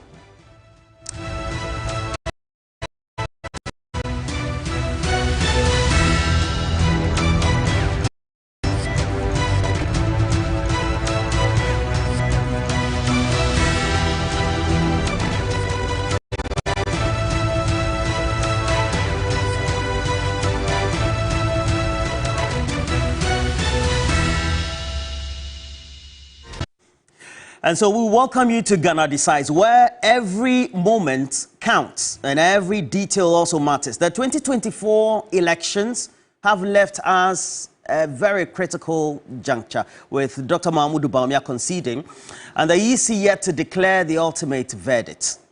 Now today, we're going to delve into the unfolding narratives, unexpected upsets, voter dynamics, and the power shift shaping our nation's future. Stay with us as we also connect all the dots, the spotlights, the key spotlights that will be looking at the critical constituencies, and also analyze the trends that define this pivotal chapter in Ghana's history. Well, very important there, and it looks like a lot of things have been happening. I stayed up all night trying to catch up the latest for Dom Kwabenya, for example. The man himself who took over from Sarah Adwoa as the parliamentary candidate for the MPP, Michael Kwe Jr., again, not at the collation center, or his representatives as well. And rather, who now has been declared as the ultimate winner for the Dom Kwabenya seat for the NDC, had to sit through and watch. Yeah, and also at Asin Central, if you were following just now before we took over from the morning shift, Sadiq was on the phone with us, exactly trying to explain the happenings in that constituency. So we saw him sort of declare that he had won. He had powder on his body, went to the home of the chief imam. So we saw videos and pictures of him lying on the chief imam's... For blessings? Yeah, belly for blessings. And unfortunately, hours later, we hear that actually that particular result is in contention. And we wait to hear from the EC on what's happening in that constituency. But these are not the only two constituencies. No, they're not. I mean, Okankwe South constituency, that's my constituency. That's where I was born. Okay. Many years ago. I lived there for over 25 years. And fantastic. It's, I mean, since it's only in 1992 when the stolen verdict, we know when the Jerry Rawlings won the presidency, the NPP decided not to contest in the parliamentary seat. Then that seat was taken by an NDC person. Subsequent to that, in 1996, Nana Komia won that seat and was there until 2012 when Ahmed Atta came in, took the seat, and then later Dakwa Newman. For the very first time since 1996, Okankwe South, which has predominantly been NPP, has been won by the NDC. Wow. Very interesting dynamic. Very significant. I don't know. Amazing. Yeah, because amazing. If you take a look at the contention that the current government for Okankwe Central, for example, is complaining about, that's Patrick Yabwama, who earlier spoke before Sadiq did, you'll find that he said he has his own, is it a pink sheets? He's collected his own results. Sadiq also says same. But he also speaks about, I guess, the mind of the voter, what they are trying to tell the next government, and then what they are telling the exiting government. Exactly. Very interesting dynamics. I think what's most important right now is for us to hear from the EC. That will put all of these to bed. And I was looking at some of the numbers. You know, everyone is collating their results and everyone is putting out their approved results. Now, we were looking at some of the numbers earlier, and it appears the number of seats comfortably won by the MPP in Greater Accra is less than 10.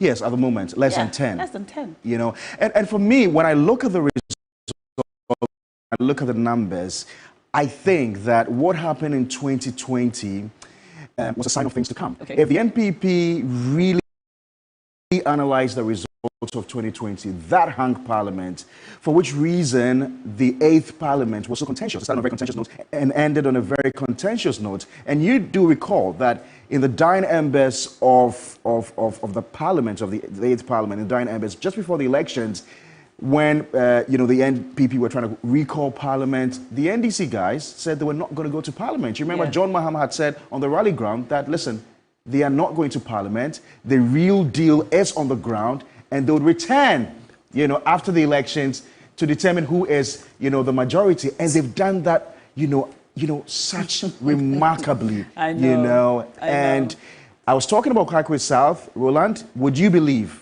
that the Bree seat, which has always been won by the NPP, Obiamwa seat, has now been won by the NDC? Well, South. Yes. There's so many of such stories. Yes. Yeah, there's so many of such stories. Seats that we knew have been traditional blue seats. Exactly, won over by the NDC. And I'll say, especially in Ashanti. Yes. The numbers are staggering. I mean, so as at 2016, the NPP had, I think, 3. The NDC had, I think, 3. 2020, they increased it by 1. They had 4. Now they have 8 seats. That's what they're telling us. Yes. 8 seats in the Ashanti region. The only seat in the Volta region that was being held for the NPP was the Hawaii seat, Peter Amewu. They've taken it back. Yes. Very interesting. Hawaii has been in the trend. Very interesting trend for us to discuss. Yes. And today, certainly, we are going to look at those perspectives and try to deal with the issues of the media, the content that was created about ethical considerations, and then the sort of campaign that was also waged in the media as well, how that played some influential role, persuasive role in trying to get a buy-in. Because mind you, we have still a low voter turnout comparatively, just a little less than 50, just a little after 50%. A little above 50%. Yeah, so it depends on which of the constituencies. So that dynamic and the average should be a concern for posters, for the media, civil society, and the politicians themselves. Why didn't they get people to come to the polls? What some of the posters have said is that after every 8 years, that's the trend. There's always a low voter turnout after 8 years when one party has been in government. But Roland, now listen, I'm saying that the Electoral Commission would have to come and explain to us. I don't understand, though. Their earlier comments why about they the high told us voter in their turnout. first press conference that voter turnout was massive. They have to come and explain to us. And when the journalist asked him what the percentages were looking like, he said they can't say for now. Maybe he meant massively low. No, it is he not. Said massive. No. He said the massively low turnout. No. They have to come and explain to us. We need explanations. Yeah. How do you say that? Yeah. I think it was premature. It was premature. It was premature when to have said every that. report we're receiving from the ground, from our reporters, was that voter turnout was relatively lower compared to 20.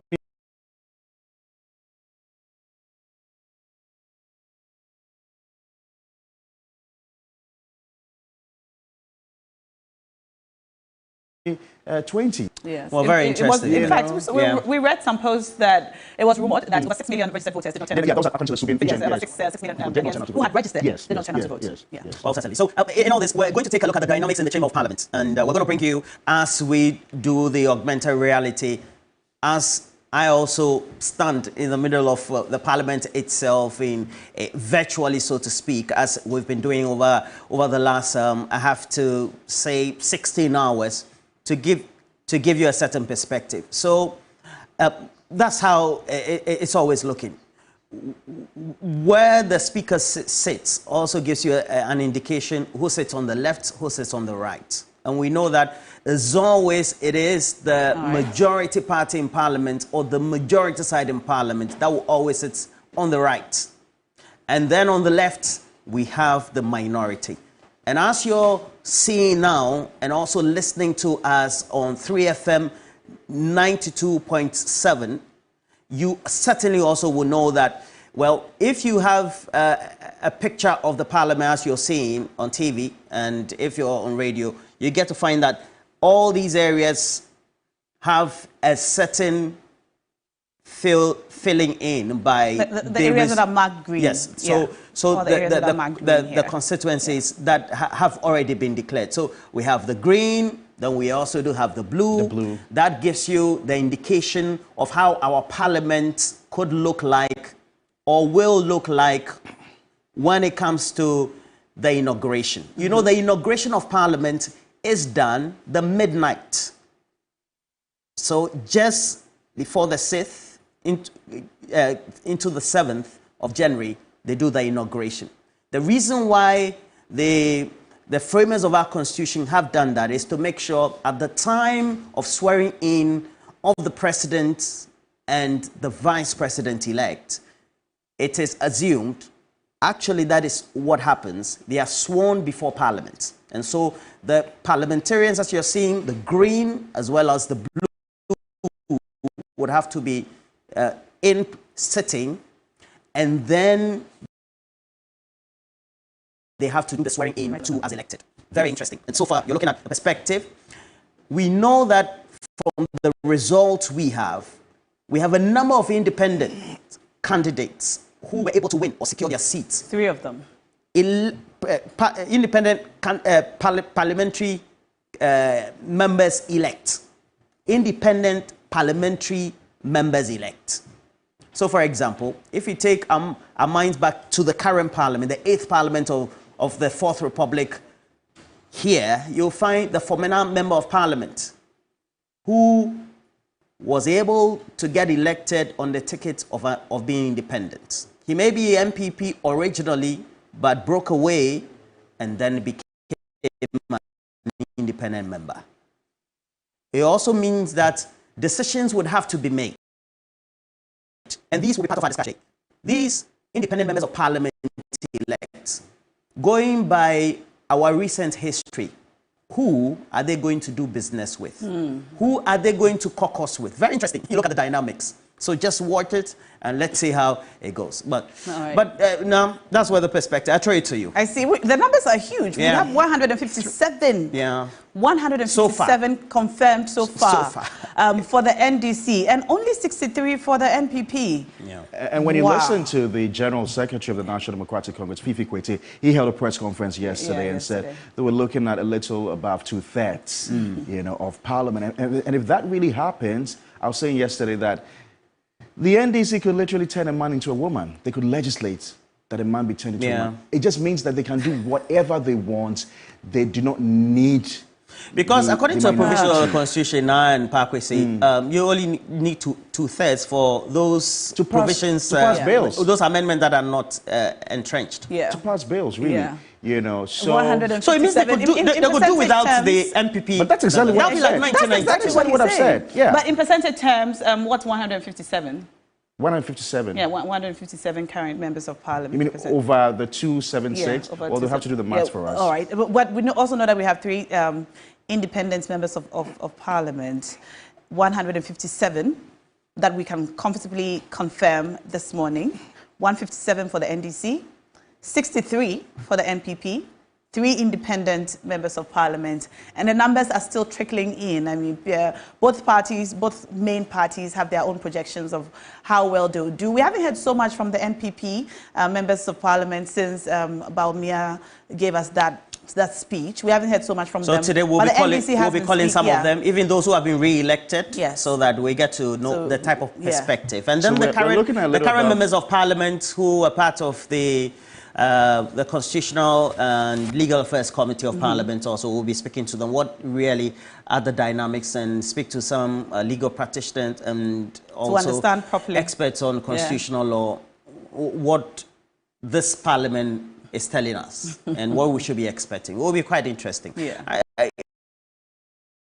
If the president-elect, of course, he gets inaugurated and decides to show his powers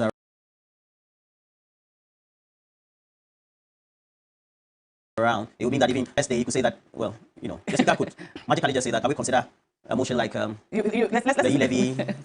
So we're looking at a little about the major taxes, the betting taxes, those who come in the budget. But what a lot of us are waiting for, I think I speak for all the women and young girls who have been waiting for this. What a lot of us are waiting for is that removal of tax on sanitary pads. It's been one of the big things.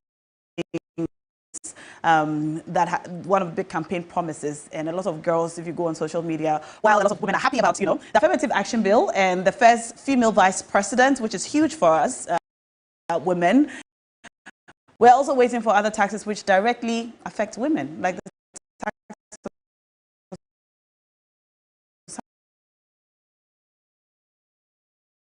sanitary pads to be removed. But let's go over to Fifi Kwete, very profound statements. Let's listen to him now. In the next hours, most probably tomorrow, because it's looking like the electoral commissioner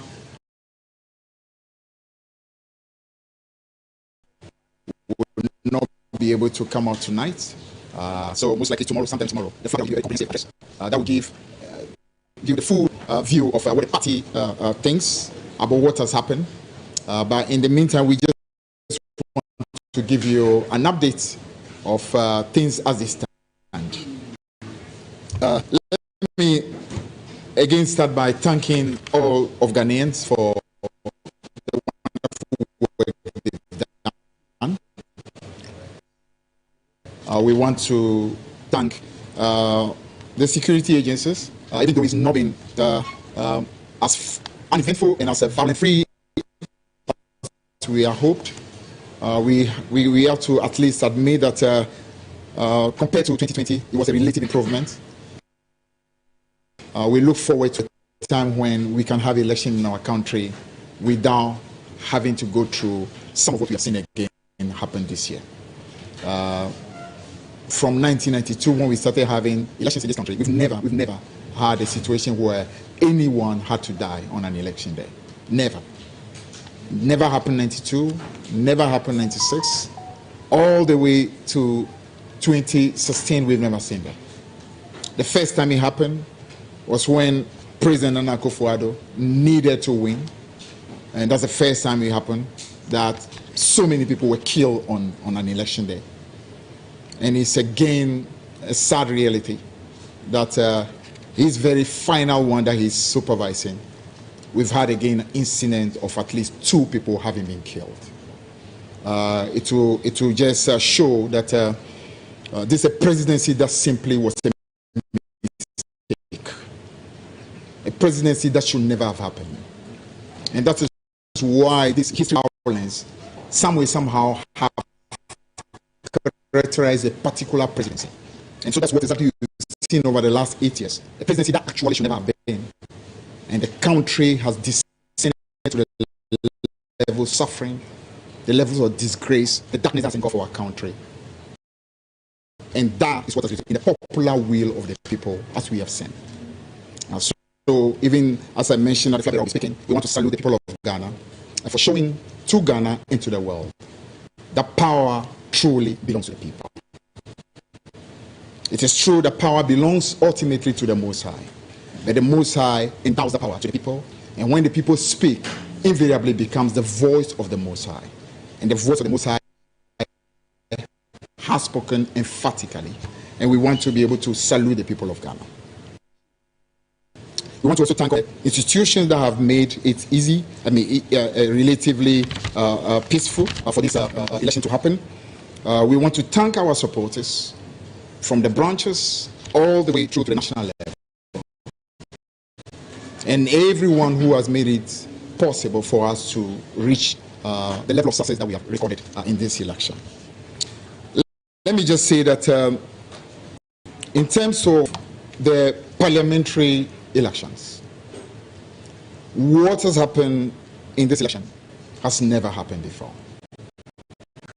This is truly unprecedented in the history of our country. So we are talking about, for the first time in the history of Ghana, we can say emphatically that a political party that has won the presidency has also won at least 2/3 majority in Parliament. And so that's the General Secretary of the National Democratic Congress, Fifi Fiavi Kwete, addressing the press yesterday and suggesting that based on their provisional figures, they can say authoritatively that they've won at least 2/3 of Parliament. Now, let me take you to the Dom Kwabenya constituency where a lot has been happening. Our correspondent, Godwin Asediba, has been reporting and bringing us updates of happenings there. Heavy military presence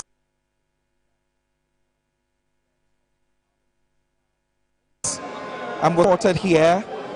The police officials who are here as well doubled in numbers to ensure that they brought calm to the happenings there. That fortunately was able to happen.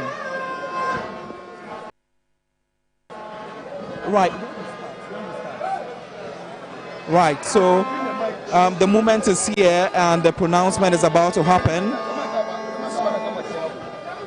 So pronouncement is about to happen, and we will soon get to hear from the EC, who is poised to deliver the results. At the moment, they are trying to talk to the supporters to let them know that the time is here and it's about to happen. So yes, they are taking the lead to the front side to finally pronounce the outcome of the results. It's been close to 48 hours, like I have been saying, and the EC official is speaking. So let's get to hear what he will be saying. Good evening, Dr. Kwabenya. And good evening, Ghana. Right. Today is Sunday. Today is Sunday, the 8th of December, 2024.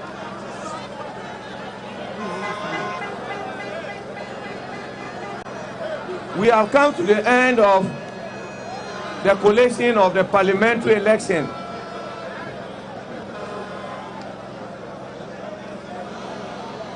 The total valid vote cast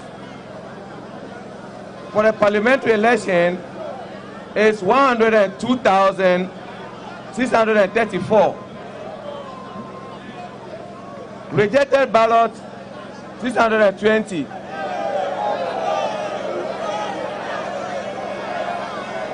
And the total vote cast 103,254. And the individual votes per candidate according to how they are arranged on the ballot paper.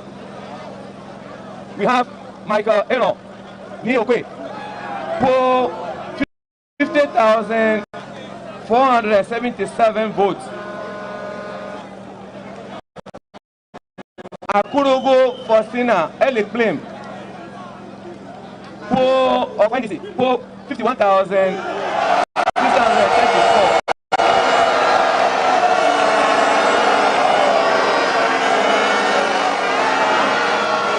Doranyapo for 224 votes. And Remy Papa Edmondson for 299 votes. Now, by the power invested in me,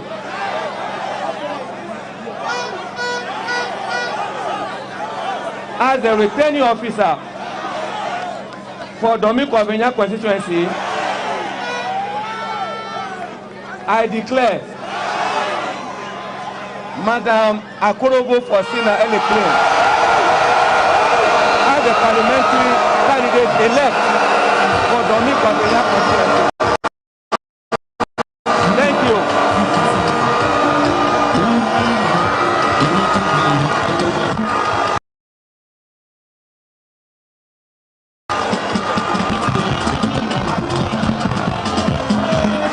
Right, so just as you heard from the returning officer, Faustina Elikplim Akurugu is the MP elect for the Kwabenya constituency.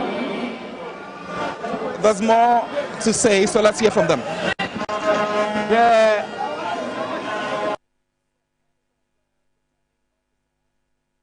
Collation not ended yet. We are still on it, but God will end it tomorrow and the result will be announced. Thank you.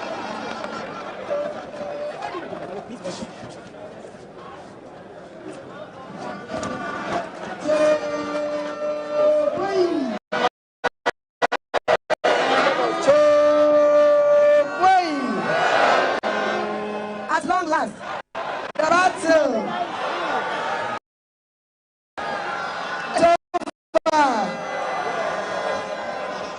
Kwabenya way and the money now I say Odra may extra meno a brew my so money me as if it's anora a bessie and Nyamishramu pa Nyamishramu Kwabenya and then ya fire into my pa Afra.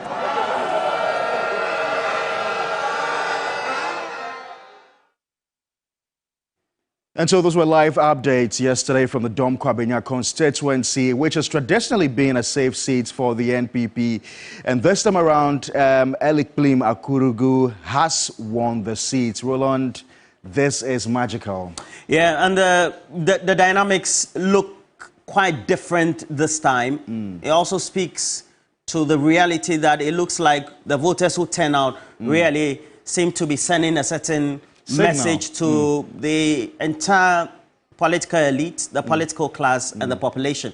Because Akurugu is winning by a slim margin. A little about 1,200. Exactly. But as it is, ideally, Michael Kwe Jr., knowing that he's contesting in an MPP stronghold, and looking at the margins that, for example, won, and then even his own father, that's Professor Aaron Michael Kwe, it looks like this is a very poor showing. And I feel very sad for him. I feel extremely sad. Well, I'm feeling very sad. It means that some poor work went into the campaign. I mean, it's a place you could literally relax and say, look, looking at the historical, difference. Yeah. So you can say, so you can draw some conclusions that either he didn't work hard enough or his campaign team just didn't get the message to the people. Well, he's the same gentleman. Is he not the same gentleman who also went to wash the underwear? We saw him, washing clothes. Yeah. So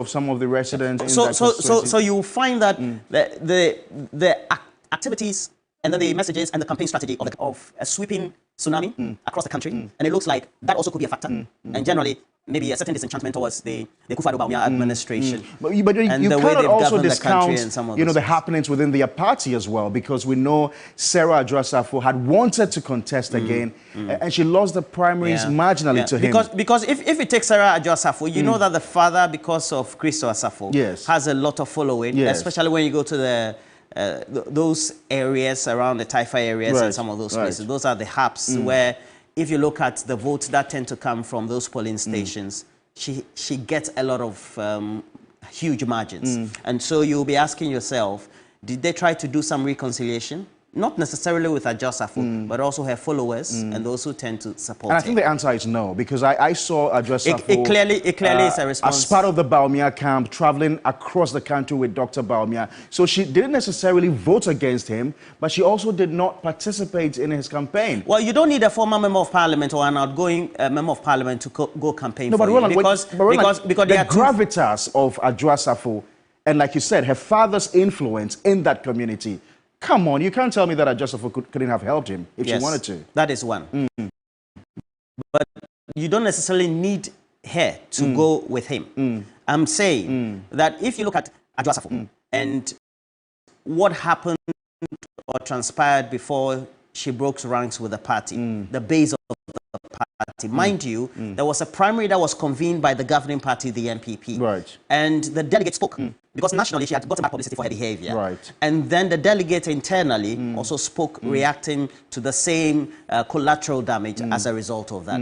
Then you have her own population that she has in the constituency due to the influence of the father, because he's a spiritual person and has a lot of following, and she also has a following as well.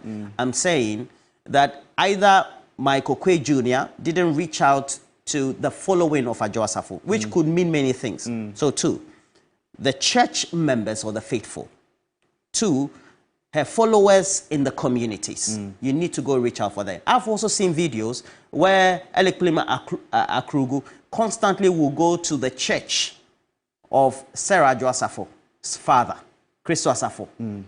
Whether she's going to give them a message or say, I'm coming to visit you, and all those things do count. I'm not saying Michael Kwe might not have done that. But at the end of the day, how constant you are with your actions also tend to resonate with them. You also sends them a signal that, yes, even though we have a certain fracas or a disaffection within the party, and then with Our Lady, who is our daughter, as church members, you also are reaching out to be able to reconcile. Because the reconciliation necessarily shouldn't always be with the personality. It has to be with the personality, her following as well, and all stakeholders around her. And it's very important. I get you, Roland, but I don't think we are creating the impression that Adoagyiri had the magic wand to winning the Domi constituency. I think you said because she's on the campaign. I'm saying that she could have helped, because you know that in the 2020 elections, she herself was going to find it difficult to win that seat, but for the intervention of Kennedy Japan and a few other people who went into the constituency to support her, to campaign for her. So it was always going to be a default seat for the NPP going into the 2024 elections. And that's what I'm saying, that if Michael Kwe Jr. had gotten that same support and intervention of party, because when you look at the difference, it wasn't that huge. A little over 1,200. But let me give you a historical antecedents to that seat. And let me take you back to the year 20... do we have data for 2012? Yes. So this is 2012 elections. And you can see Sarah Adwoa-Safo winning that seat by 63.75% with over 63,000 votes. Now, when you juxtapose that to her closest contender, Sophia Akwaku, who was getting a little over 35,000 votes, that was almost 30,000 votes difference. Almost 30,000 votes difference between Sarah Adwoa-Safo and Sophia Akwaku in 2012. Now, let's go to 2016 and see what happens then. So, Roland, keep that in mind, almost 30,000 votes.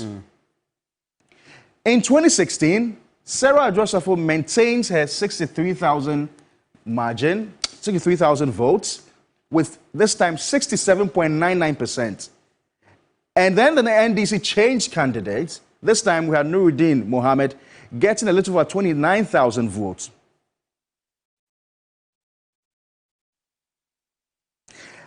And this time she won by over 30,000 votes. Okay, so in 2012, it was nearly 30,000. And then in 2016, she almost increased that to over 30,000 votes. And that's why the percentage rose to 67.99%. So, Roland, are you seeing the trend? Yes, I'm looking at the trend. Now, let's go to 2020 and see what happens in 2020.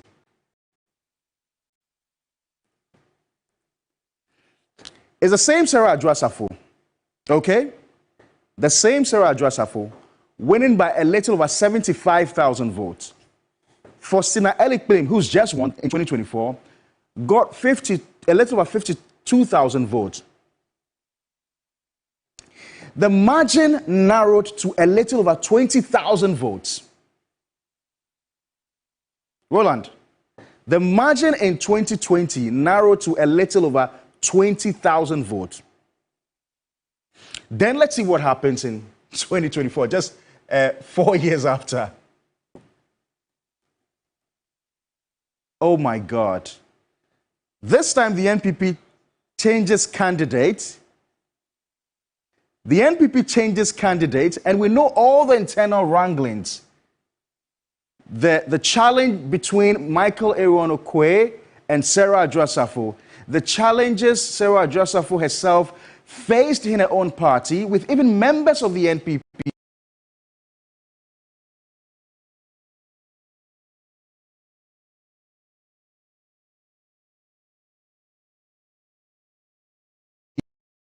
who were trying to impress on the speaker to declare her seat vacant because she had abandoned the constituency, because she had abandoned parliament for a little over a year, lost her ministerial position. You recall that? Yes, certainly. So with all these challenges, the NPP, for the very first time, who were winning with over 20,000 margin in 2016, suddenly lose their seats by just 1,200.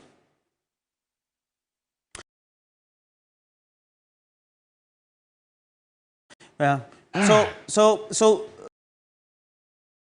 we can do just a comprehensive interpretation of this. It means that for 2020, if you take a relook at the voter turnout for 2024, let's assume that we had an updated register. So we had additional voters for both sides, whether it's Akrugu of the NDC or Professor or Michael Aaron Okwe Jr., so to speak. It means that people didn't turn up for the NPP. I mean, that's basically it. And Akrugu was able to maintain her same vote because she was able to get 52,000 plus in the previous election just 4 years ago. But it also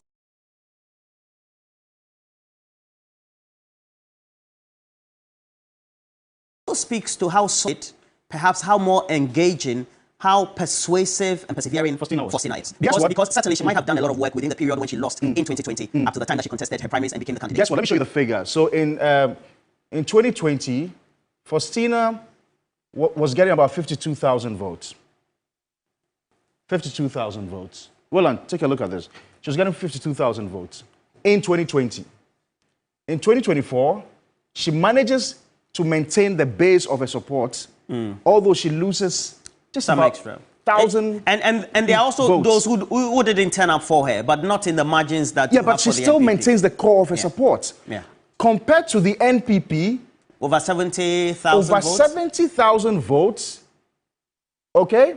75,000. 75,000 votes. Now see what they are doing in 2024. 50,000. Yeah. It means over 24,000 people did not turn up to vote for the NPP candidate. Assuming that there was no update in the register, which certainly there was, because there were additional 2 million people who were added to the national register. So averagely, and Dom Kwabenya is one of about 20 most populous constituencies across the country. We have Ashaiman, we have a number of them dotted, Ladade Kotoba, a number of them dotted across the country. And if it is your stronghold, you have a sure bet that you can go to sleep and then you get to win it.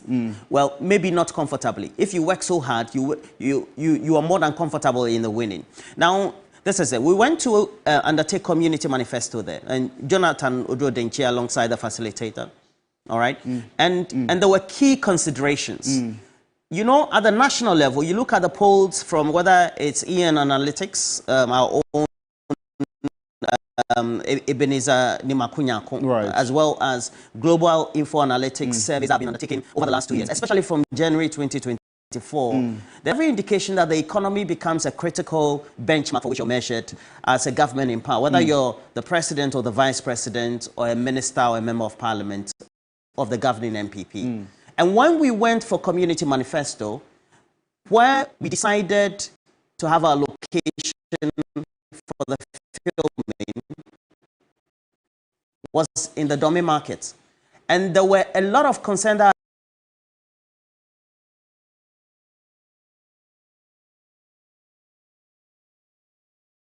had been raised predominantly by market women and men, as well as those who owned businesses. So within that, fortunately or unfortunately for that day, they were even undertaking a demonstration. It was that because they knew that we were coming, they decided to time the demonstration over the relocation of the market. Because apparently, the concern they had raised was that officers of the party, big men of the party in Dom Kwabenya, were demarcating the land among themselves, the existing markets. And the market had been also built by an NDC administration, or relocated to that point from by an NDC administration. So we had the MCE under the NDC government who came in, and then we had some concerned groups who had also come in. And they told us, apart from the location of the market and those who lived around, they traveled far and near to be able to come and ply their trade. And that was an integral part of a disagreement, apart from the concerns that they had at the constituency level, whether it was a concern with you have a relationship with the chairman, etc. So the sort of disaffection that Michael Eronokwe Jr. came to meet, I think he should have intervened and resolved some of these issues. Because people didn't turn up because there are grievances. Those grievances were not addressed in key constituencies. And I think this has also reflected in the turnout for the MPP in a seat that ideally should be blue. And I tell you what, I lived a bit in... You lived in Domi too? I did live around the Dom Kwabenya. Where did you say you lived earlier? I grew up in North Kanishi. That's where I was born. Or in Akwankwe South. So that's where I was born. But in the last 10 years, I also lived around the Dom Kwabenya area. And I tell you what, the people in that community have complained about the road network. A lot of the roads there are not in good shape.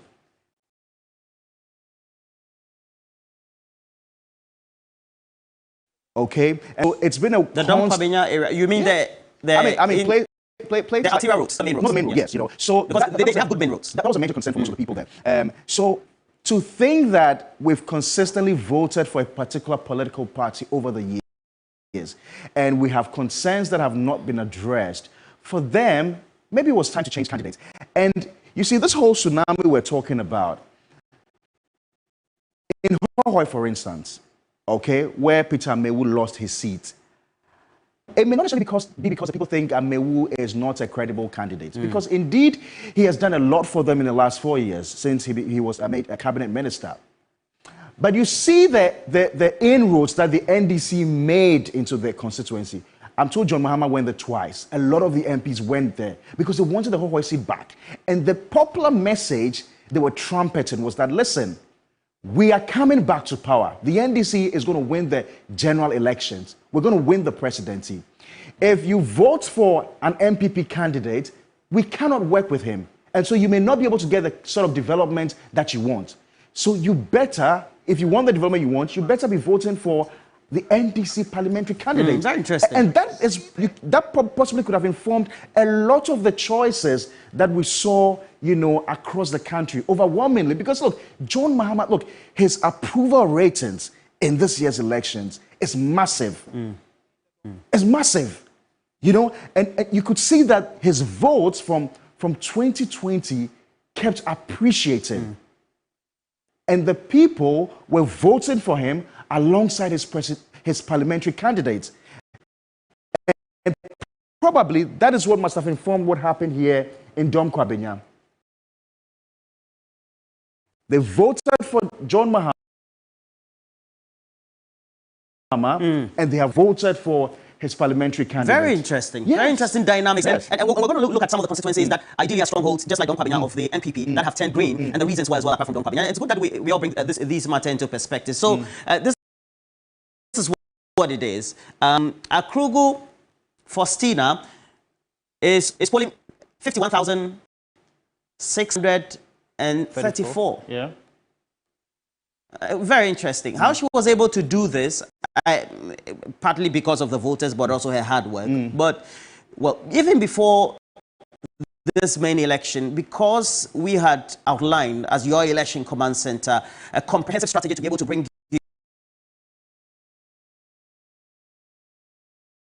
you the concern and the sentiments of Ghanaians just prior to this voting on the 7th of December 2024, we had undertaken a comprehensive study of what needs to be done by way of programming. And one of them, which many of you did love across your communities, for your constituencies, was Community Manifesto. And we had one of those episodes, just like I mentioned earlier, in Kwabenya, this time at the Tamale Market. We'll bring you an episode. Then we'll come back and look at the sentiment that were expressed and how that could have filtered through and influenced the voter outcome on Saturday. Okay, Pato introduce Ohuna Yanko.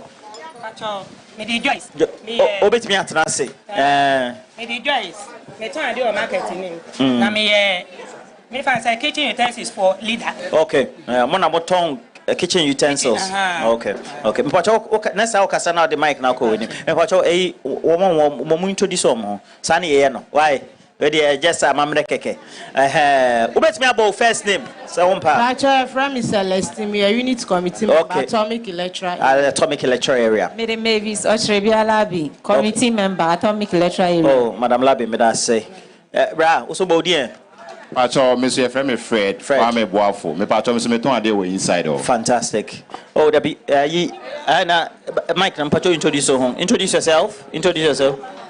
From Margaret, be a unit committee member of Dome West Electoral area. Okay, and you? What's your name? Yeah, me the Honorable Ibelizakwa, Assembly member Dome West Electoral area. All right.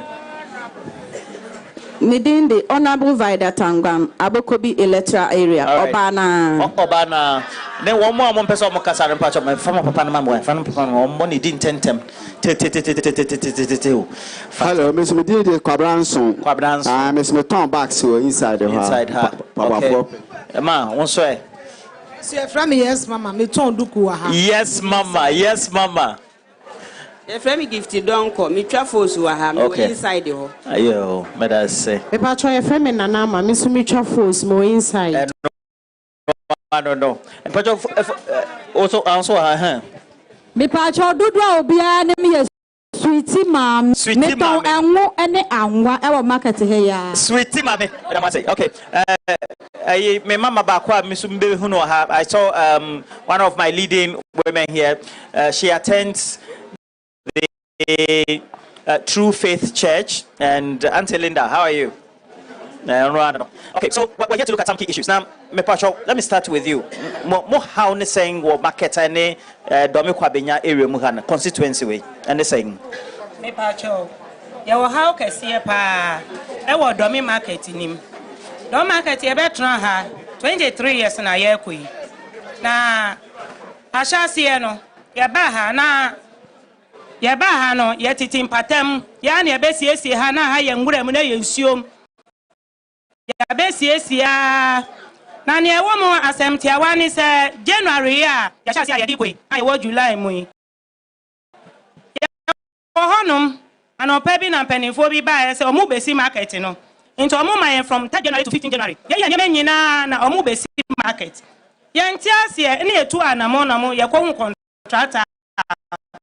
Ɔmo di contract no ama no. Nestable. Nestable company. And ye ko hu no na se ampa ye di contract no ama no. Inte ampa se 4 to 15 o tu ye nyina no besi market no. 10 to 15 January 2024.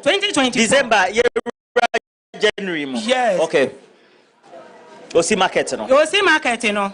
Enti yasi ko ni na so yi ni papers documents e chese ye the contract no ama ni nyina e di kire ye. Enti ase ye mpani fo kra ni hu bi. Ni ase asemu e de ento asomu ye wo MP ye wo MC. Enti sa dia e be ko ye MP ho. Enti ye ko ya no abo adwasafo ho. E no aka chen se asemu e onim ho hwe. So mu besi market. Enti sa dia sa 10 to 15 emre ni etia.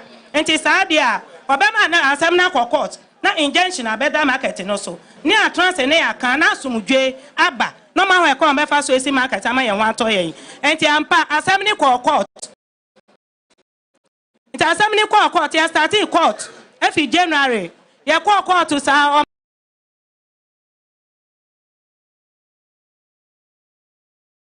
ma ye no ya ye court sa ye court last month no na mo bu asem ni say omo bo asem ni say omo se kwa ye fa so di asem ni court no ento asumu na assembly be ye bibia ma yen na say ye nti ase na asem de be court o say ma assembly ni lete for 1 month assembly na memo a ansana ye di asem na court omo bugu ye so na ni e ko ba ye ni before asem ni be court no mpanefo ni te ye nso o man ka ho hwe enti ye lo na ye anu abodi ma ye no o ma ye letter say fan come MC fufura ye di na be ona bo MP adjust for ye lawyer na di ma ye o ma ye letter say fan come MC fufura ye yini non trans non frey no ni ye nkasa na so mutu asum e di letter ni go 2 times one frey ye to anamo e ko ni office eni ni ko trans o ka kire ye nse asem na nya da kora asem nti ye nko na obe frey ye. So you look at some of the interesting dynamics there, and these are clear issues of human rights and then also bread and butter issues, because once you do the relocation and the grievances continue, it also means that people get to lose their livelihoods as well. Because at the time, they had said that development had started taking place on the land. So it means that people who, or market women and men who were trading in those areas, could not trade. Now, you even had the lady say that there was a letter that was even issued by the Member of Parliament, Sarah Ajoasafo, who is not contesting. Yet you understand that. So it means certainly there were concerns that I believe that Michael Quay should have taken consideration of.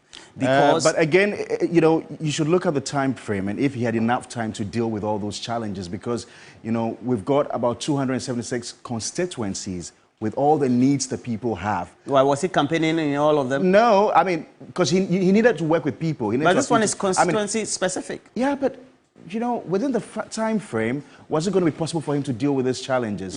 You know, so I think, I mean, I feel terrible for him, you know, seeing that, you know, he's had to go through all these processes to win the primaries and to lose a safe seat like Dom Kwabenya in such a manner, you know, such a slim margin. I mean, 1,200, I mean, that was, I mean, I think he could have won the seat, you know. But, well, you know, something that has happened in this year's elections, which, I mean, it keeps happening every 4 years. And I think the politicians should begin to change their ways and seek righteousness. Look, you realize that in the last few months of the elections, roads that were unmotorable, you suddenly see, you know, graders and some earth-moving bulldozers and earth-moving equipment, you know, trying to... The drip. I mean, what are they... What? You see, if it may not be intentional, but when you try to...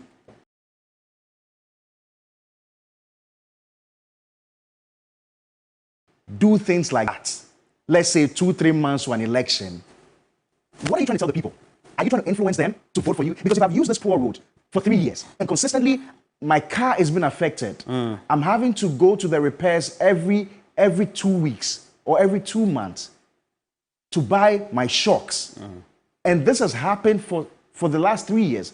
And then with just 3 months on election, you want to come and, put coat, tie, and all those things on the road. I mean, for me, I find it an insult. Very interesting. It's an insult. And you know what? From the data and its analysis, you can clearly see that if you compare the number of voters who didn't turn up, there were more of MPP than NDC. How can you tell that? Yeah, because 75,000 by Sarah Adoagyiri in the last election. Let's assume that, well, the real votes were 70,000. Extra 5,000, so 75,000. 20,000 plus did not turn up to vote for the MPP. Forget about Michael Kwabenya Jr. And there were undercurrents.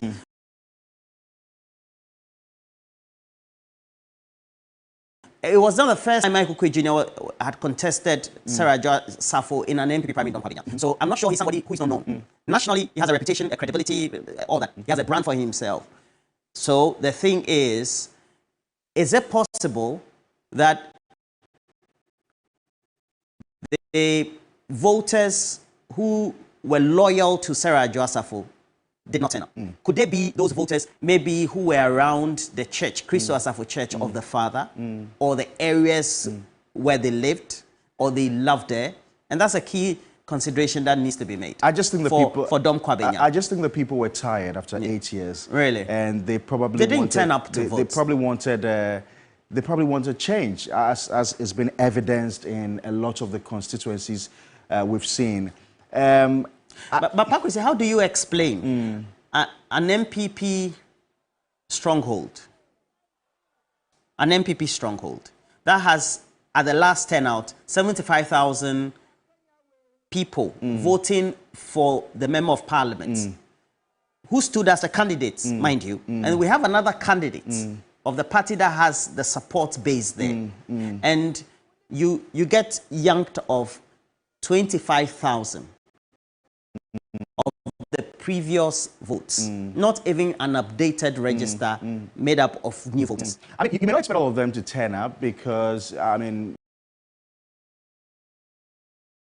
obviously some people may have died, some people may have relocated, but I don't think it's enough to get like 25,000 people deciding to show up. So we'll try to get Musa Dankwa on the line and then get to have some dynamics on this other, because he had been warning that we needed to look at the sentiments on the ground because there were concerns about not the candidature necessarily of Michael Kwabenya, but the way Sarah and her people thought she was treated. And I think that I will stand on my position that there was not some level of reconciliation done.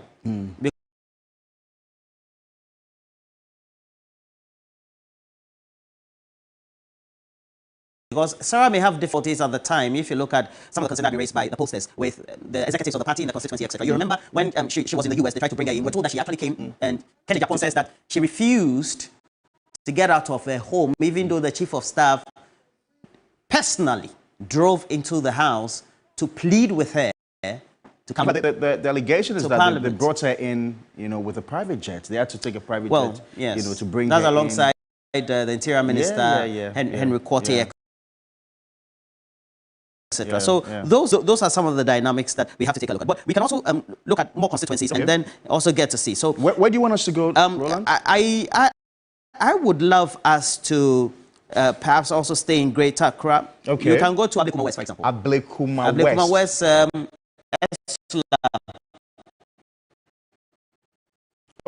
Okay. Owusu, Ekufo. And Portia had been there the whole of the 7th. Okay. And then subsequently, the result also declared, she brought that to us as well. Ablekuma West. Okay, so when you take a look at Ablekuma West, you find that Esla had been a pivotal figure. This is the 2024 results. So just take us through and then perhaps we can come back to the analysis. So this is the Ablekuma West constituency. We'll take you to the year 2012. This is Awutu. Okay. I think her first attempt at the seat. And Awutu stood against Bawumia-Mahama and won by over 10,000 votes, a little over 10,000 votes. Yeah. Let's go to 2016 and see what happens then. So a differential of 10,000? Yes, 10,000. Just in excess. So the NDC decides to change candidates. This time they bring in Dinah Obenwachum to stand against Awutu, and she just widens the margin. 14,000. 14,000. Okay. Or nearly 14,000. Yes. Asserting her dominance in that constituency. You know, there's a constituency that straddles between Dansoman, Sahara, and all those big bays and all those exhibition, places. those areas. Yes. Yeah.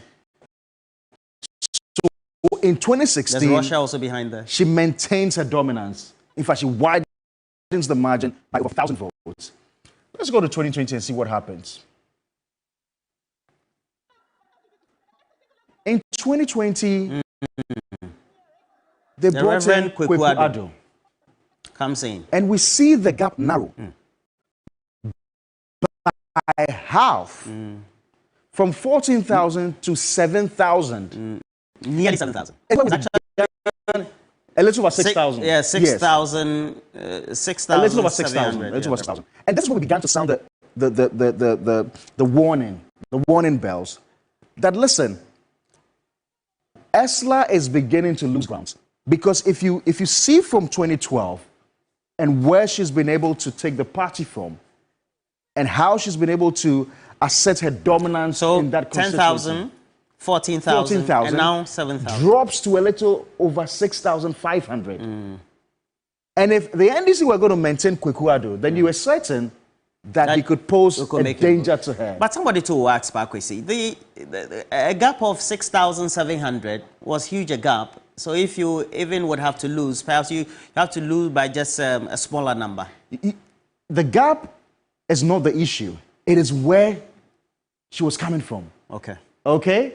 So the gap is... So it means that she had been losing the public, the voter trend. public over the period. Yes. In terms of carrying them along with their intentions, their policies. Absolutely. And then her ability to become the MP that they want. Right. So from 10,000, you go to 14,000. That's an appreciation. And then you lose ground by over 7,000. So if she could lose 7,000 votes in 2020, why wouldn't she lose this election? Really? And mind you, Awutu is known to be within the circles of Nana Addo Dankwa Akufo-Addo. She's a close associate of the president. I mean, she worked in his chambers. She was lucky enough to become cabinet minister, and one of the few cabinet ministers that held on to one position for 8 years. Amazing. Do you think that maybe the anti-Nana Addo sentiment rubbed off negatively because of her close relationship? Or also maybe her public utterances? You know, she sat on one of the stations and said, yeah, GMI, you know, some of those sentiments. Well, those statements were made many years ago. I mean, look, Esla is one of the most admired women in our politics. I mean, when she set onto the political scene, people admired her. I mean, a woman who is that assertive, who is well-educated, a lawyer. I think she worked with Weird. You know, she worked also in the telecoms industry for a while. She's quite an industrious woman. And so people loved her. She was one of the few women we saw who could argue her point out, you know, stand up to the men. And so I just think that she probably must have also been affected by the general, you know, tsunami, you know, the need for change, which probably must have affected it. But no, I mean, as much as I saw that the seat was a danger, I honestly, Roland, I honestly didn't see her losing this seat. Yeah, you know, we were expecting, there were a number of issues with her also nationally, with a number of, well, contract issues, you know, when it came to the Kelly GVG issue, the contract for the services for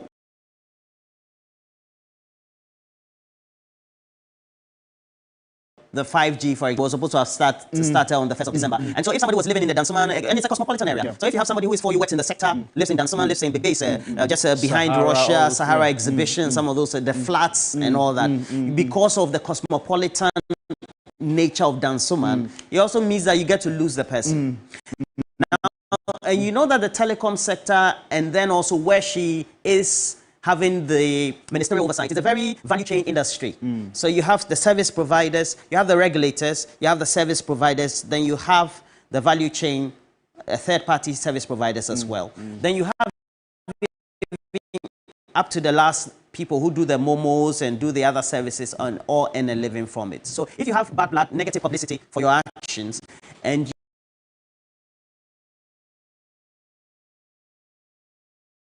you have individuals who live in the city, in your enclave, they may be for you, they may be for your party, but then you get to lose them. And those are some of the dynamics that some of the polls were picking up. But indeed, in the polls, there was not the sure bet that she was going to lose. But then the concern was...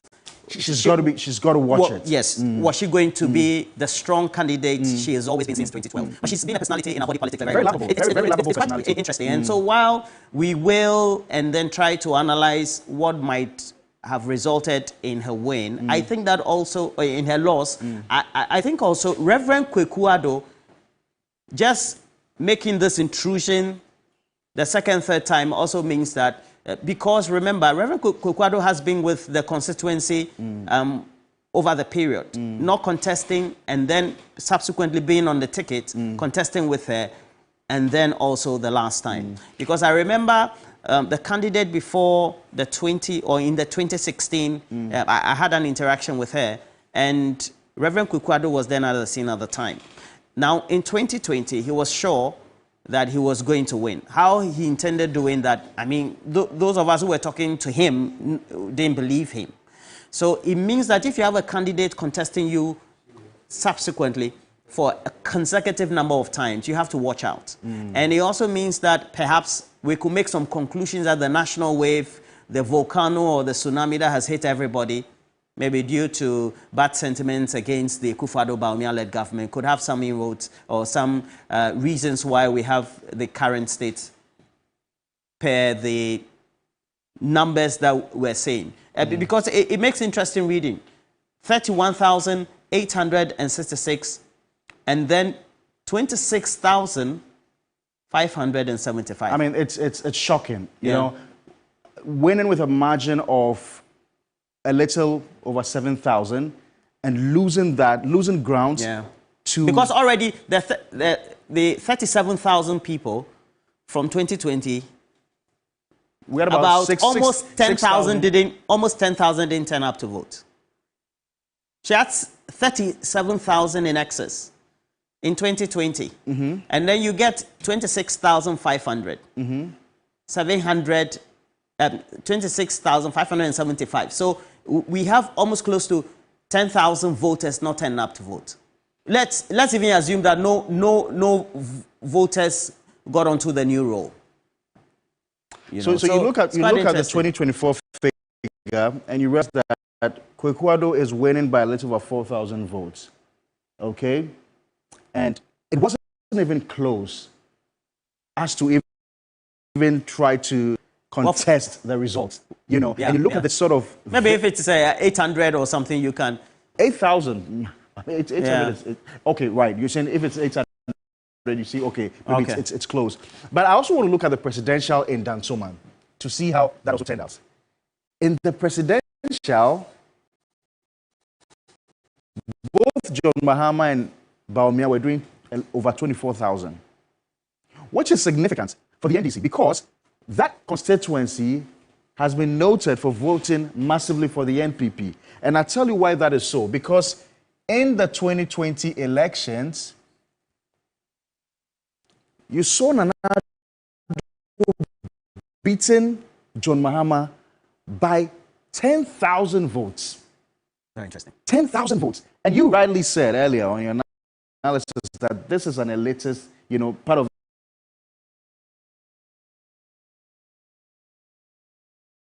it is an elitist committee. We have those who live in the snake flats and all that. And they've been known to be NPP people. Yeah. So if that gap in 2020 of 10,000 closes so much so that in 2024, Nana John Mahama and Dr. Mamadou Bawumia are getting the same numbers of 24,000. Well, very interesting. No, John Mahama. I'm told that you know Dan Soman very well. Well, I do know Dan Soman. Yeah. And, how well do you know Dan Soman? Well, I mean, we're using Dan Soman to represent Ablekumawe, so to speak, but we know that we have other areas within the constituency, yes, the other neighborhoods, so to speak. I've been to Dan Soman a few times, among other things. You're just a visitor? Yeah, I'm just a visitor. I have family in Dan Soman, so I go to Dan Soman. What do you look at? You have family and friends now? Yeah, family and friends. How do you make, what do you make of the dynamics currently? Ursula losing, when we all know that she's a very strong candidate, and Dan Soman predominantly had been a stronghold for some time. Yes, Dan Soman has been a stronghold, and her losing presented different dynamics, if you ask me. When the results were declared, we saw some people using some parody accounts to claim that she doesn't care that she's lost. Yes. But interestingly, I put up a post asking why she lost the seat.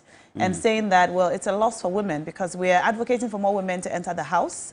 After the passing of the Affirmative Action Bill, one of the things that we have called for is for more women to run for parliamentary positions and for more women to win. In fact, some people have advocated for the women on the ballot papers to be voted for regardless of who they are representing, regardless of what their policy ideas are, regardless of what they say during their campaign, just so that we have the representation in Parliament for women. There are people who believe that. No, it doesn't work like that. Just so that, well, it's affirmative action, so we can have more women. So I don't understand. So the voters should just vote for her because she's a woman? Yeah, that's something that people have called for. But of course, it's just one school of thought. So her losing that seat is not good for the affirmative action. However, her constituents seem to be quite displeased with her, those who voted against her. There have been so many messages. I saw one which said that, well, this is a loss for women, but we were hoping that she would show us how to do it as women leaders, but they feel that she showed us how not to do it, and I thought that was interesting. So we are not happy that some women have lost their seats because we want to see more women in the House. We know that so far at least 4 women have lost their seats from our count, and that's when you compare to the number of women who were in the 8 parliaments or who are in the 8 parliaments. I think we have just about 40 men in the 8th Parliament. That's about 14.5% of the representation in Parliament, which is it's pretty low. I was reading. Do you think that they voted against her because she's a woman? I don't think so. Okay. So I'm one of the people who think that, it's great for us to advocate for women to be in the House. But in our advocacy, we should also advocate for the right women to be in the House. And so I don't think that voting along gender lines alone should be the way. So if you ask me if I think they voted against her because she's a woman, I don't think so. I've seen some of her work. I think she's a very strong politician. She's very assertive in the House. She speaks her mind. She shows us what strength looks like. But there are some people who also have some concerns because of these same attributes. I saw, in fact, if you search Awutu on your Facebook this morning, you see a lot of these comments that I'm referring to. So I don't think they voted against her because of her gender. Okay. I would hope not. But if you look at the trends of the voting across the country, I dare say that it was more of a protest vote against the establishment, against the incumbent. And this unfortunately must have affected a lot of the parliamentary candidates that we saw. People are really displeased, And for me now, I became politically conscious in 2000. I saw a lot that happened within Kufuor's era, the transition from Jerry John Rawlings to President Kufuor and all that. Now, I have seen politicians who are able to read the times, able to read the pulse of their constituents, to say, enough is enough. I think that I have served my people well. It is time for me to bow out. And you've seen that with people like Nana Komia, who decided that in 2012, although he was serving in a seat that was primarily and traditionally NPP, in 2012, after 3 terms, he said, listen, enough is enough. I won't go again. You see? And he seats it to another person. We've seen other politicians do it. Because the thing with human nature is that at a certain point, people get tired of you. You see? But what if you're delivering? What if you're delivering on your mandate? Obi-Amwa has done that in Abri and Roland. So what question is that? Ikuapem what? Ikuapem South? Yes. He said he's not going again, although it was a safe seat for the NPP, but they've lost it now. Yes, that's like he elected not to go. But do you think that if you're a member of parliament and you're delivering on your mandate, your constituents are happy with you, you should, bow out simply because you have been there for too long? You should, I'm saying that you should want to test the pulse. To see if the people still want to see, exactly. So if you're losing, look, you come in at a time when you first won by 10,000, you appreciate a number, you increase the margin to 14,000, and then all of a sudden you drop. You dip. Yeah. Almost 7,000 wiped out. You mentioned protest voting earlier, and yesterday one of the posts that I saw, I've been monitoring social media, especially TikTok, and I saw some videos from the electoral constituency, and they were basically explaining why they did not vote for Dr. Bernardo Koboy. And it appeared that the protest vote, idea is possible. Yes. Now, some of the messages we read on the show yesterday suggest that. So I think one of the messages we read said that this election was not NDC versus NPP. No. This election was more Ghana against the NPP. Against the NPP. Right. And so a lot of the votes which were cast for other parties, the NDC and so on, were because people just did not want to reward the NPP with another term in office. And that appears to be the recurrent position on social media. I don't know if it's the position of the nation, of all of us as controversial, it's a recurrent position as controversial a position as it looks, it appears. I'm ready to hold that position. I'm ready to. You're ready to hold that position? Yeah, I'm ready to hold that position and to debate with whoever is ready to debate with me. But the U.S. elections have shown us that the social media position is actually probably not the position of the entire country. I agree. I agree. But I'm entitled to hold my position, just as Roland is, just as you are. Look, Okuboy is a lover boy. He's a lover boy. Yes. People love him across the political divide. He dresses well. He's got the swag. He's a doctor. We saw what he did. Very industrious. I mean, he plays football with the guys. You should see him in his constituency, Roland, playing football with them. All right. So the position here is that the voters decided to vote against the government. That's what it looks like. I'm not sure if you take a look at the votes that Faustina Akrugu attained in Dom Kwabenya, that conclusion can be made. Maybe it can be made in other strongholds, because I think that in most of the constituencies, the voters tend up for the NDC. I mean, not more, because there's apathy generally, but they refuse to come to the polling stations for the governing party. But that's the point we're making. That's the point I are making, that if people are protesting, they are saying that we will not go and vote for you. Yeah. Okay? And that's why we have that high apathy. All right.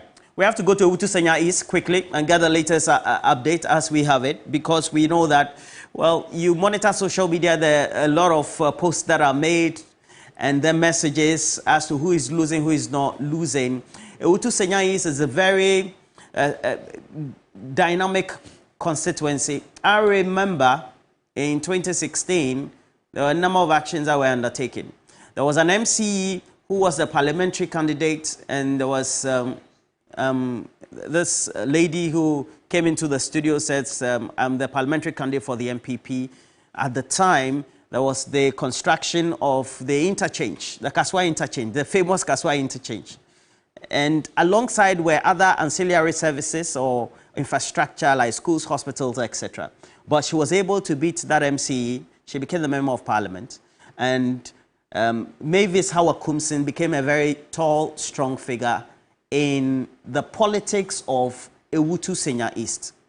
Well, for many of the times, they call her in the constituency Kaswa Vandam. And we know that because there have been a number of incidents at all. But shockingly, you take a look at the outcome of the votes, and yesterday we did speak to her opponent, who ultimately has been pronounced to be the Member of Parliament elect for Awutu Senya East. That's Phyllis Na Koyo Kuno. You will find that this is also the second time that this lady is contesting Hawakumsin. So again tells us that if you persevere, you'll get to know the weakness of your opponent and perhaps you can do something else. Well, this is what we're going to do. Let's go back to the EC, do a recollection of that announcement that was made to pronounce her, Phyllis Okuno Koyo, as the Member of Parliament elect for Awutu Senya East.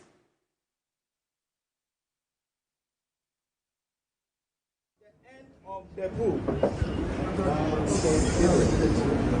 The woman. Hey, Nancy, the cake.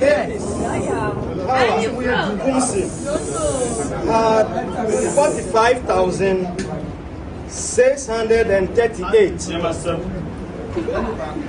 Phyllis Na Koyo Okuno. 50,886 total valid vote. 96,524 rejected ballot. 3,507 total vote cast. 100,123 by the power vested in me by the Constitution of Ghana and the CI 127. I, the returning officer, declare Phyllis Na Okuno the MP elect.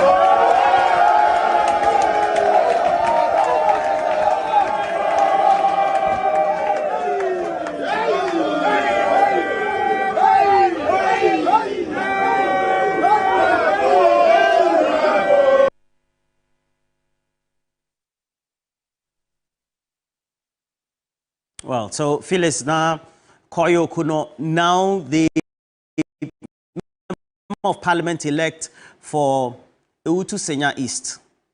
Of course, the most popular community or town in the constituency is Kaswa. But look, I don't know where we saw this coming. Well, again, Bella Mundi hosted community manifesto there, and you take a look at what had transpired over the period. I'm sure we can get that insert of community manifesto, certainly just like we did for them. But it also means that there had been a lot of sentiment brewing up because the two of them have had a tango over the last 4 years.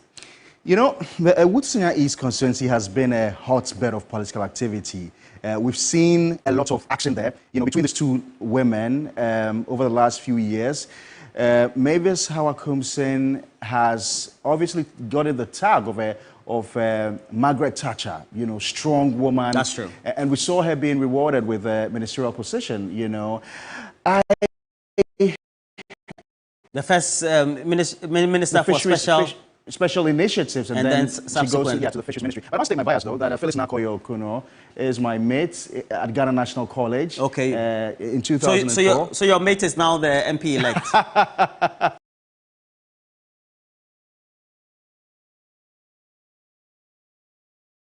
Yes, sir. Yes, sir.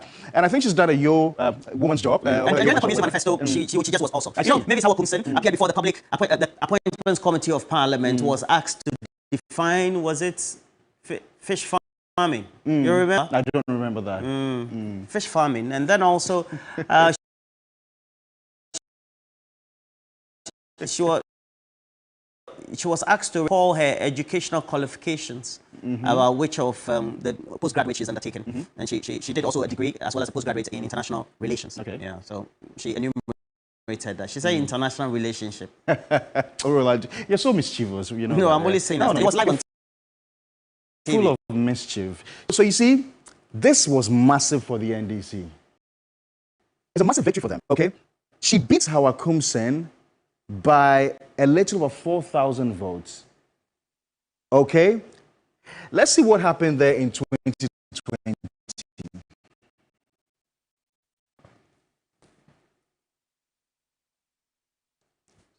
And this is where we began to get the sense that it was going to get tricky for the NPP. Because in 2020, the gap was narrowed to a little over 6,000 between the same fellas now, Koyo, Okuno, and Mavis. It is because of what happened in 2016, and I'm taking you back to 2016. 2016, Mavis Hakumsen won by a little over 10,000 votes against Adams Nuhu, a little over 10,000 votes.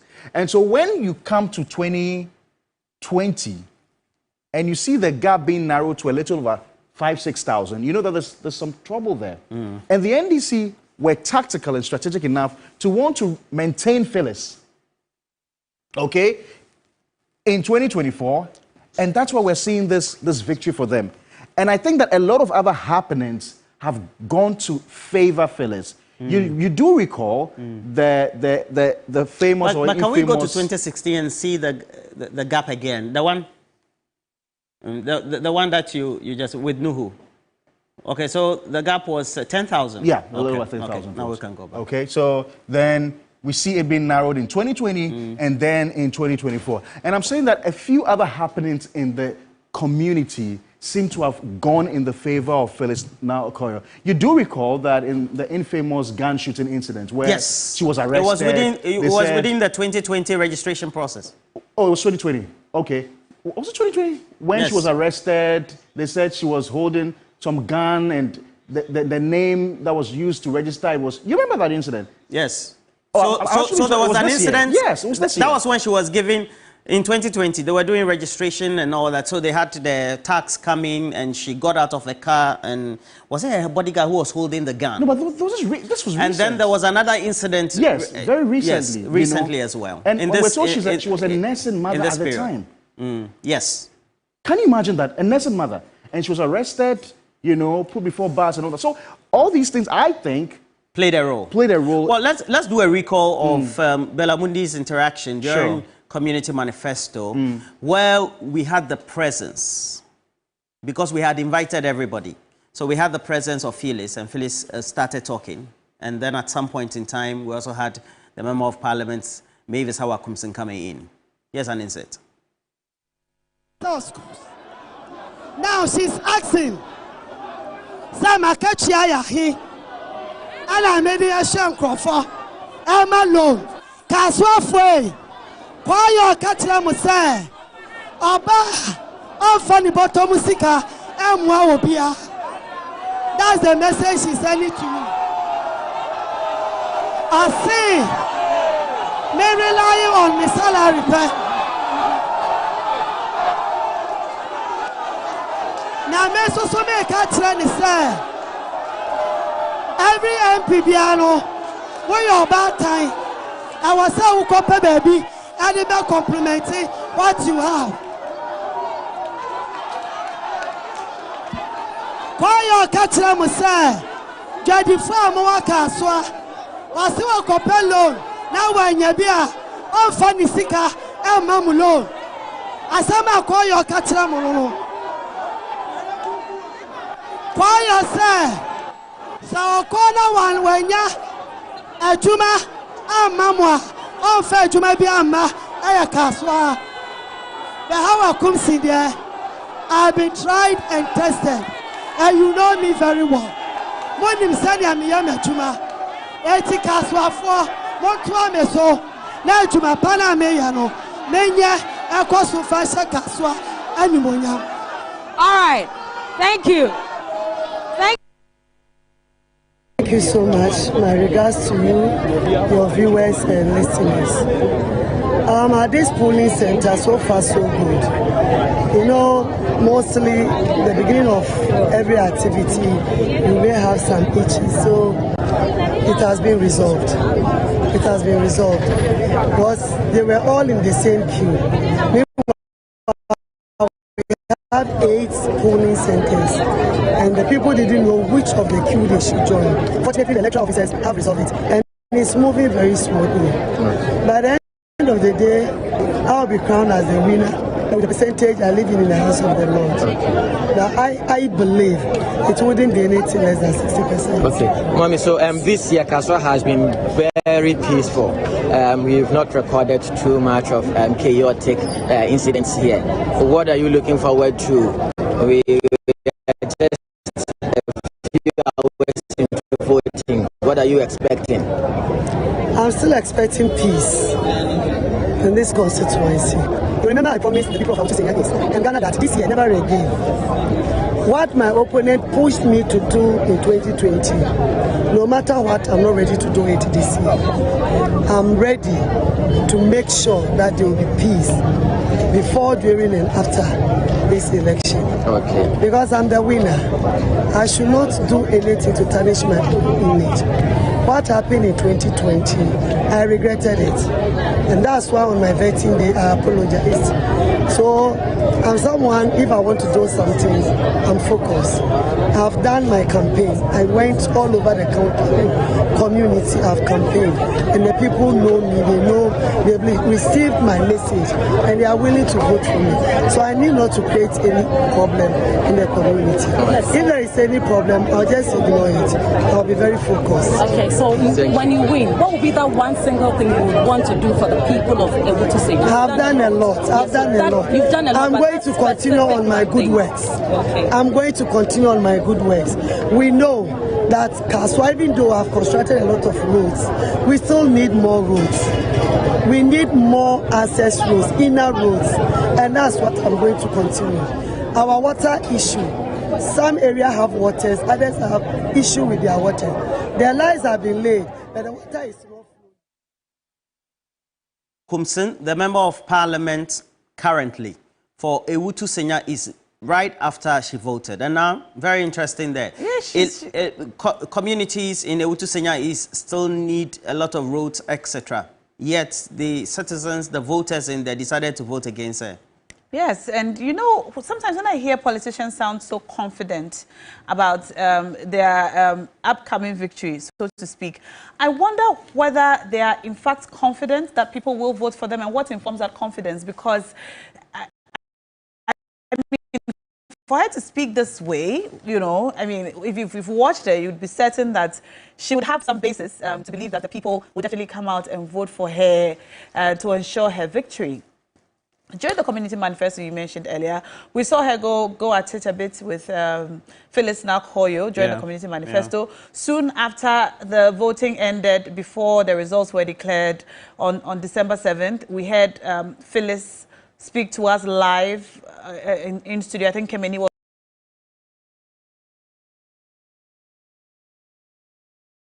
on at the time, and she spoke about the very disturbing shooting incident, which she alleged was orchestrated by Kumsin's bodyguard, one of her men, shooting the gentleman who unfortunately lost his life, and another gentleman who got injured. The updates from that constituency have not been the best. They've not been the best. So the results does not surprise many people at all. Doesn't surprise many people at all. But then again, we are not happy when we hear that women are losing their seats. But this particular constituency, another woman, you know, has won. So I guess that evens it out. But we're generally not happy when our viewers for Ghana Decides 2024 Election Command Center, sorry that we're focusing on women. But we should, because it's one of the important things. Because all of them were focusing on losing, that's why. It's one of the key issues that both parties campaigned on, better representation for women. And with the passage of the affirmative action bill, we are looking forward to seeing the provisions of the bill play out, with the percentage of women in government and parliament and other positions of and just to add to that, it is important also to restate that the behavior of the members of parliament who are incumbent and contesting is also very important. Yes. And we've talked about monetization of our politics, more so increasing within this electoral cycle from all sides, whether it's MPP or NDC. Of course, when you're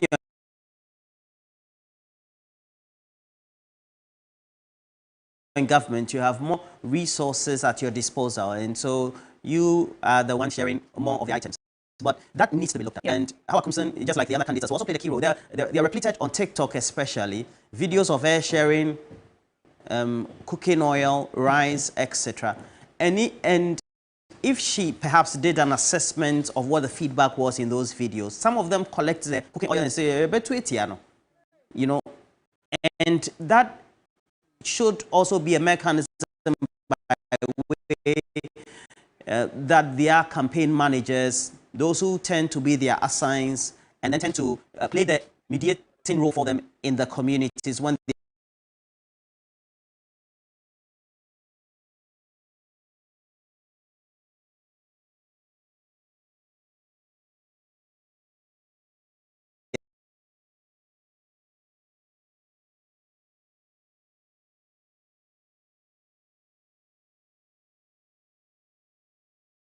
are campaigning, to send those feedbacks back to the candidates, because I believe that for many of those individuals who perhaps may be in toss-up areas or constituencies where you're sharing food, you're sharing bags of rice, you're sharing cooking, or you're sharing cloth, you're sharing money, and you get feedback on video, on social media about somebody collecting vote against you. But yes, that should be a feedback exactly. for you to, but you know, reassess your campaign strategy. I think, Roland, there's also the issue of voter dishonesty, because voters will promise you that they'll vote for you, and then they'll go and then vote against you. And I think that's something that politicians must know by now, that sharing rice or oil or money or wax print is no guarantee of victory at this point. Because I think Elizabeth Ohene wrote a piece some time ago, I think Lawyer Jantar referred last time he was here, of electorates or voters coming to her asking for T-shirts. And she felt that the more people who wanted to wear her T-shirts suggested that they were on her side and wanted to vote her. But she found out later that they were, in fact, just looking for wardrobe, you know, clothes to wear. Well, so they were collecting it and wearing it, apparently, from Lawyer Janto's statement, to church on Sunday. And she did, you know, she did not win. Well, certainly. But so, for the central region, we have more women as well. So perhaps also that adds up to the numbers. So we have 5 more women. So from 2 to 5 now. Okay. So we have for the... So 3 more women have won? Yes, in the central region. So we have Abadija East, Agona East, West, and then also Awutu, Senya East and West as well. But in all of this, I think the biggest win for women and proponents of the affirmative action bill is the fact that we have our first female vice president. This is the first time in our nation's history, and that's something for us to celebrate and be proud of. And hopefully, her being female vice president will open, you know, the door for more women to be in positions of leadership. So while we are sad about the women who are losing their seats, we're happy we have a woman, you know, as our first female vice president. We'll comprehensively take a look at the ratio of the women who have been elected into the next parliament. That's the 9th parliament of the 4th Republic. But we have to go to the central region. Thomas Khan, ready to give us the latest update as to what the indicators are for some of the constituencies. More importantly, whether we have finality to some of the figures in some of the... Thomas, what can you tell us? Where are you exactly? Thomas Khan?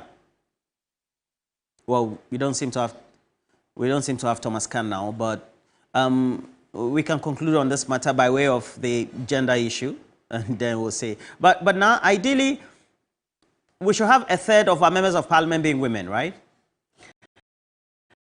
Well, ideally, at least as a start. Ideally, well, as a start, I was reading a UN report earlier which said that we should have at least 24%. The expectation is that we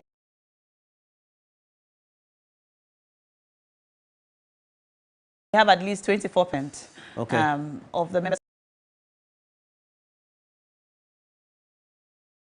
of parliament to be women. We have 14.5%. And so we're looking for higher, you know, percentages, as we have more women contesting this time than previous years. Which we have made as a democracy is having a woman vice president for the very first time in Ghana's history. And I think that's a major thumbs up to our democracy. We know that in 2008, the NPP, I mean, the stories we had heard, you know, from the grapevine was that the NPP's Nana Addo Dankwa Akufo-Addo was going to go in for a woman candidate as his running mate. Yes. That did not materialize. That's something that we all looked forward to seeing happen. Yes, we look forward to it. And John Mahama has done it, and done it convincingly. And I think that it's going to be one of his greatest assets going forward. Okay, let's go to Thomas. Thomas, you are in Infantaman? No, I mean Cape Coast at the moment. Oh, you're in Cape Coast. Okay, tell us about the latest detail from Infantaman. Well, we do know that in Infantaman, Ophelia Kwanzaa Hayford, who was a minister, unfortunately lost to the NDC candidate, Dr. Ayen. You know, Infantaman seat was very interesting one. You remember how Ophelia Kwanzaa became the MP of the area after the demise of her late husband, Kwanzaa Hayford. So the stakes are really high over there for her to get another term.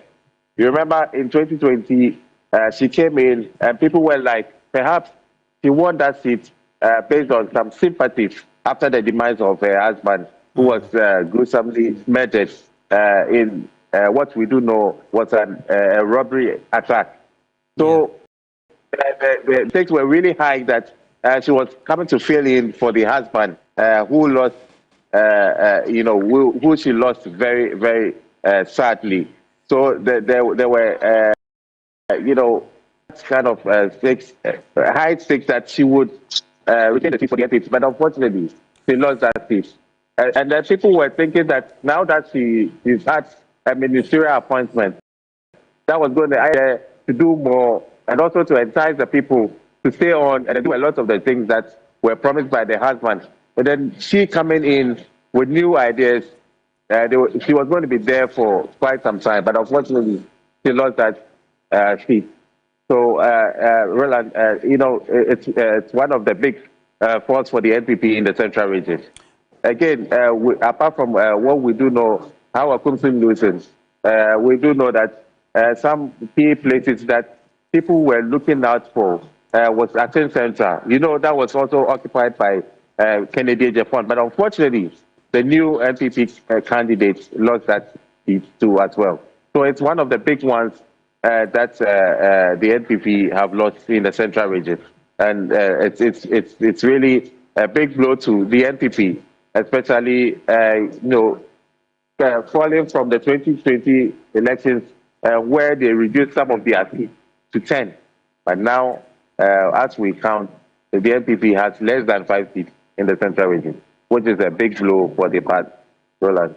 Yeah, but it also means that because we've had incursions made by people like Felix Kwachio Fusu for Abra Sebu Kwamankese seats, as well as the others who came in, that has also put more pressure.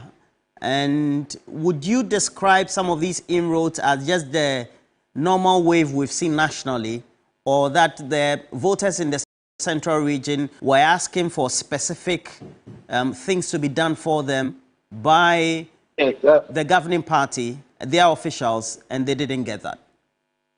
Exactly, Roland. There were lots of expectations from the people of Central region. You know, Central region was really promised a lot. And key amongst them was the airport that was promised the people of Cape Coast. You know, once the airport was going to come in, it wasn't going to benefit just the people of Cape Coast, but it was going to, you know, help the people of the Central region at large. And then we talked about the Commander Sugar Factory, which many promises were made.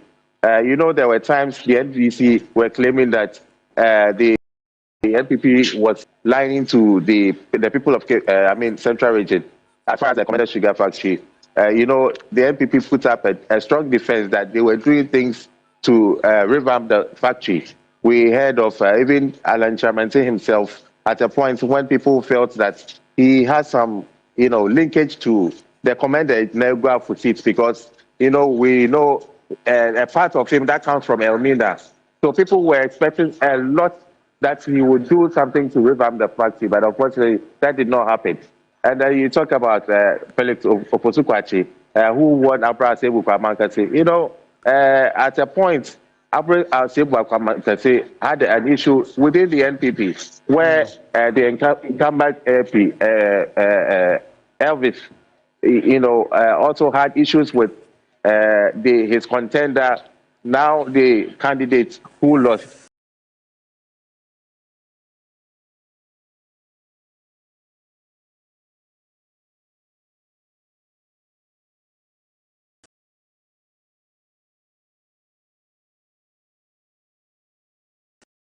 You know, so there was internal friction when they went for their primaries.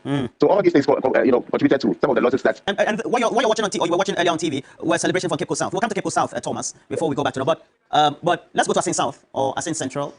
Asin Central. Okay. Now, Thomas, why is it that a seat we know that the MPP's Kennedy Ejapong has made his household just slips out of the hands of the MPP? Yes, Roland, I remember in a run-up to the election, the NDC made that as a target. I remember the regional chairman, Professor Asiedu, saying that it was their target, that seat that was being occupied by Kennedy Ejapong was one of their targets to make sure that they get it. And indeed, they did. Well, from what we do know is that some were claiming that the candidate that the NPP put to contest the seat wasn't that, you know, vibrant. He didn't come with the energy Kennedy Ejapong had. So perhaps that was one of the things that made them look at it. And the NDC, like I told you, put up a strong campaign and then told the people of Asin Central that, you know, they said NPP for a long time, so it is time for them to change. And that is what we saw in the elections. Because Pakwesi here has a formula. He says that if the MP campaigns for, or that's the outgoing MP, campaigns for the candidate, let's say even for the ruling party or any other, in a stronghold, it means that that will be a certainty that you can capture. Did we have I never said that, Roland. I never said that. Did we have Kennedy Ejapong campaigning for the parliamentary candidate for the MPP in his constituency? Yes, we do know that he did. Was it vigorous? We do know that he did. Well, I think that he did his best, but some also feel that he didn't do much. But for those who have a different lens, they said he did what he could. But unfortunately, they feel that he could have done more. And they think that that is one of the things that led to them losing that seat. Roland. Very interesting there. And okay, so what about Cape Coast South? Because we'll come to A+ constituency where he's been able to win. That's Asaria Bing. But Cape Coast South, Rickard Hagan, strong man always. Yes. Even before the polls, yes, he was giving assurances left, right, center, saying that he will certainly win the seat.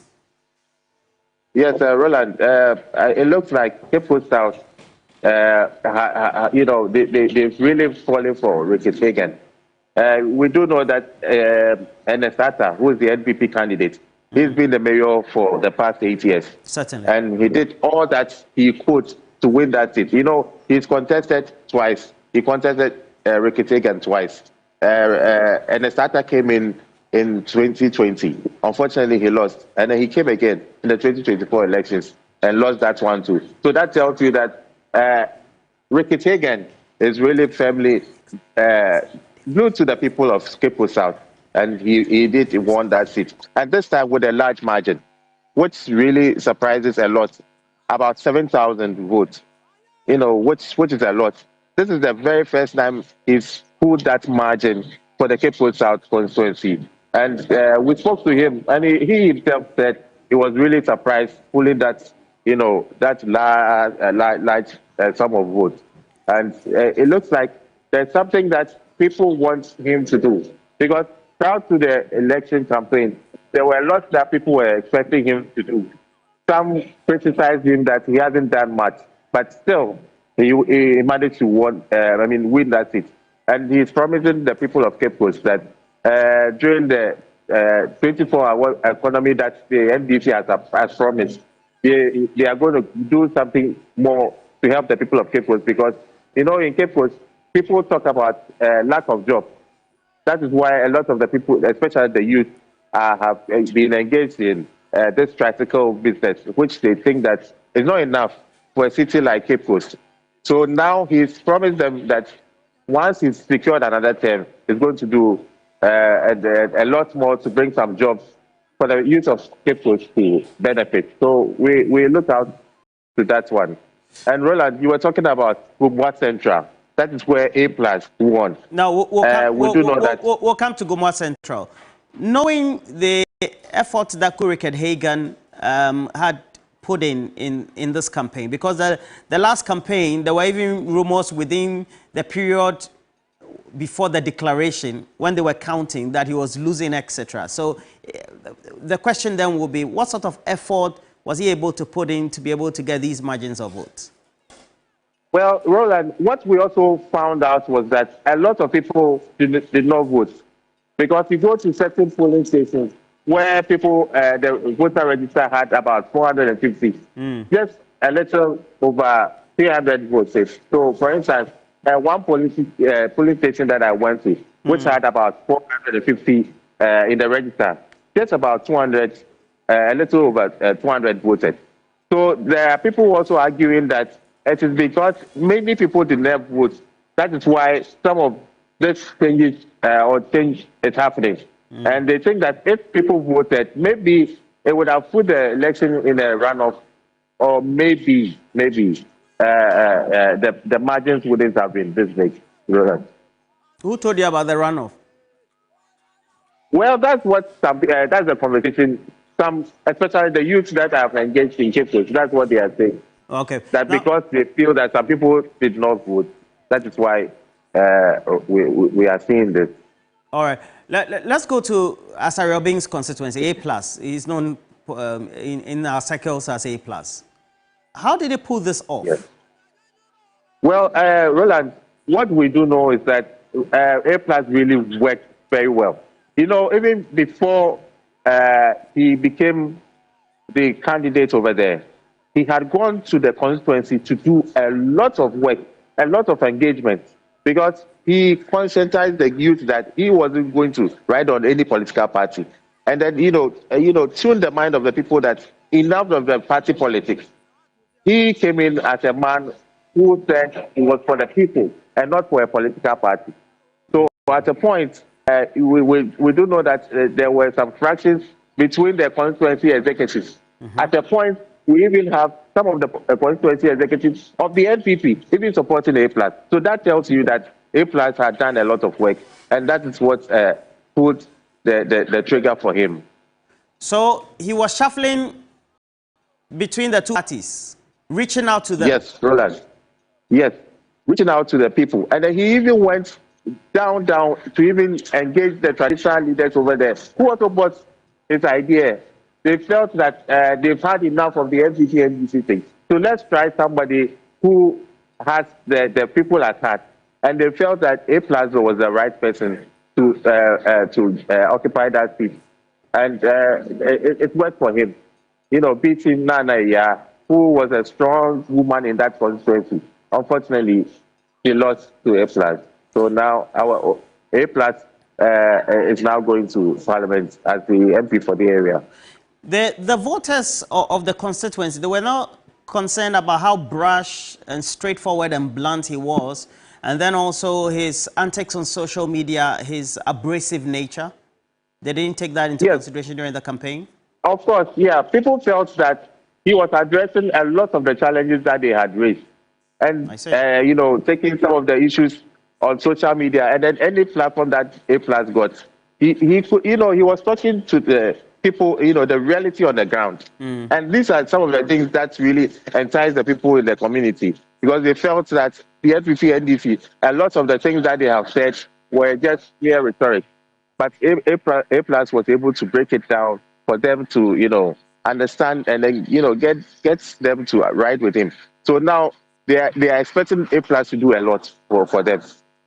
Really, that's now that he has the seat, they think that all the things that he has promised them definitely is going to do it for them. Awutu, Senya West, Giselle. Yes, Roland. You know, because Giselle faced off against Eugene Ayin. Yes, Eugene Ayin, a strong man of the president of the land. We know the role he's played at the presidency and the amount of resources that he came with. Yes, we do know that Eugene also did all that he could.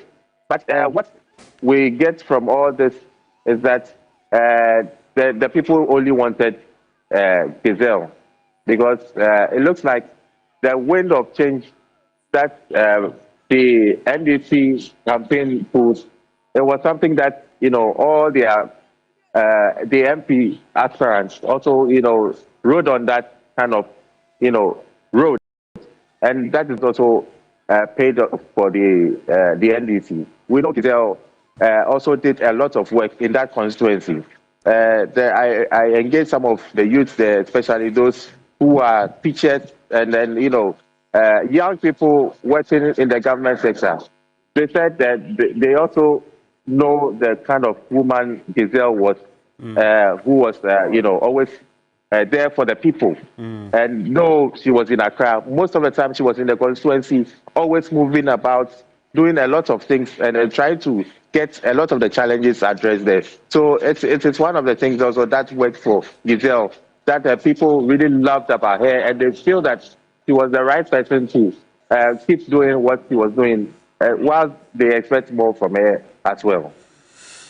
Okay, so what does it mean? What are the hurdles that confront her in the next 4 years for Awutu Senya West? Awutu Senya West.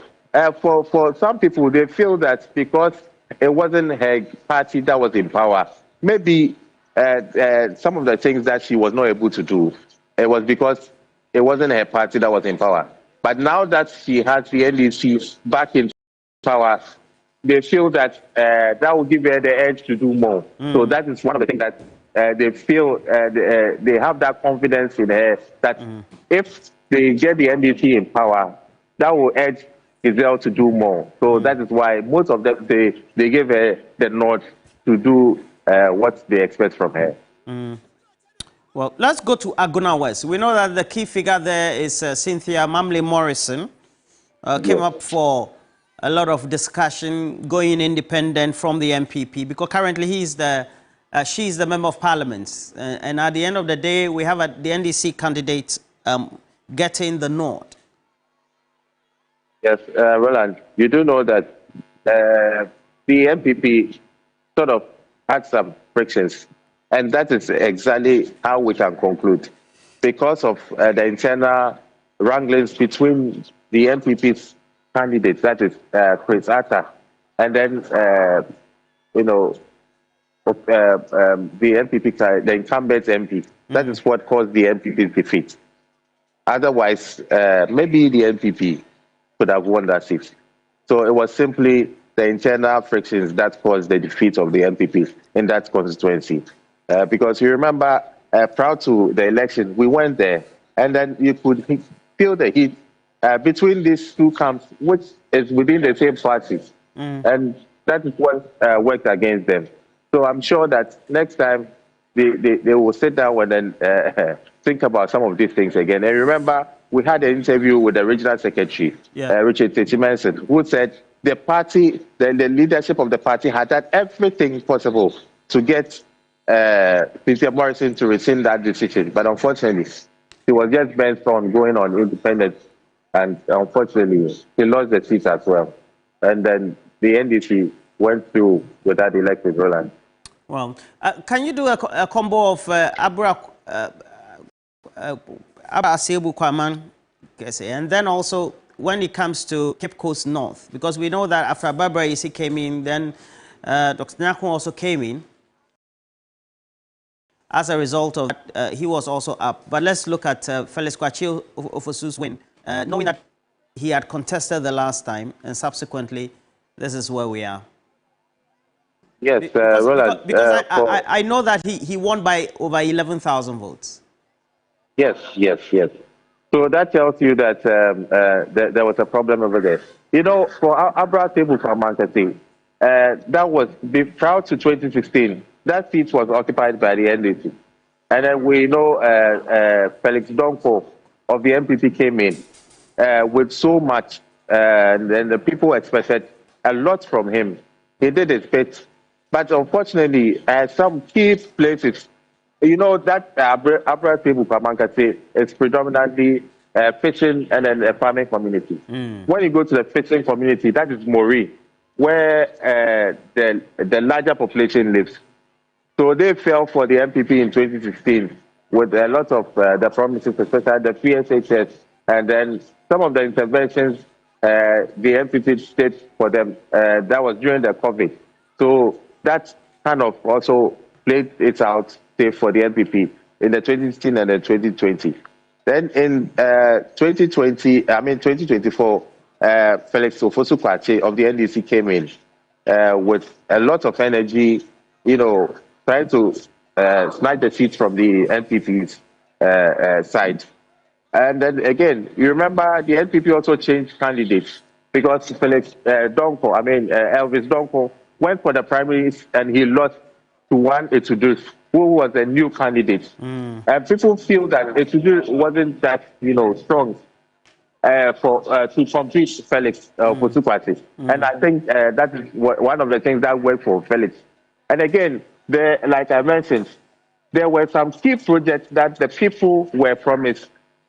For instance, from Eguate to Amosima. You know, Amosima is a key hub in the central region for kinky making. And the farmers and the traders over there had been calling for their road to be constructed. Roland, it will interest you to know that since God created the earth, the Eguate to Amosima road has never seen it constructed before. And this was one of the things that were promised the people. Unfortunately, that promise never was attended to. And this is one of the things that made them change their minds to vote for Felix Ofosu Kwabenya, who is now the MP elect for the area. So a lot of factors didn't work for the NPP, but worked in favor for the NDC side. What do you think Felix Kwabenya Ofosu brings to his people? Because that would be a key consideration for the renewal of his mandate. Well, I remember some of the things that he mentioned. Like I told you, when you go to that community, there's a fishing community side, and those in the inland are doing a lot of the farming.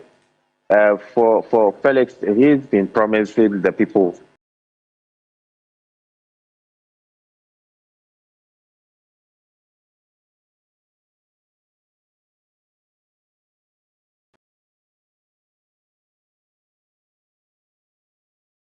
especially those at the beach side, I mean the coastal side, a lot of things. When you go to Maurice, what is like the promise that when he's giving the nod, he's going to change that community, you know, construct the roads. You go there, sanitation is a problem there. He promised that he's going to make sure the place is, you know, changed and becomes very befitting over there to, you know, make the fishing business over there boom.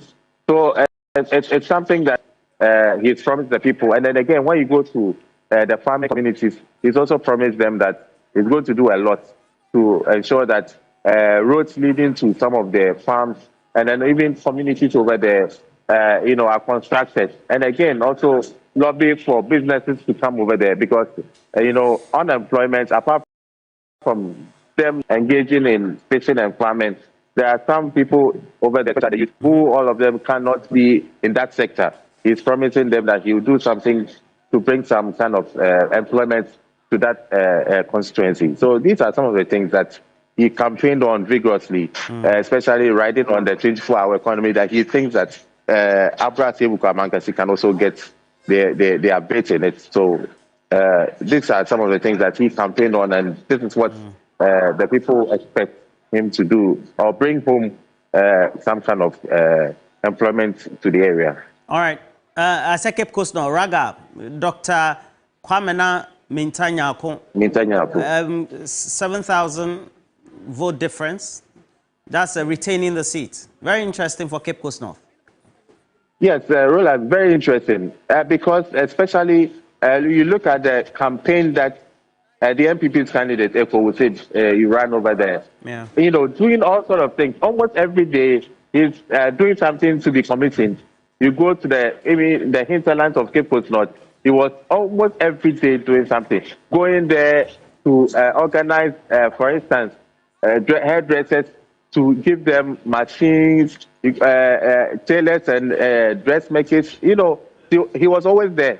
So people were thinking that, hey, this guy was giving Dr. Kwabenya some soft time.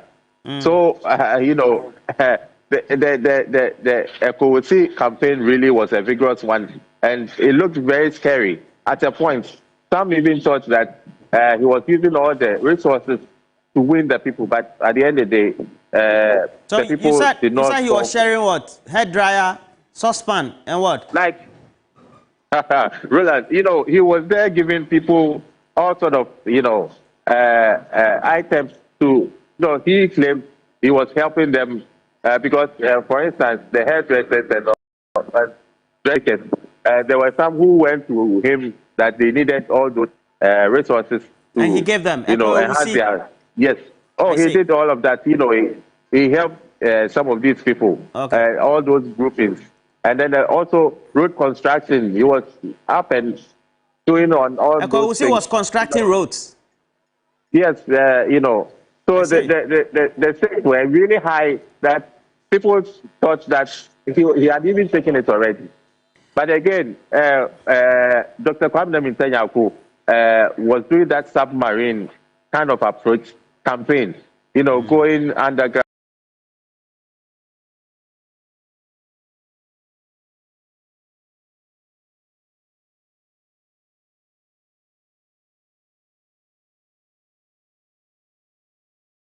To do all that campaign. And again, you know, when you go to the Cape Coast North, that is where they have the University of Cape Coast.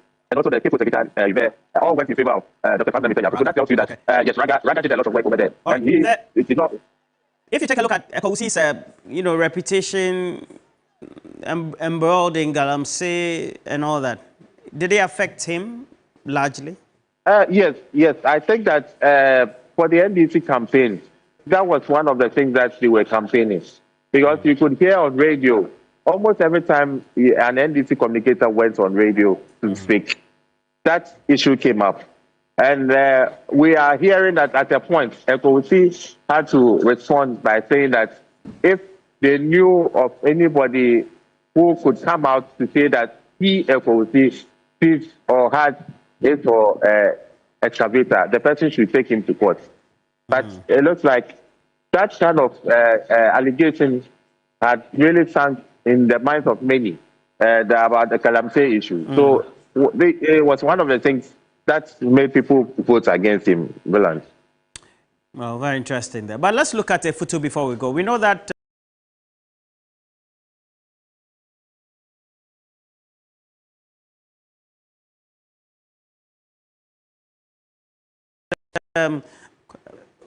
Afenyomakin retained his seat.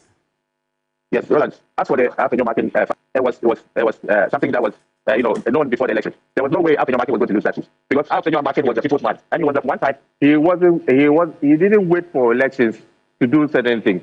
He was always on the ground almost every time in the constituency, and then doing something. He wasn't the type that would wait till election or something was happening, a political season, before he does something. You go there, the kind of infrastructure he has put there, and then, you know, that kind of dealing with the youth over there. So he was just a people's man. It was obvious that he was going to win that seat. You know, his contender, James Kofi Annan, also ran a serious campaign. You know, almost every day, Kofi Annan will come with an allegation, Afenyomakin had done this or done that. And, you know, all of that did not work for him. But everything went in favor of Afenyomakin to retain that seat. So You're saying he's a solid candidate for the NPP always in Awutu? Yes. And I'm sure it was one of the reasons the NPP considered and made him the majority leader, because they knew that this was a man that no matter what, there's no way he's going to lose that seat. And I'm sure it was one of the factors the NPP considered and then made him the majority leader, Roland. Awutu Mogabi, you say? Very interesting for me. Yes, that is what the people call him. And sometimes when you see him during his campaign and then he's with his people, you can tell the way he is with the people, singing, dancing with them. And then a lot of the people, when you check the data, Awutu voted skirt and blouse. Afenyo had more votes than the NPP's candidate, if you can check. So that tells you that people like him to be their MP, but just didn't want Dr. Bawumia as president. Okay. Thank you very much there. That was a great wrap from you, Thomas Khan, always on hand, Central Regional lead correspondent, and giving us the latest update. We went from everywhere and ended right at Awutu, and we know all the issues. But Pakwesi, that's been a great work. Can we look at what the issues are with Asin Central for a whole Kenny Japan to not be contesting in this election, and a new candidate, and that new candidate loses?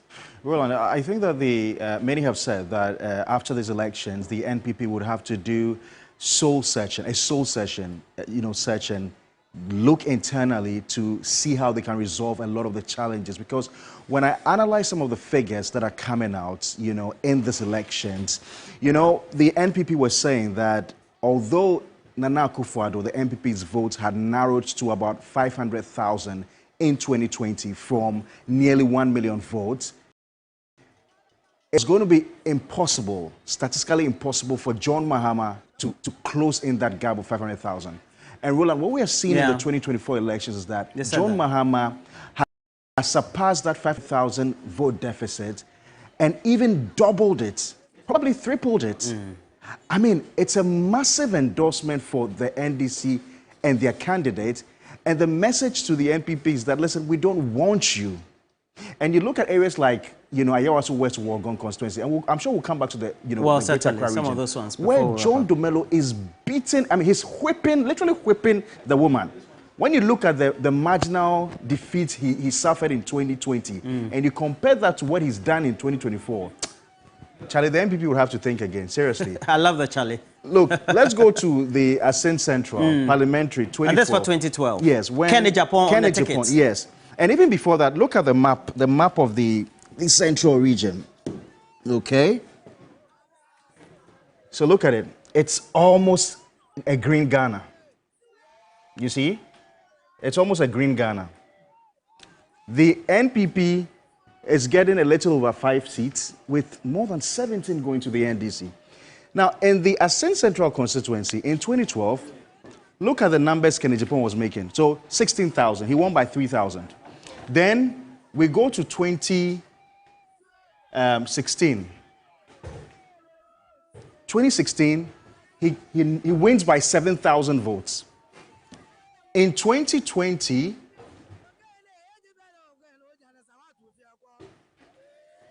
the margin narrows to a little over 5,000. Kenny Japan? Yes. Okay. Then he decides not to go in 2024. Now, it is interesting that Kenny Japan has been known as a maverick politician, very independent-minded. He's able to one of those few politicians who are able to criticize their party and say it as it is. Now, credibility is everything in politics. And my guys, listen, Ghanaians are no fools. The electorates are no fools. Kenny Japan has been liked by people even across his political party. And this is a man who wanted to be president. So he stood for the presidential primaries of the NPP. And the things he said against Dr. Bawumia. Look, he talked about the economy and how badly the economy had been run by the NPP. And talked about Bawumia and the things Dr. Bawumia said while in opposition. I noticed that even the NDC used some of his inserts. They used some of his... as adverts. Right.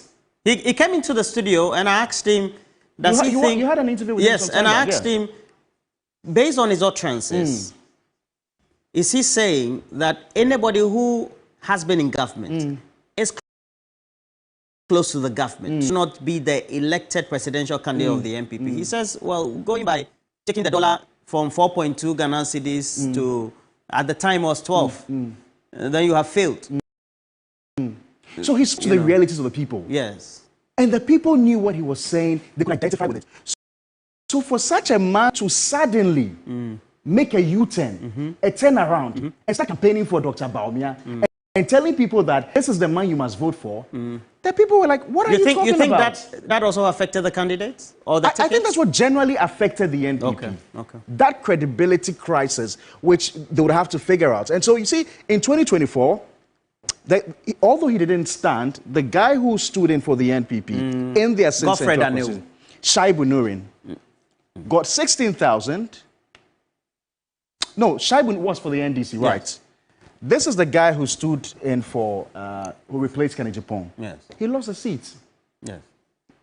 So let me look at. So but the vote margin is just. It's about marginal, a little less than 350 thereabout. It's less than 1,000. Let's just say it's less than 1,000 votes. You know, but so they were making 15,000. Let me see what Ken made in 2020. Not 1,000, no. It's less than 400. No, I mean, is it? No, I said less than 1,000. So, I mean, whatever it is less than 1,000. This is 2024. Let me go to 2020 and see what Ken Japan was making. 15,000 they were making in 2024. 2020, Ken Japan was making 19,000. Almost 20. Yes. And 2016? And the NDC was making 14,000. But it's the same candidate. The same candidate, 14,000. Okay, so, no, 2024. 14,000. Yeah. Yeah, so it's just a marginal increase to 15,000. Okay. And then NPP has lost ground. Very interesting. I'll take you to other areas in the before we do that, we'll have to do that in the next hour. Okay. And so Nashoko will take over and have some interactions. All right. With some important, notable guests. Thank you, Roland and Pakwesi. Those analyses are really interesting. Looking at the numbers from Asin Fosu and the credibility crisis, you called it, Pakwesi. I'm sure my guests would like to take a bite on that. I'm joined in the studio this morning by the former director of the Ghana School of Law and founder of Mount Crescent University, Mr. Ansa Asari. And also, our doc is back in studio, Dr. Jonathan Asante-Ochi. He was here with us yesterday. He's a political analyst. There was so much to say and so little time. Hopefully, today we'll be able to get into the issues properly and finish everything that's is worth discussing this morning. Gentlemen, you're welcome to the show. From the numbers we're looking at this morning, it appears the NDC, we can confirm, has occupied about 157 seats in Parliament. The NPP currently has about 63. We have 3 independent candidates. A lot of the zones are green now, and the NDC has made major inroads, especially in the Greater Accra region and in Ashanti as well. Just before the gentlemen wrapped up, they were talking about Asin Central. The constituency of Honorable Kennedy Japong. He had to let that go when he made a bid to run for president or join the race to run for president this year. Now, I was just looking at the numbers while they were talking. The NDC polled 16,343, making 50.37%. And the NPP polled 15,926, making 49.35%. Now, that was very close. What's your analysis of these numbers and then the very close call with the NDC winning? Ms. Ansasari. Thank you. Good morning, US. I think the point that they were made by Pakwesi. Yes, the credibility issue. The elections there in Asin started with Asin Central. Asin Central, with a very vigorous campaign team led by Kennedy Japan. Now, the outgoing president somehow muddied the water there. The waters were muddied. He wanted to be the president, the presidential candidate for the party. The president had also made his own plans, and therefore he provoked some crisis there. How did he do that? Because he had nominated Bawumia to lead, and everyone of the vote for Bawumia. And you think he nominated Bawumia? He did. In fact, he planted him. He planted him? Yes. No, if I say he imposed it, because there was an election and he was voted for. I mean, they ran for the primaries. Everybody was on the ticket of the MPP before, so okay. I know the dynamics. How these things are done. So you think that the president influenced people behind the scenes? Yes, he skewed everything in favor of Bawumia. But I'll come to that subsequently. All right. So Kennedy Japan was compelled to support Bawumia. He was not sincere. Anyone who tried to convince me that Kennedy was sincere when he said he was going to support, I knew the insincerity will later affect the he of the party appears to be his own man. He does what he wants. He says what he believes in. In politics, being oneself or one's own woman or woman has a lot of things to. So I from the word go got the impression that Asin Central will fall. Mind you, it was Asin North. It was carved into two. So half went to Judiciary also. Yeah. And then this. Judiciary. Yes. And the Judiciary factor. But returning to Kennedy Japan, the sort of things that he said against Bawumia, and his videos were trending all over the place, that lashing against Bawumia. So I would have maybe withdrawn from the initial, yes, from the race. I won't put any person there. But if you put your candidate and you tell the people, I'm supporting Bawumia, when what is trending is you are not supporting Bawumia, there's a crisis. So that, but let us put the discussion to its historical perspective. I've jotted down something. Okay. See, the NPP lost the historical connection with the UP tradition. Now, when I was a student, the first time that I witnessed elections was in 1969 when I was in secondary Form 3. In 1969, the household word was Buzia and the Progress Party, Papa.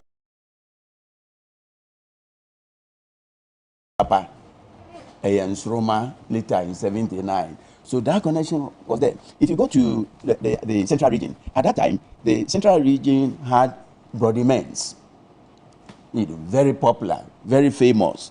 Then Janis Selby, Harune Seku, Darocha. This was in 1969. Yes, 69 to...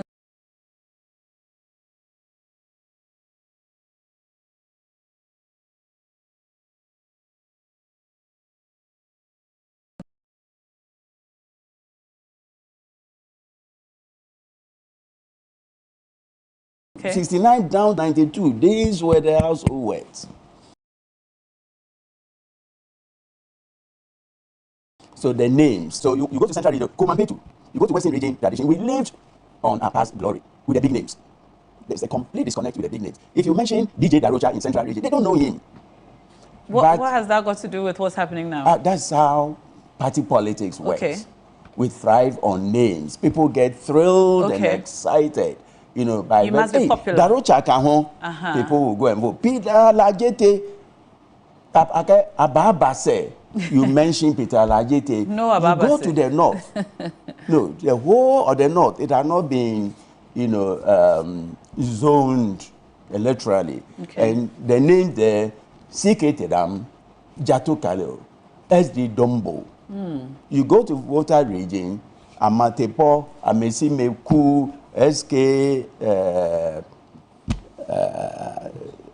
Andor, Hogwe. So Hogwe continue to vote for the UP tradition because of Antor, SG Antor. The name is SG Antor. You see, so when Buzia came, he tried, to pull them together. Senya area, only one person's name became a household. Harun Eseku. If you are going to vote, Harun Eseku, ne party anything, then you vote. So it was people-based. People-based. Right. Now it is no longer people-based. That is one factor. Then another aspect of insincerity within the MPP is the Ababase factor. The current president was part of the Ababase group. What is the Ababase? Those who broke away from the Progress Party in 1979. Now, Dubuahi and Co. were not sincere, when it came to, they broke away from the Dankwabuzia tradition. So all these things are now playing back. And the youth doesn't know about this history. So what the youth knows today, Kennedy Japan. Why? Because he has helped them in his constituency, who now care about. But in 1969, people cared about those who looked after their interests well, like SK Opon, the Huni Valley area, Takwa and Suayem, and this. It belonged to one CEO Nyano. Go to that area today, mention CEO Nyano. Forgotten.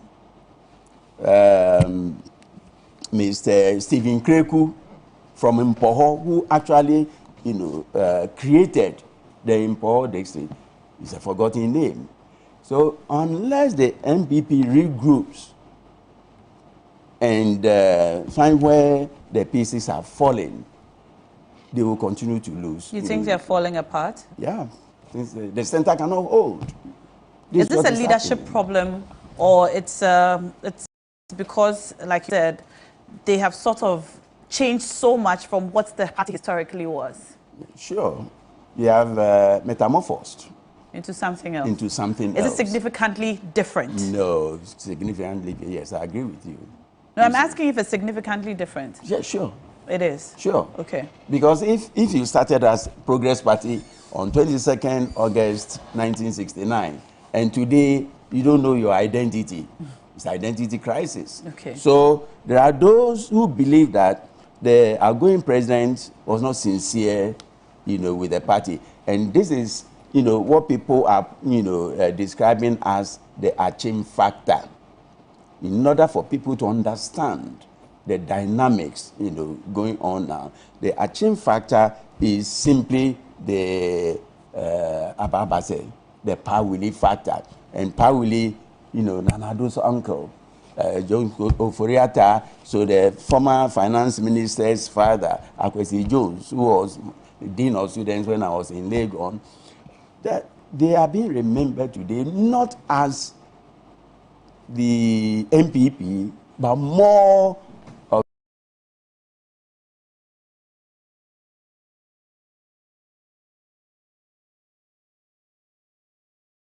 the Ababase. Okay. You see, and the president didn't play the card well. Now, if you look at the appointment the president made, the appointment favored the Ababase as the breakaway group. That is how come Ejako has released a statement that the time has come for the MPP to regroup.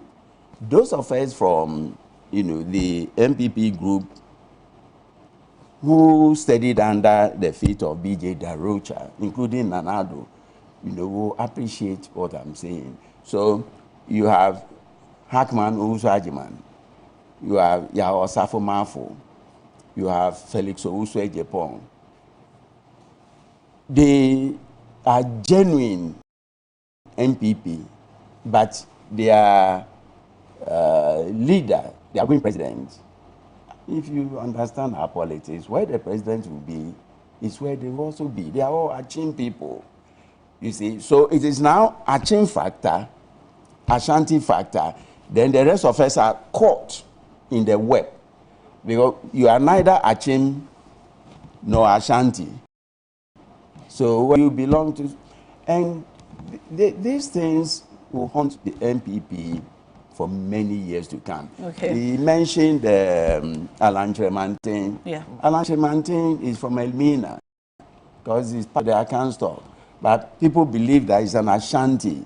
But the father from Ashanti, the mother from Edina, therefore, he also has his own. So when he broke away, it wasn't, but I know that one day he will have to come. You'd have to come back to the MPP. He will have to come back to the MPP.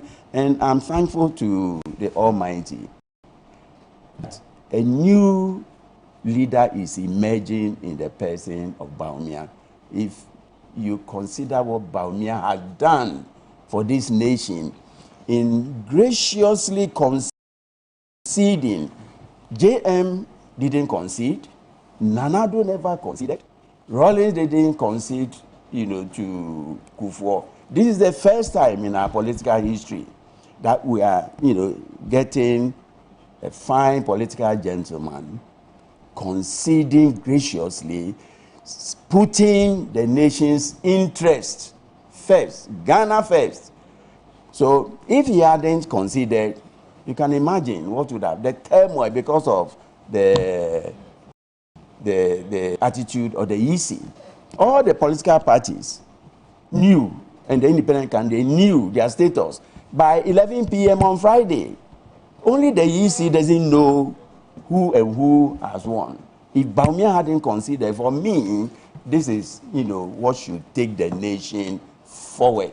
Are you referring to conceding before the EC's declaration? But the EC not been declared. Yes, so that's what you mean by this is the first time. This is the first time in our history. Okay. First time. Yes, that and a candidate has conceded before for the EC's declaration, because after we know that Mahama did concede after the EC would have been witnessing mayhem by now. But he said no. In 2016, yes. That was after the EC had declared, isn't it? No, not really. It was before? Yes. All right. Yes. Because the trouncing was obvious. All so right. you consider, I think that if you look at before you come. Maybe we'll check. Yeah, we'll check just to be sure. Yes. But has the declaration been made? No. Has the EC declared? So the EC has not declared yet. Exactly. The EC has not declared yet. But I think, I think Mahama, you're right, Doc. Mahama conceded before the EC's declaration in 2016. Yes. As for the 2021, because it was contentious, they did not. The 2012 one, because it was contentious, Mr. Akufo-Addo did not. Did not, yes. Because that's the one that went to the court. Yes, the election 2016, petition. Mr. Mahama conceded. 2020, he did not, because it was a contentious election. Yeah, okay, so thanks for if you look at it, when you are trounced, you can see the figures. You get dazed. So there's nothing you can do. Anyway, let me come to you, Doc. Yeah, let me come to you, Doc. Let's continue from where we left off yesterday. Today, the numbers are clearer. We can see 157 going to the NDC, 3 independent candidates, 63 going to the MPP. The numbers are still coming in. The NDC has made some projections on how many official certified results, right? From our part, on our part, okay. yes. Okay. On other platforms, you may see different numbers, but we like to certify before we announce. So we put it out there. So these are on our part. We've seen other numbers coming from the NDC on how many seats they believe they believe they have won. Are there any surprises for you at the moment? Especially when you look at Ashanti and Greater Accra. Is it the case that Bantama has been won by the NDC? Because I saw something like that on. So it's one of it's one of the seats that we are waiting to hear from. So for Bantama in particular, we cannot confirm at the moment. That would be probably the surprise of the 2024 elections. I will get dazed. Because that would have meant that, indeed, the cracks within the NPP, I don't know if they will be able to mend that, unless they undertake sweeping reforms throughout the party. Like what? Get rid of all the national executives, probably the one that you think has conducted himself well, freely and fairly, to the grassroots and all those in terms of responsiveness. And other things. All the national executives? All of them. because they've been part of the decay. If you cannot speak truth to power, when the grassroots are complaining bitterly, it is an interface. Look, somebody was asking me, why did they lose in such a gargantuan Hurricane Katrina manner? And I said that no government will wipe out the effect of the middle class and expect to win an election. It won't happen. The effect of the middle class? Yes. When you wipe out the capacity, the purchasing capacity of the middle class. You're talking about the... You can't survive. All right. Because they are an interface between the upper class and the lower class. The lower class do not have access to members of the upper class.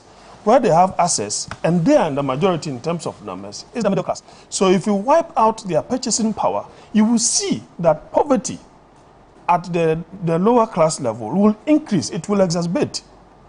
So you see, when by the close before the end of 2022, the World Bank told us that over 800,000 Ghanaians are falling below the poverty line.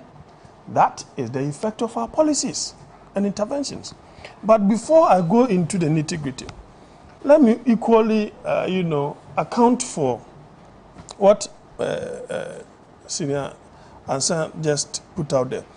The MPP is a conservative party, and they believe in gradual progression of senior colleagues, those who would have paid their due within the party. So I would take the leadership, for example. When President Kufuor wanted to, take out Professor Edubuahin, he was told that his time was not due. So he had to wait. Now, when Professor Edubuahin was no longer going to be in the fray, you saw Kufuor came up. Then when Kufuor came up, President Akufo-Addo was to contest him, he himself. On the day that he acknowledged the role of Alan Chamantin, said, you see, that that particular election that got him elected as a flag bearer, at that time, President Kufuor, his interventions were creating an opportunity for Alan to usurp the possible progression or succession of Mr. Akufo-Addo. And he complained about that. That when I wanted to do ABC, they told me it was not my time. Why are you trying to jump Alan over me? So the people bought into that idea, the conservativeness, and they voted for him. The question is, you equally pronounced that, Alan, when it is your time, I will support you. You are no longer coming into the fray. Why do you turn around and support Bawumia against Alan? Why do you think so that happened? you are truncating the natural progression.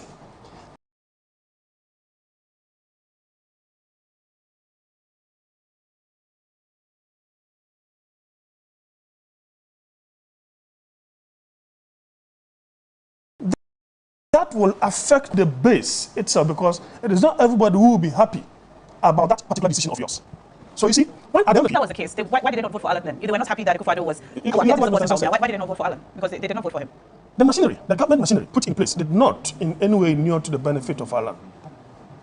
Everything had been orchestrated in favor of Bawumia. Those were the words he put out, Alan put out, that, it appeared that the election had been orchestrated in favor of one candidate. Is it not strange that, it's not strange that we are 10 in number. 9 of us say that, let us regionalize the elections. The one who does not prefer a view, the executive says, no, they said, let us concentrate it, right? Let us concentrate it, like what they have been doing. Then the executive say, no, we are going to regionalize it.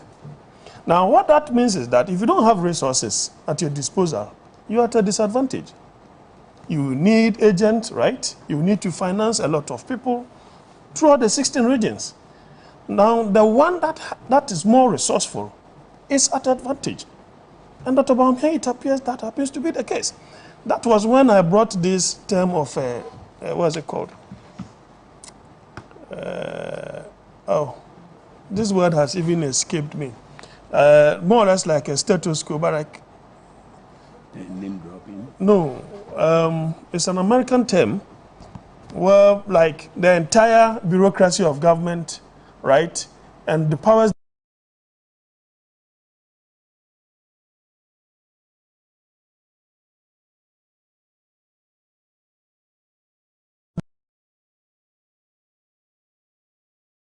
that be are behind you, the establishment. Where the establishment, everything, I mean, if you're a DC and you have a vote, you are at the beck and call of the president. If you're an MP, you want to carry the eye of the president, you're at the beck and call of the president. All these machinery and the establishment were positioned to favor a particular candidate. But the MPP, as conservative as there will be that kind of a rebuff of what the establishment will try to do. So you will see that a whole presidential candidate, internal elections, you could not make 70%. You are not a strong candidate. See the percentage of President Akufo-Addo, right? In the 90s. That means that he has a solid control, a firm control over the internal affairs and mechanisms of the party.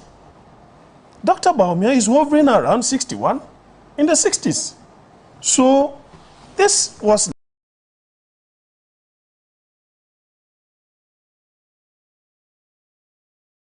likely to reflect. It was likely to reflect. I don't know if there's one thing also that I see about the tradition. They say it is Buzia Dankwa Dombo, right? Tradition. Dankwa Buzia Dombo. Good. So if you are a member of the MPP and you don't come from any of the three, what are your chances that you can rise to become a vice or a presidential candidate? When you say come from, you mean in terms of family or lineage? Whichever. Tradition. Or just a believer in the tradition? The tradition. A believer in the tradition? Yes. There are Gans in the MPP, right? There are Westerners. There are Central people, right? You have those in the middle. Okay, maybe you can add a middle belt to Buzia or something of that sort. So my argument has always been that if that is the source of the tradition, and I am rising, a shining star within the party, what are my chances? Because if a Buzia has taken over, that was the first in the Fourth Republic, President President Kufuor, a Dankwa tradition, that is the current president, and then Dr. Bawumia, who is attributed to be a Dombo. Neither. Well, because the Dombo is like a reflection of the North. Okay. Not necessarily a particular, because that is how they have carved it. So no, but just to check this one, see, Bawumia's father was, a very strong CPP. CPP. He didn't belong to the Dombo tradition. Yeah. I'm told the mother is even, having a persuasion for the NDC or something of that sort. But his family, yes, his family is a mixed bag. It's a mixed bag. So now the point. You made a very strong point that I think the MPP stalwarts, who are listening, watching, must consider.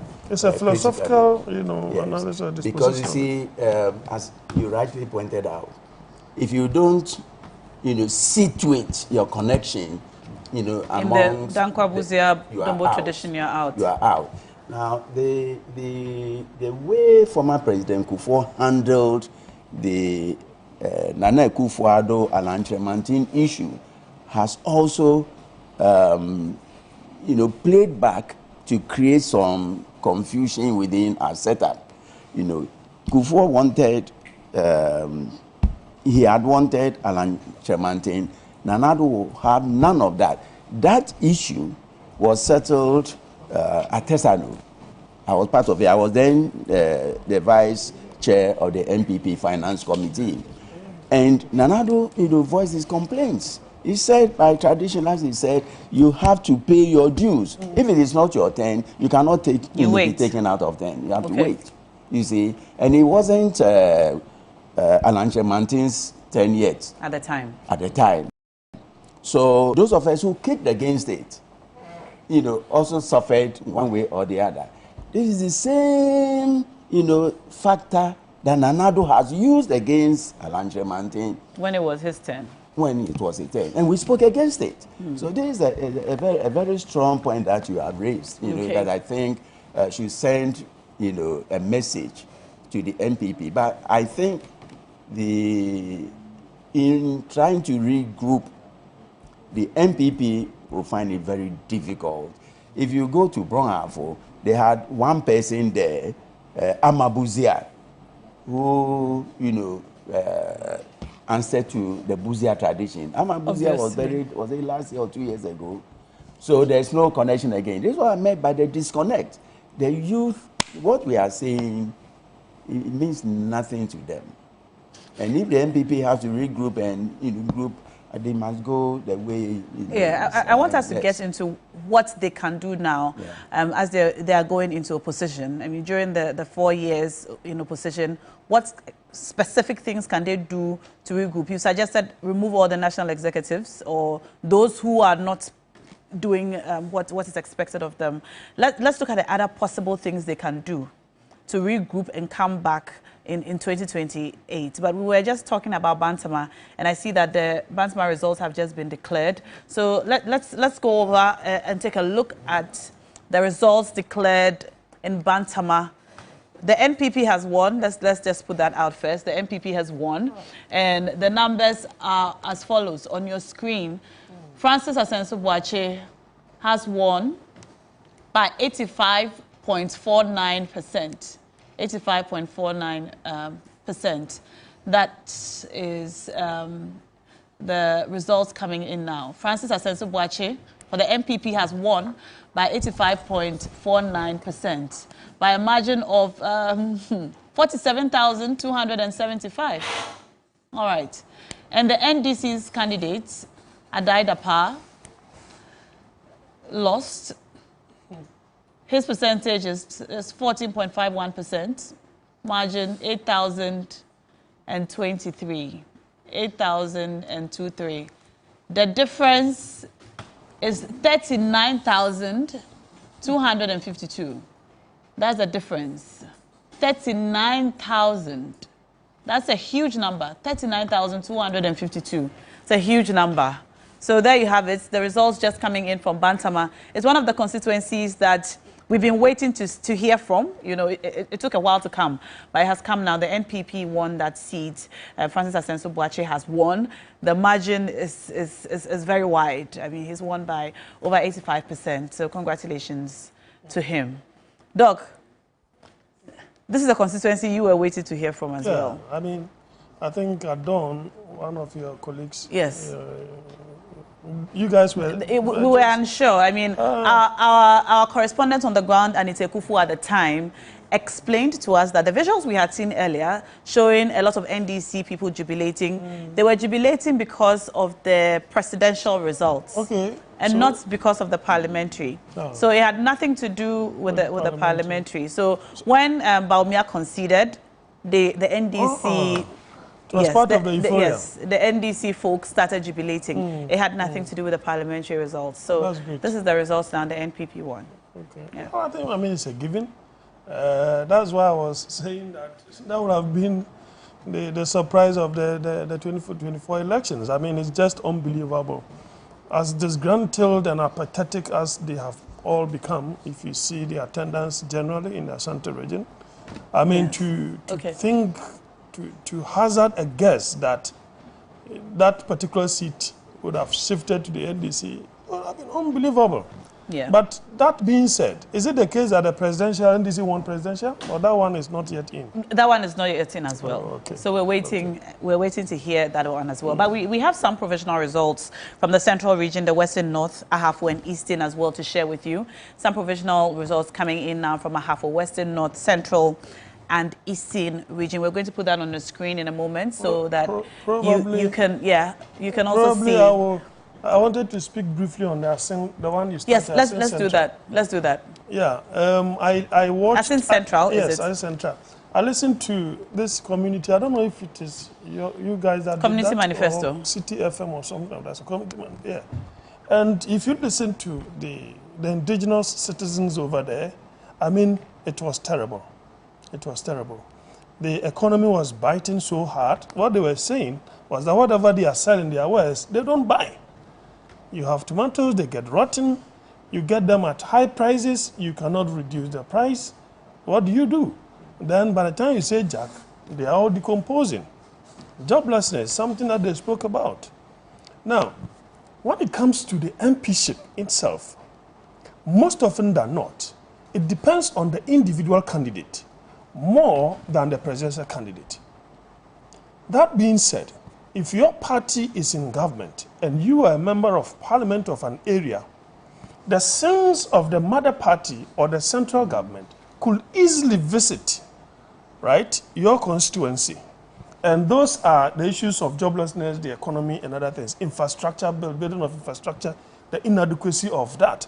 Because whenever government undertakes monumental infrastructure development, it affects the local economy in terms of the hiring of artisans, the masons, the carpenters, and all those things. And you know that the informal sector dominate our economy more than the formal sector. So if you don't bring these interventions, if these interventions don't come up in these constituencies, they will, at the end of the day, affect the fortunes of not only the central government, but also the MP of that particular place. You don't think that the MPP lost simply because Kennedy Japan did not contest? I'm coming there. I'm coming. So it will simply come to the interventions of the MP himself. Okay. You see, the dynamism, the resourcefulness of that individual will go a long way to either increase the number both of himself and that of because it will reflect the presidential. You see that positive correlation. So I may want to think that the person that won in his stead to contest for the MPP may not be that same person. You know, if you listen to Mr. Kennedy, for example, you will see that it is not the MPship that pays him, that rewards him. He took delight in intervening. In fact, remaining an MP was more costlier than not being an MP. And he had cause to suggest that Sikafia, MPP, see, that derogatory matter was hauled before the Privileges Committee and so on and so forth. And so a lot depends. Because now, that is why I always say that if we are talking of ex gratia, in my sincerest, disposition, I think the MPs deserve ex gratia than any other arm of government. Because of the personal inputs they have I'm telling you. Yeah, their personal interventions for their constituents. Attending funerals, weddings. Do they have to do all these things? They will say you are not present. These are intangibles. Do you think it's time we looked at the role of members of parliament properly and get constituents to understand what exactly their members of parliament are to do? If only the central government would do the needful, why would we be harassing MPs? Why would we? Why? If I am gainfully employed, what am I going to do at the MP's office or home? To do what? If he is gracing an occasion that I have organized, he is just gracing it, not because he is coming to dole out money. You see, that is how it should be. But unfortunately, poverty is so endemic in our part of the world. And the politicians themselves have been profiting from keeping our people in abject poverty. Aristotle tells us that, look, if you want to control a certain number of the population, it's as if you must always have 10% of that population not elected. Those are the people you will always be in a position to control. You need that particular section. But if we were to ensure that people have jobs, why would we want to give free education? If a family is well employed, well engaged, they will see to it that it is their responsibility to own their child so that tomorrow they can gainfully say that we educated our child. These freebies, at the end of the day, I have sat down and I have analyzed. Look, if we go on, we don't review free SHS, cumulatively, it will collapse the middle level education. Because at the end of the day, we are only going to concentrate on quantity and not quality. If you care to know, how can someone get to level 400, 300 in a university and cannot speak one English sentence right? How did he pass? Is that correct? How did he pass? No, is that correct? That there are people who would finish and they cannot speak one word of English. No. Well, but let me you have passed through the system. You know people who just cannot construct. They can't communicate. Let me ask you, if Kennedy... I'm telling you. But how, okay, let's assume that's correct. How is that the doing of the free SHS? I'm not saying free SHS. I'm generally saying that, look, the kind of generation we are training today, they feel so entitled.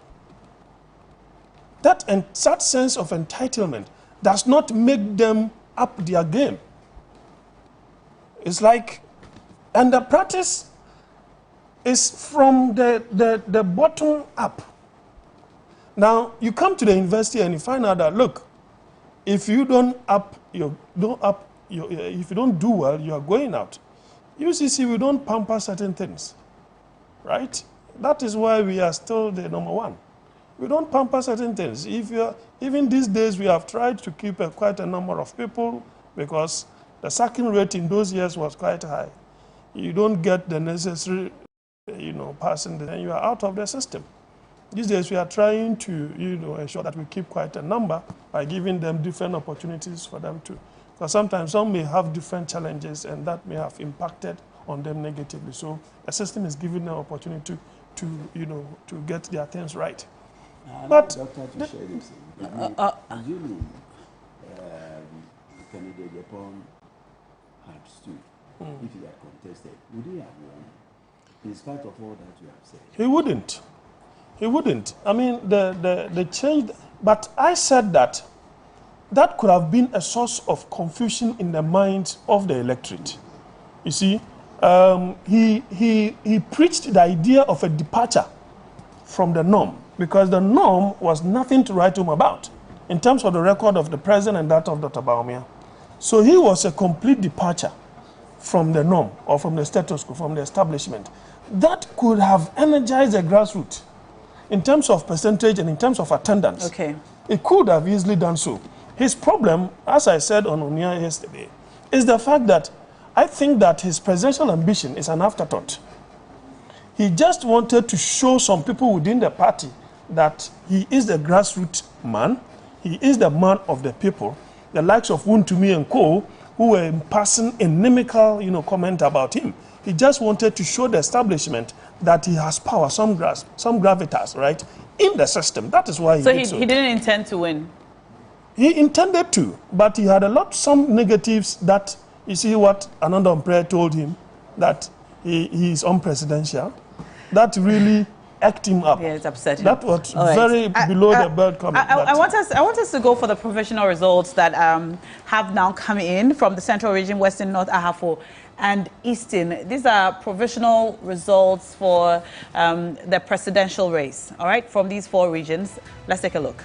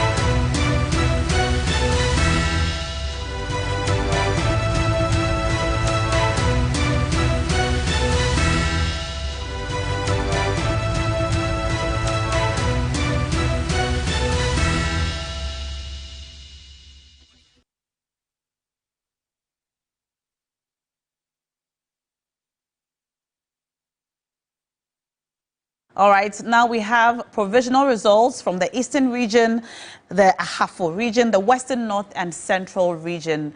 We are going to start with Bunu East on your screen in a moment. There we go. All right. So these are the presidential results from Bunu East. For President-elect John Dramani Mahama, he polled 216,7 691, making 62.43%. For the Vice President, Dr. Mahmoud Bawumia, he polled 124,811, and that's making 35.96%.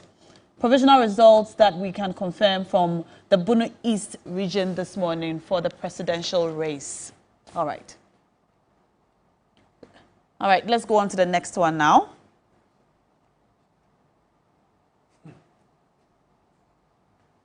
All right. So this is the Bunu region. This is the Bunu region. For presidential, for the president-elect John Dramani Mahama, he polled 235,681 votes, making 53.74%. And the Vice President, Dr. Mahmoud Bawumia, representing the NPP, polled 192,773, making 43.96% for the Bunu region.